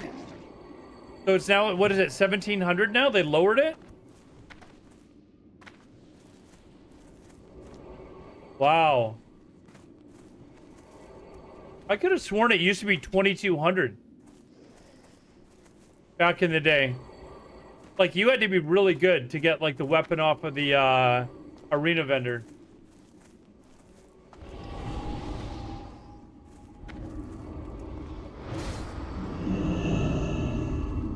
Hey, look, a warlock that's doing their job. Good job, warlock. Pat, pat.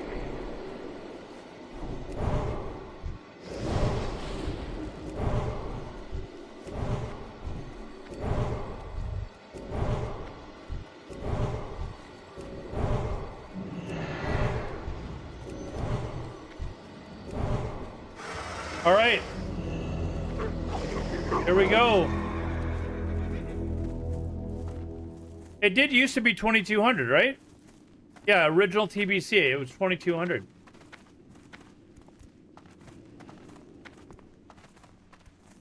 Look at this, the healer. This is not a good sign. The healer is in front. Let's go.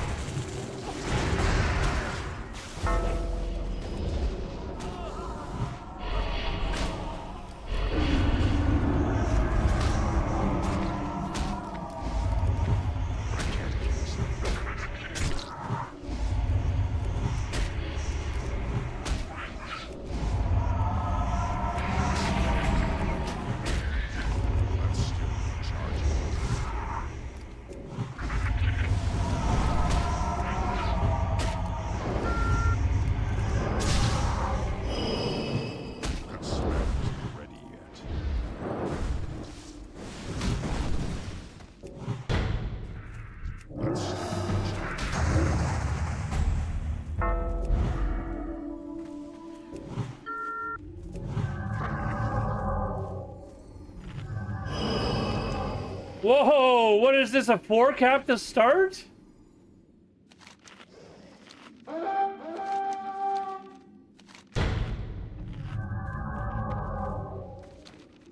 What is going on here?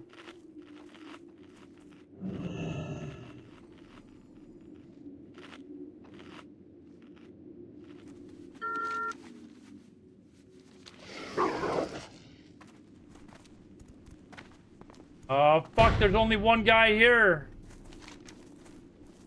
Oh, and this warlock's running out. Oh my god, no.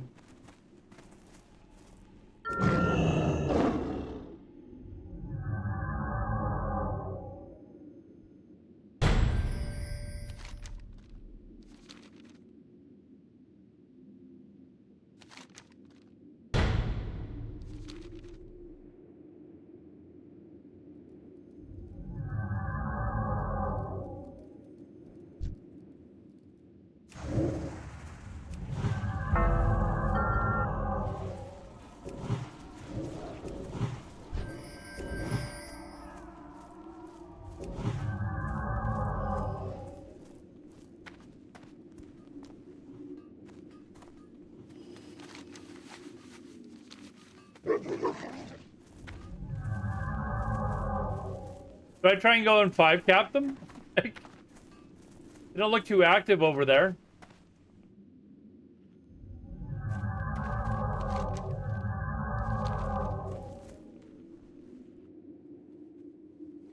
They've got a hunter that's defending.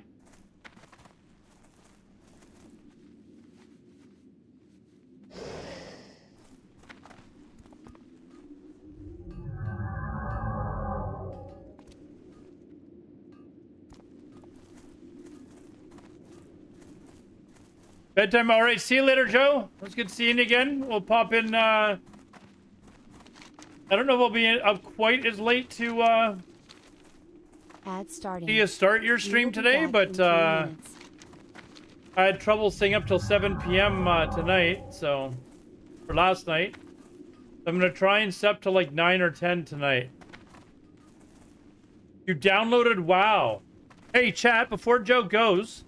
He gets a free trial of WoW. Does that include Classic, or does he have to pay for Classic? Is the free trial just for retail?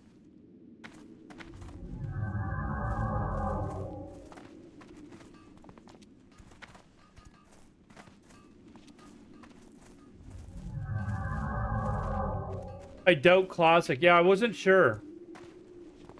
Retail only? Oh. Okay, well, you can try retail. Classic is like, I don't know what it is, $15 a month. But they separate it. So there's European servers and there's NA servers. And I see I've been left alone at Blacksmith.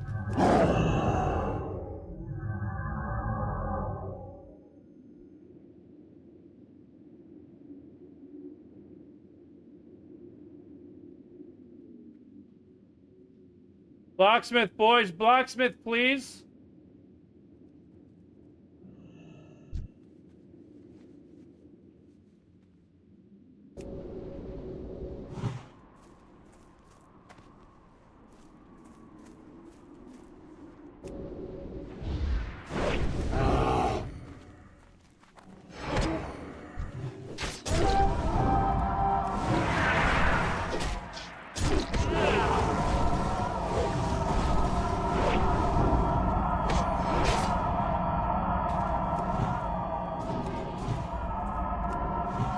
Yeah, I'm gonna really love Feral Charge. Anyways, Joe, yeah, if, they separate the servers by NA and EU, so you don't have to play on the EU, but the ping would obviously be much better for you. But I can't help you on the EU server either, so.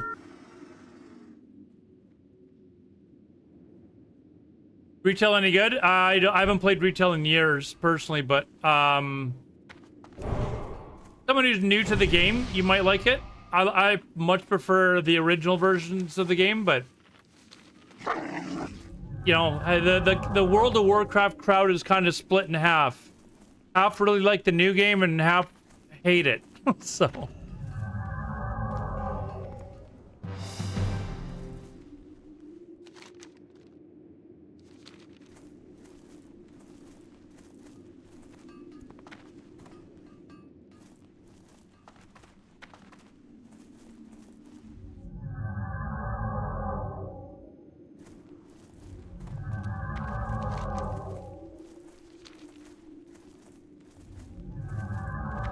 Devastate classic players.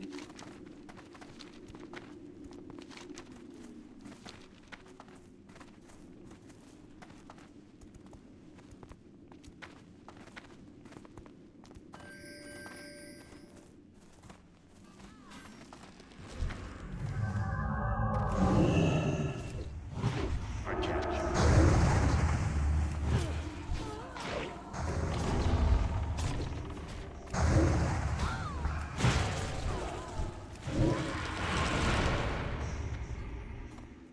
All right. See you later, dude. Have a good night, man. I missed your message. Hey, would you play in Warmain someday? You mean the private server? I used to play private servers all the time. But I haven't played private servers in a while, and I generally wouldn't, at least on stream.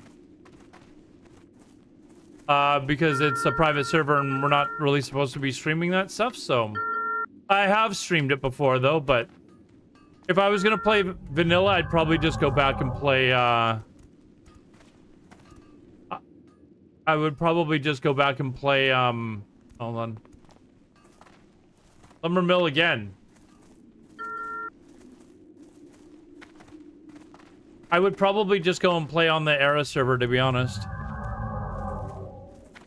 Getting off your antique? Yes, I was pretty grumpy yesterday, wasn't I? I'm amazing today, though. I'm back to my normal amazing self, C-Mac.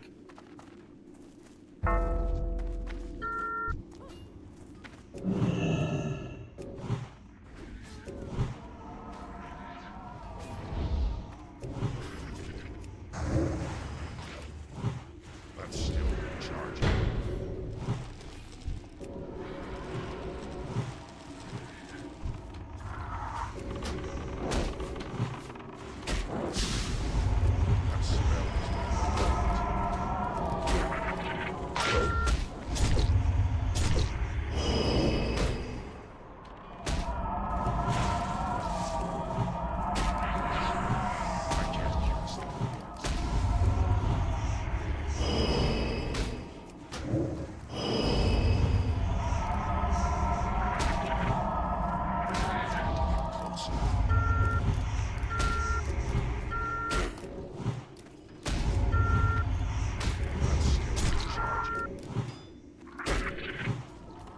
My mana is low. Dude, I'm out of mana, dude. You're-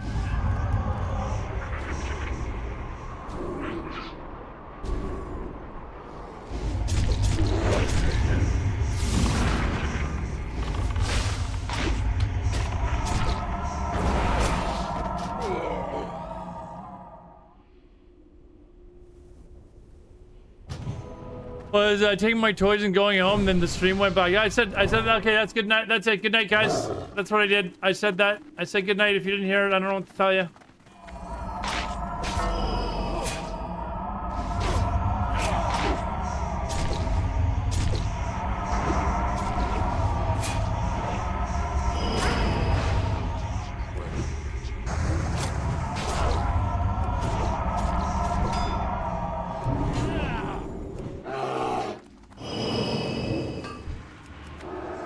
That smell isn't ready yet.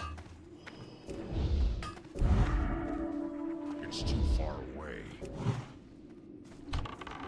I can't cast that yet.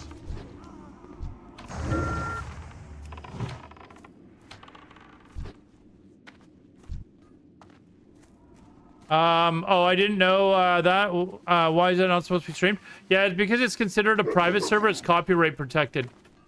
And they can put in a claim to copy, to give me a strike on Twitch. And too many of those, you can have your partnership taken away. I don't really want that, so... But I used to stream them all the time. I don't have a problem with private servers. In fact, I like them.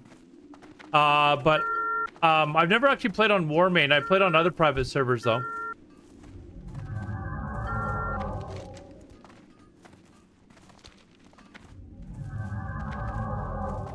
Yeah, Cheesy explained it to you. Well, that's not true, Captain Titus. I know people that only stream for like, 10, 15 people that got marks against them. That's definitely not true. I don't know where you got that information, but I know plenty of WoW streamers that have gotten bans that were smaller streamers. And I'm only you know, averaging like 20, 30 viewers. What are you doing? Literally dancing right now.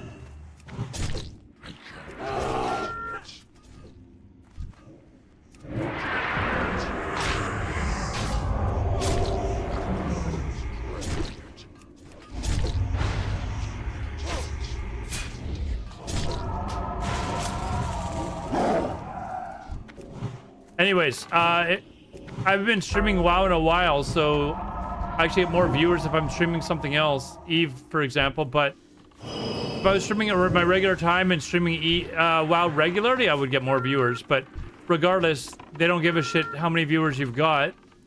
I know plenty of people back in the private server days that were getting banned with 15, 20 viewers. So... And they tend to do their bans like once every 6 months when they do it. It's not like they're doing it daily. They used to do it like clockwork, like every 6 months. So they're certainly not doing it every day. Trust me, I've actually met the guy who used to do the bans. People in the community hate him, but I met him at BlizzCon.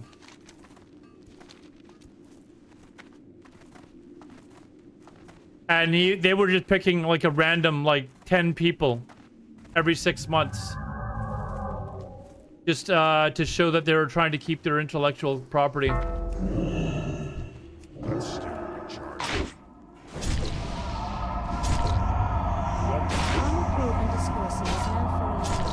Hey, thanks for the follower, dude.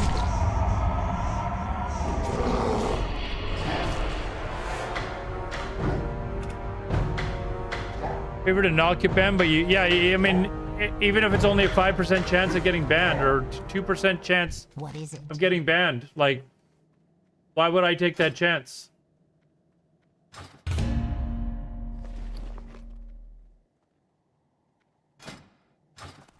Embrace the shadow.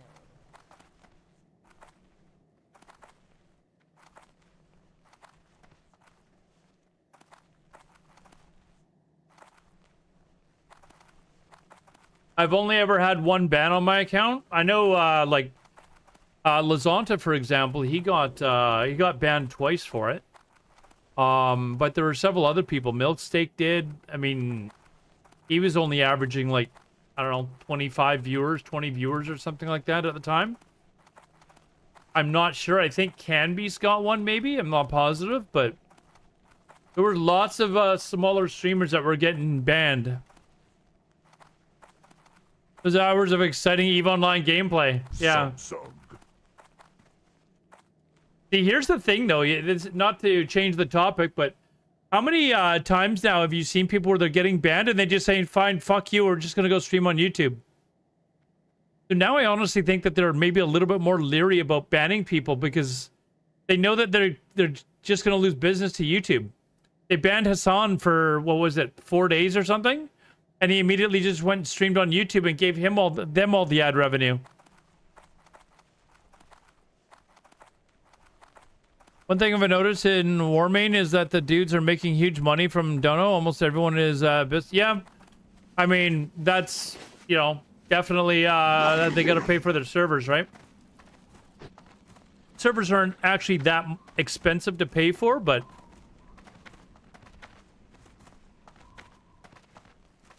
and on Twitch, and now, yeah, I saw Pilav's video today. So, you know, you got to,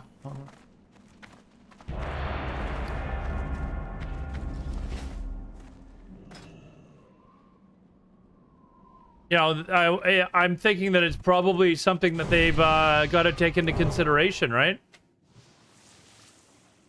Like, people get banned and then they go, like, Pilav's video, I think he said something like he was, going to YouTube and asking people basically to sub there or on Kick or something like that, because he's like, you know, they banned me for the next 2 weeks. That's half a month's worth of my revenue.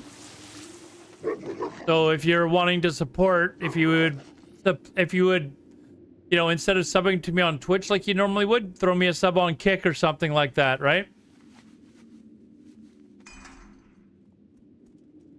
Yeah, Northdale was good shit. What was it? Lights Hope was another of White Kidney's stream. So yeah, look at Pilov's video from today. He even said, listen, like that's what he said. I'm not gonna have any revenue from Twitch for the next 2 weeks. If you want, instead of subbing to me there, sub to me on YouTube or something. And that's basically him telling Twitch, hey, by banning me, you're giving revenue to your competitor. Right? Pilov's not a super large streamer, but you know, like, could you imagine if someone like Hassan or Asman came out and said, hey, listen, I got banned. If you were going to subscribe to me on Twitch, sub to me on YouTube instead. Because Twitch would look at that and say, well, fuck. We just lost $2.50 or whatever they had, or whatever the revenue is he was going to give them for the sale of the sub. And it's going to our competitor. Not only that, but our competitor's making the ad revenue too. Yeah, White Kidney was here. He was in my chat like a few months ago anyways.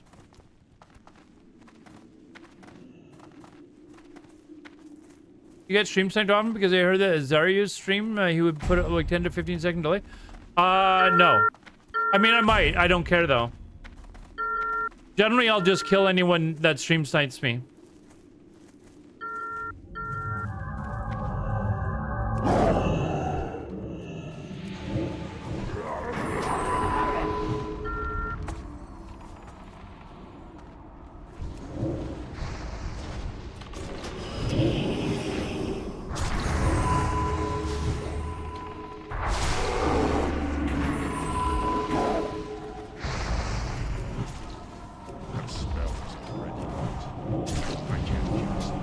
Fucking hell, man.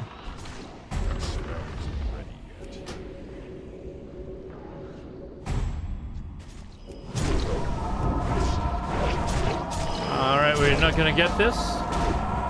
Holy shit. Been throttled.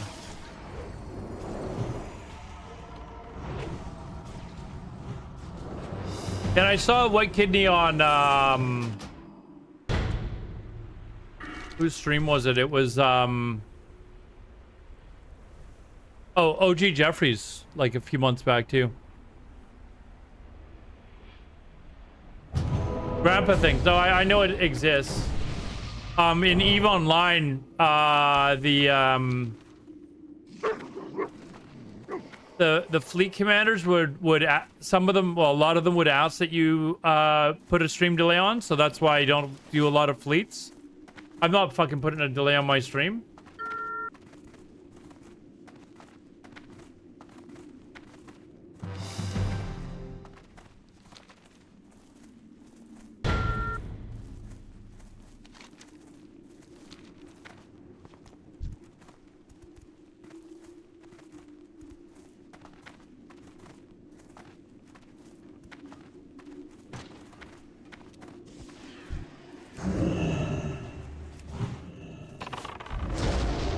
What is this? Oh my god.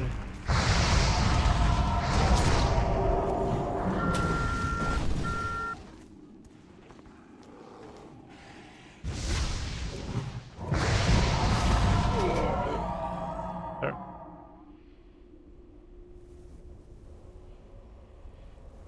No, I'm not putting a delay on my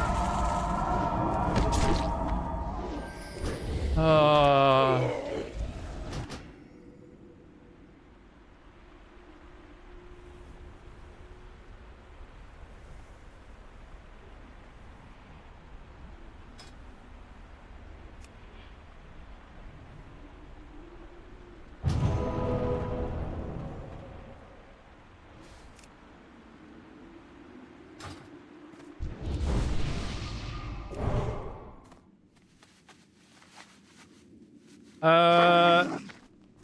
I love about WoW is that though years have passed and the game hits us all the same. I started playing when I was 17, now I'm 29 and still play a hunter.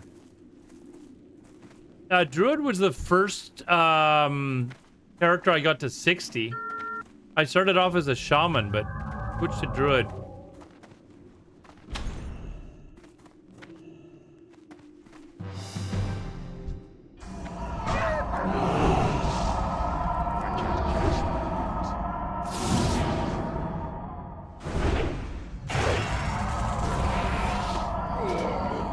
So much fucking damage.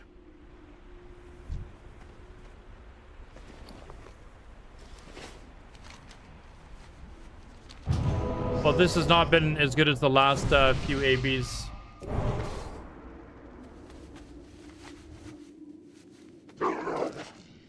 Started Rogue and never touched Rogue since.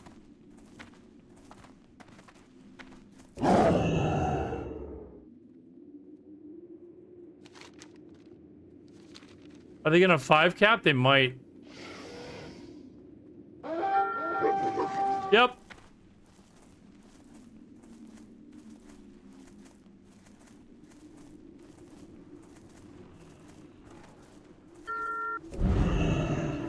I'm still recharging.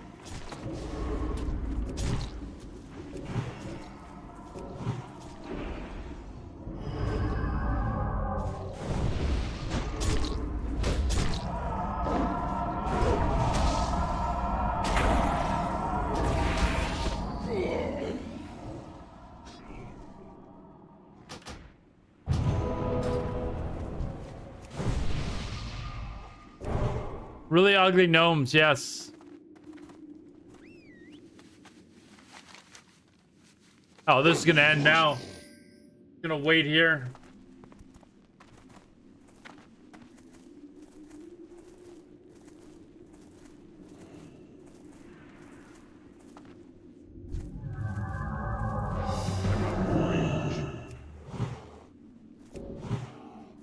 I can't cast that yet. Like, where is everyone?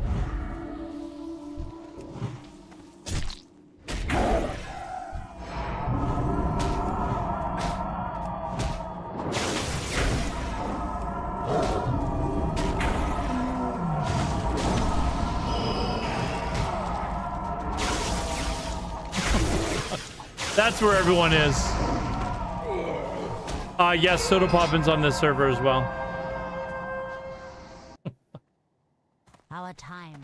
Oh.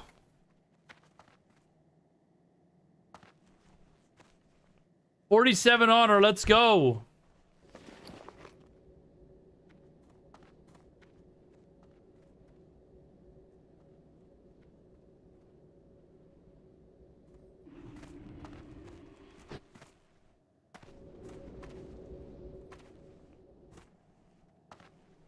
Yeah, what a waste of time.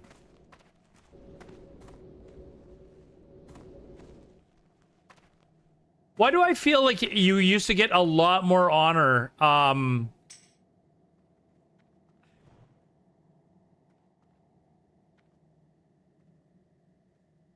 Where are you?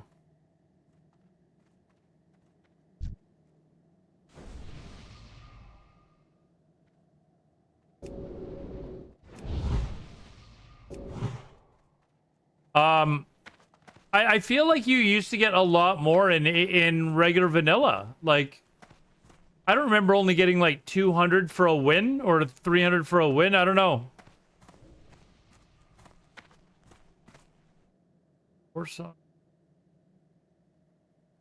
Oh, I'm missing Warsong Gulch. For the... What do you need? For more turn-ins. We may as well throw that in there as well.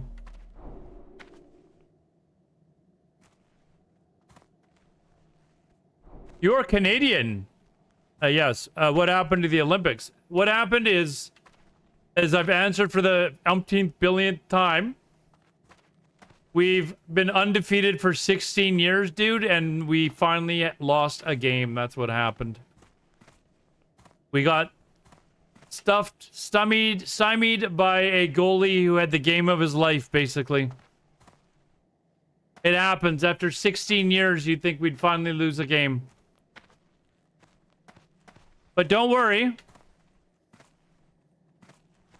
Then the next Get Wrecked Mega, the next Best on Best tournament is in 2 years. And Canada will just simply win that tournament, and then that'll be the end of that.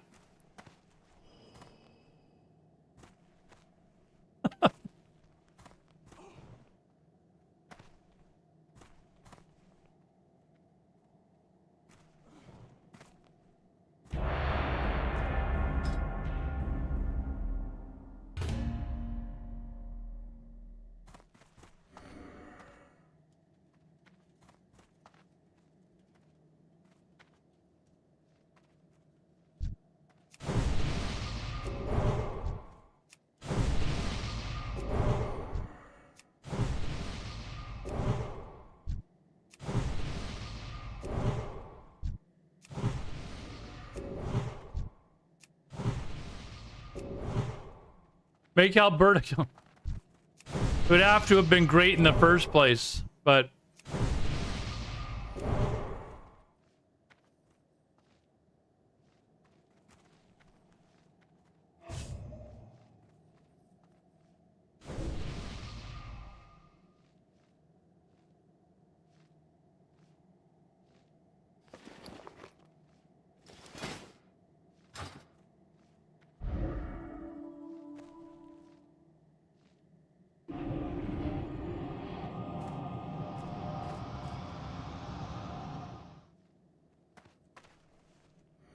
we have like lockstones.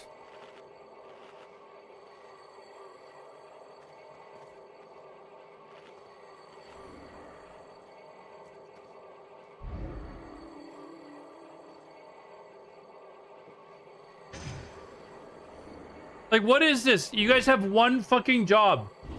Mage, lock, like every battleground. Let's go. Like, fuck, man. Like, it saves somebody's from dying and help us win. Alberta was only relevant for oil and gas and maybe Alberta beef. I mean, oil and gas for sure is their, like... I mean, if they didn't have oil and gas, their economy would be absolutely dog shit, so... Wait, how come I don't have buffs?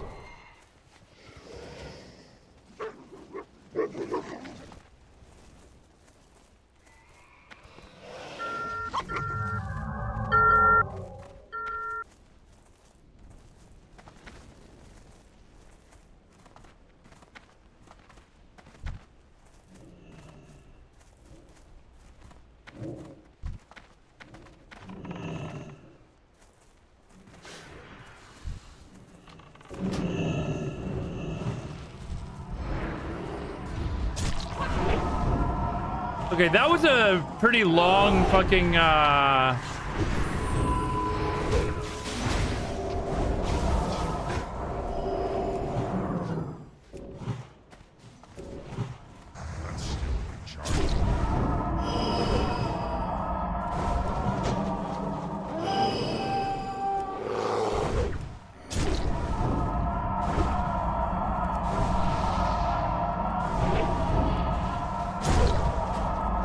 Okay, can my,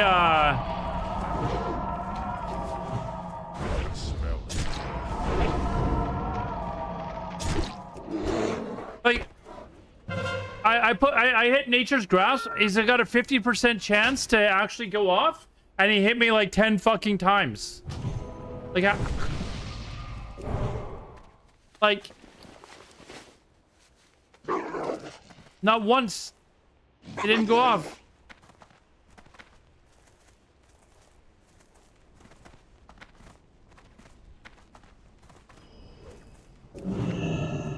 I can't cast that yet. It's too far away.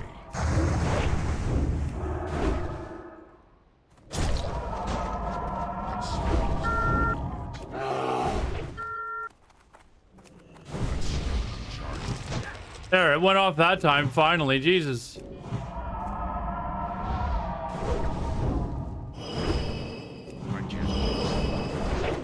If anyone wants to CC the guy off the healer, you know, it might be not a bad place to, you know, bad thing to do.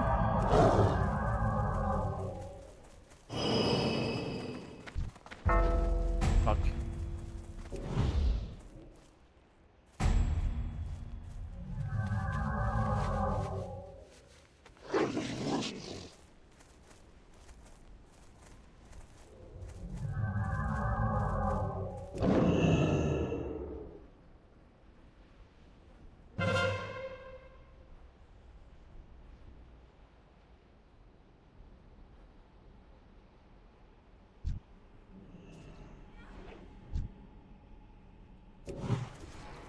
I can't cast that yet.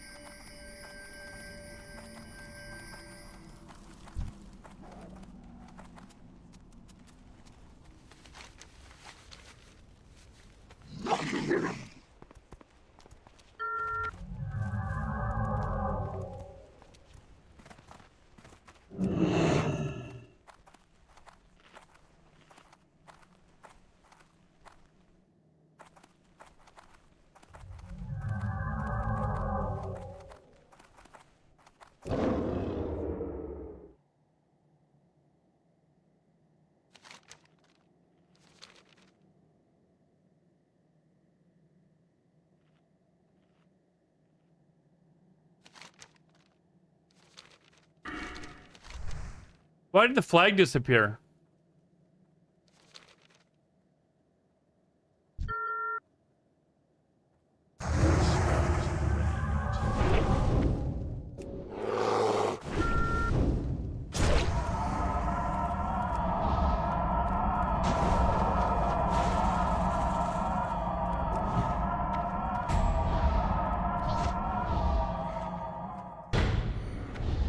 It's not ready.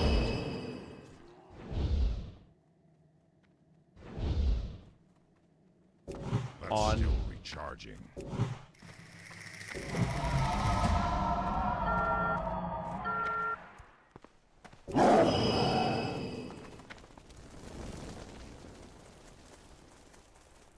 I can't cast that yet. That spell isn't ready yet.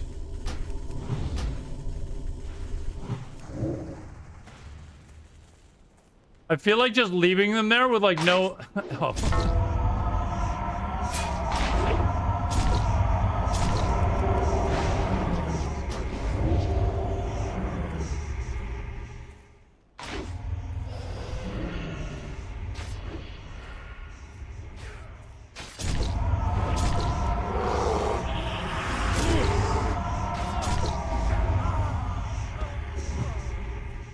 That's still recharging.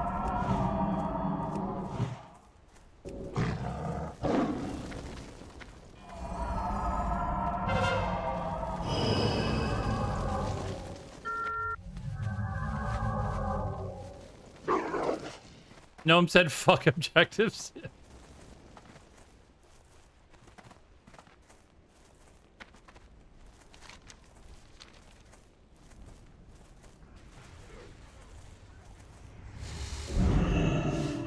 I can't cast that yet. That spell isn't ready yet.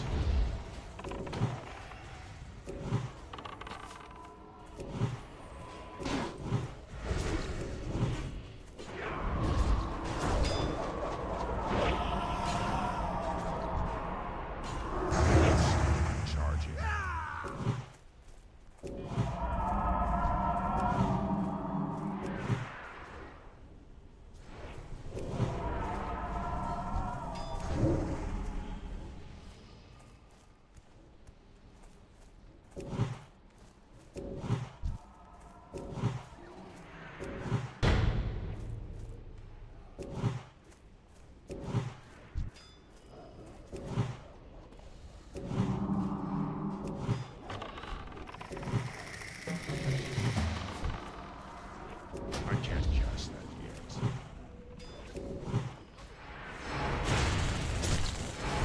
The spell isn't ready yet.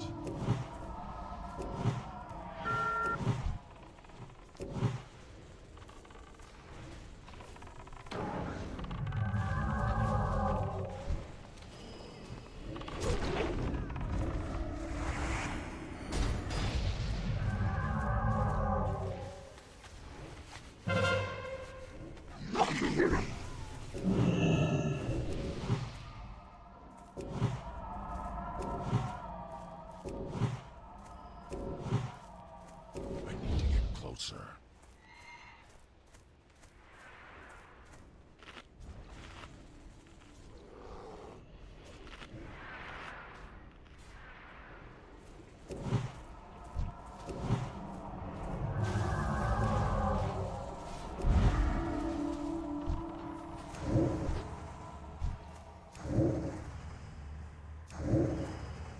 I need a target.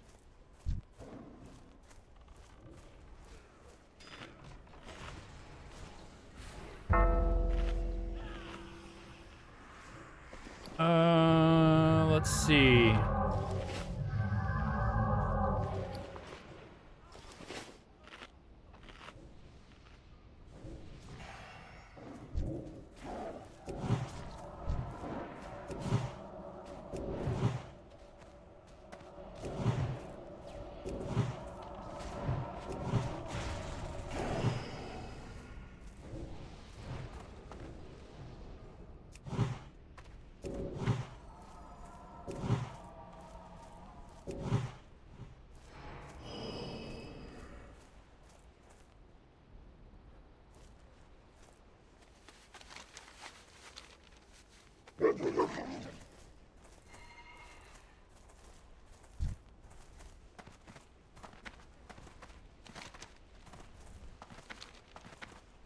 What's going on? Cap it.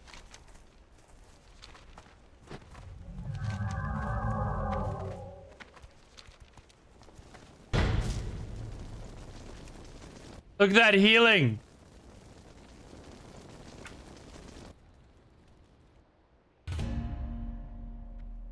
Brawl, hard.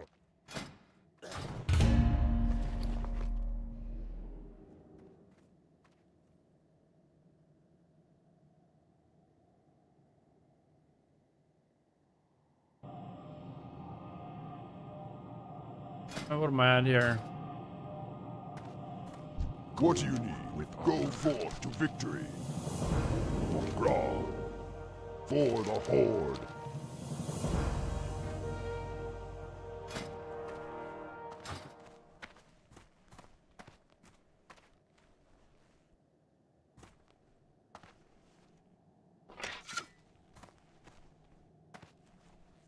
I think tomorrow I'm gonna try that farm. If I can get that farm going already, I'm set for gold. I think maybe I'll try that tomorrow on stream and see how it goes. Right after I get the, actually, especially if I get the cloak. If I get the cloak, the druid farm, in Shattered Halls, I think it's... But I got my enchanting up today to do it. I've got my tailoring up, so I'm now already making the cloth. So if I can get that farm going, I'll get my money for my mount really fast.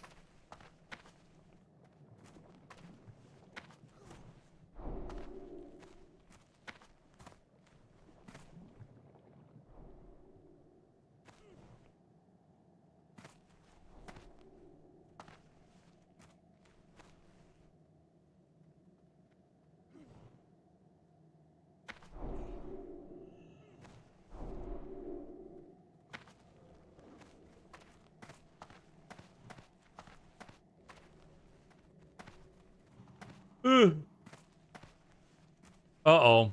I just yawned.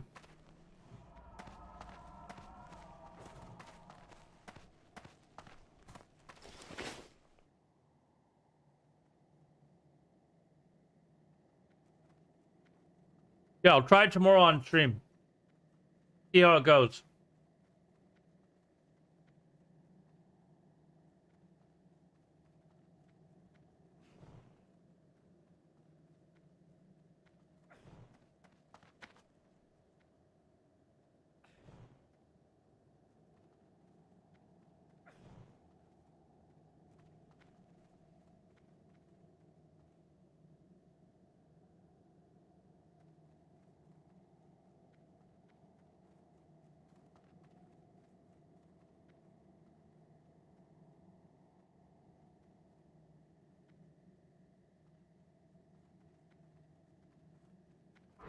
some reason I want to say it was like a few hundred an hour I was making doing that. 250 gold an hour or something?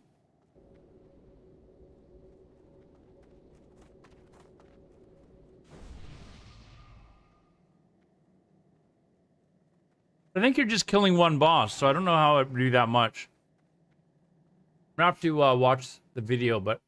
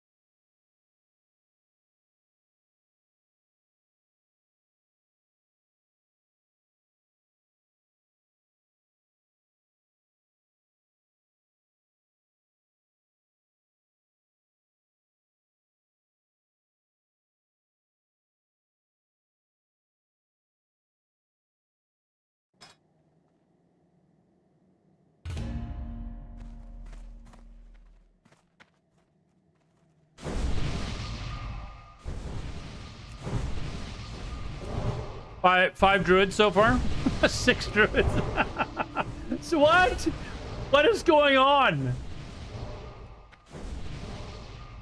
7 druids? Wow. That's gross.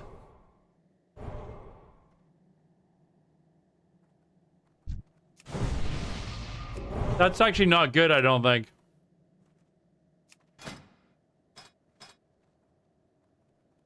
Okay, Feral. Resto, probably.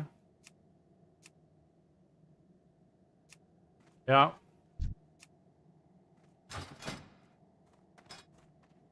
Resto. 3 Resto druids.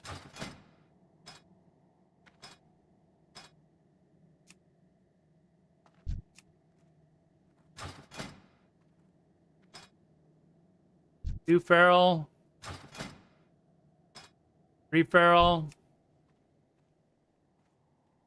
That's me.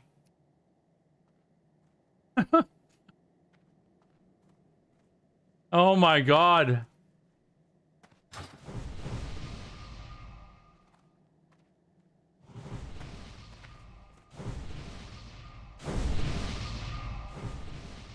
Come on, guys, like, you're locked. Like, what is it with these locks, man?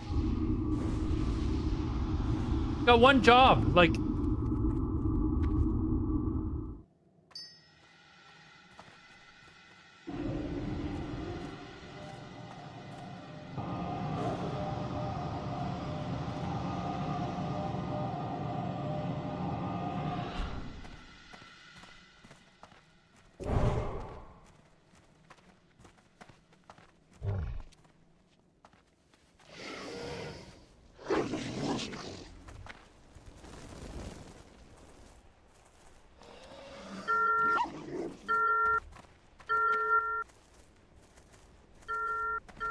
They have no druids on their team.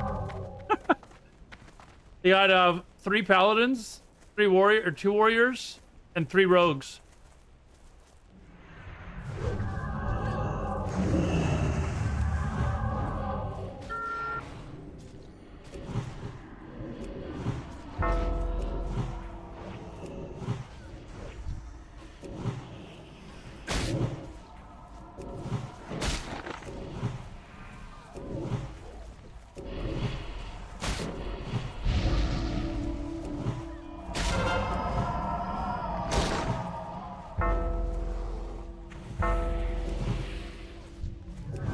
Ah, shit. I missed it.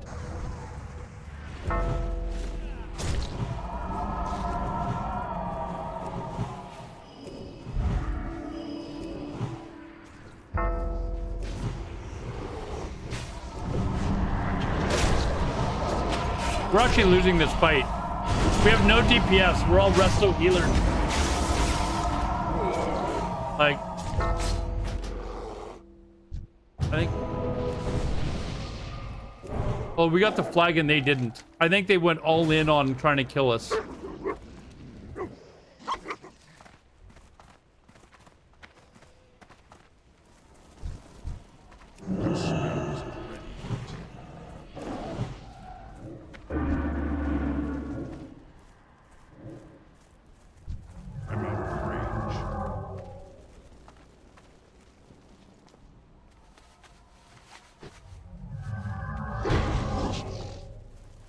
I think they went all in.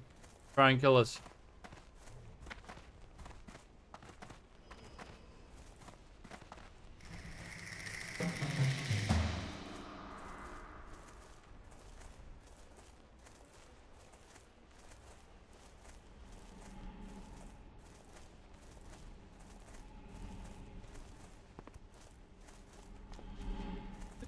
You request this, C-Mac?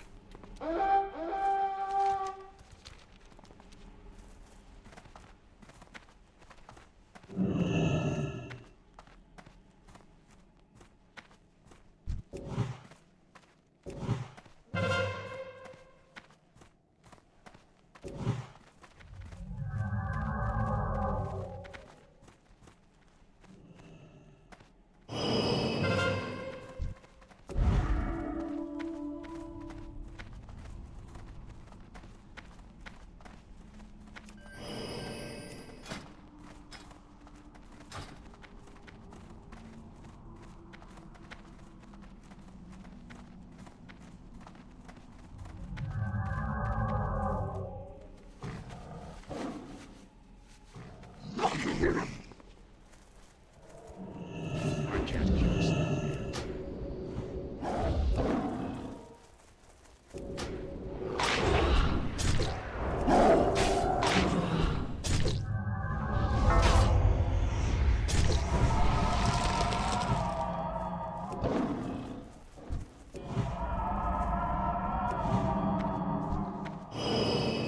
That's still recharging.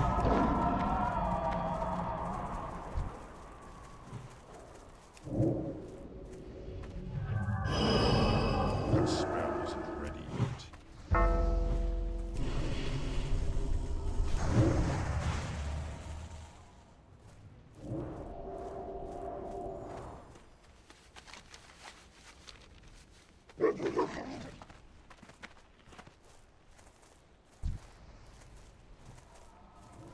It's too far away.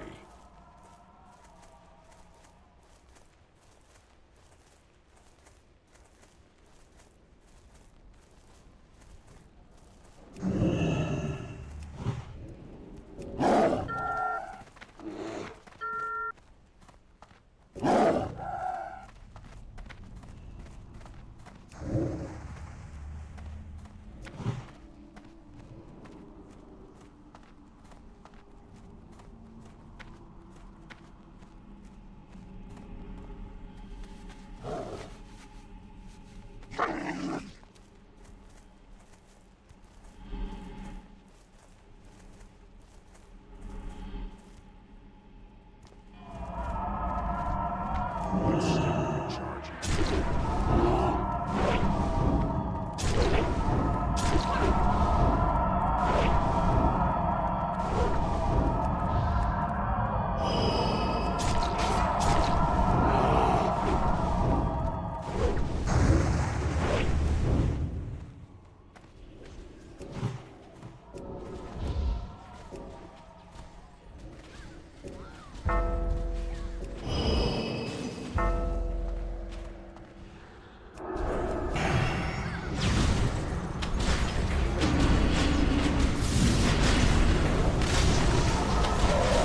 The fuck?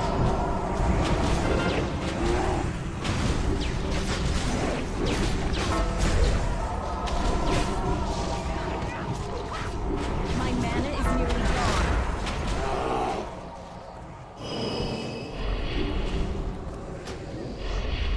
I can't use that item.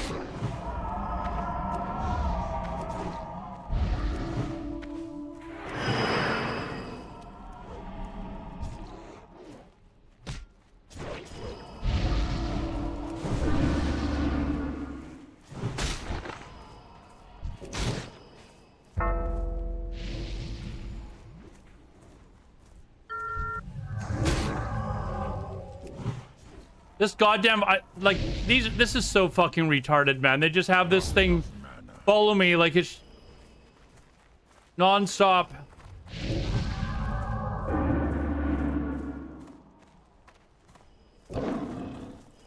Need mana.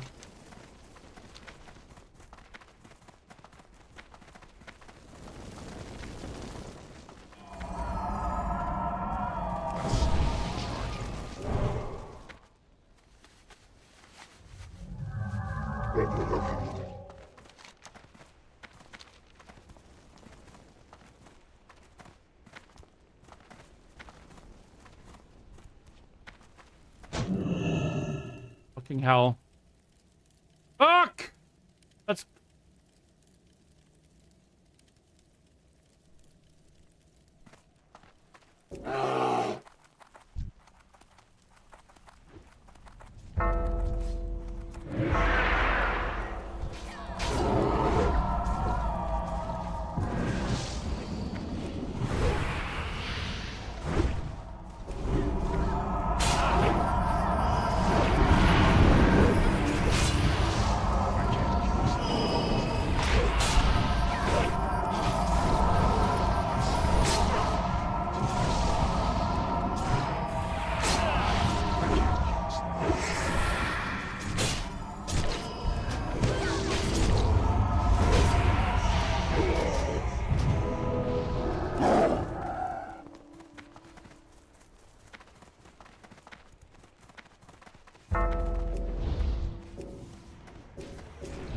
That spell isn't ready yet.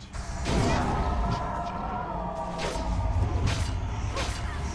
That spell isn't ready yet. Fuck.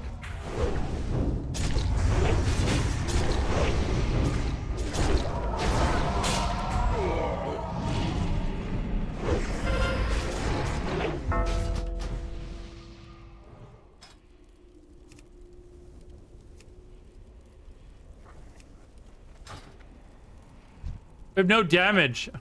We're just...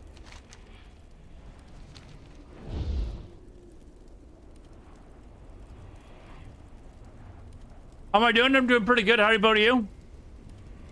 We're trying to do some BGs here.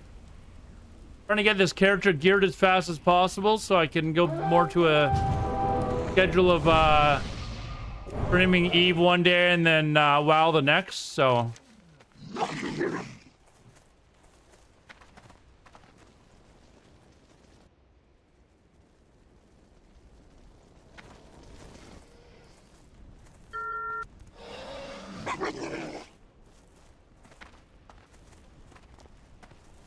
The gear is the issue. It is the issue.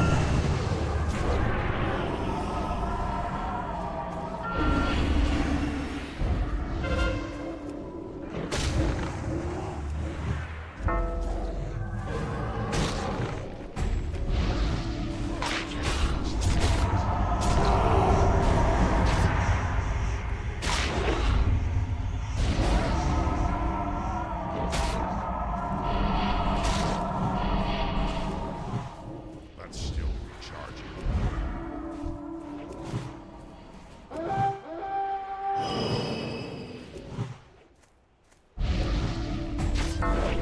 Not ready yet.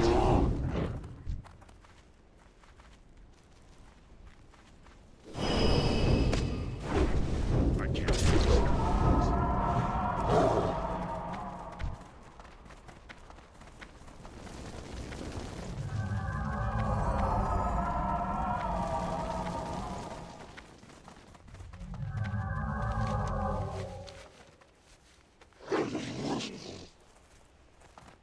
Nice long ripper.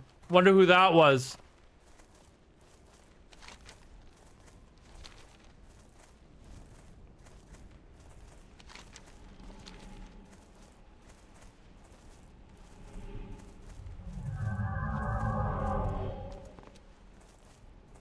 Wonder who that was.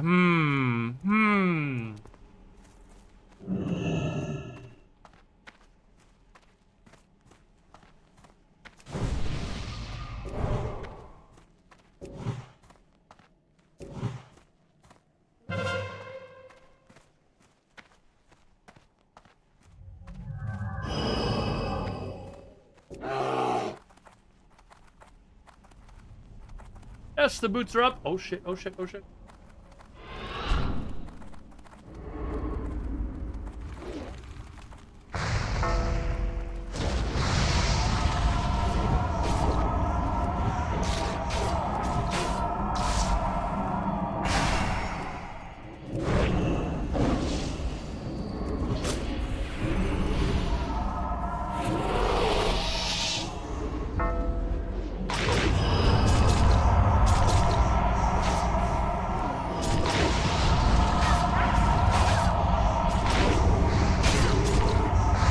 Come on!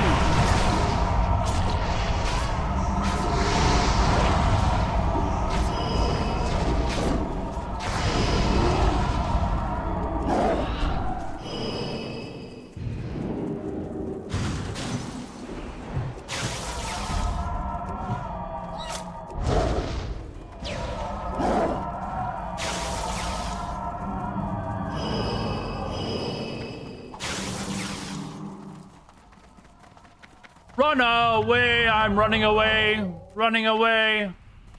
I'm running away! I'm running! Watch me run here! I'm running away! Woot! I ran to you! I run from you!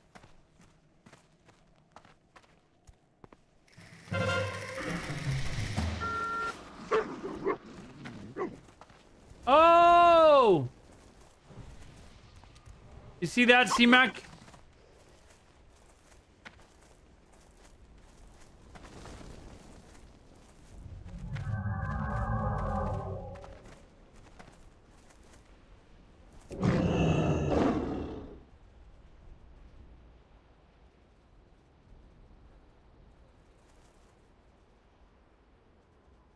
Oh shit. Fuck.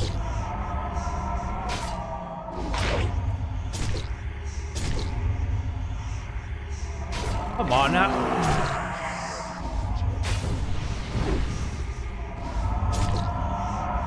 Come on, can we get rooted? Like, is it tonight they're back in action? Let's hope for a loss. We need Gavin McKenna. Well, we're rooting for the Jets. Ad starting. We will be back in 3 minutes.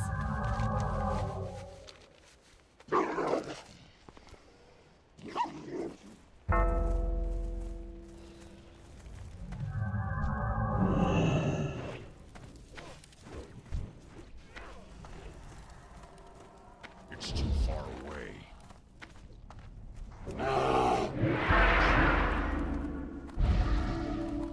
Dun dun dun dun dun dun dun. We won again. Dun dun dun dun dun dun dun dun dun. Well, I'm a Canucks fan, but I want Gavin McKenna. So. Sug.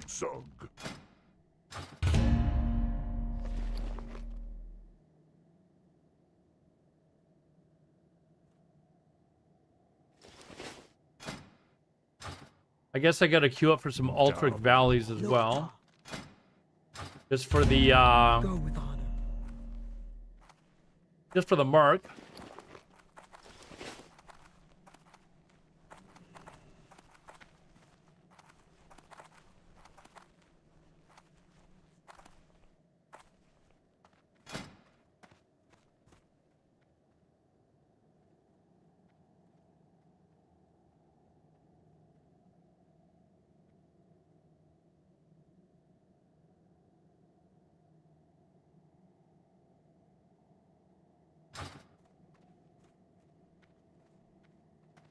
Yeah, I think the Canucks are pretty safe. The only thing's gonna fuck it up is if we lose the draft lottery. That could mess it up, but is it in Winnipeg? And is Hillebuck gonna be back?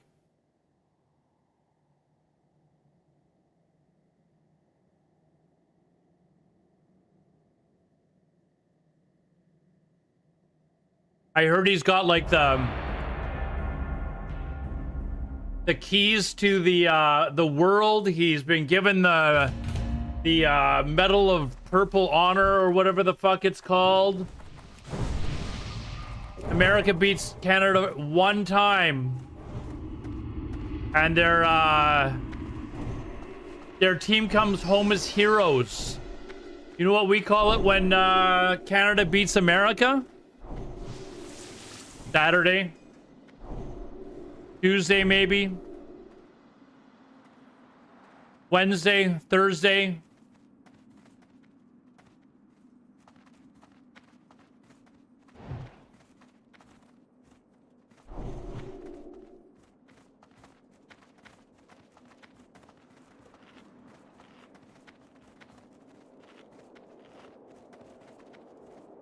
Don't be who's being a sore loser? I'm not.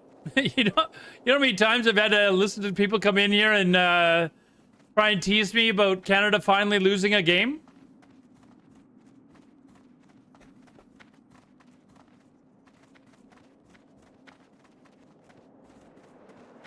It's been pretty endless. So I make one joke, it's not the end of the world. It's okay.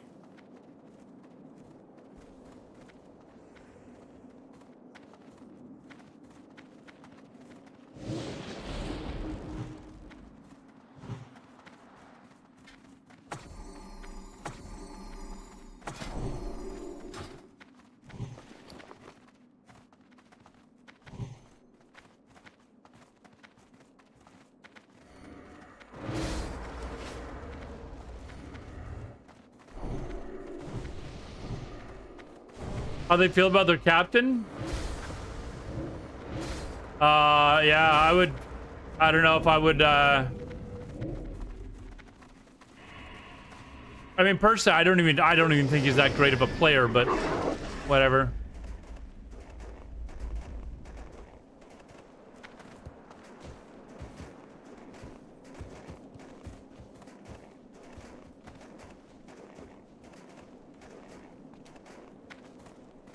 Yeah, I needed some of whatever this guy's on, this paladin. Give me some of your run buff, dude.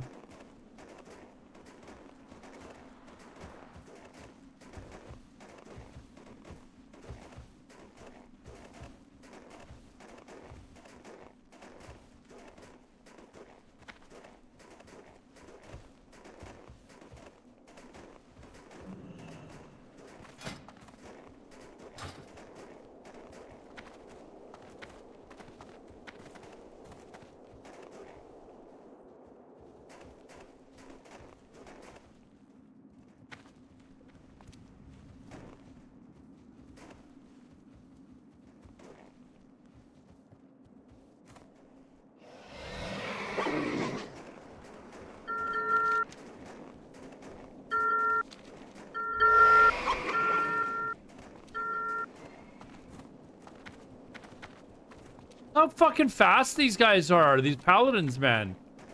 They're like way up there.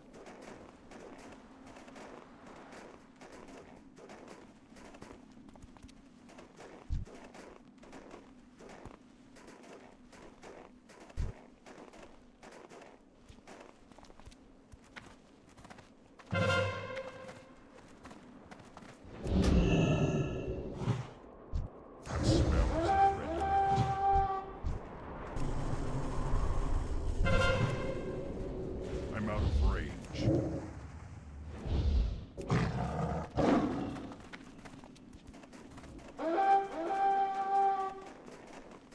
Embarrassing, 2 druids couldn't stop a 61 warlock.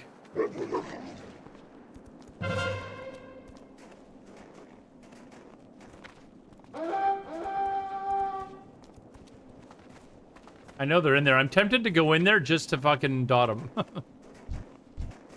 can't cast that yet.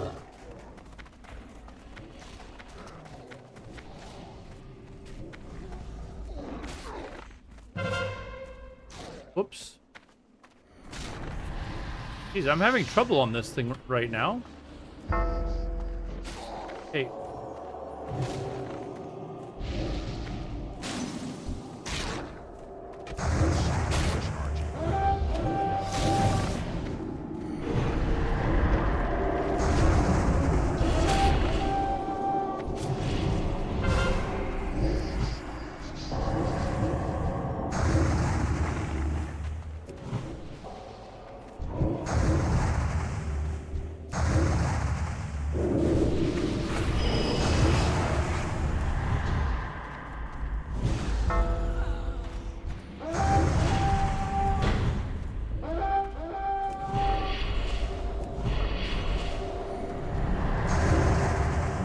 There are 3 guys up here?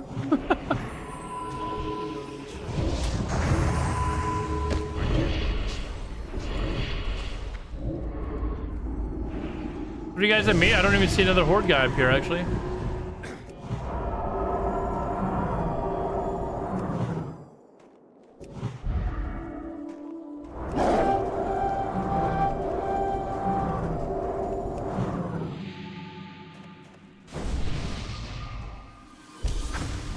Yeah, I mean, somebody should have put the paladins in different groups, maybe. Looks like we don't have anyone backcapping. I just came here to get the mark for turn-ins.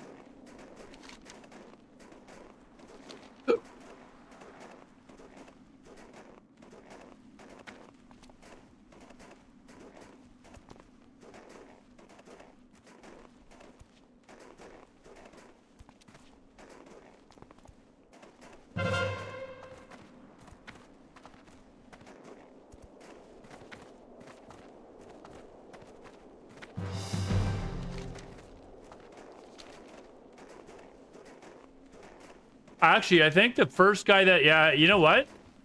I think that first guy that got there was a paladin. Did he cap first? He did. Yeah, he got the aid station. It's gonna cap in a minute and 20 seconds.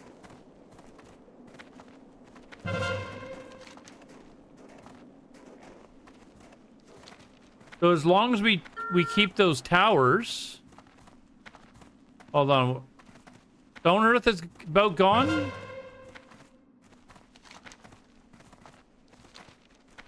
We might actually be in good shape here. And Icewing Bunker in a minute and 20. We're actually doing pretty good.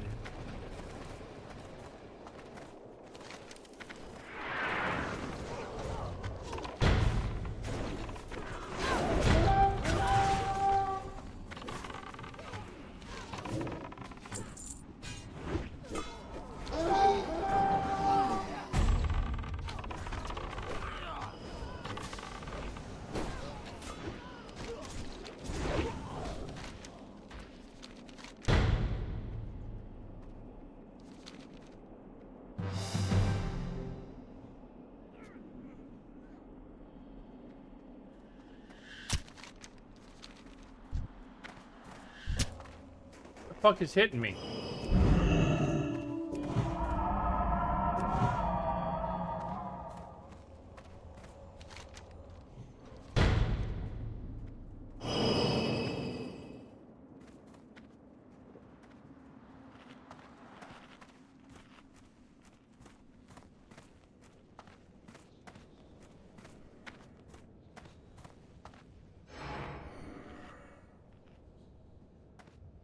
Smiles Droob. This dude's here. We gotta heal the fuck out of him. That's still recharging. That spell isn't ready yet.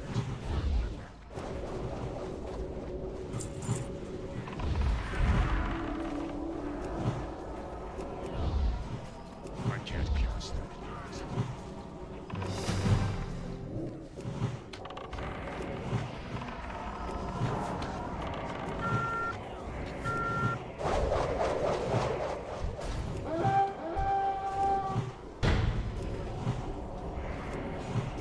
That's still recharging.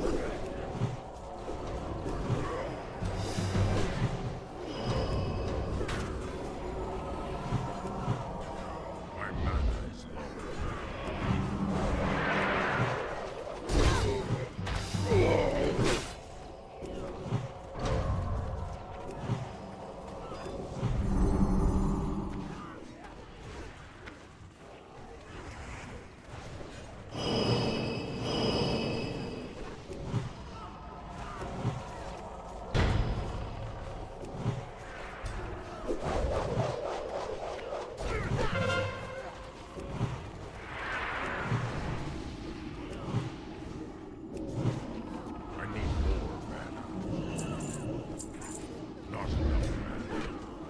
I was fucking like, I was sitting there bitching that all the paladins were going up ahead. That's why they did it. Look at that. What? What? We got robbed. What? Oh. Oh. Are you kidding me? So close. Mokra. Go forth to victory. Oh my god. Brawlhall, strength for the Horde. That was a big fat rip.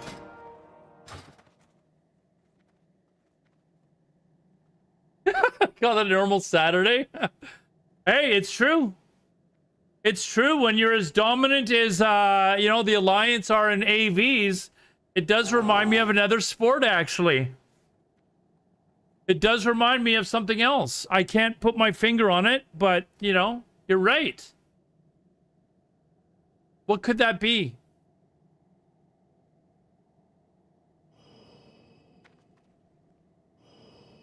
You're really horrible at warrior PvP, but you do have an equalizer? What, do you play? What's your equalizer? Probably curling or something lame, yeah.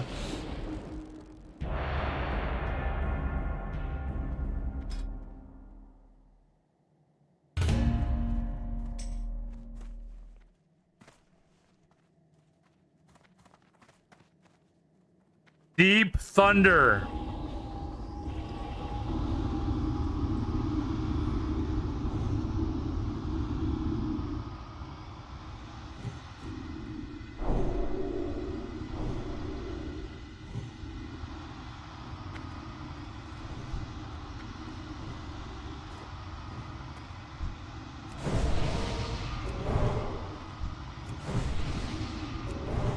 We have a lack of druids here. We have a lack of healers here, actually. Oh, there we go.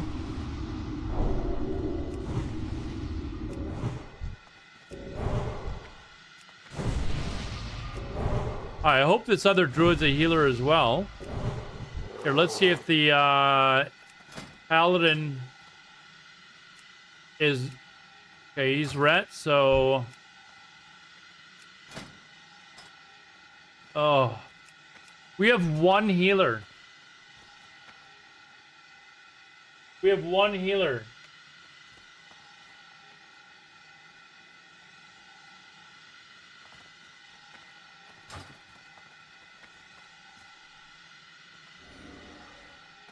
All right.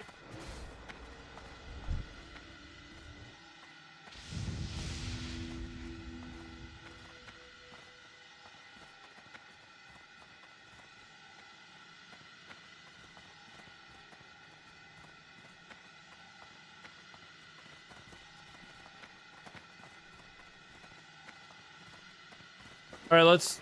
One healer, let's go. If we win this, it's because we had a great healer. If we lose this, it's because we didn't have enough healers, okay?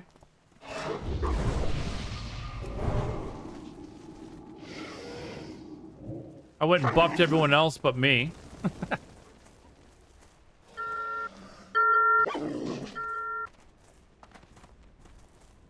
They only have one... They have 5 mages.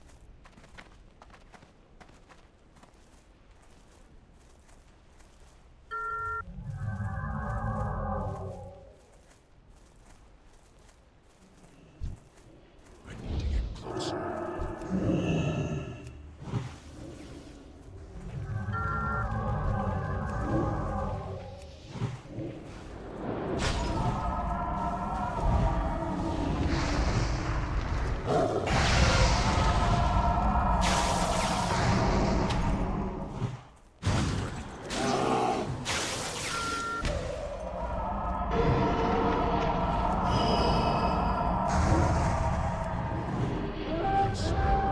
Dude, if I kill you when you had the help of all your mage friends, dude?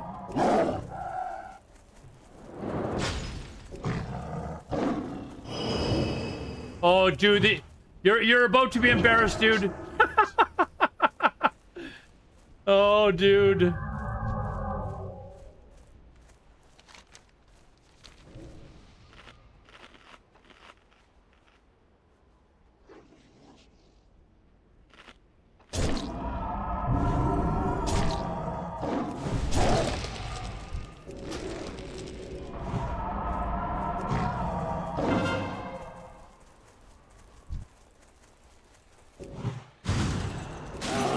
Oh, here they come. I think they know I'm a healer. I'm the only healer.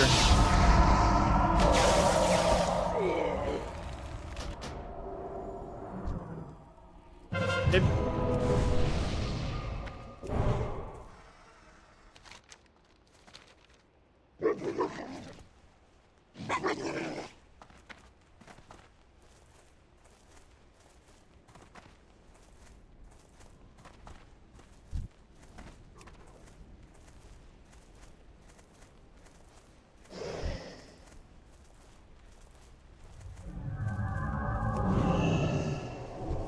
I'm out of range.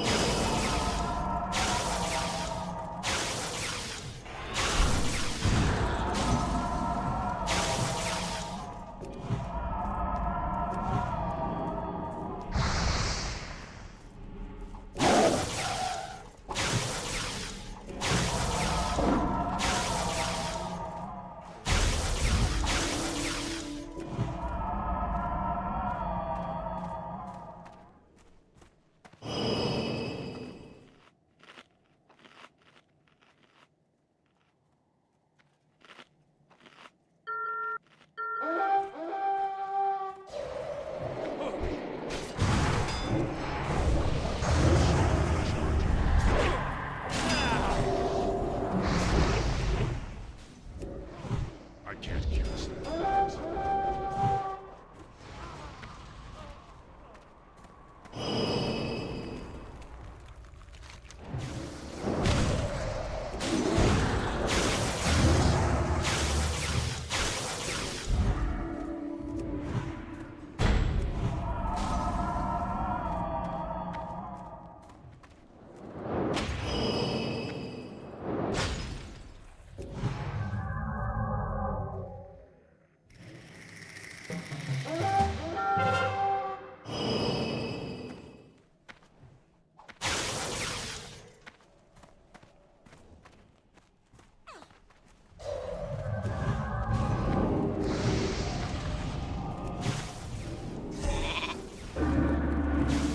Africa dancers just followed on Kick.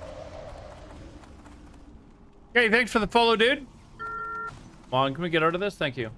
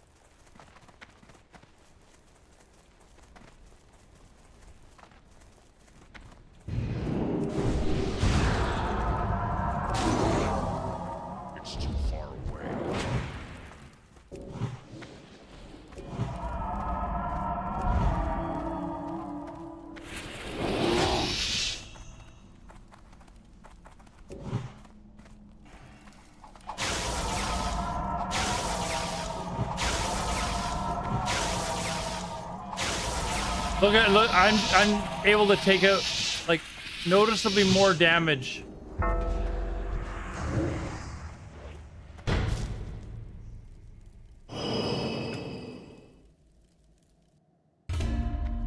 They'll get trained once in a while, but I'm starting to notice the resilience now. For the Horde.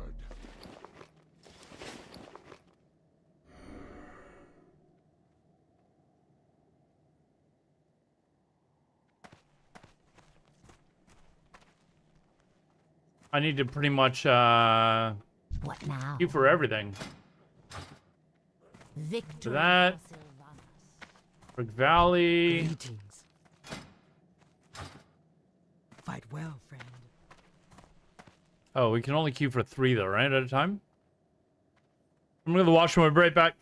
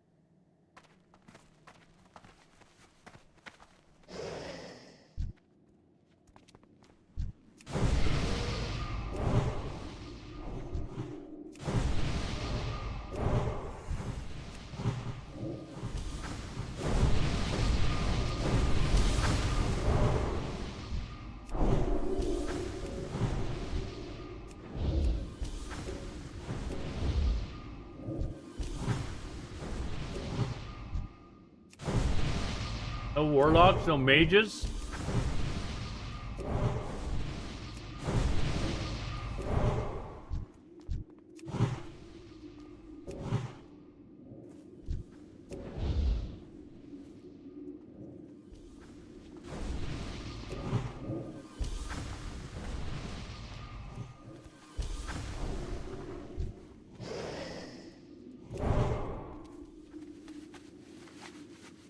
No warlocks and no mages in this group?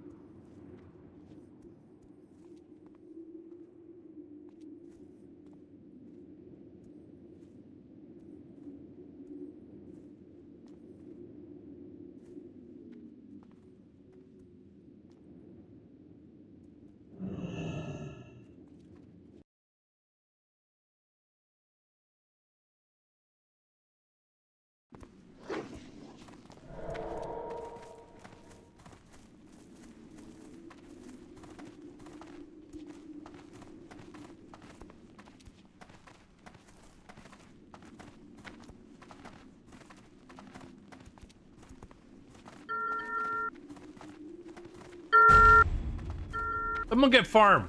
Okay, thank you.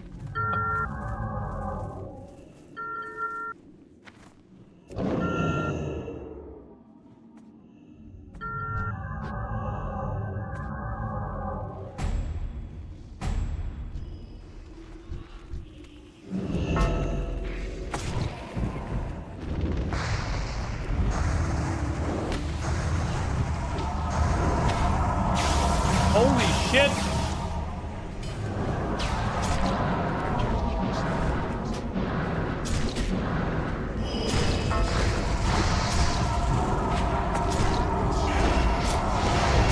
Jesus, man! Coming in with everything!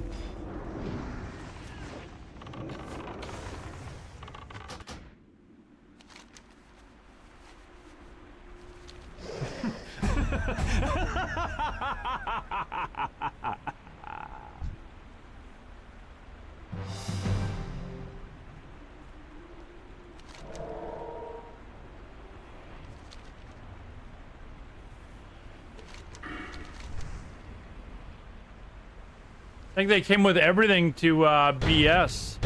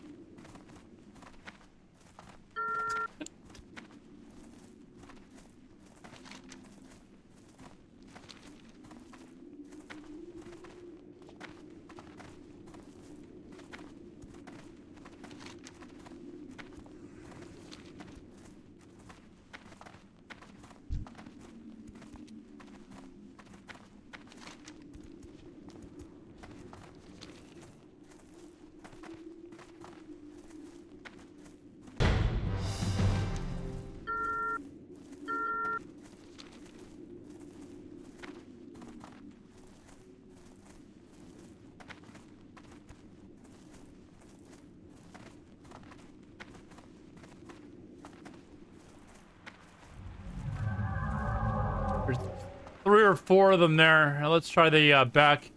Let's try some backdoor action here. Oh, I missed that jump.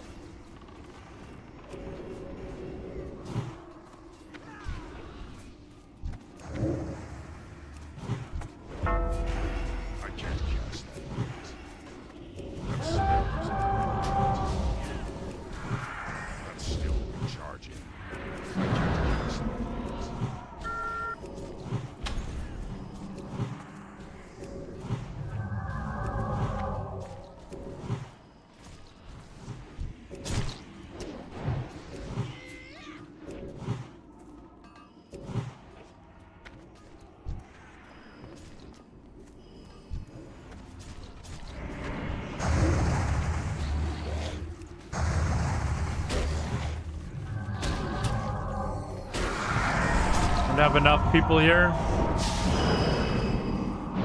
Oh, now they're just all here.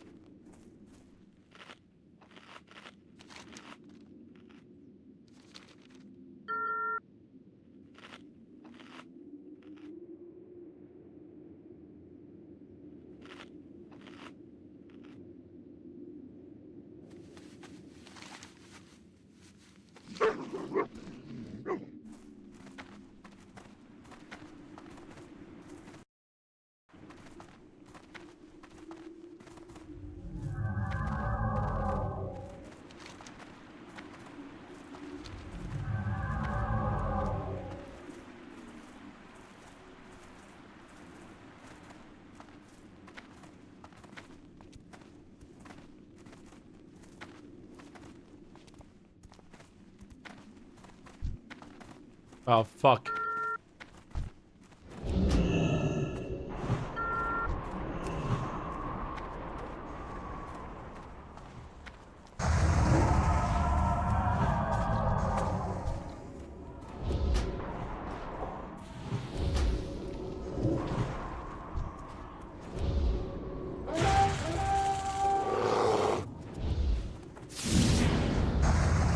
And we're losing farm. Nobody called it out.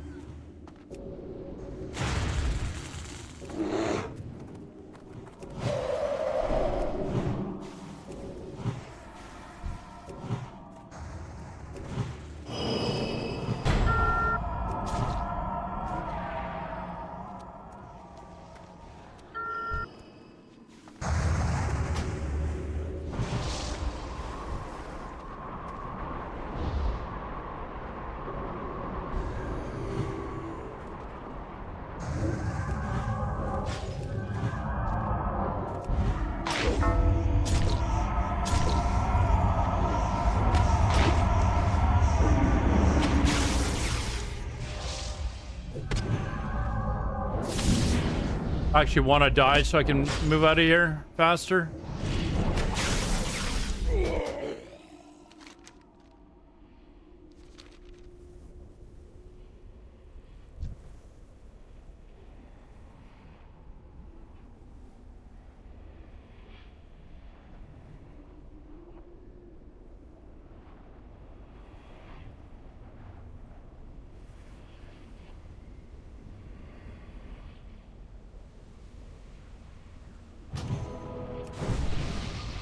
That spell isn't ready yet.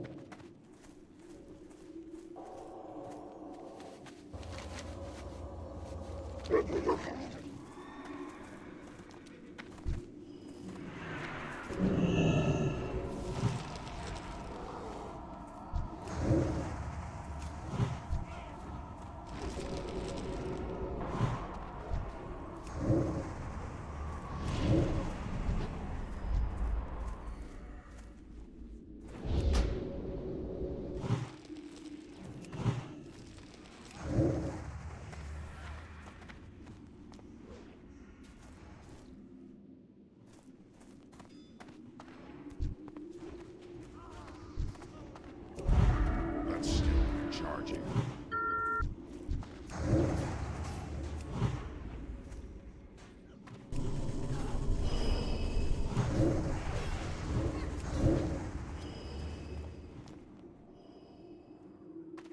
Dude.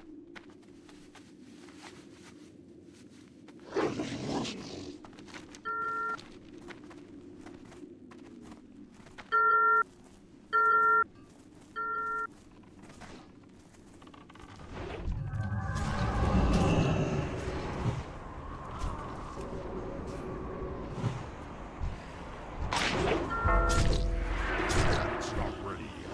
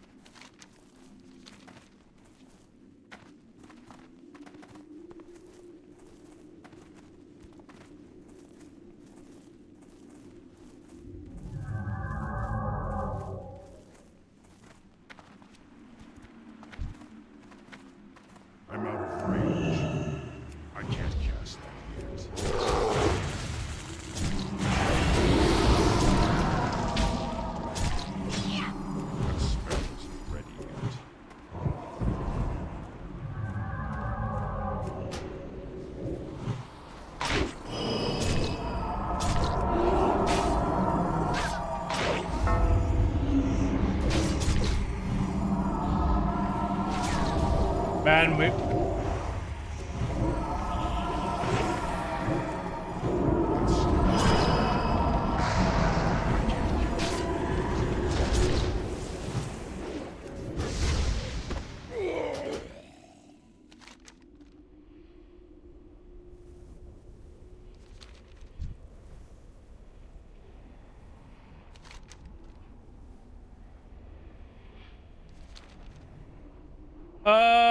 I'm live from Africa. What the fuck is with this? What the fuck? Here's a follow back, dude, from Africa. There you go. Sorry, some bot spamming me on Kick.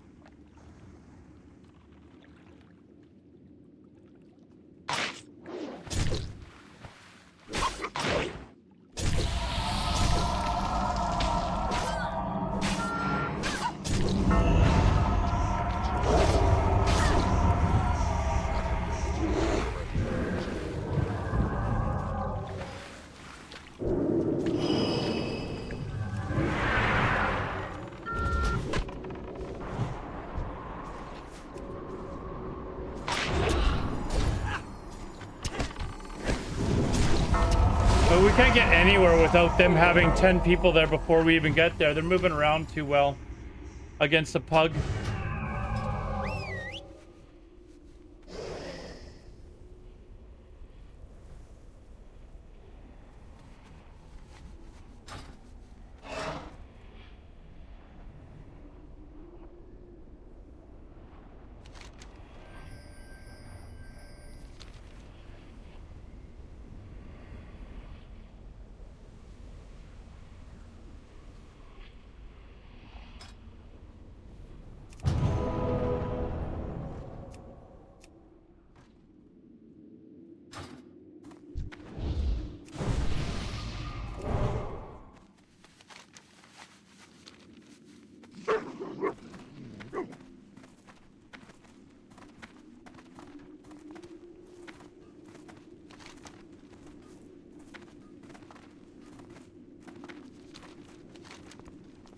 Oh, fuck. I'm the only one...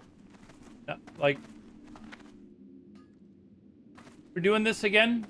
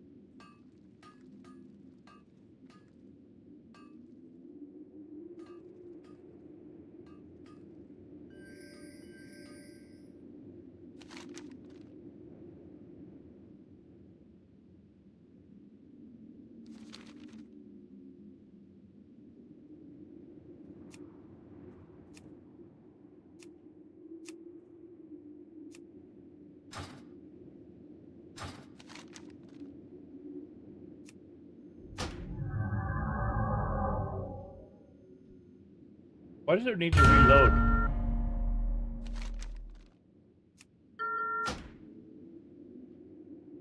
What is read?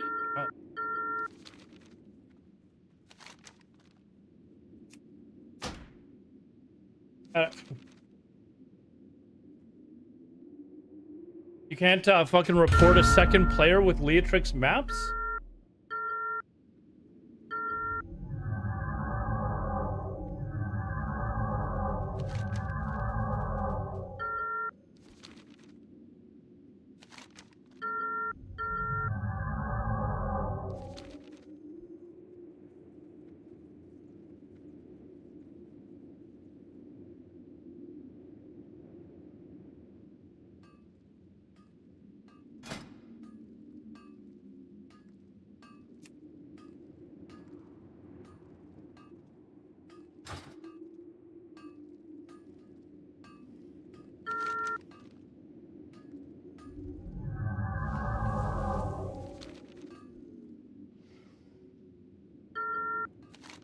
Like, what is...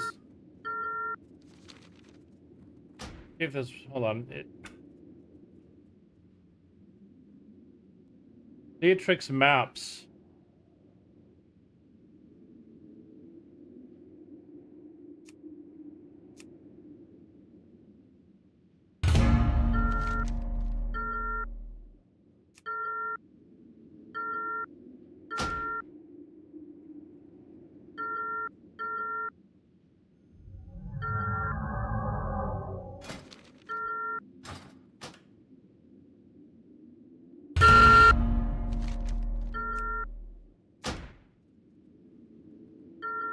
What the fuck is with this shit, man? Like, this is... Oh my god. This is so fucking stupid.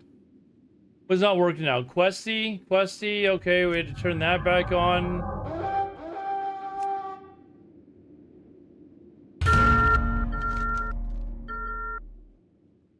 Leatrix maps.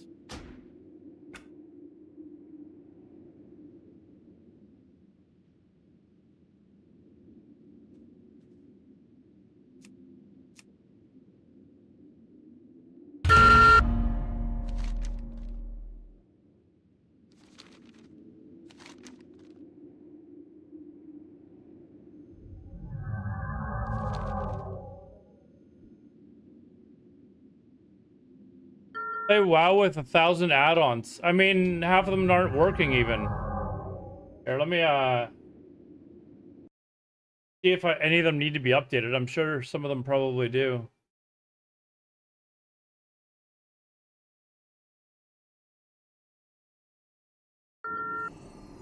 Curseforge needs to be updated.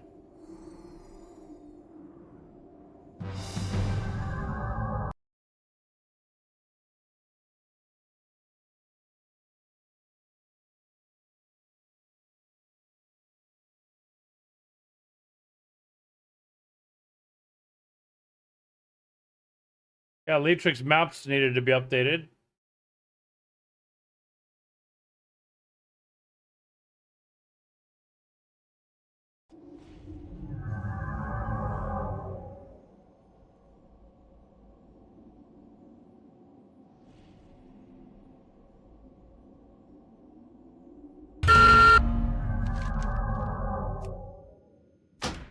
Yeah, it's still not, I don't know what the fuck is going on here.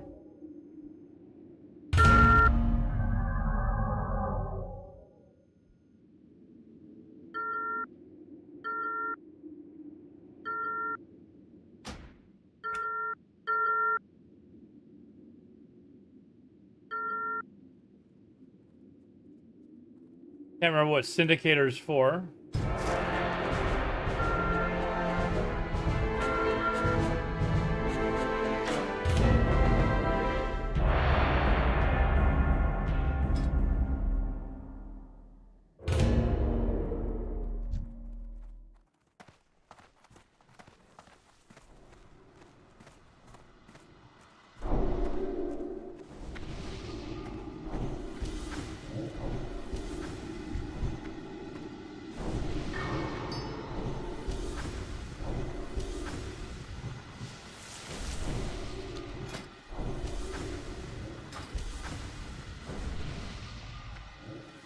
Actually, get rid of the ones that I'm just not using anymore. Or my add-ons. I don't know what Syndicate is. Indicator. What is this for?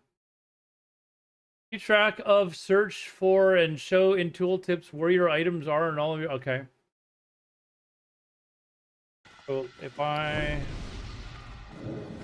that on, let's see, Baginator and Healbot get.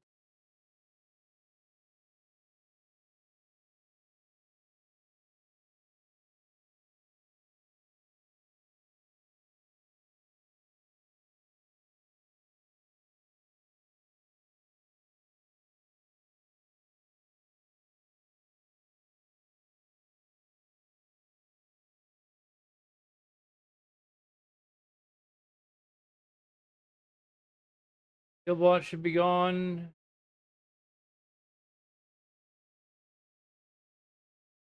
Voodoo. Delete. Titan panel. Delete.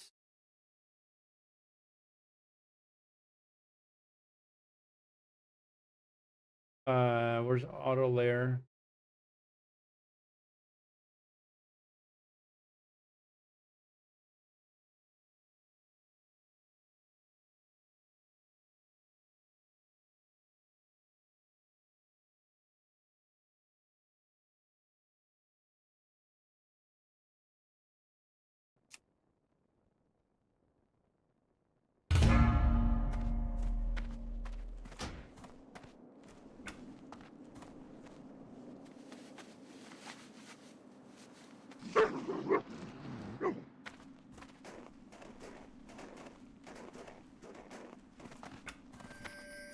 Should be a few more that I can delete, but that's a start.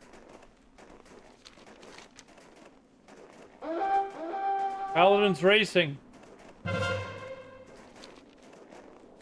Please tell me that a Paladin stopped at the tower.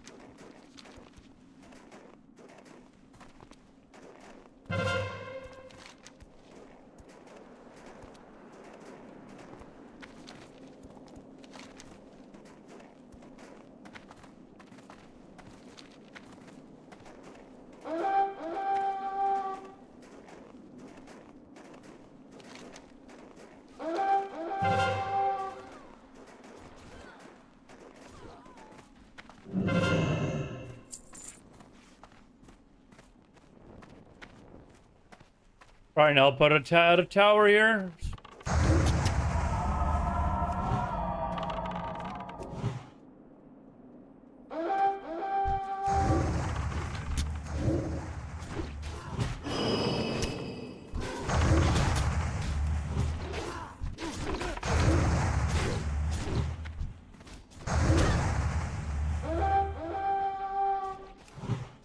Right, what's up, man? You missed the 40-hour dude. I can tell you sometimes when I was in school and WoW would just come out and my guild, like, what What is with all the fucking bots? Like I'm like on kick. Like it is literally just infested with bots. It's not even worth streaming there, to be honest.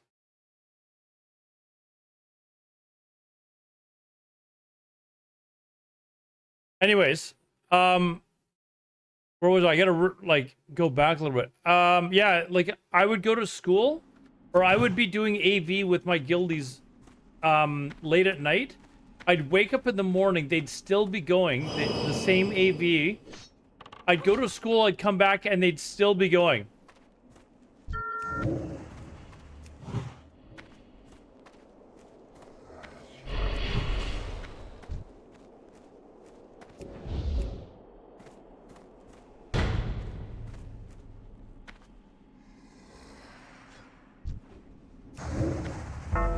That's still recharging.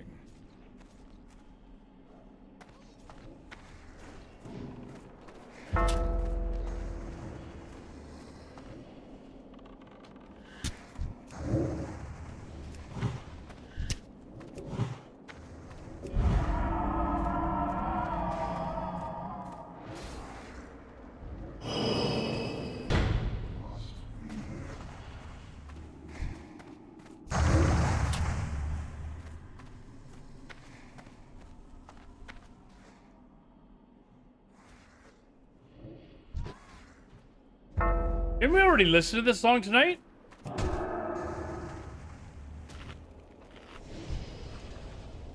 That spell isn't ready yet.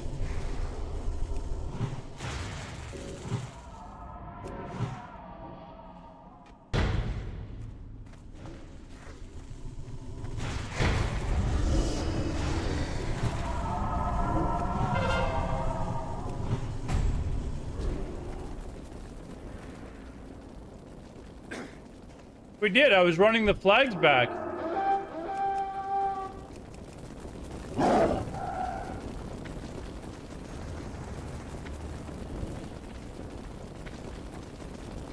Fuck. I thought he was going to be able to kill the warlock. I think... Oh, he got him. British hits from Canada. Now, come on, dude. There's like 1,000 songs on this list. 972 to be exact. Did we win? We won! Holy shit, we won!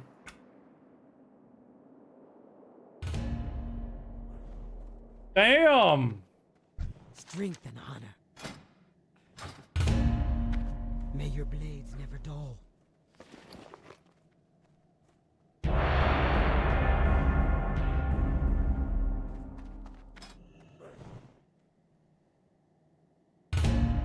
Gotta take that.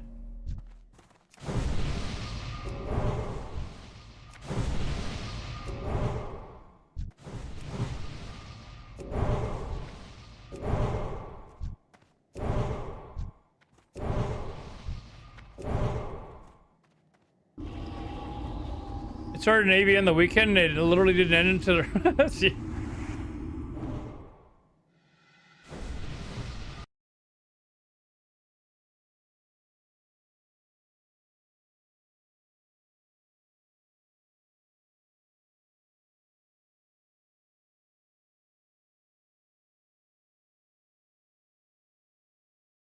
Are you in this group?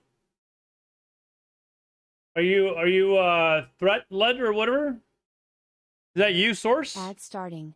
We will be back in 3 minutes.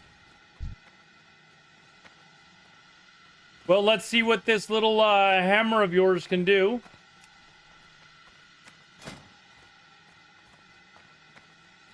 Deep Thunder.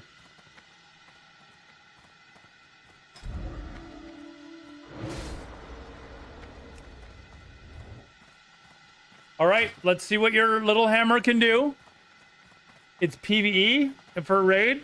Okay, well, you better hit like a motherfucker.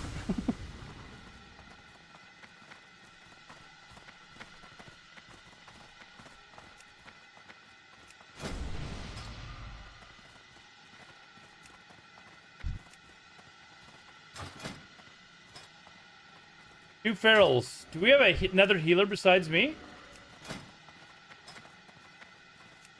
Oh.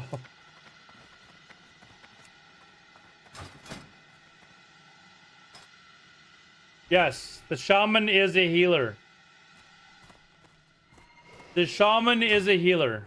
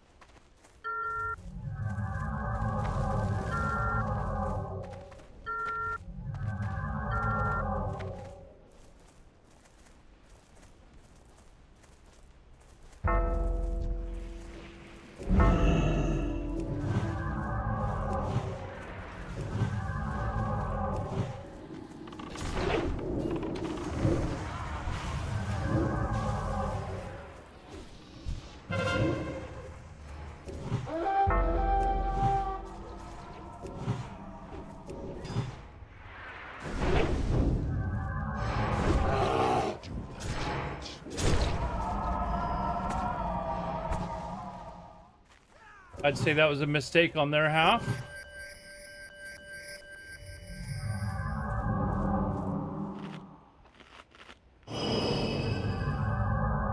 Here comes their, look at this.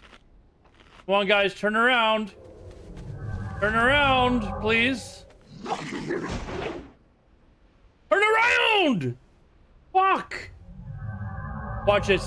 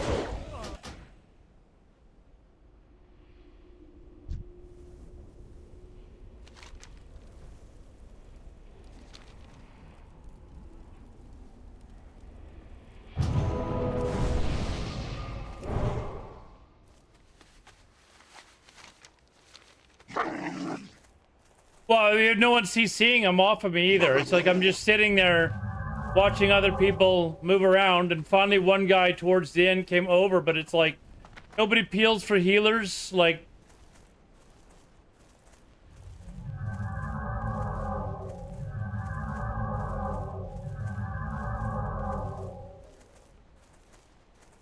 you can sit there and stunlock me for like 45 seconds. I can't do anything about it. Oh, I'm like yelling, turn the fuck around, like.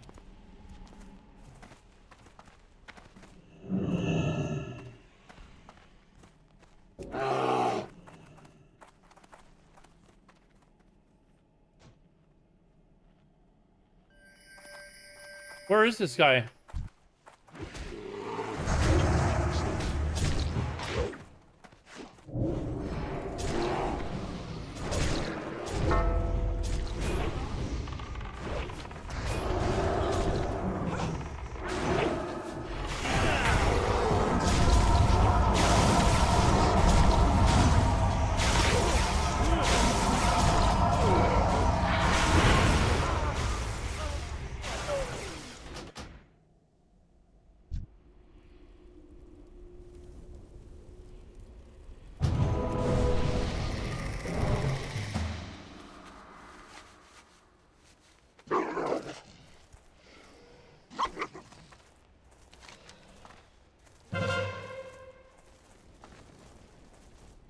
It is the gear.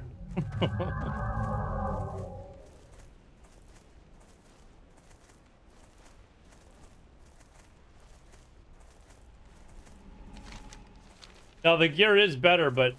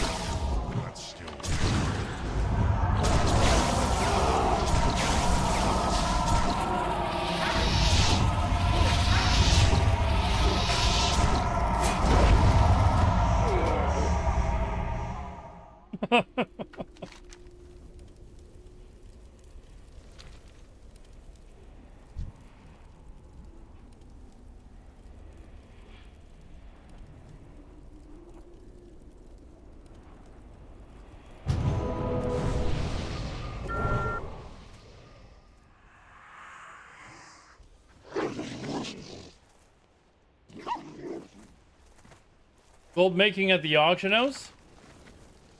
Pugging it can be very frustrating. It's much more fun when you have like a group of players that are actually trying to work together. I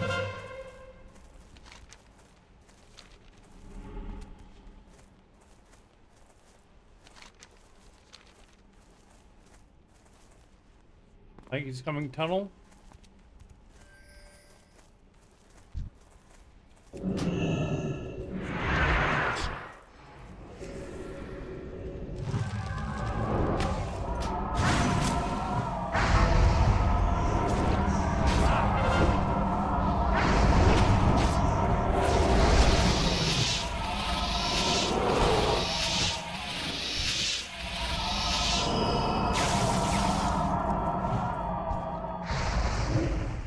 I need to target something first.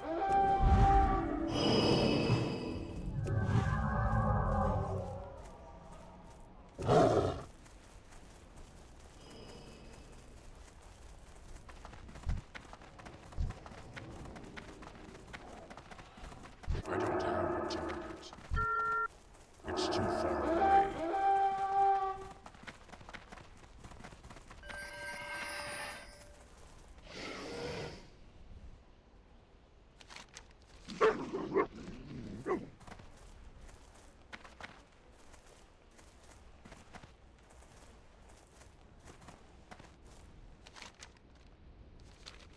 I can't see where their flag carrier is.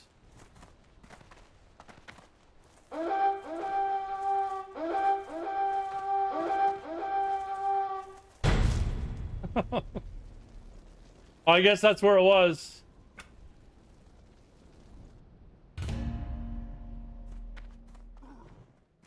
Blood and thunder.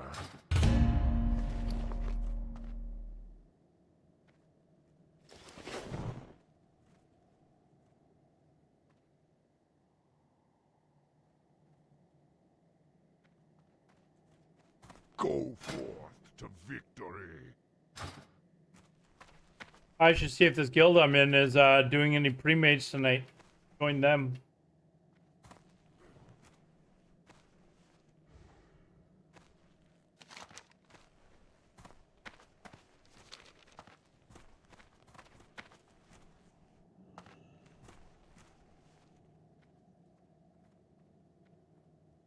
In fact,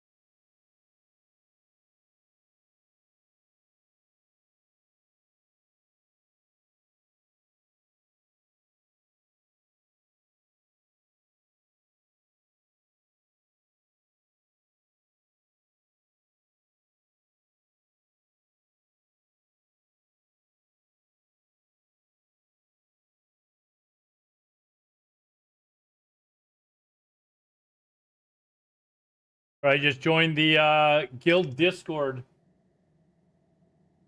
Having a quick look around.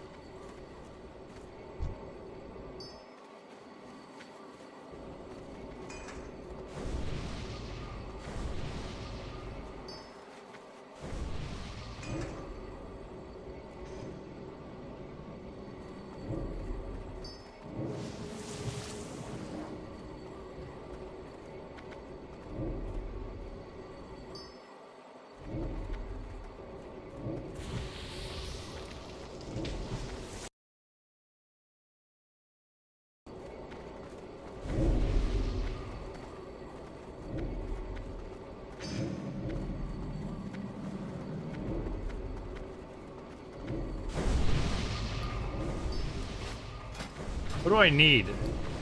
I need... Eye the Storm tokens is what I need.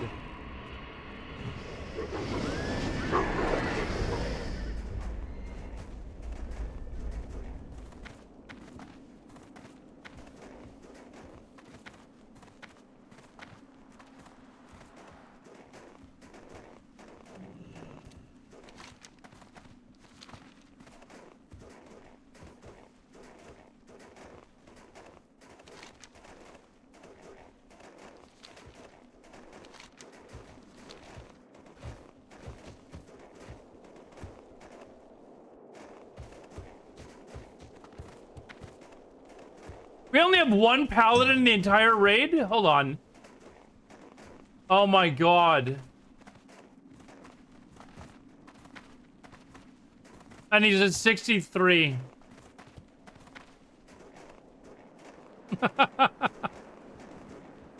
Wow. Wow.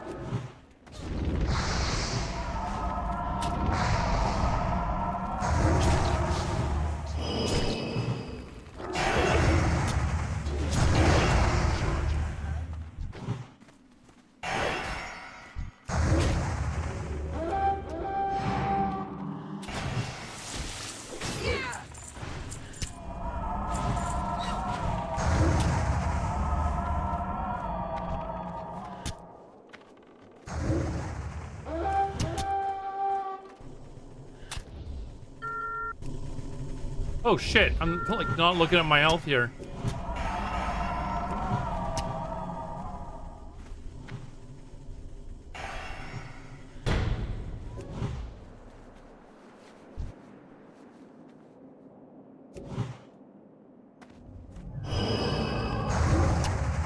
I can't cast that yet.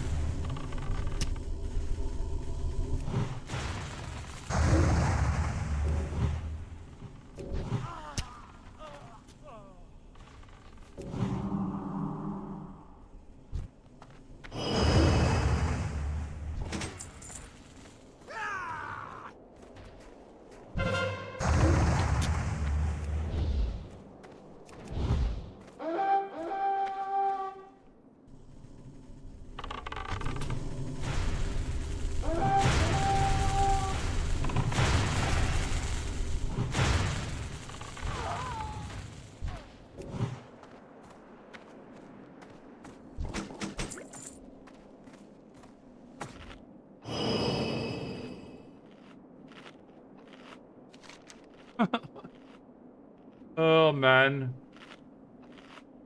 Wonder they got defense up there.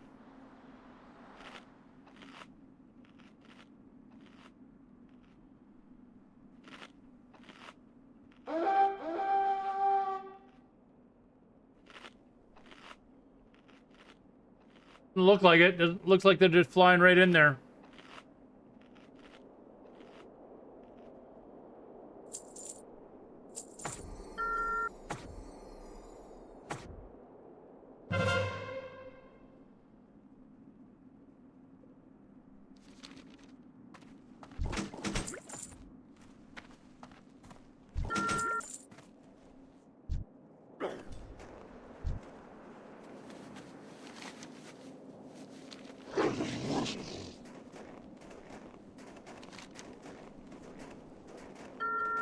I don't think I can get to the towers in time anyways, but...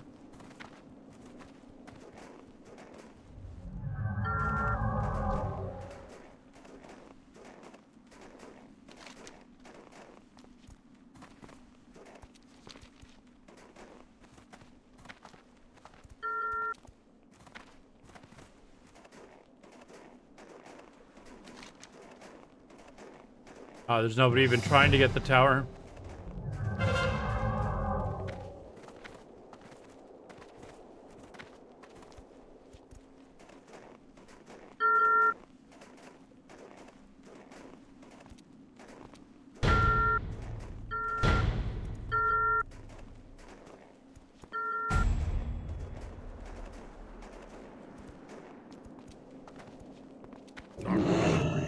Fucking hell.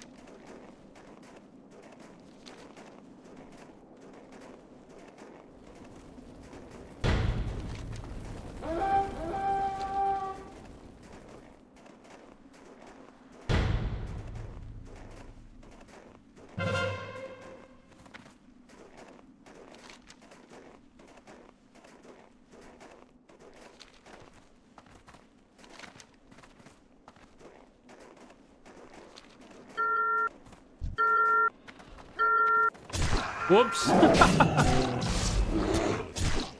I'm gonna die here.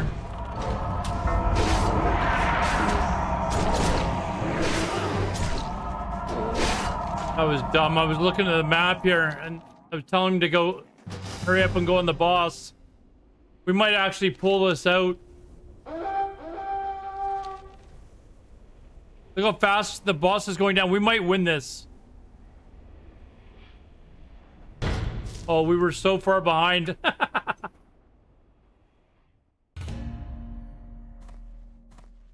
Lukta.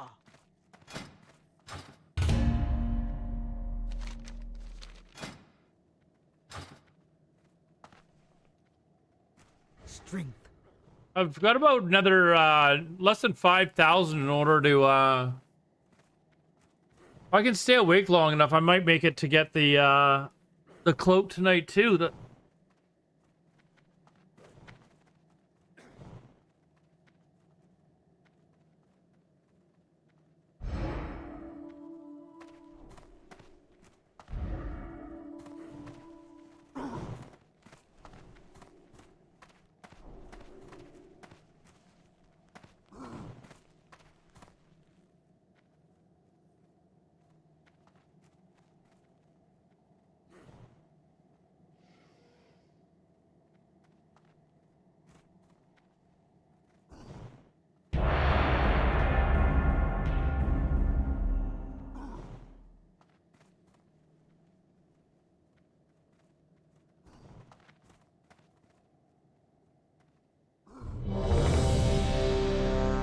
Another AV? All right, we won. We've almost won that second one too.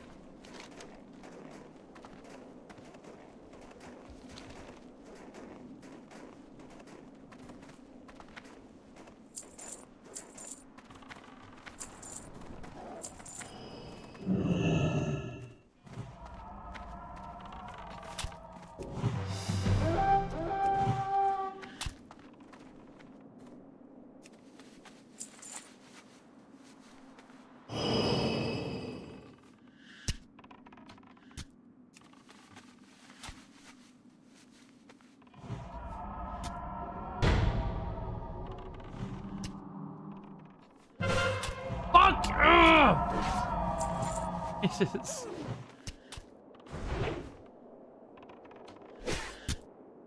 Okay.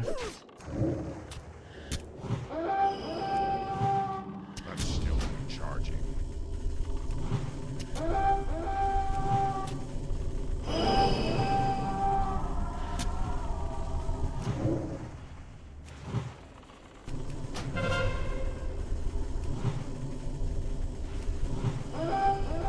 Two fucking resto druids in here trying to...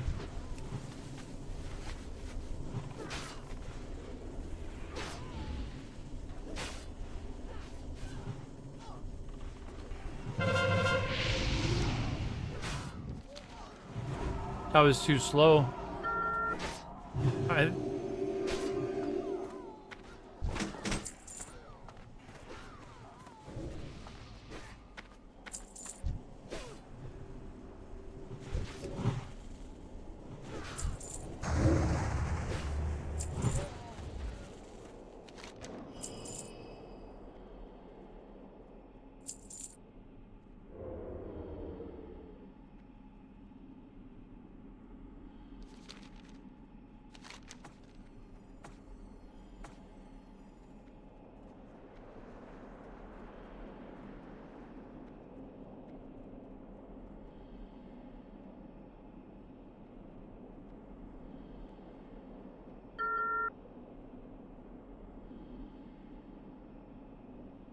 You need. Do you still need 2 towers to do this, or can you do it with just 1?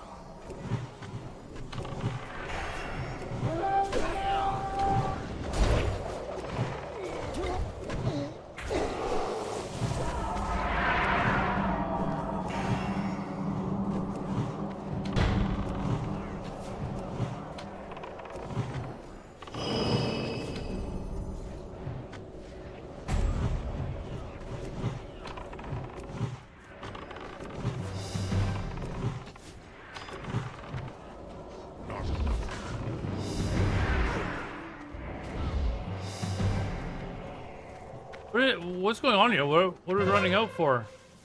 My mana. That spell isn't ready.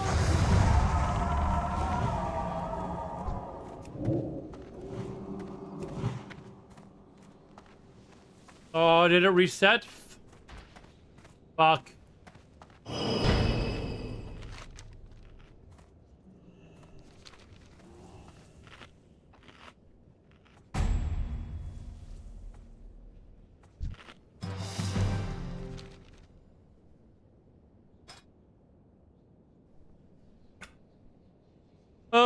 Well, we almost won. Greetings. Go with honor.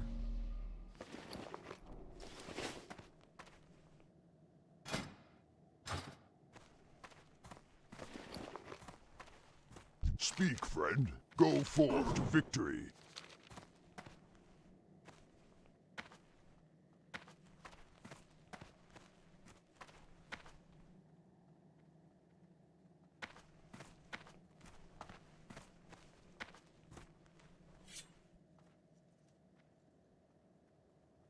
Oh, I don't have a Wrathy Basin queued. Yes. Our time will come.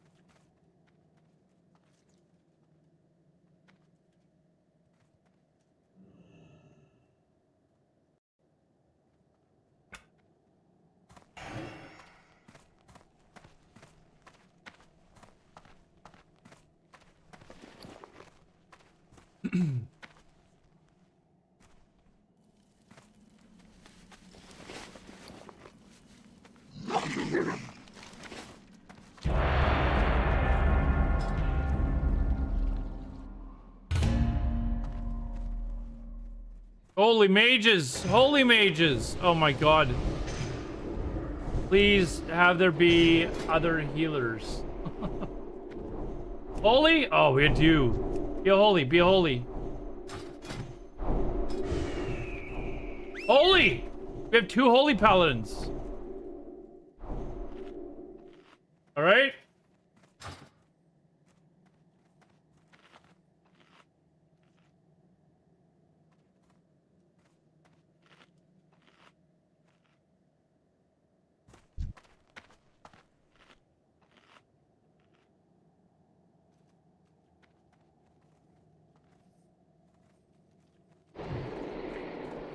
No warlock for stones. We have no warriors.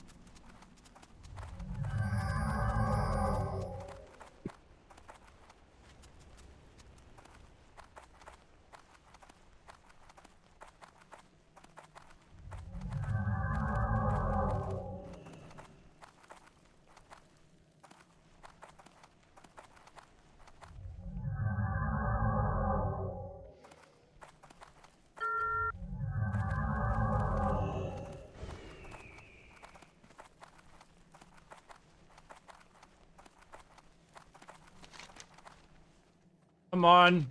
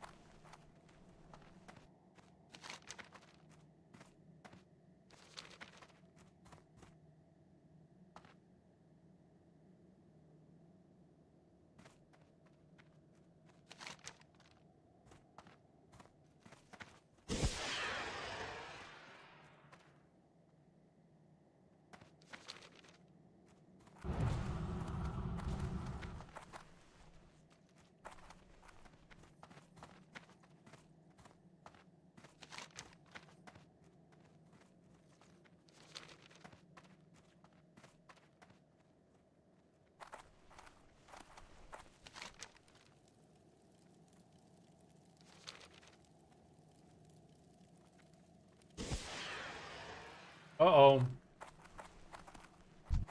Uh-oh.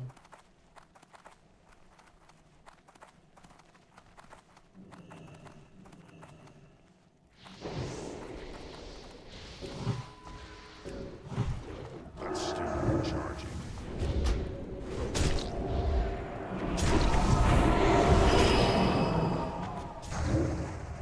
I can't cast that yet.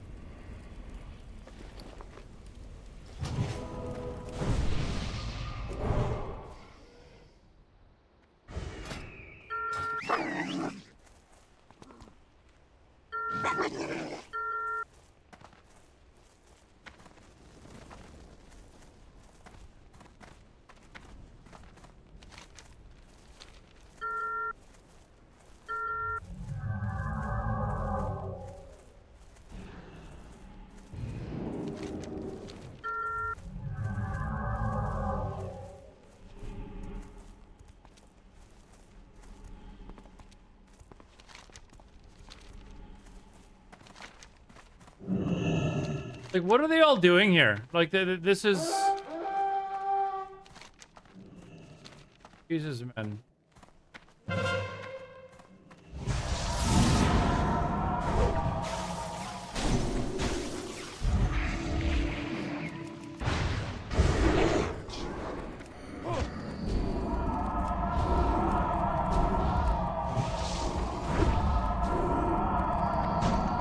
Hey, my, Nature's Grasp is just simply not working.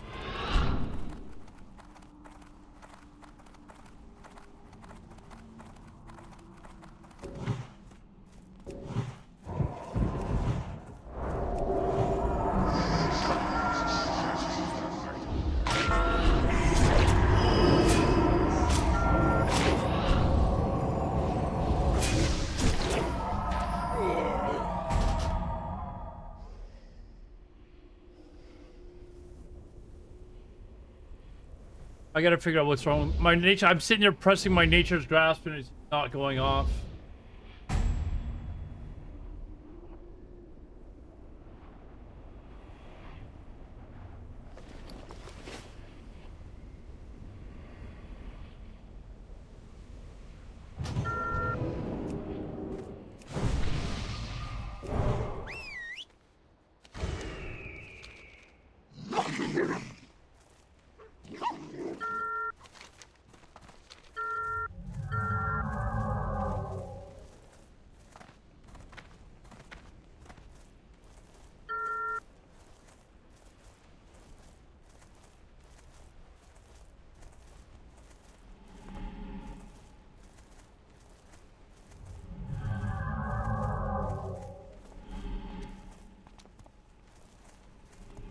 They're just getting destroyed at mid.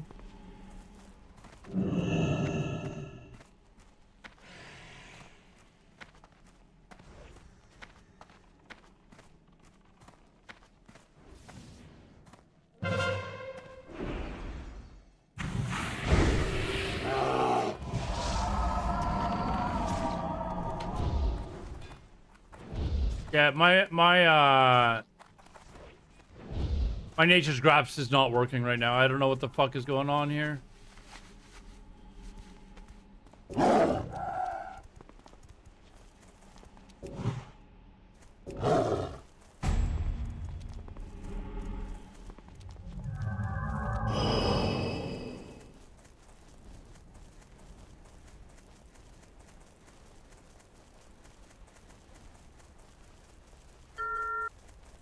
Today I've been doing Battlegrounds all day.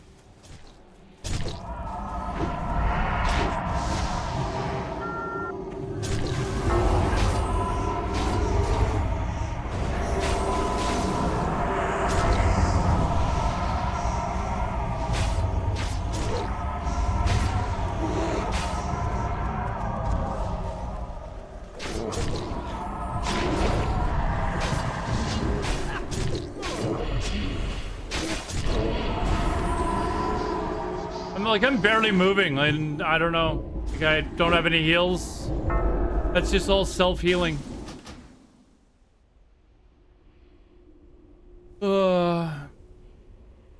Yeah, we've probably been about 50-50 today for wins and losses.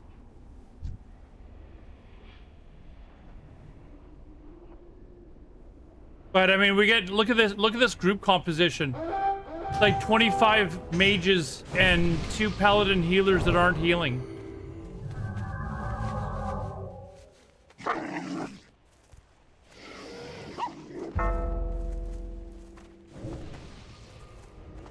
Well, I was feared as well from the team, but I wasn't moving that fast that they...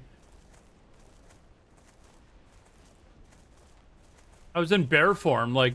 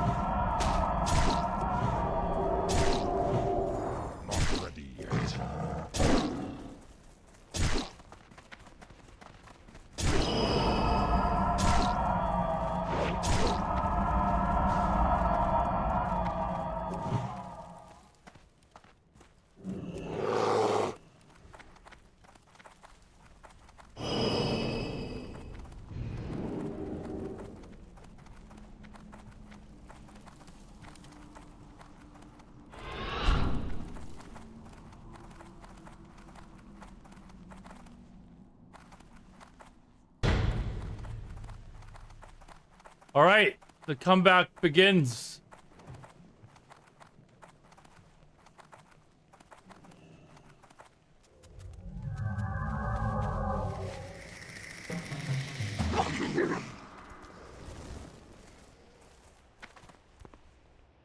That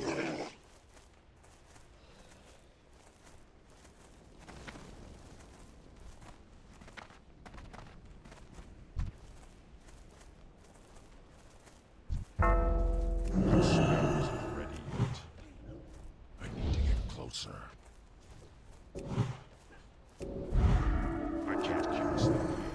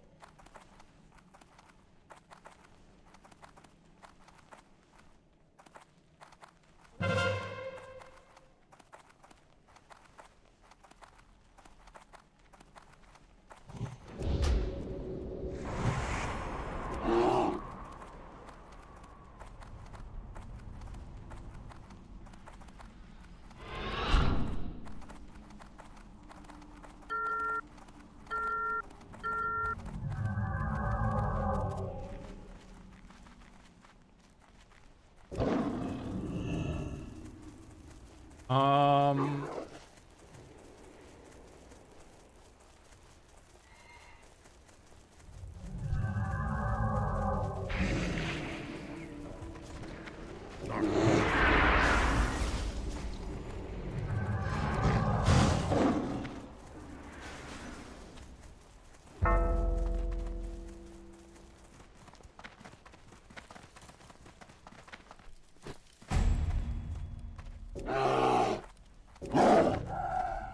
Not ready yet.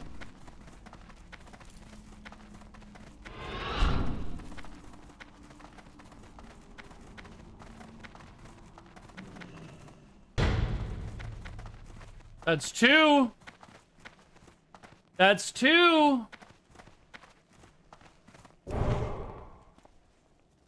One more, we can do this.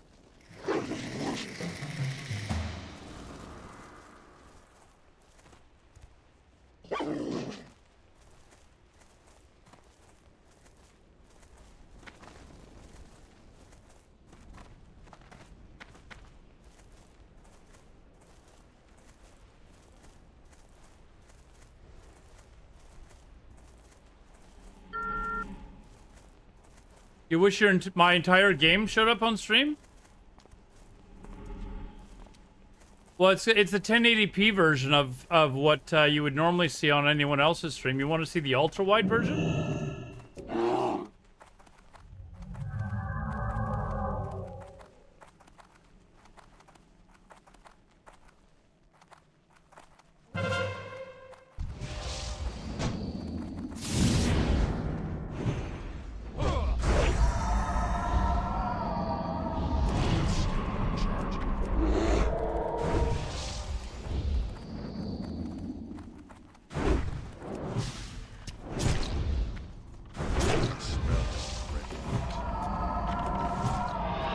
See ya.